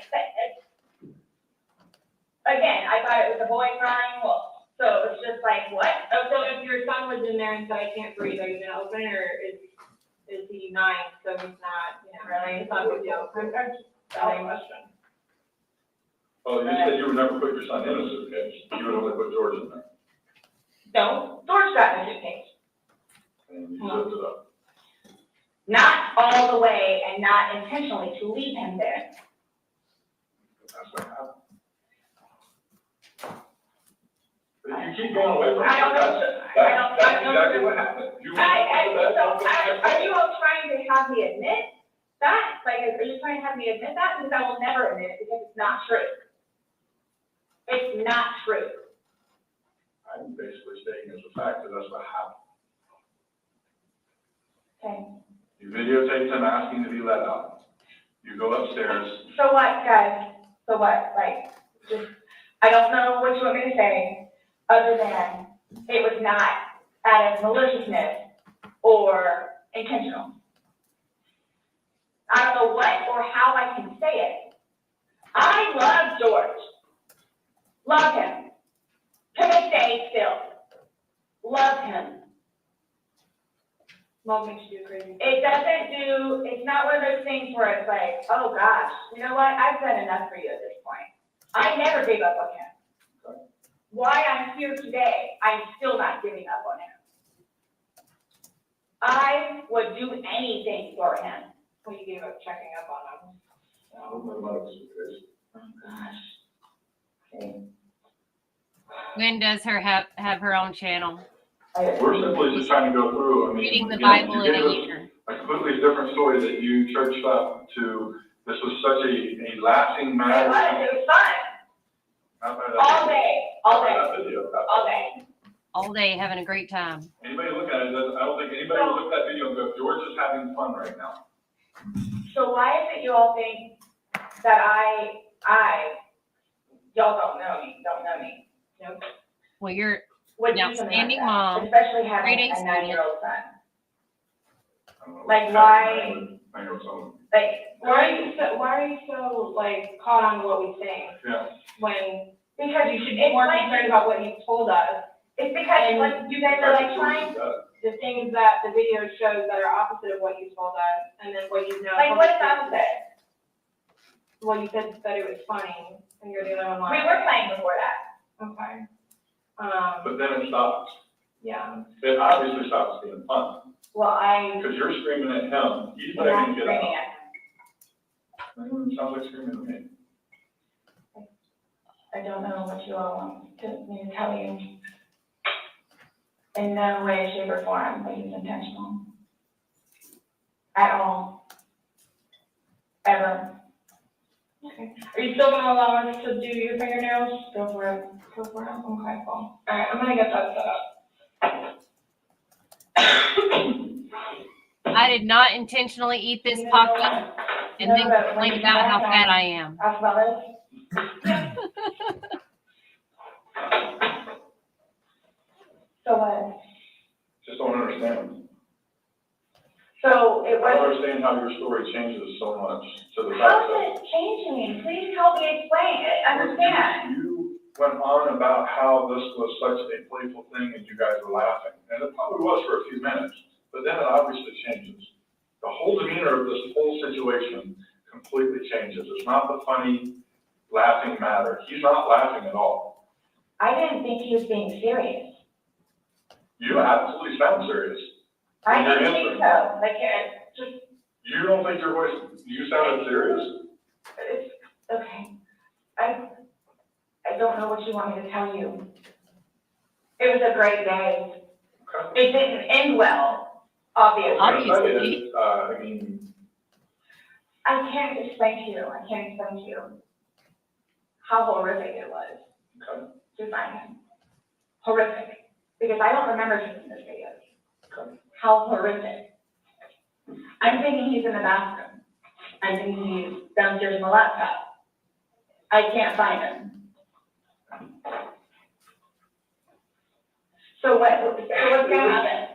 Like, here's what gets me though, is you don't remember taking videos, you don't know where he is, you don't remember him being in the suitcase, and you're still telling me that you had your wits about you. How does somebody have their wits about him when? See, that's the thing too, but you can clearly tell that I had been drinking some. You can clearly tell. I've had several people that came up to me in that apartment complex said that you were drunk on a daily basis. Oh my gosh, right, Regularly. right. Really? Right. Talk to the property manager. Talk to the property manager. Okay. Because it's not. These are your neighbors, the ones that live next to you. Your property manager does not live next to you. They see you every day.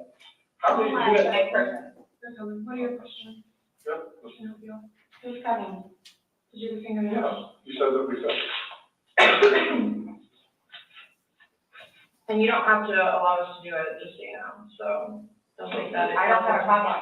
Okay, just make sure. So, am I getting my phone back? No. Not today. What about losing his laptop? Not today. What does that mean? We're still going through everything. Oh, that's fine. You're the one just telling us there's videos that we need to see on it, so we need That's to do our fine. due diligence that we go through everything. See, and that backfires on me now too, because now you all think that I had even more, in quotes, intent to do what I did then, which was not intentional. In that, is that correct? He's asking about retiring. No, but I'm asking if that's correct. No, I'm not gonna agree with what you're saying. I'm not, that you're. So his person's not here. Mm-hmm. Do you all inform her or do I need to call her? We don't have to inform her, so we would like to call her, you can. Are you saying because he's still on probation? No, but because of the nice lady that she is and all that she's done for him, I thought I didn't know how it was. Legally, we just have to tell his parents, and we don't go telling. Everybody else? I didn't even know who his probation officer was, so no, I wouldn't go. So the same thing for classes. I need to do that too. Classes. You need to do what? Substance abuse class and his battery intervention. Yeah, Something else I should carry that. So, other than this, so initially, what was the cause of death? She is still pending because she wants to hold the body for an additional day to see if more of those bruises turn into something bigger. And she's doing some other tests that she's got to do. So she's pending it for now. So that couldn't have been of him being in the suitcase? Or y'all saying that I physically did it? That's what she's determining. So. The ones on the head, I asked her, because I had them from the suitcase, and she said she didn't think so. I didn't touch him, nor did he touch me. I'm leaving it at that.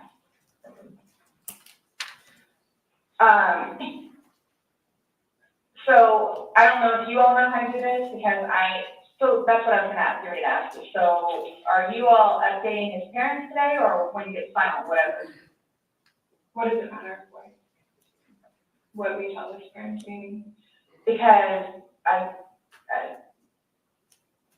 we're gonna talk to it with them. okay, I have to. but it's gonna come down to me. What do you mean? Like, so it's being put on me. Who said that? But I'm not, so what is it to tell them? We're gonna give them an update, just like we gave you an update on their autopsy. Okay, so it's whatever Well, bruise. here's the thing. Whatever on the head. We had to deliver news to them last night that their son was dead. There's not a whole lot of conversation that goes on after that. It's not a very easy. Was it yesterday or Sunday? Sunday. Today's Tuesday, right? Did we not meet you yesterday? We met you yesterday. Yeah. I'm just asking. Right. Did you not meet yesterday? It's a valid question. Really? Yes, on Monday. Okay. Got it. Perfect. So I don't know if I asked you guys or how I find this out other than talking to his parents, which is not gonna happen. Yeah, probably terrible idea. How do you guys suggest me finding out about funeral? That's not even something that's been probably talked about between the family. That's not something we asked. We have no way of.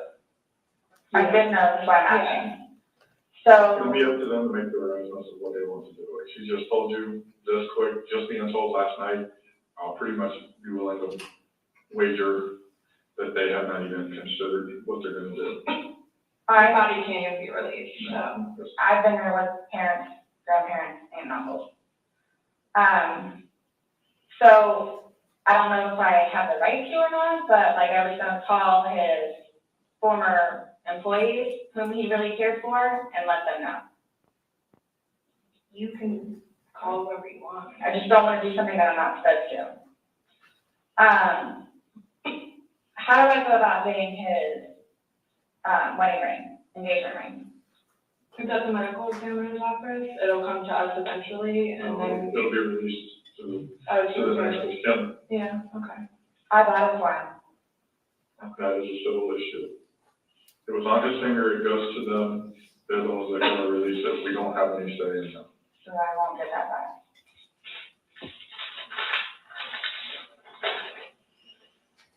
So for all of this, like, how do I find out what's what, how many, like, what's been found? What do you mean?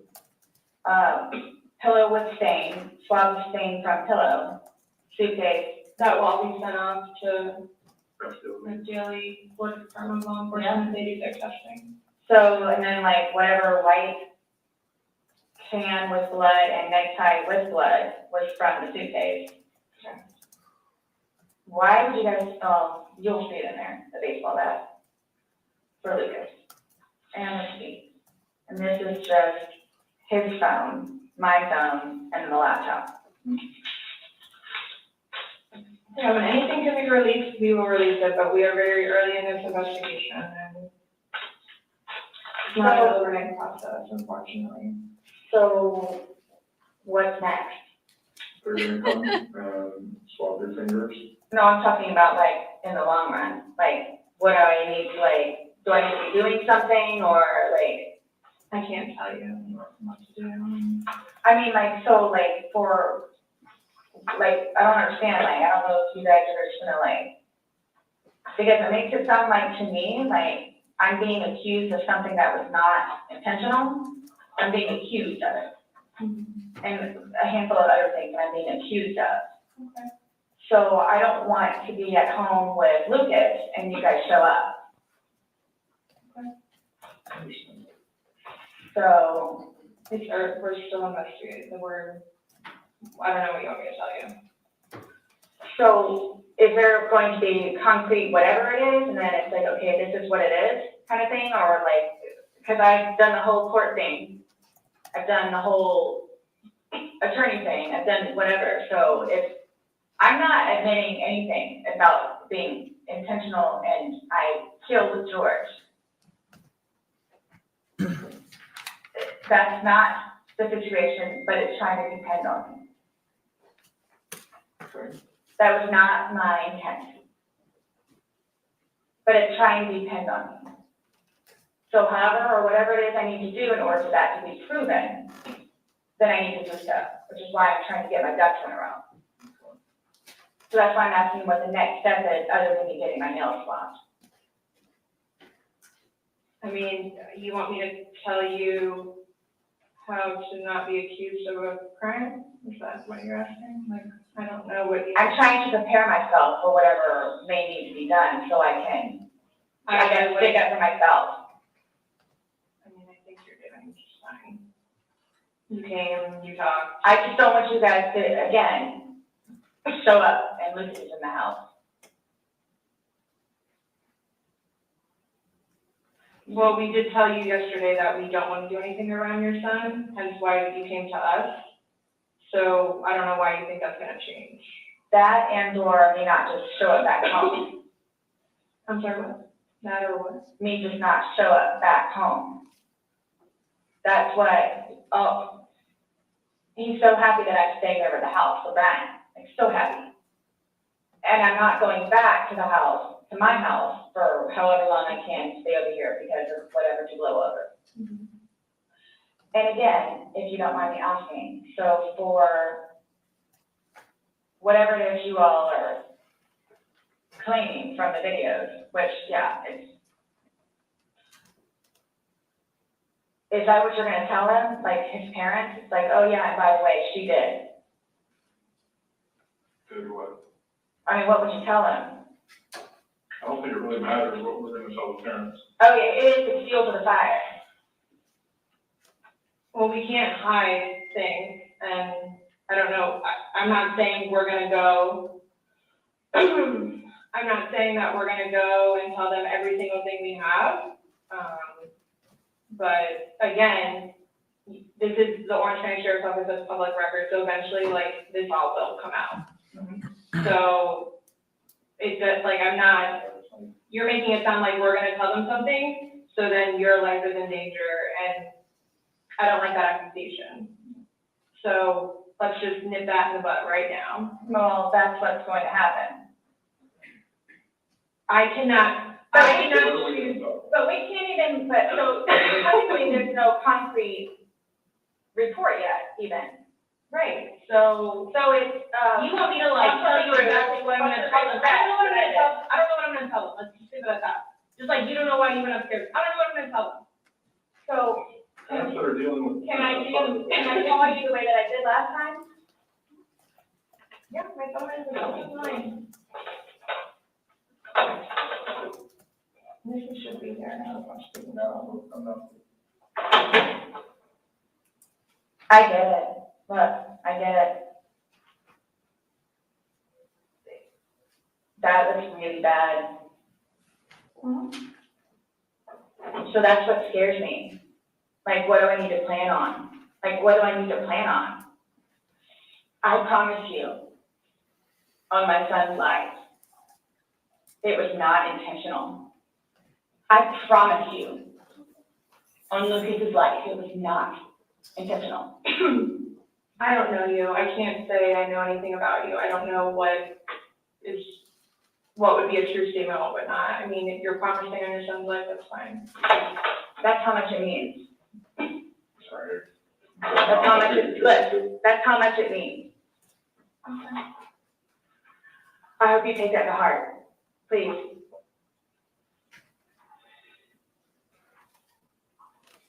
It's documented that you said that, yeah, I get it.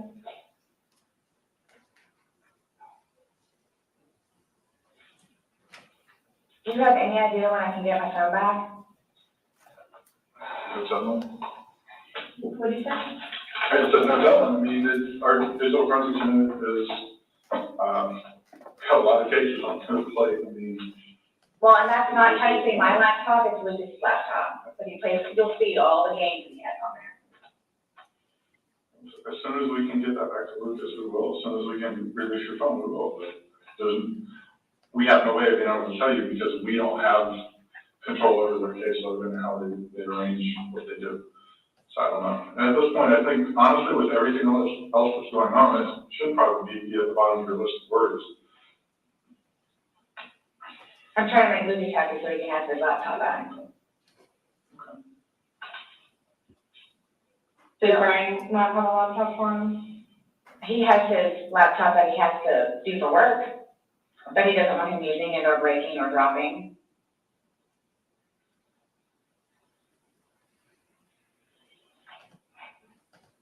It's not a big deal, there's nothing on the laptop anyway.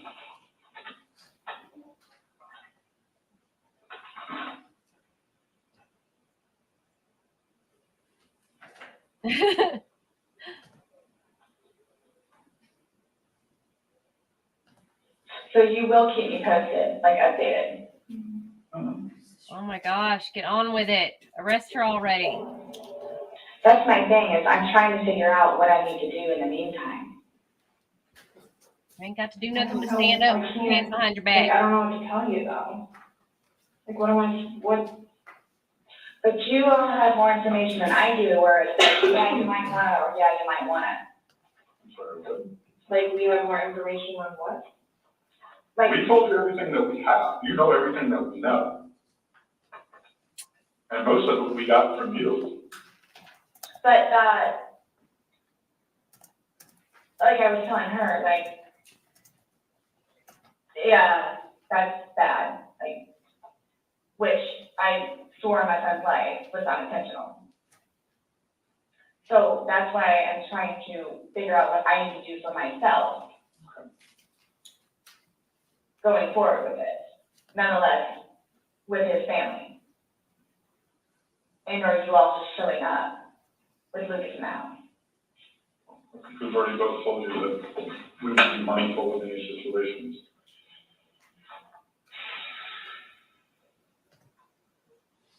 Their job is only to lie to you, not give you legal advice.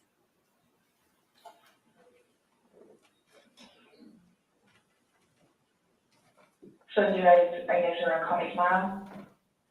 Or do we have to come back down here? I'll chat with you next time. I have no idea when I'm gonna call you next. Isn't the report come out tomorrow? I'm just saying, a report is generated through us, and the sheriff's office is a public entity. So if someone were to come request something, then. No, I'm talking about, like autopsy. She's waiting and doing our follow-up, but. She's looking at him. Yeah. But she won't be finished with him because she's pending further stuff.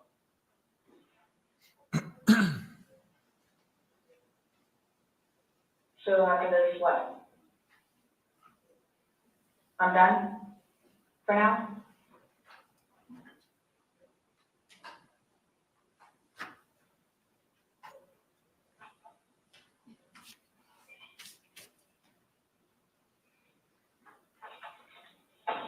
How long does this stuff take to get back? The FDA results? You won't get back the swabs and stuff. We'll say. I don't know about it.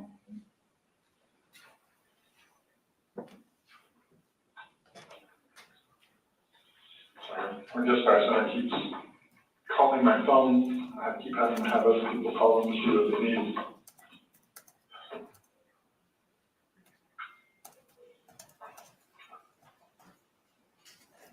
I hope you all can really both truly understand that that was not my intent.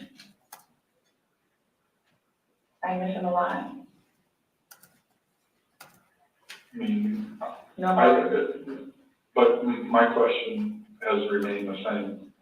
What do you expect to happen to somebody when you leave them in a position like that? yes, but you have to understand too, I know. Just what would you expect Wrong answer. to happen to somebody when you leave them in a position? I have no idea because I've never done it before. Why have you never done it before? Why would I? Exactly. Why would I do it before? Why did you do it now? I clearly have said why. Why? No, you don't know why. You just know that it's not intentional, but you don't know why. But that's okay. Really? I'm not trying to force you to say something that you don't know. Yes, you are.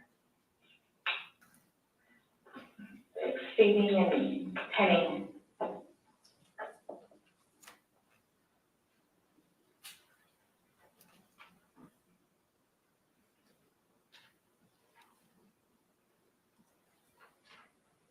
Well, she certainly excelled at this.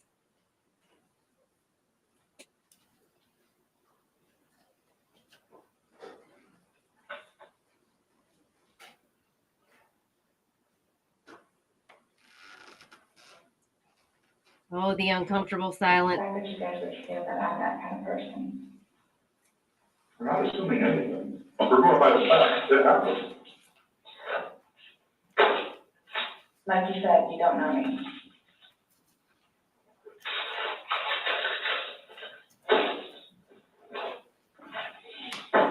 don't know the man in the moon either. But I was always told there's a man in the moon. I was told there was a Santa Claus, the Easter Bunny, and a Tooth Fairy.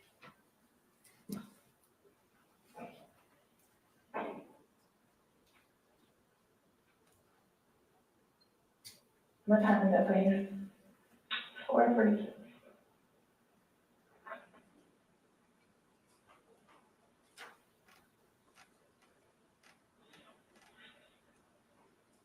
Are they just waiting to get her fingernail thing done? Is that what they're waiting on? This is weird.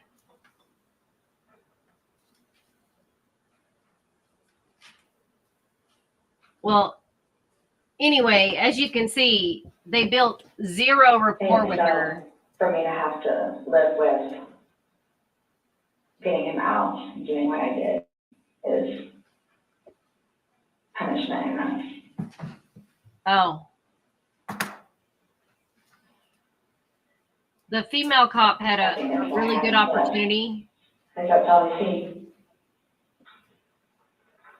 So that right there says something. Oh.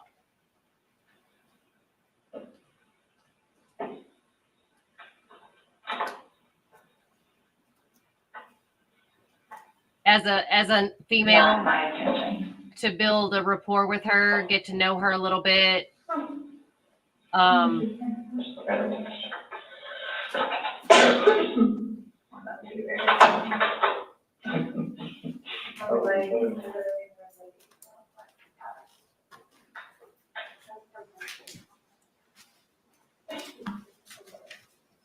Probably gotten a little bit more out of her and got her to be less confrontational and defensive if they had talked to her in a different way. Yeah. She may not have been that way had they Nonetheless, I have to live without him now. come at her in a different approach. Punishment in itself. But instead they came at her just full on. Yeah. A tragic situation.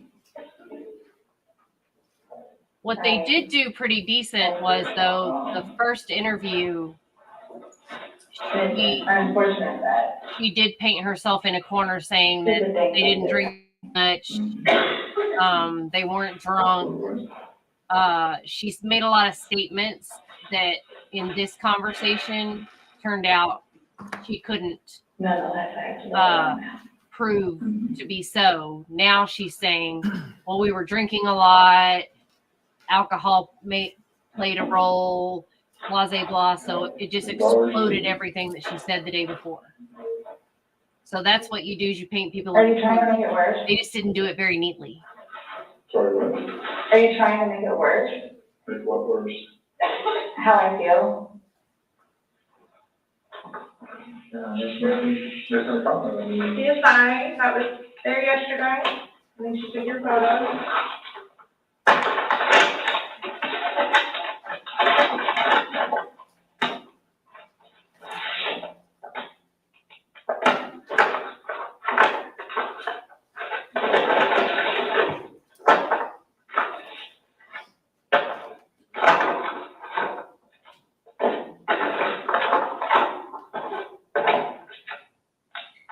Yeah, and I think the more she says that, the more she believes it herself.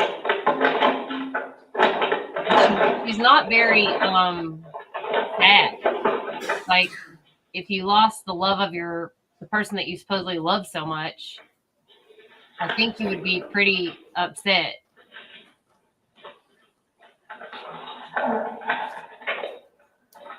So I'm just gonna take a shot and go around on one hand and then shoot different for your other hand. And I think you'd be pretty upset. I mean, to imagine, like, I couldn't imagine the person that I love, like, suffocating to death. Like, that would be horrible. I wouldn't even be able to, like, function.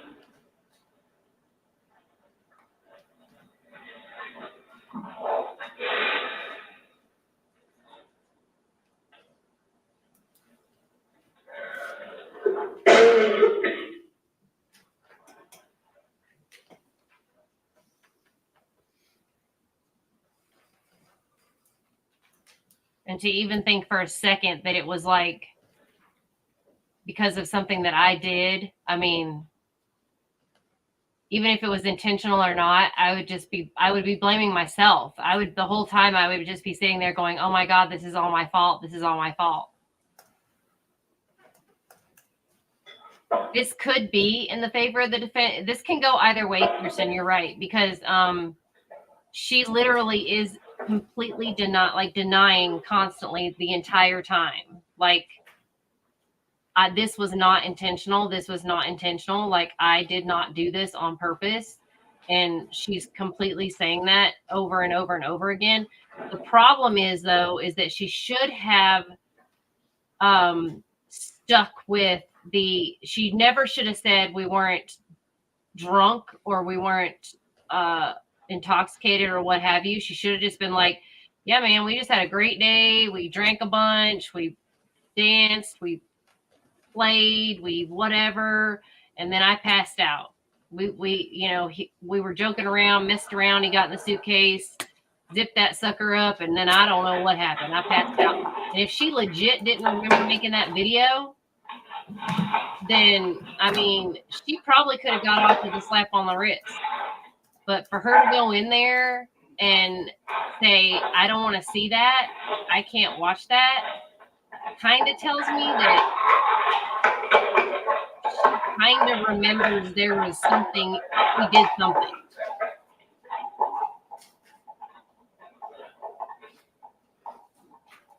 Yeah, I mean, there could be people that are like, she acted up, right? But also her lack of emotion it's a catch-22, you guys. I don't know. It just depends on what the jury thinks. Like, some people could be like, she's not showing a lot of emotion.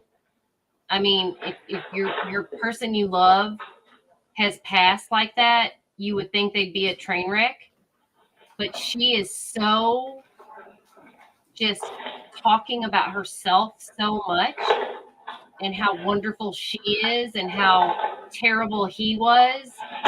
When you talk that way, it kind of makes you wonder if she really gives a crap. Yeah, and the ring, right? Melty Man, like that. She was like, oh, well, I'm not going to get that back. You know, like, it's almost like he just didn't really have any value to her. And she was basically like, literally like he couldn't function without her. Like, he could barely wipe his own butt, you know? So it just, and she's repeatedly said, though, also, this could also work not in her favor, because she's repeatedly said they have been on good terms. They were having a great day. Everything was wonderful. He was doing really well, blah, blah, blah. So the defense is now trying to use the whole battered woman syndrome and the stand your ground, because she was in fear for her life, right? So how could she be in fear for her life and have battered woman syndrome if they were having such an amazing day and everything was just peaches and roses and rainbows and unicorn butt sunshine? I mean, it just can't, you can't have it both ways. You can't have it all the ways. What is she, a Democrat? I mean, you can't have it all the ways. I mean, sorry. So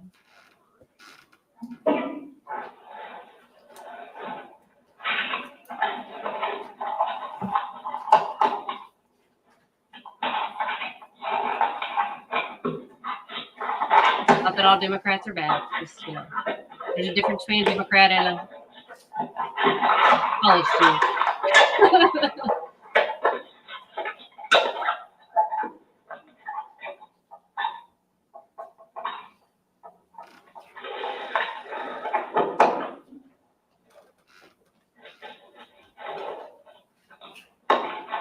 Right, they're about to call it, I think. Look at her, she's mad.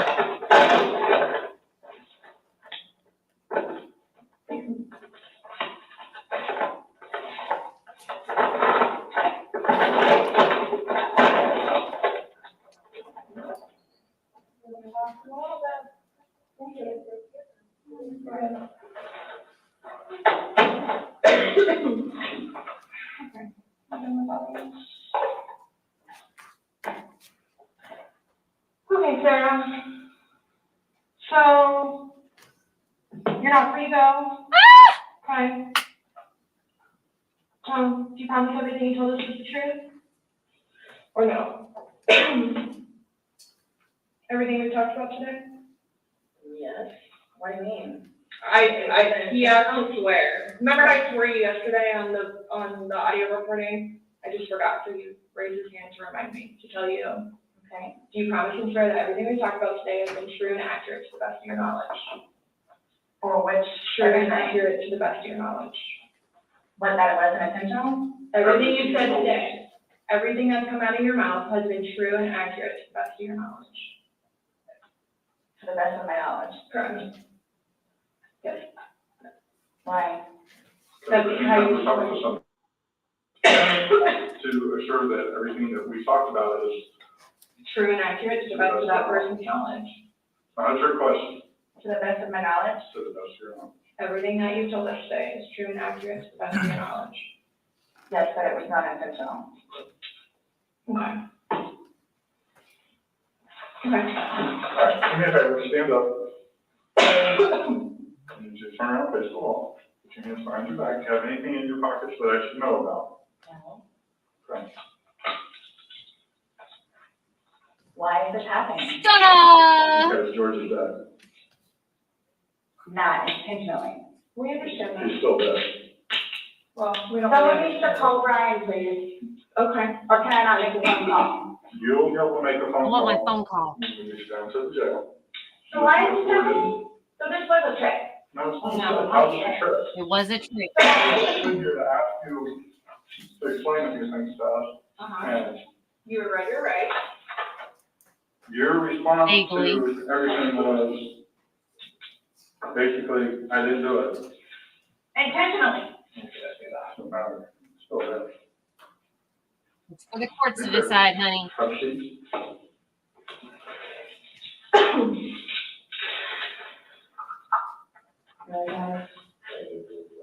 Really? So if I can show up. Why is this happening? Because that's our job. Before you all said I could leave. That I was done after that. We were done. That's what we tell you. We were done. Absolutely. So now, so that's what it is, We are done. right? That's what we tell you to get you here. Not intentional. Okay. So what am I supposed to do now? We can't tell you that. You will, Someone needs to call Brian. Lucas is waiting for Mom to come home. This was not my intention. I thought I was waiting for you all to come and figure out what's what and how many. that's what we're trying to do. And I was going to be able to go home and see Lucas. Now he's just not gonna have me come home. So there's nothing that I can do. No. There's nothing that I can do in order to go home and see Lucas and prepare. Nope. You'll be afforded the time in court, you'll be afforded an attorney, you'll be afforded a chance to talk to a judge, and all that stuff will be worked out. But what's the time frame for that though? I have no way, and we'll tell you, you should make first appearance by right tomorrow morning, if not tonight, depending how things are busy, how quickly you get down there. I have a suspicion that it's gonna happen. And I need water like really bad, dude. Absolutely. You just had 2 cups of water. I'm surprised you don't have to pee. Don't shut me down. Absolutely divine.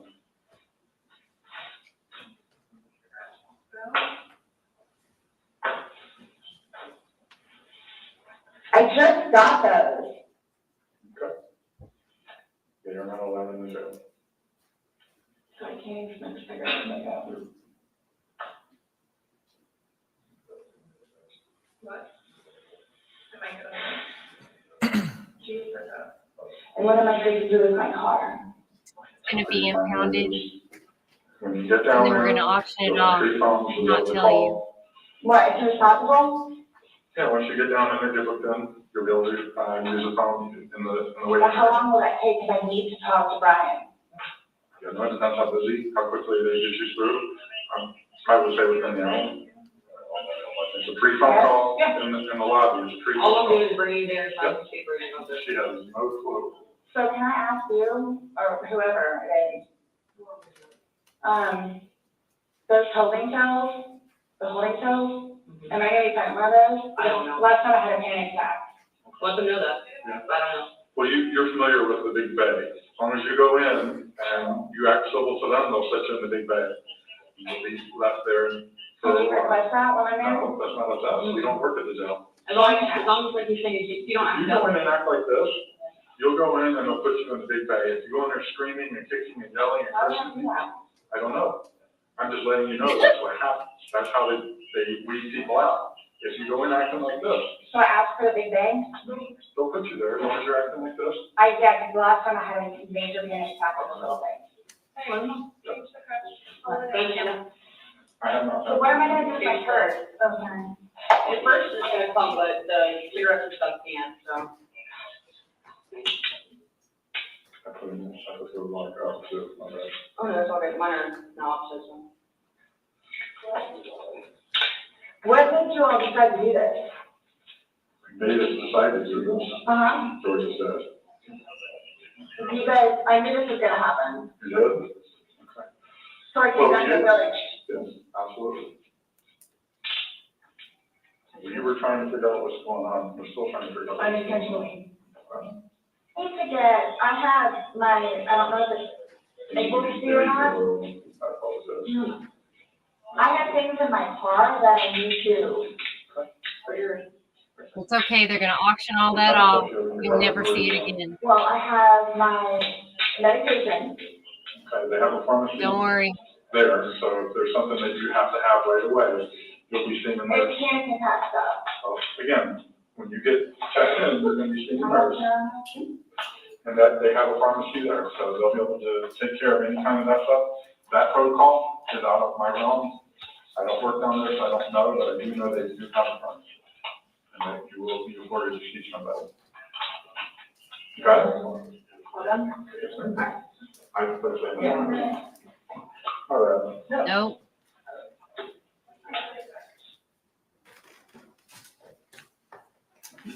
Judge, can we approach the bench? Yes.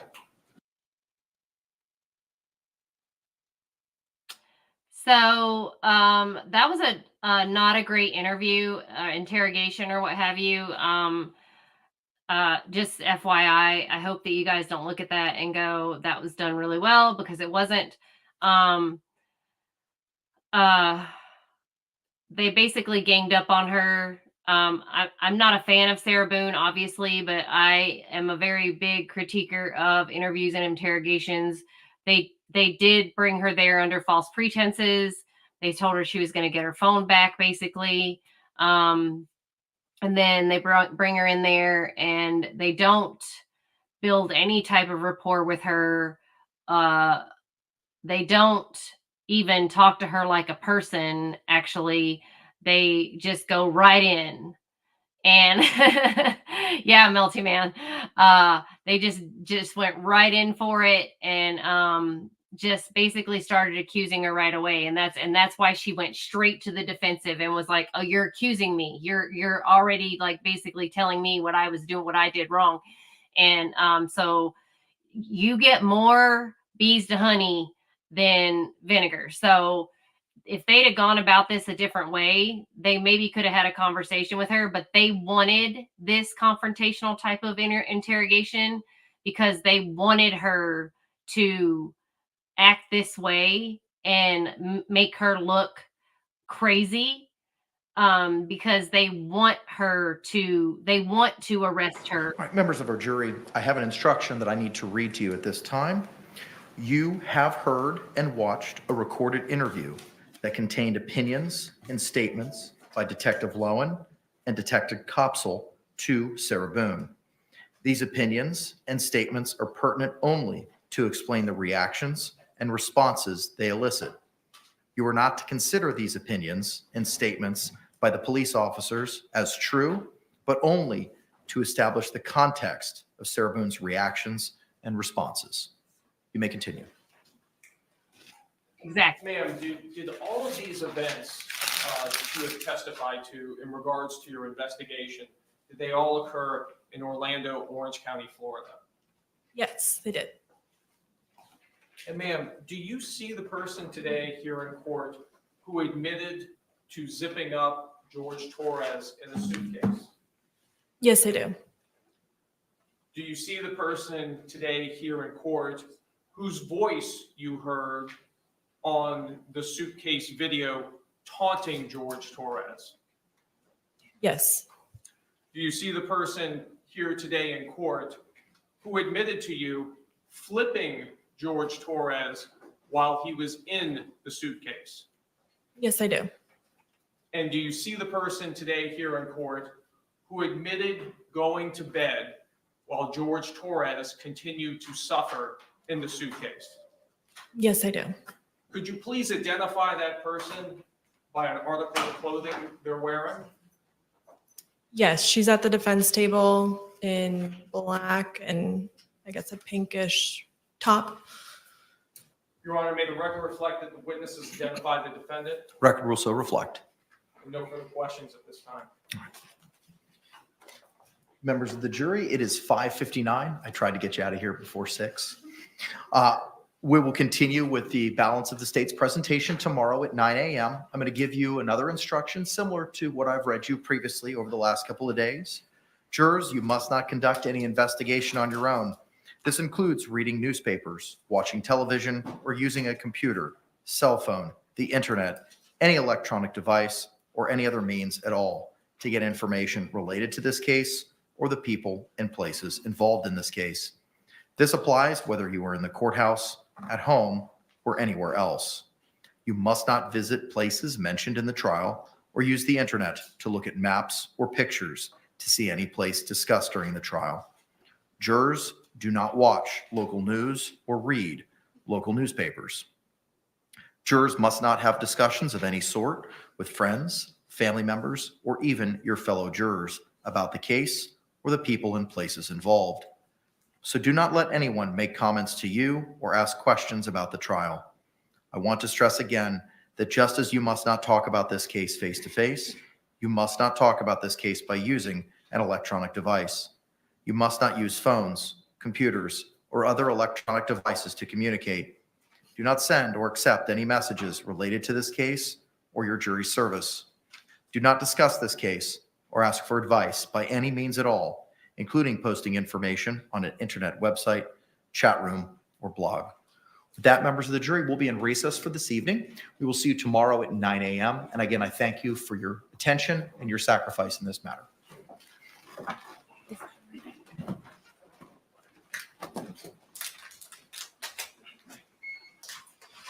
Jury exiting.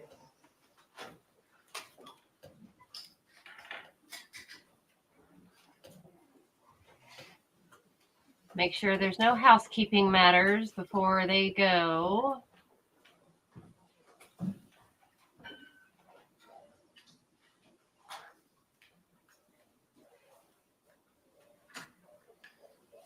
Y'all may be seated. State, anything else we need to discuss this evening? I've received a motion from the defense that I guess they filed at 5:08 p.m. regarding the witness Pearl Walker to appear by Zoom. Mm-hmm. It is not something I can agree to, and I'm not sure if they're meeting for deposition or trial or both. It doesn't specify. No, I talked to Miss Walker's daughter, who is her caregiver, and they're gonna have her down here at 6 o'clock at the state attorney's office for the deposition, and then they'll go from there. Kevin Beck's gonna be handling the deposition. But she's outside the courtroom, Judge. Okay. Specifically referring to a motion for witness to appear via Zoom filed October 21st, 2024 at 5:08 p.m. The court has reviewed it. We can address this tomorrow after you've had the opportunity to take the deposition. I would just submit based on what we've just heard, she can appear in person because she has. Is that your final position? Yes, sir. Okay. I think it would be wise to ask her those kind of questions from the lawyer so they would be able to give a more detailed response about why she doesn't want to appear in court. But I understand their position. Here's the problem that I have. The rule 3.116D requires or allows the court to have virtual testimony or remote testimony if all parties consent. And I'm not hearing consent on behalf of the state attorney's office. And in reviewing the other portions of that specific rule, it all follows if there's consent. So I can't allow your request based on the lack of consent between the parties. So for the record, the motion for witness to appear via Zoom filed today, October 21, 2024 is denied in accordance with Rule of Criminal Procedure 3.116, Section D, Paragraph 1. Judge, and the only other thing is we're trying to logistically get our witnesses here. We're going to fly one in, and of course, Ms. Walker and the experts. I'm just asking for what their plan is for their case for tomorrow. Judge, we covered it up at the bench. I thought this is our last witness. It's up to them on how long they cross her. I thought we anticipated Ms. Boone taking the stand at 10 a.m. My understanding. He mentioned 10:30. And my understanding was that Mr. Mr. Cacciatore had no further questions for Detective Kepsel, and that we would tender her for cross tomorrow morning at 9 a.m. Mr. Henderson had advised it would be 30 to 45 minutes. Taking the worst case scenario, that would be 9:45, built in 15 minutes for redirect. I don't know if it's going to take that long. We will then remove the jury. Once the state rests, we will address any motions. I will colloquy your client on a couple of different matters, and then I will turn it over to you. So I would say that the start time, a good range would be between 10 and 10:30. I hope we don't have the same delays we had this morning with access. It's Tuesday, not Monday. There may be less jurors, so it may allow better efficiency in moving our panel in. But as soon as the state rests, I intend on moving to motion, colloquying your client, and turning the ball over to you, sir, for you to call your first witness. Prior to Sarah Boone testifying, I am going to want to view with her the suitcase in the back. Understood. Okay. Anything else, state? No, Your Honor. Defense? No, sir. All right. We'll see you tomorrow morning at 9 a.m. Thank you very much. Oh my gosh. She's going to testify tomorrow? That's fast. Dang, they said this was going to last 3 to 4 weeks. What is the defense up to? Wow. I was not expecting that.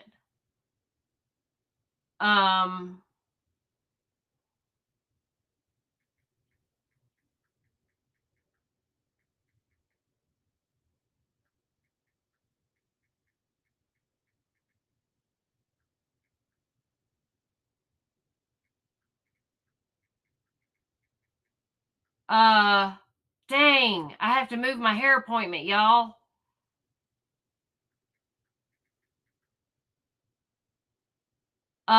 Okay, so, gosh.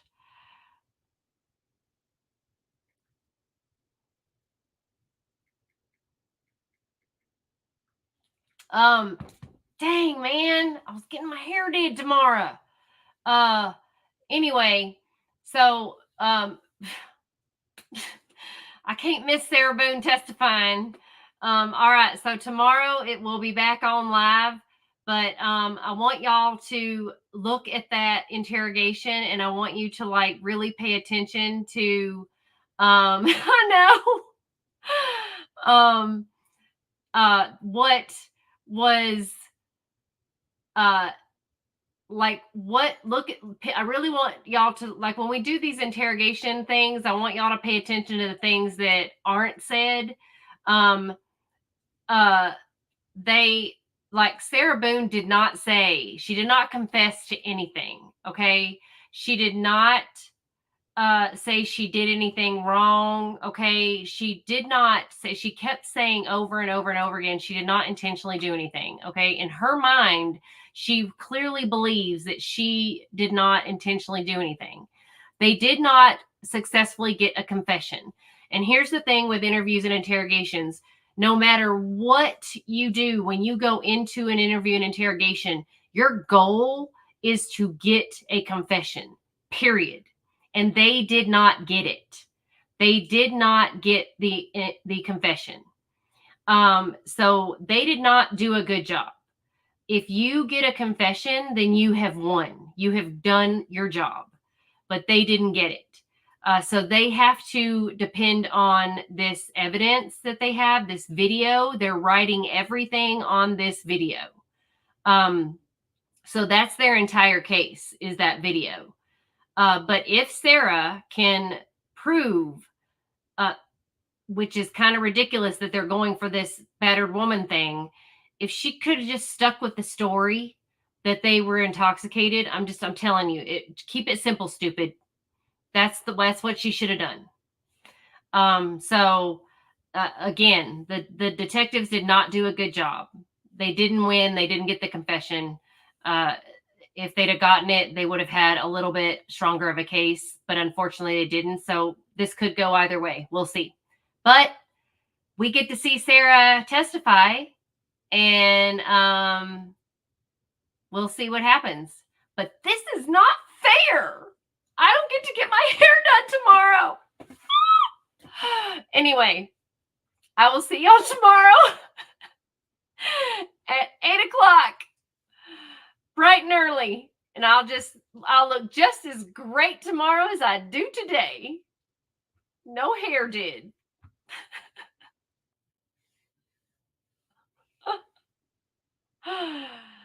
I know. All right, you guys, I will see y'all tomorrow. Thanks for hanging out. Don't forget to check out the other videos on the channel. And don't forget to like, subscribe, share, tell your friends. We will be here. We are in this. And I will see y'all tomorrow. Thanks for joining, Melty Man. Can't wait to see you back. And I'll chat with y'all tomorrow. Don't forget to vote. Vote. 감사합니다.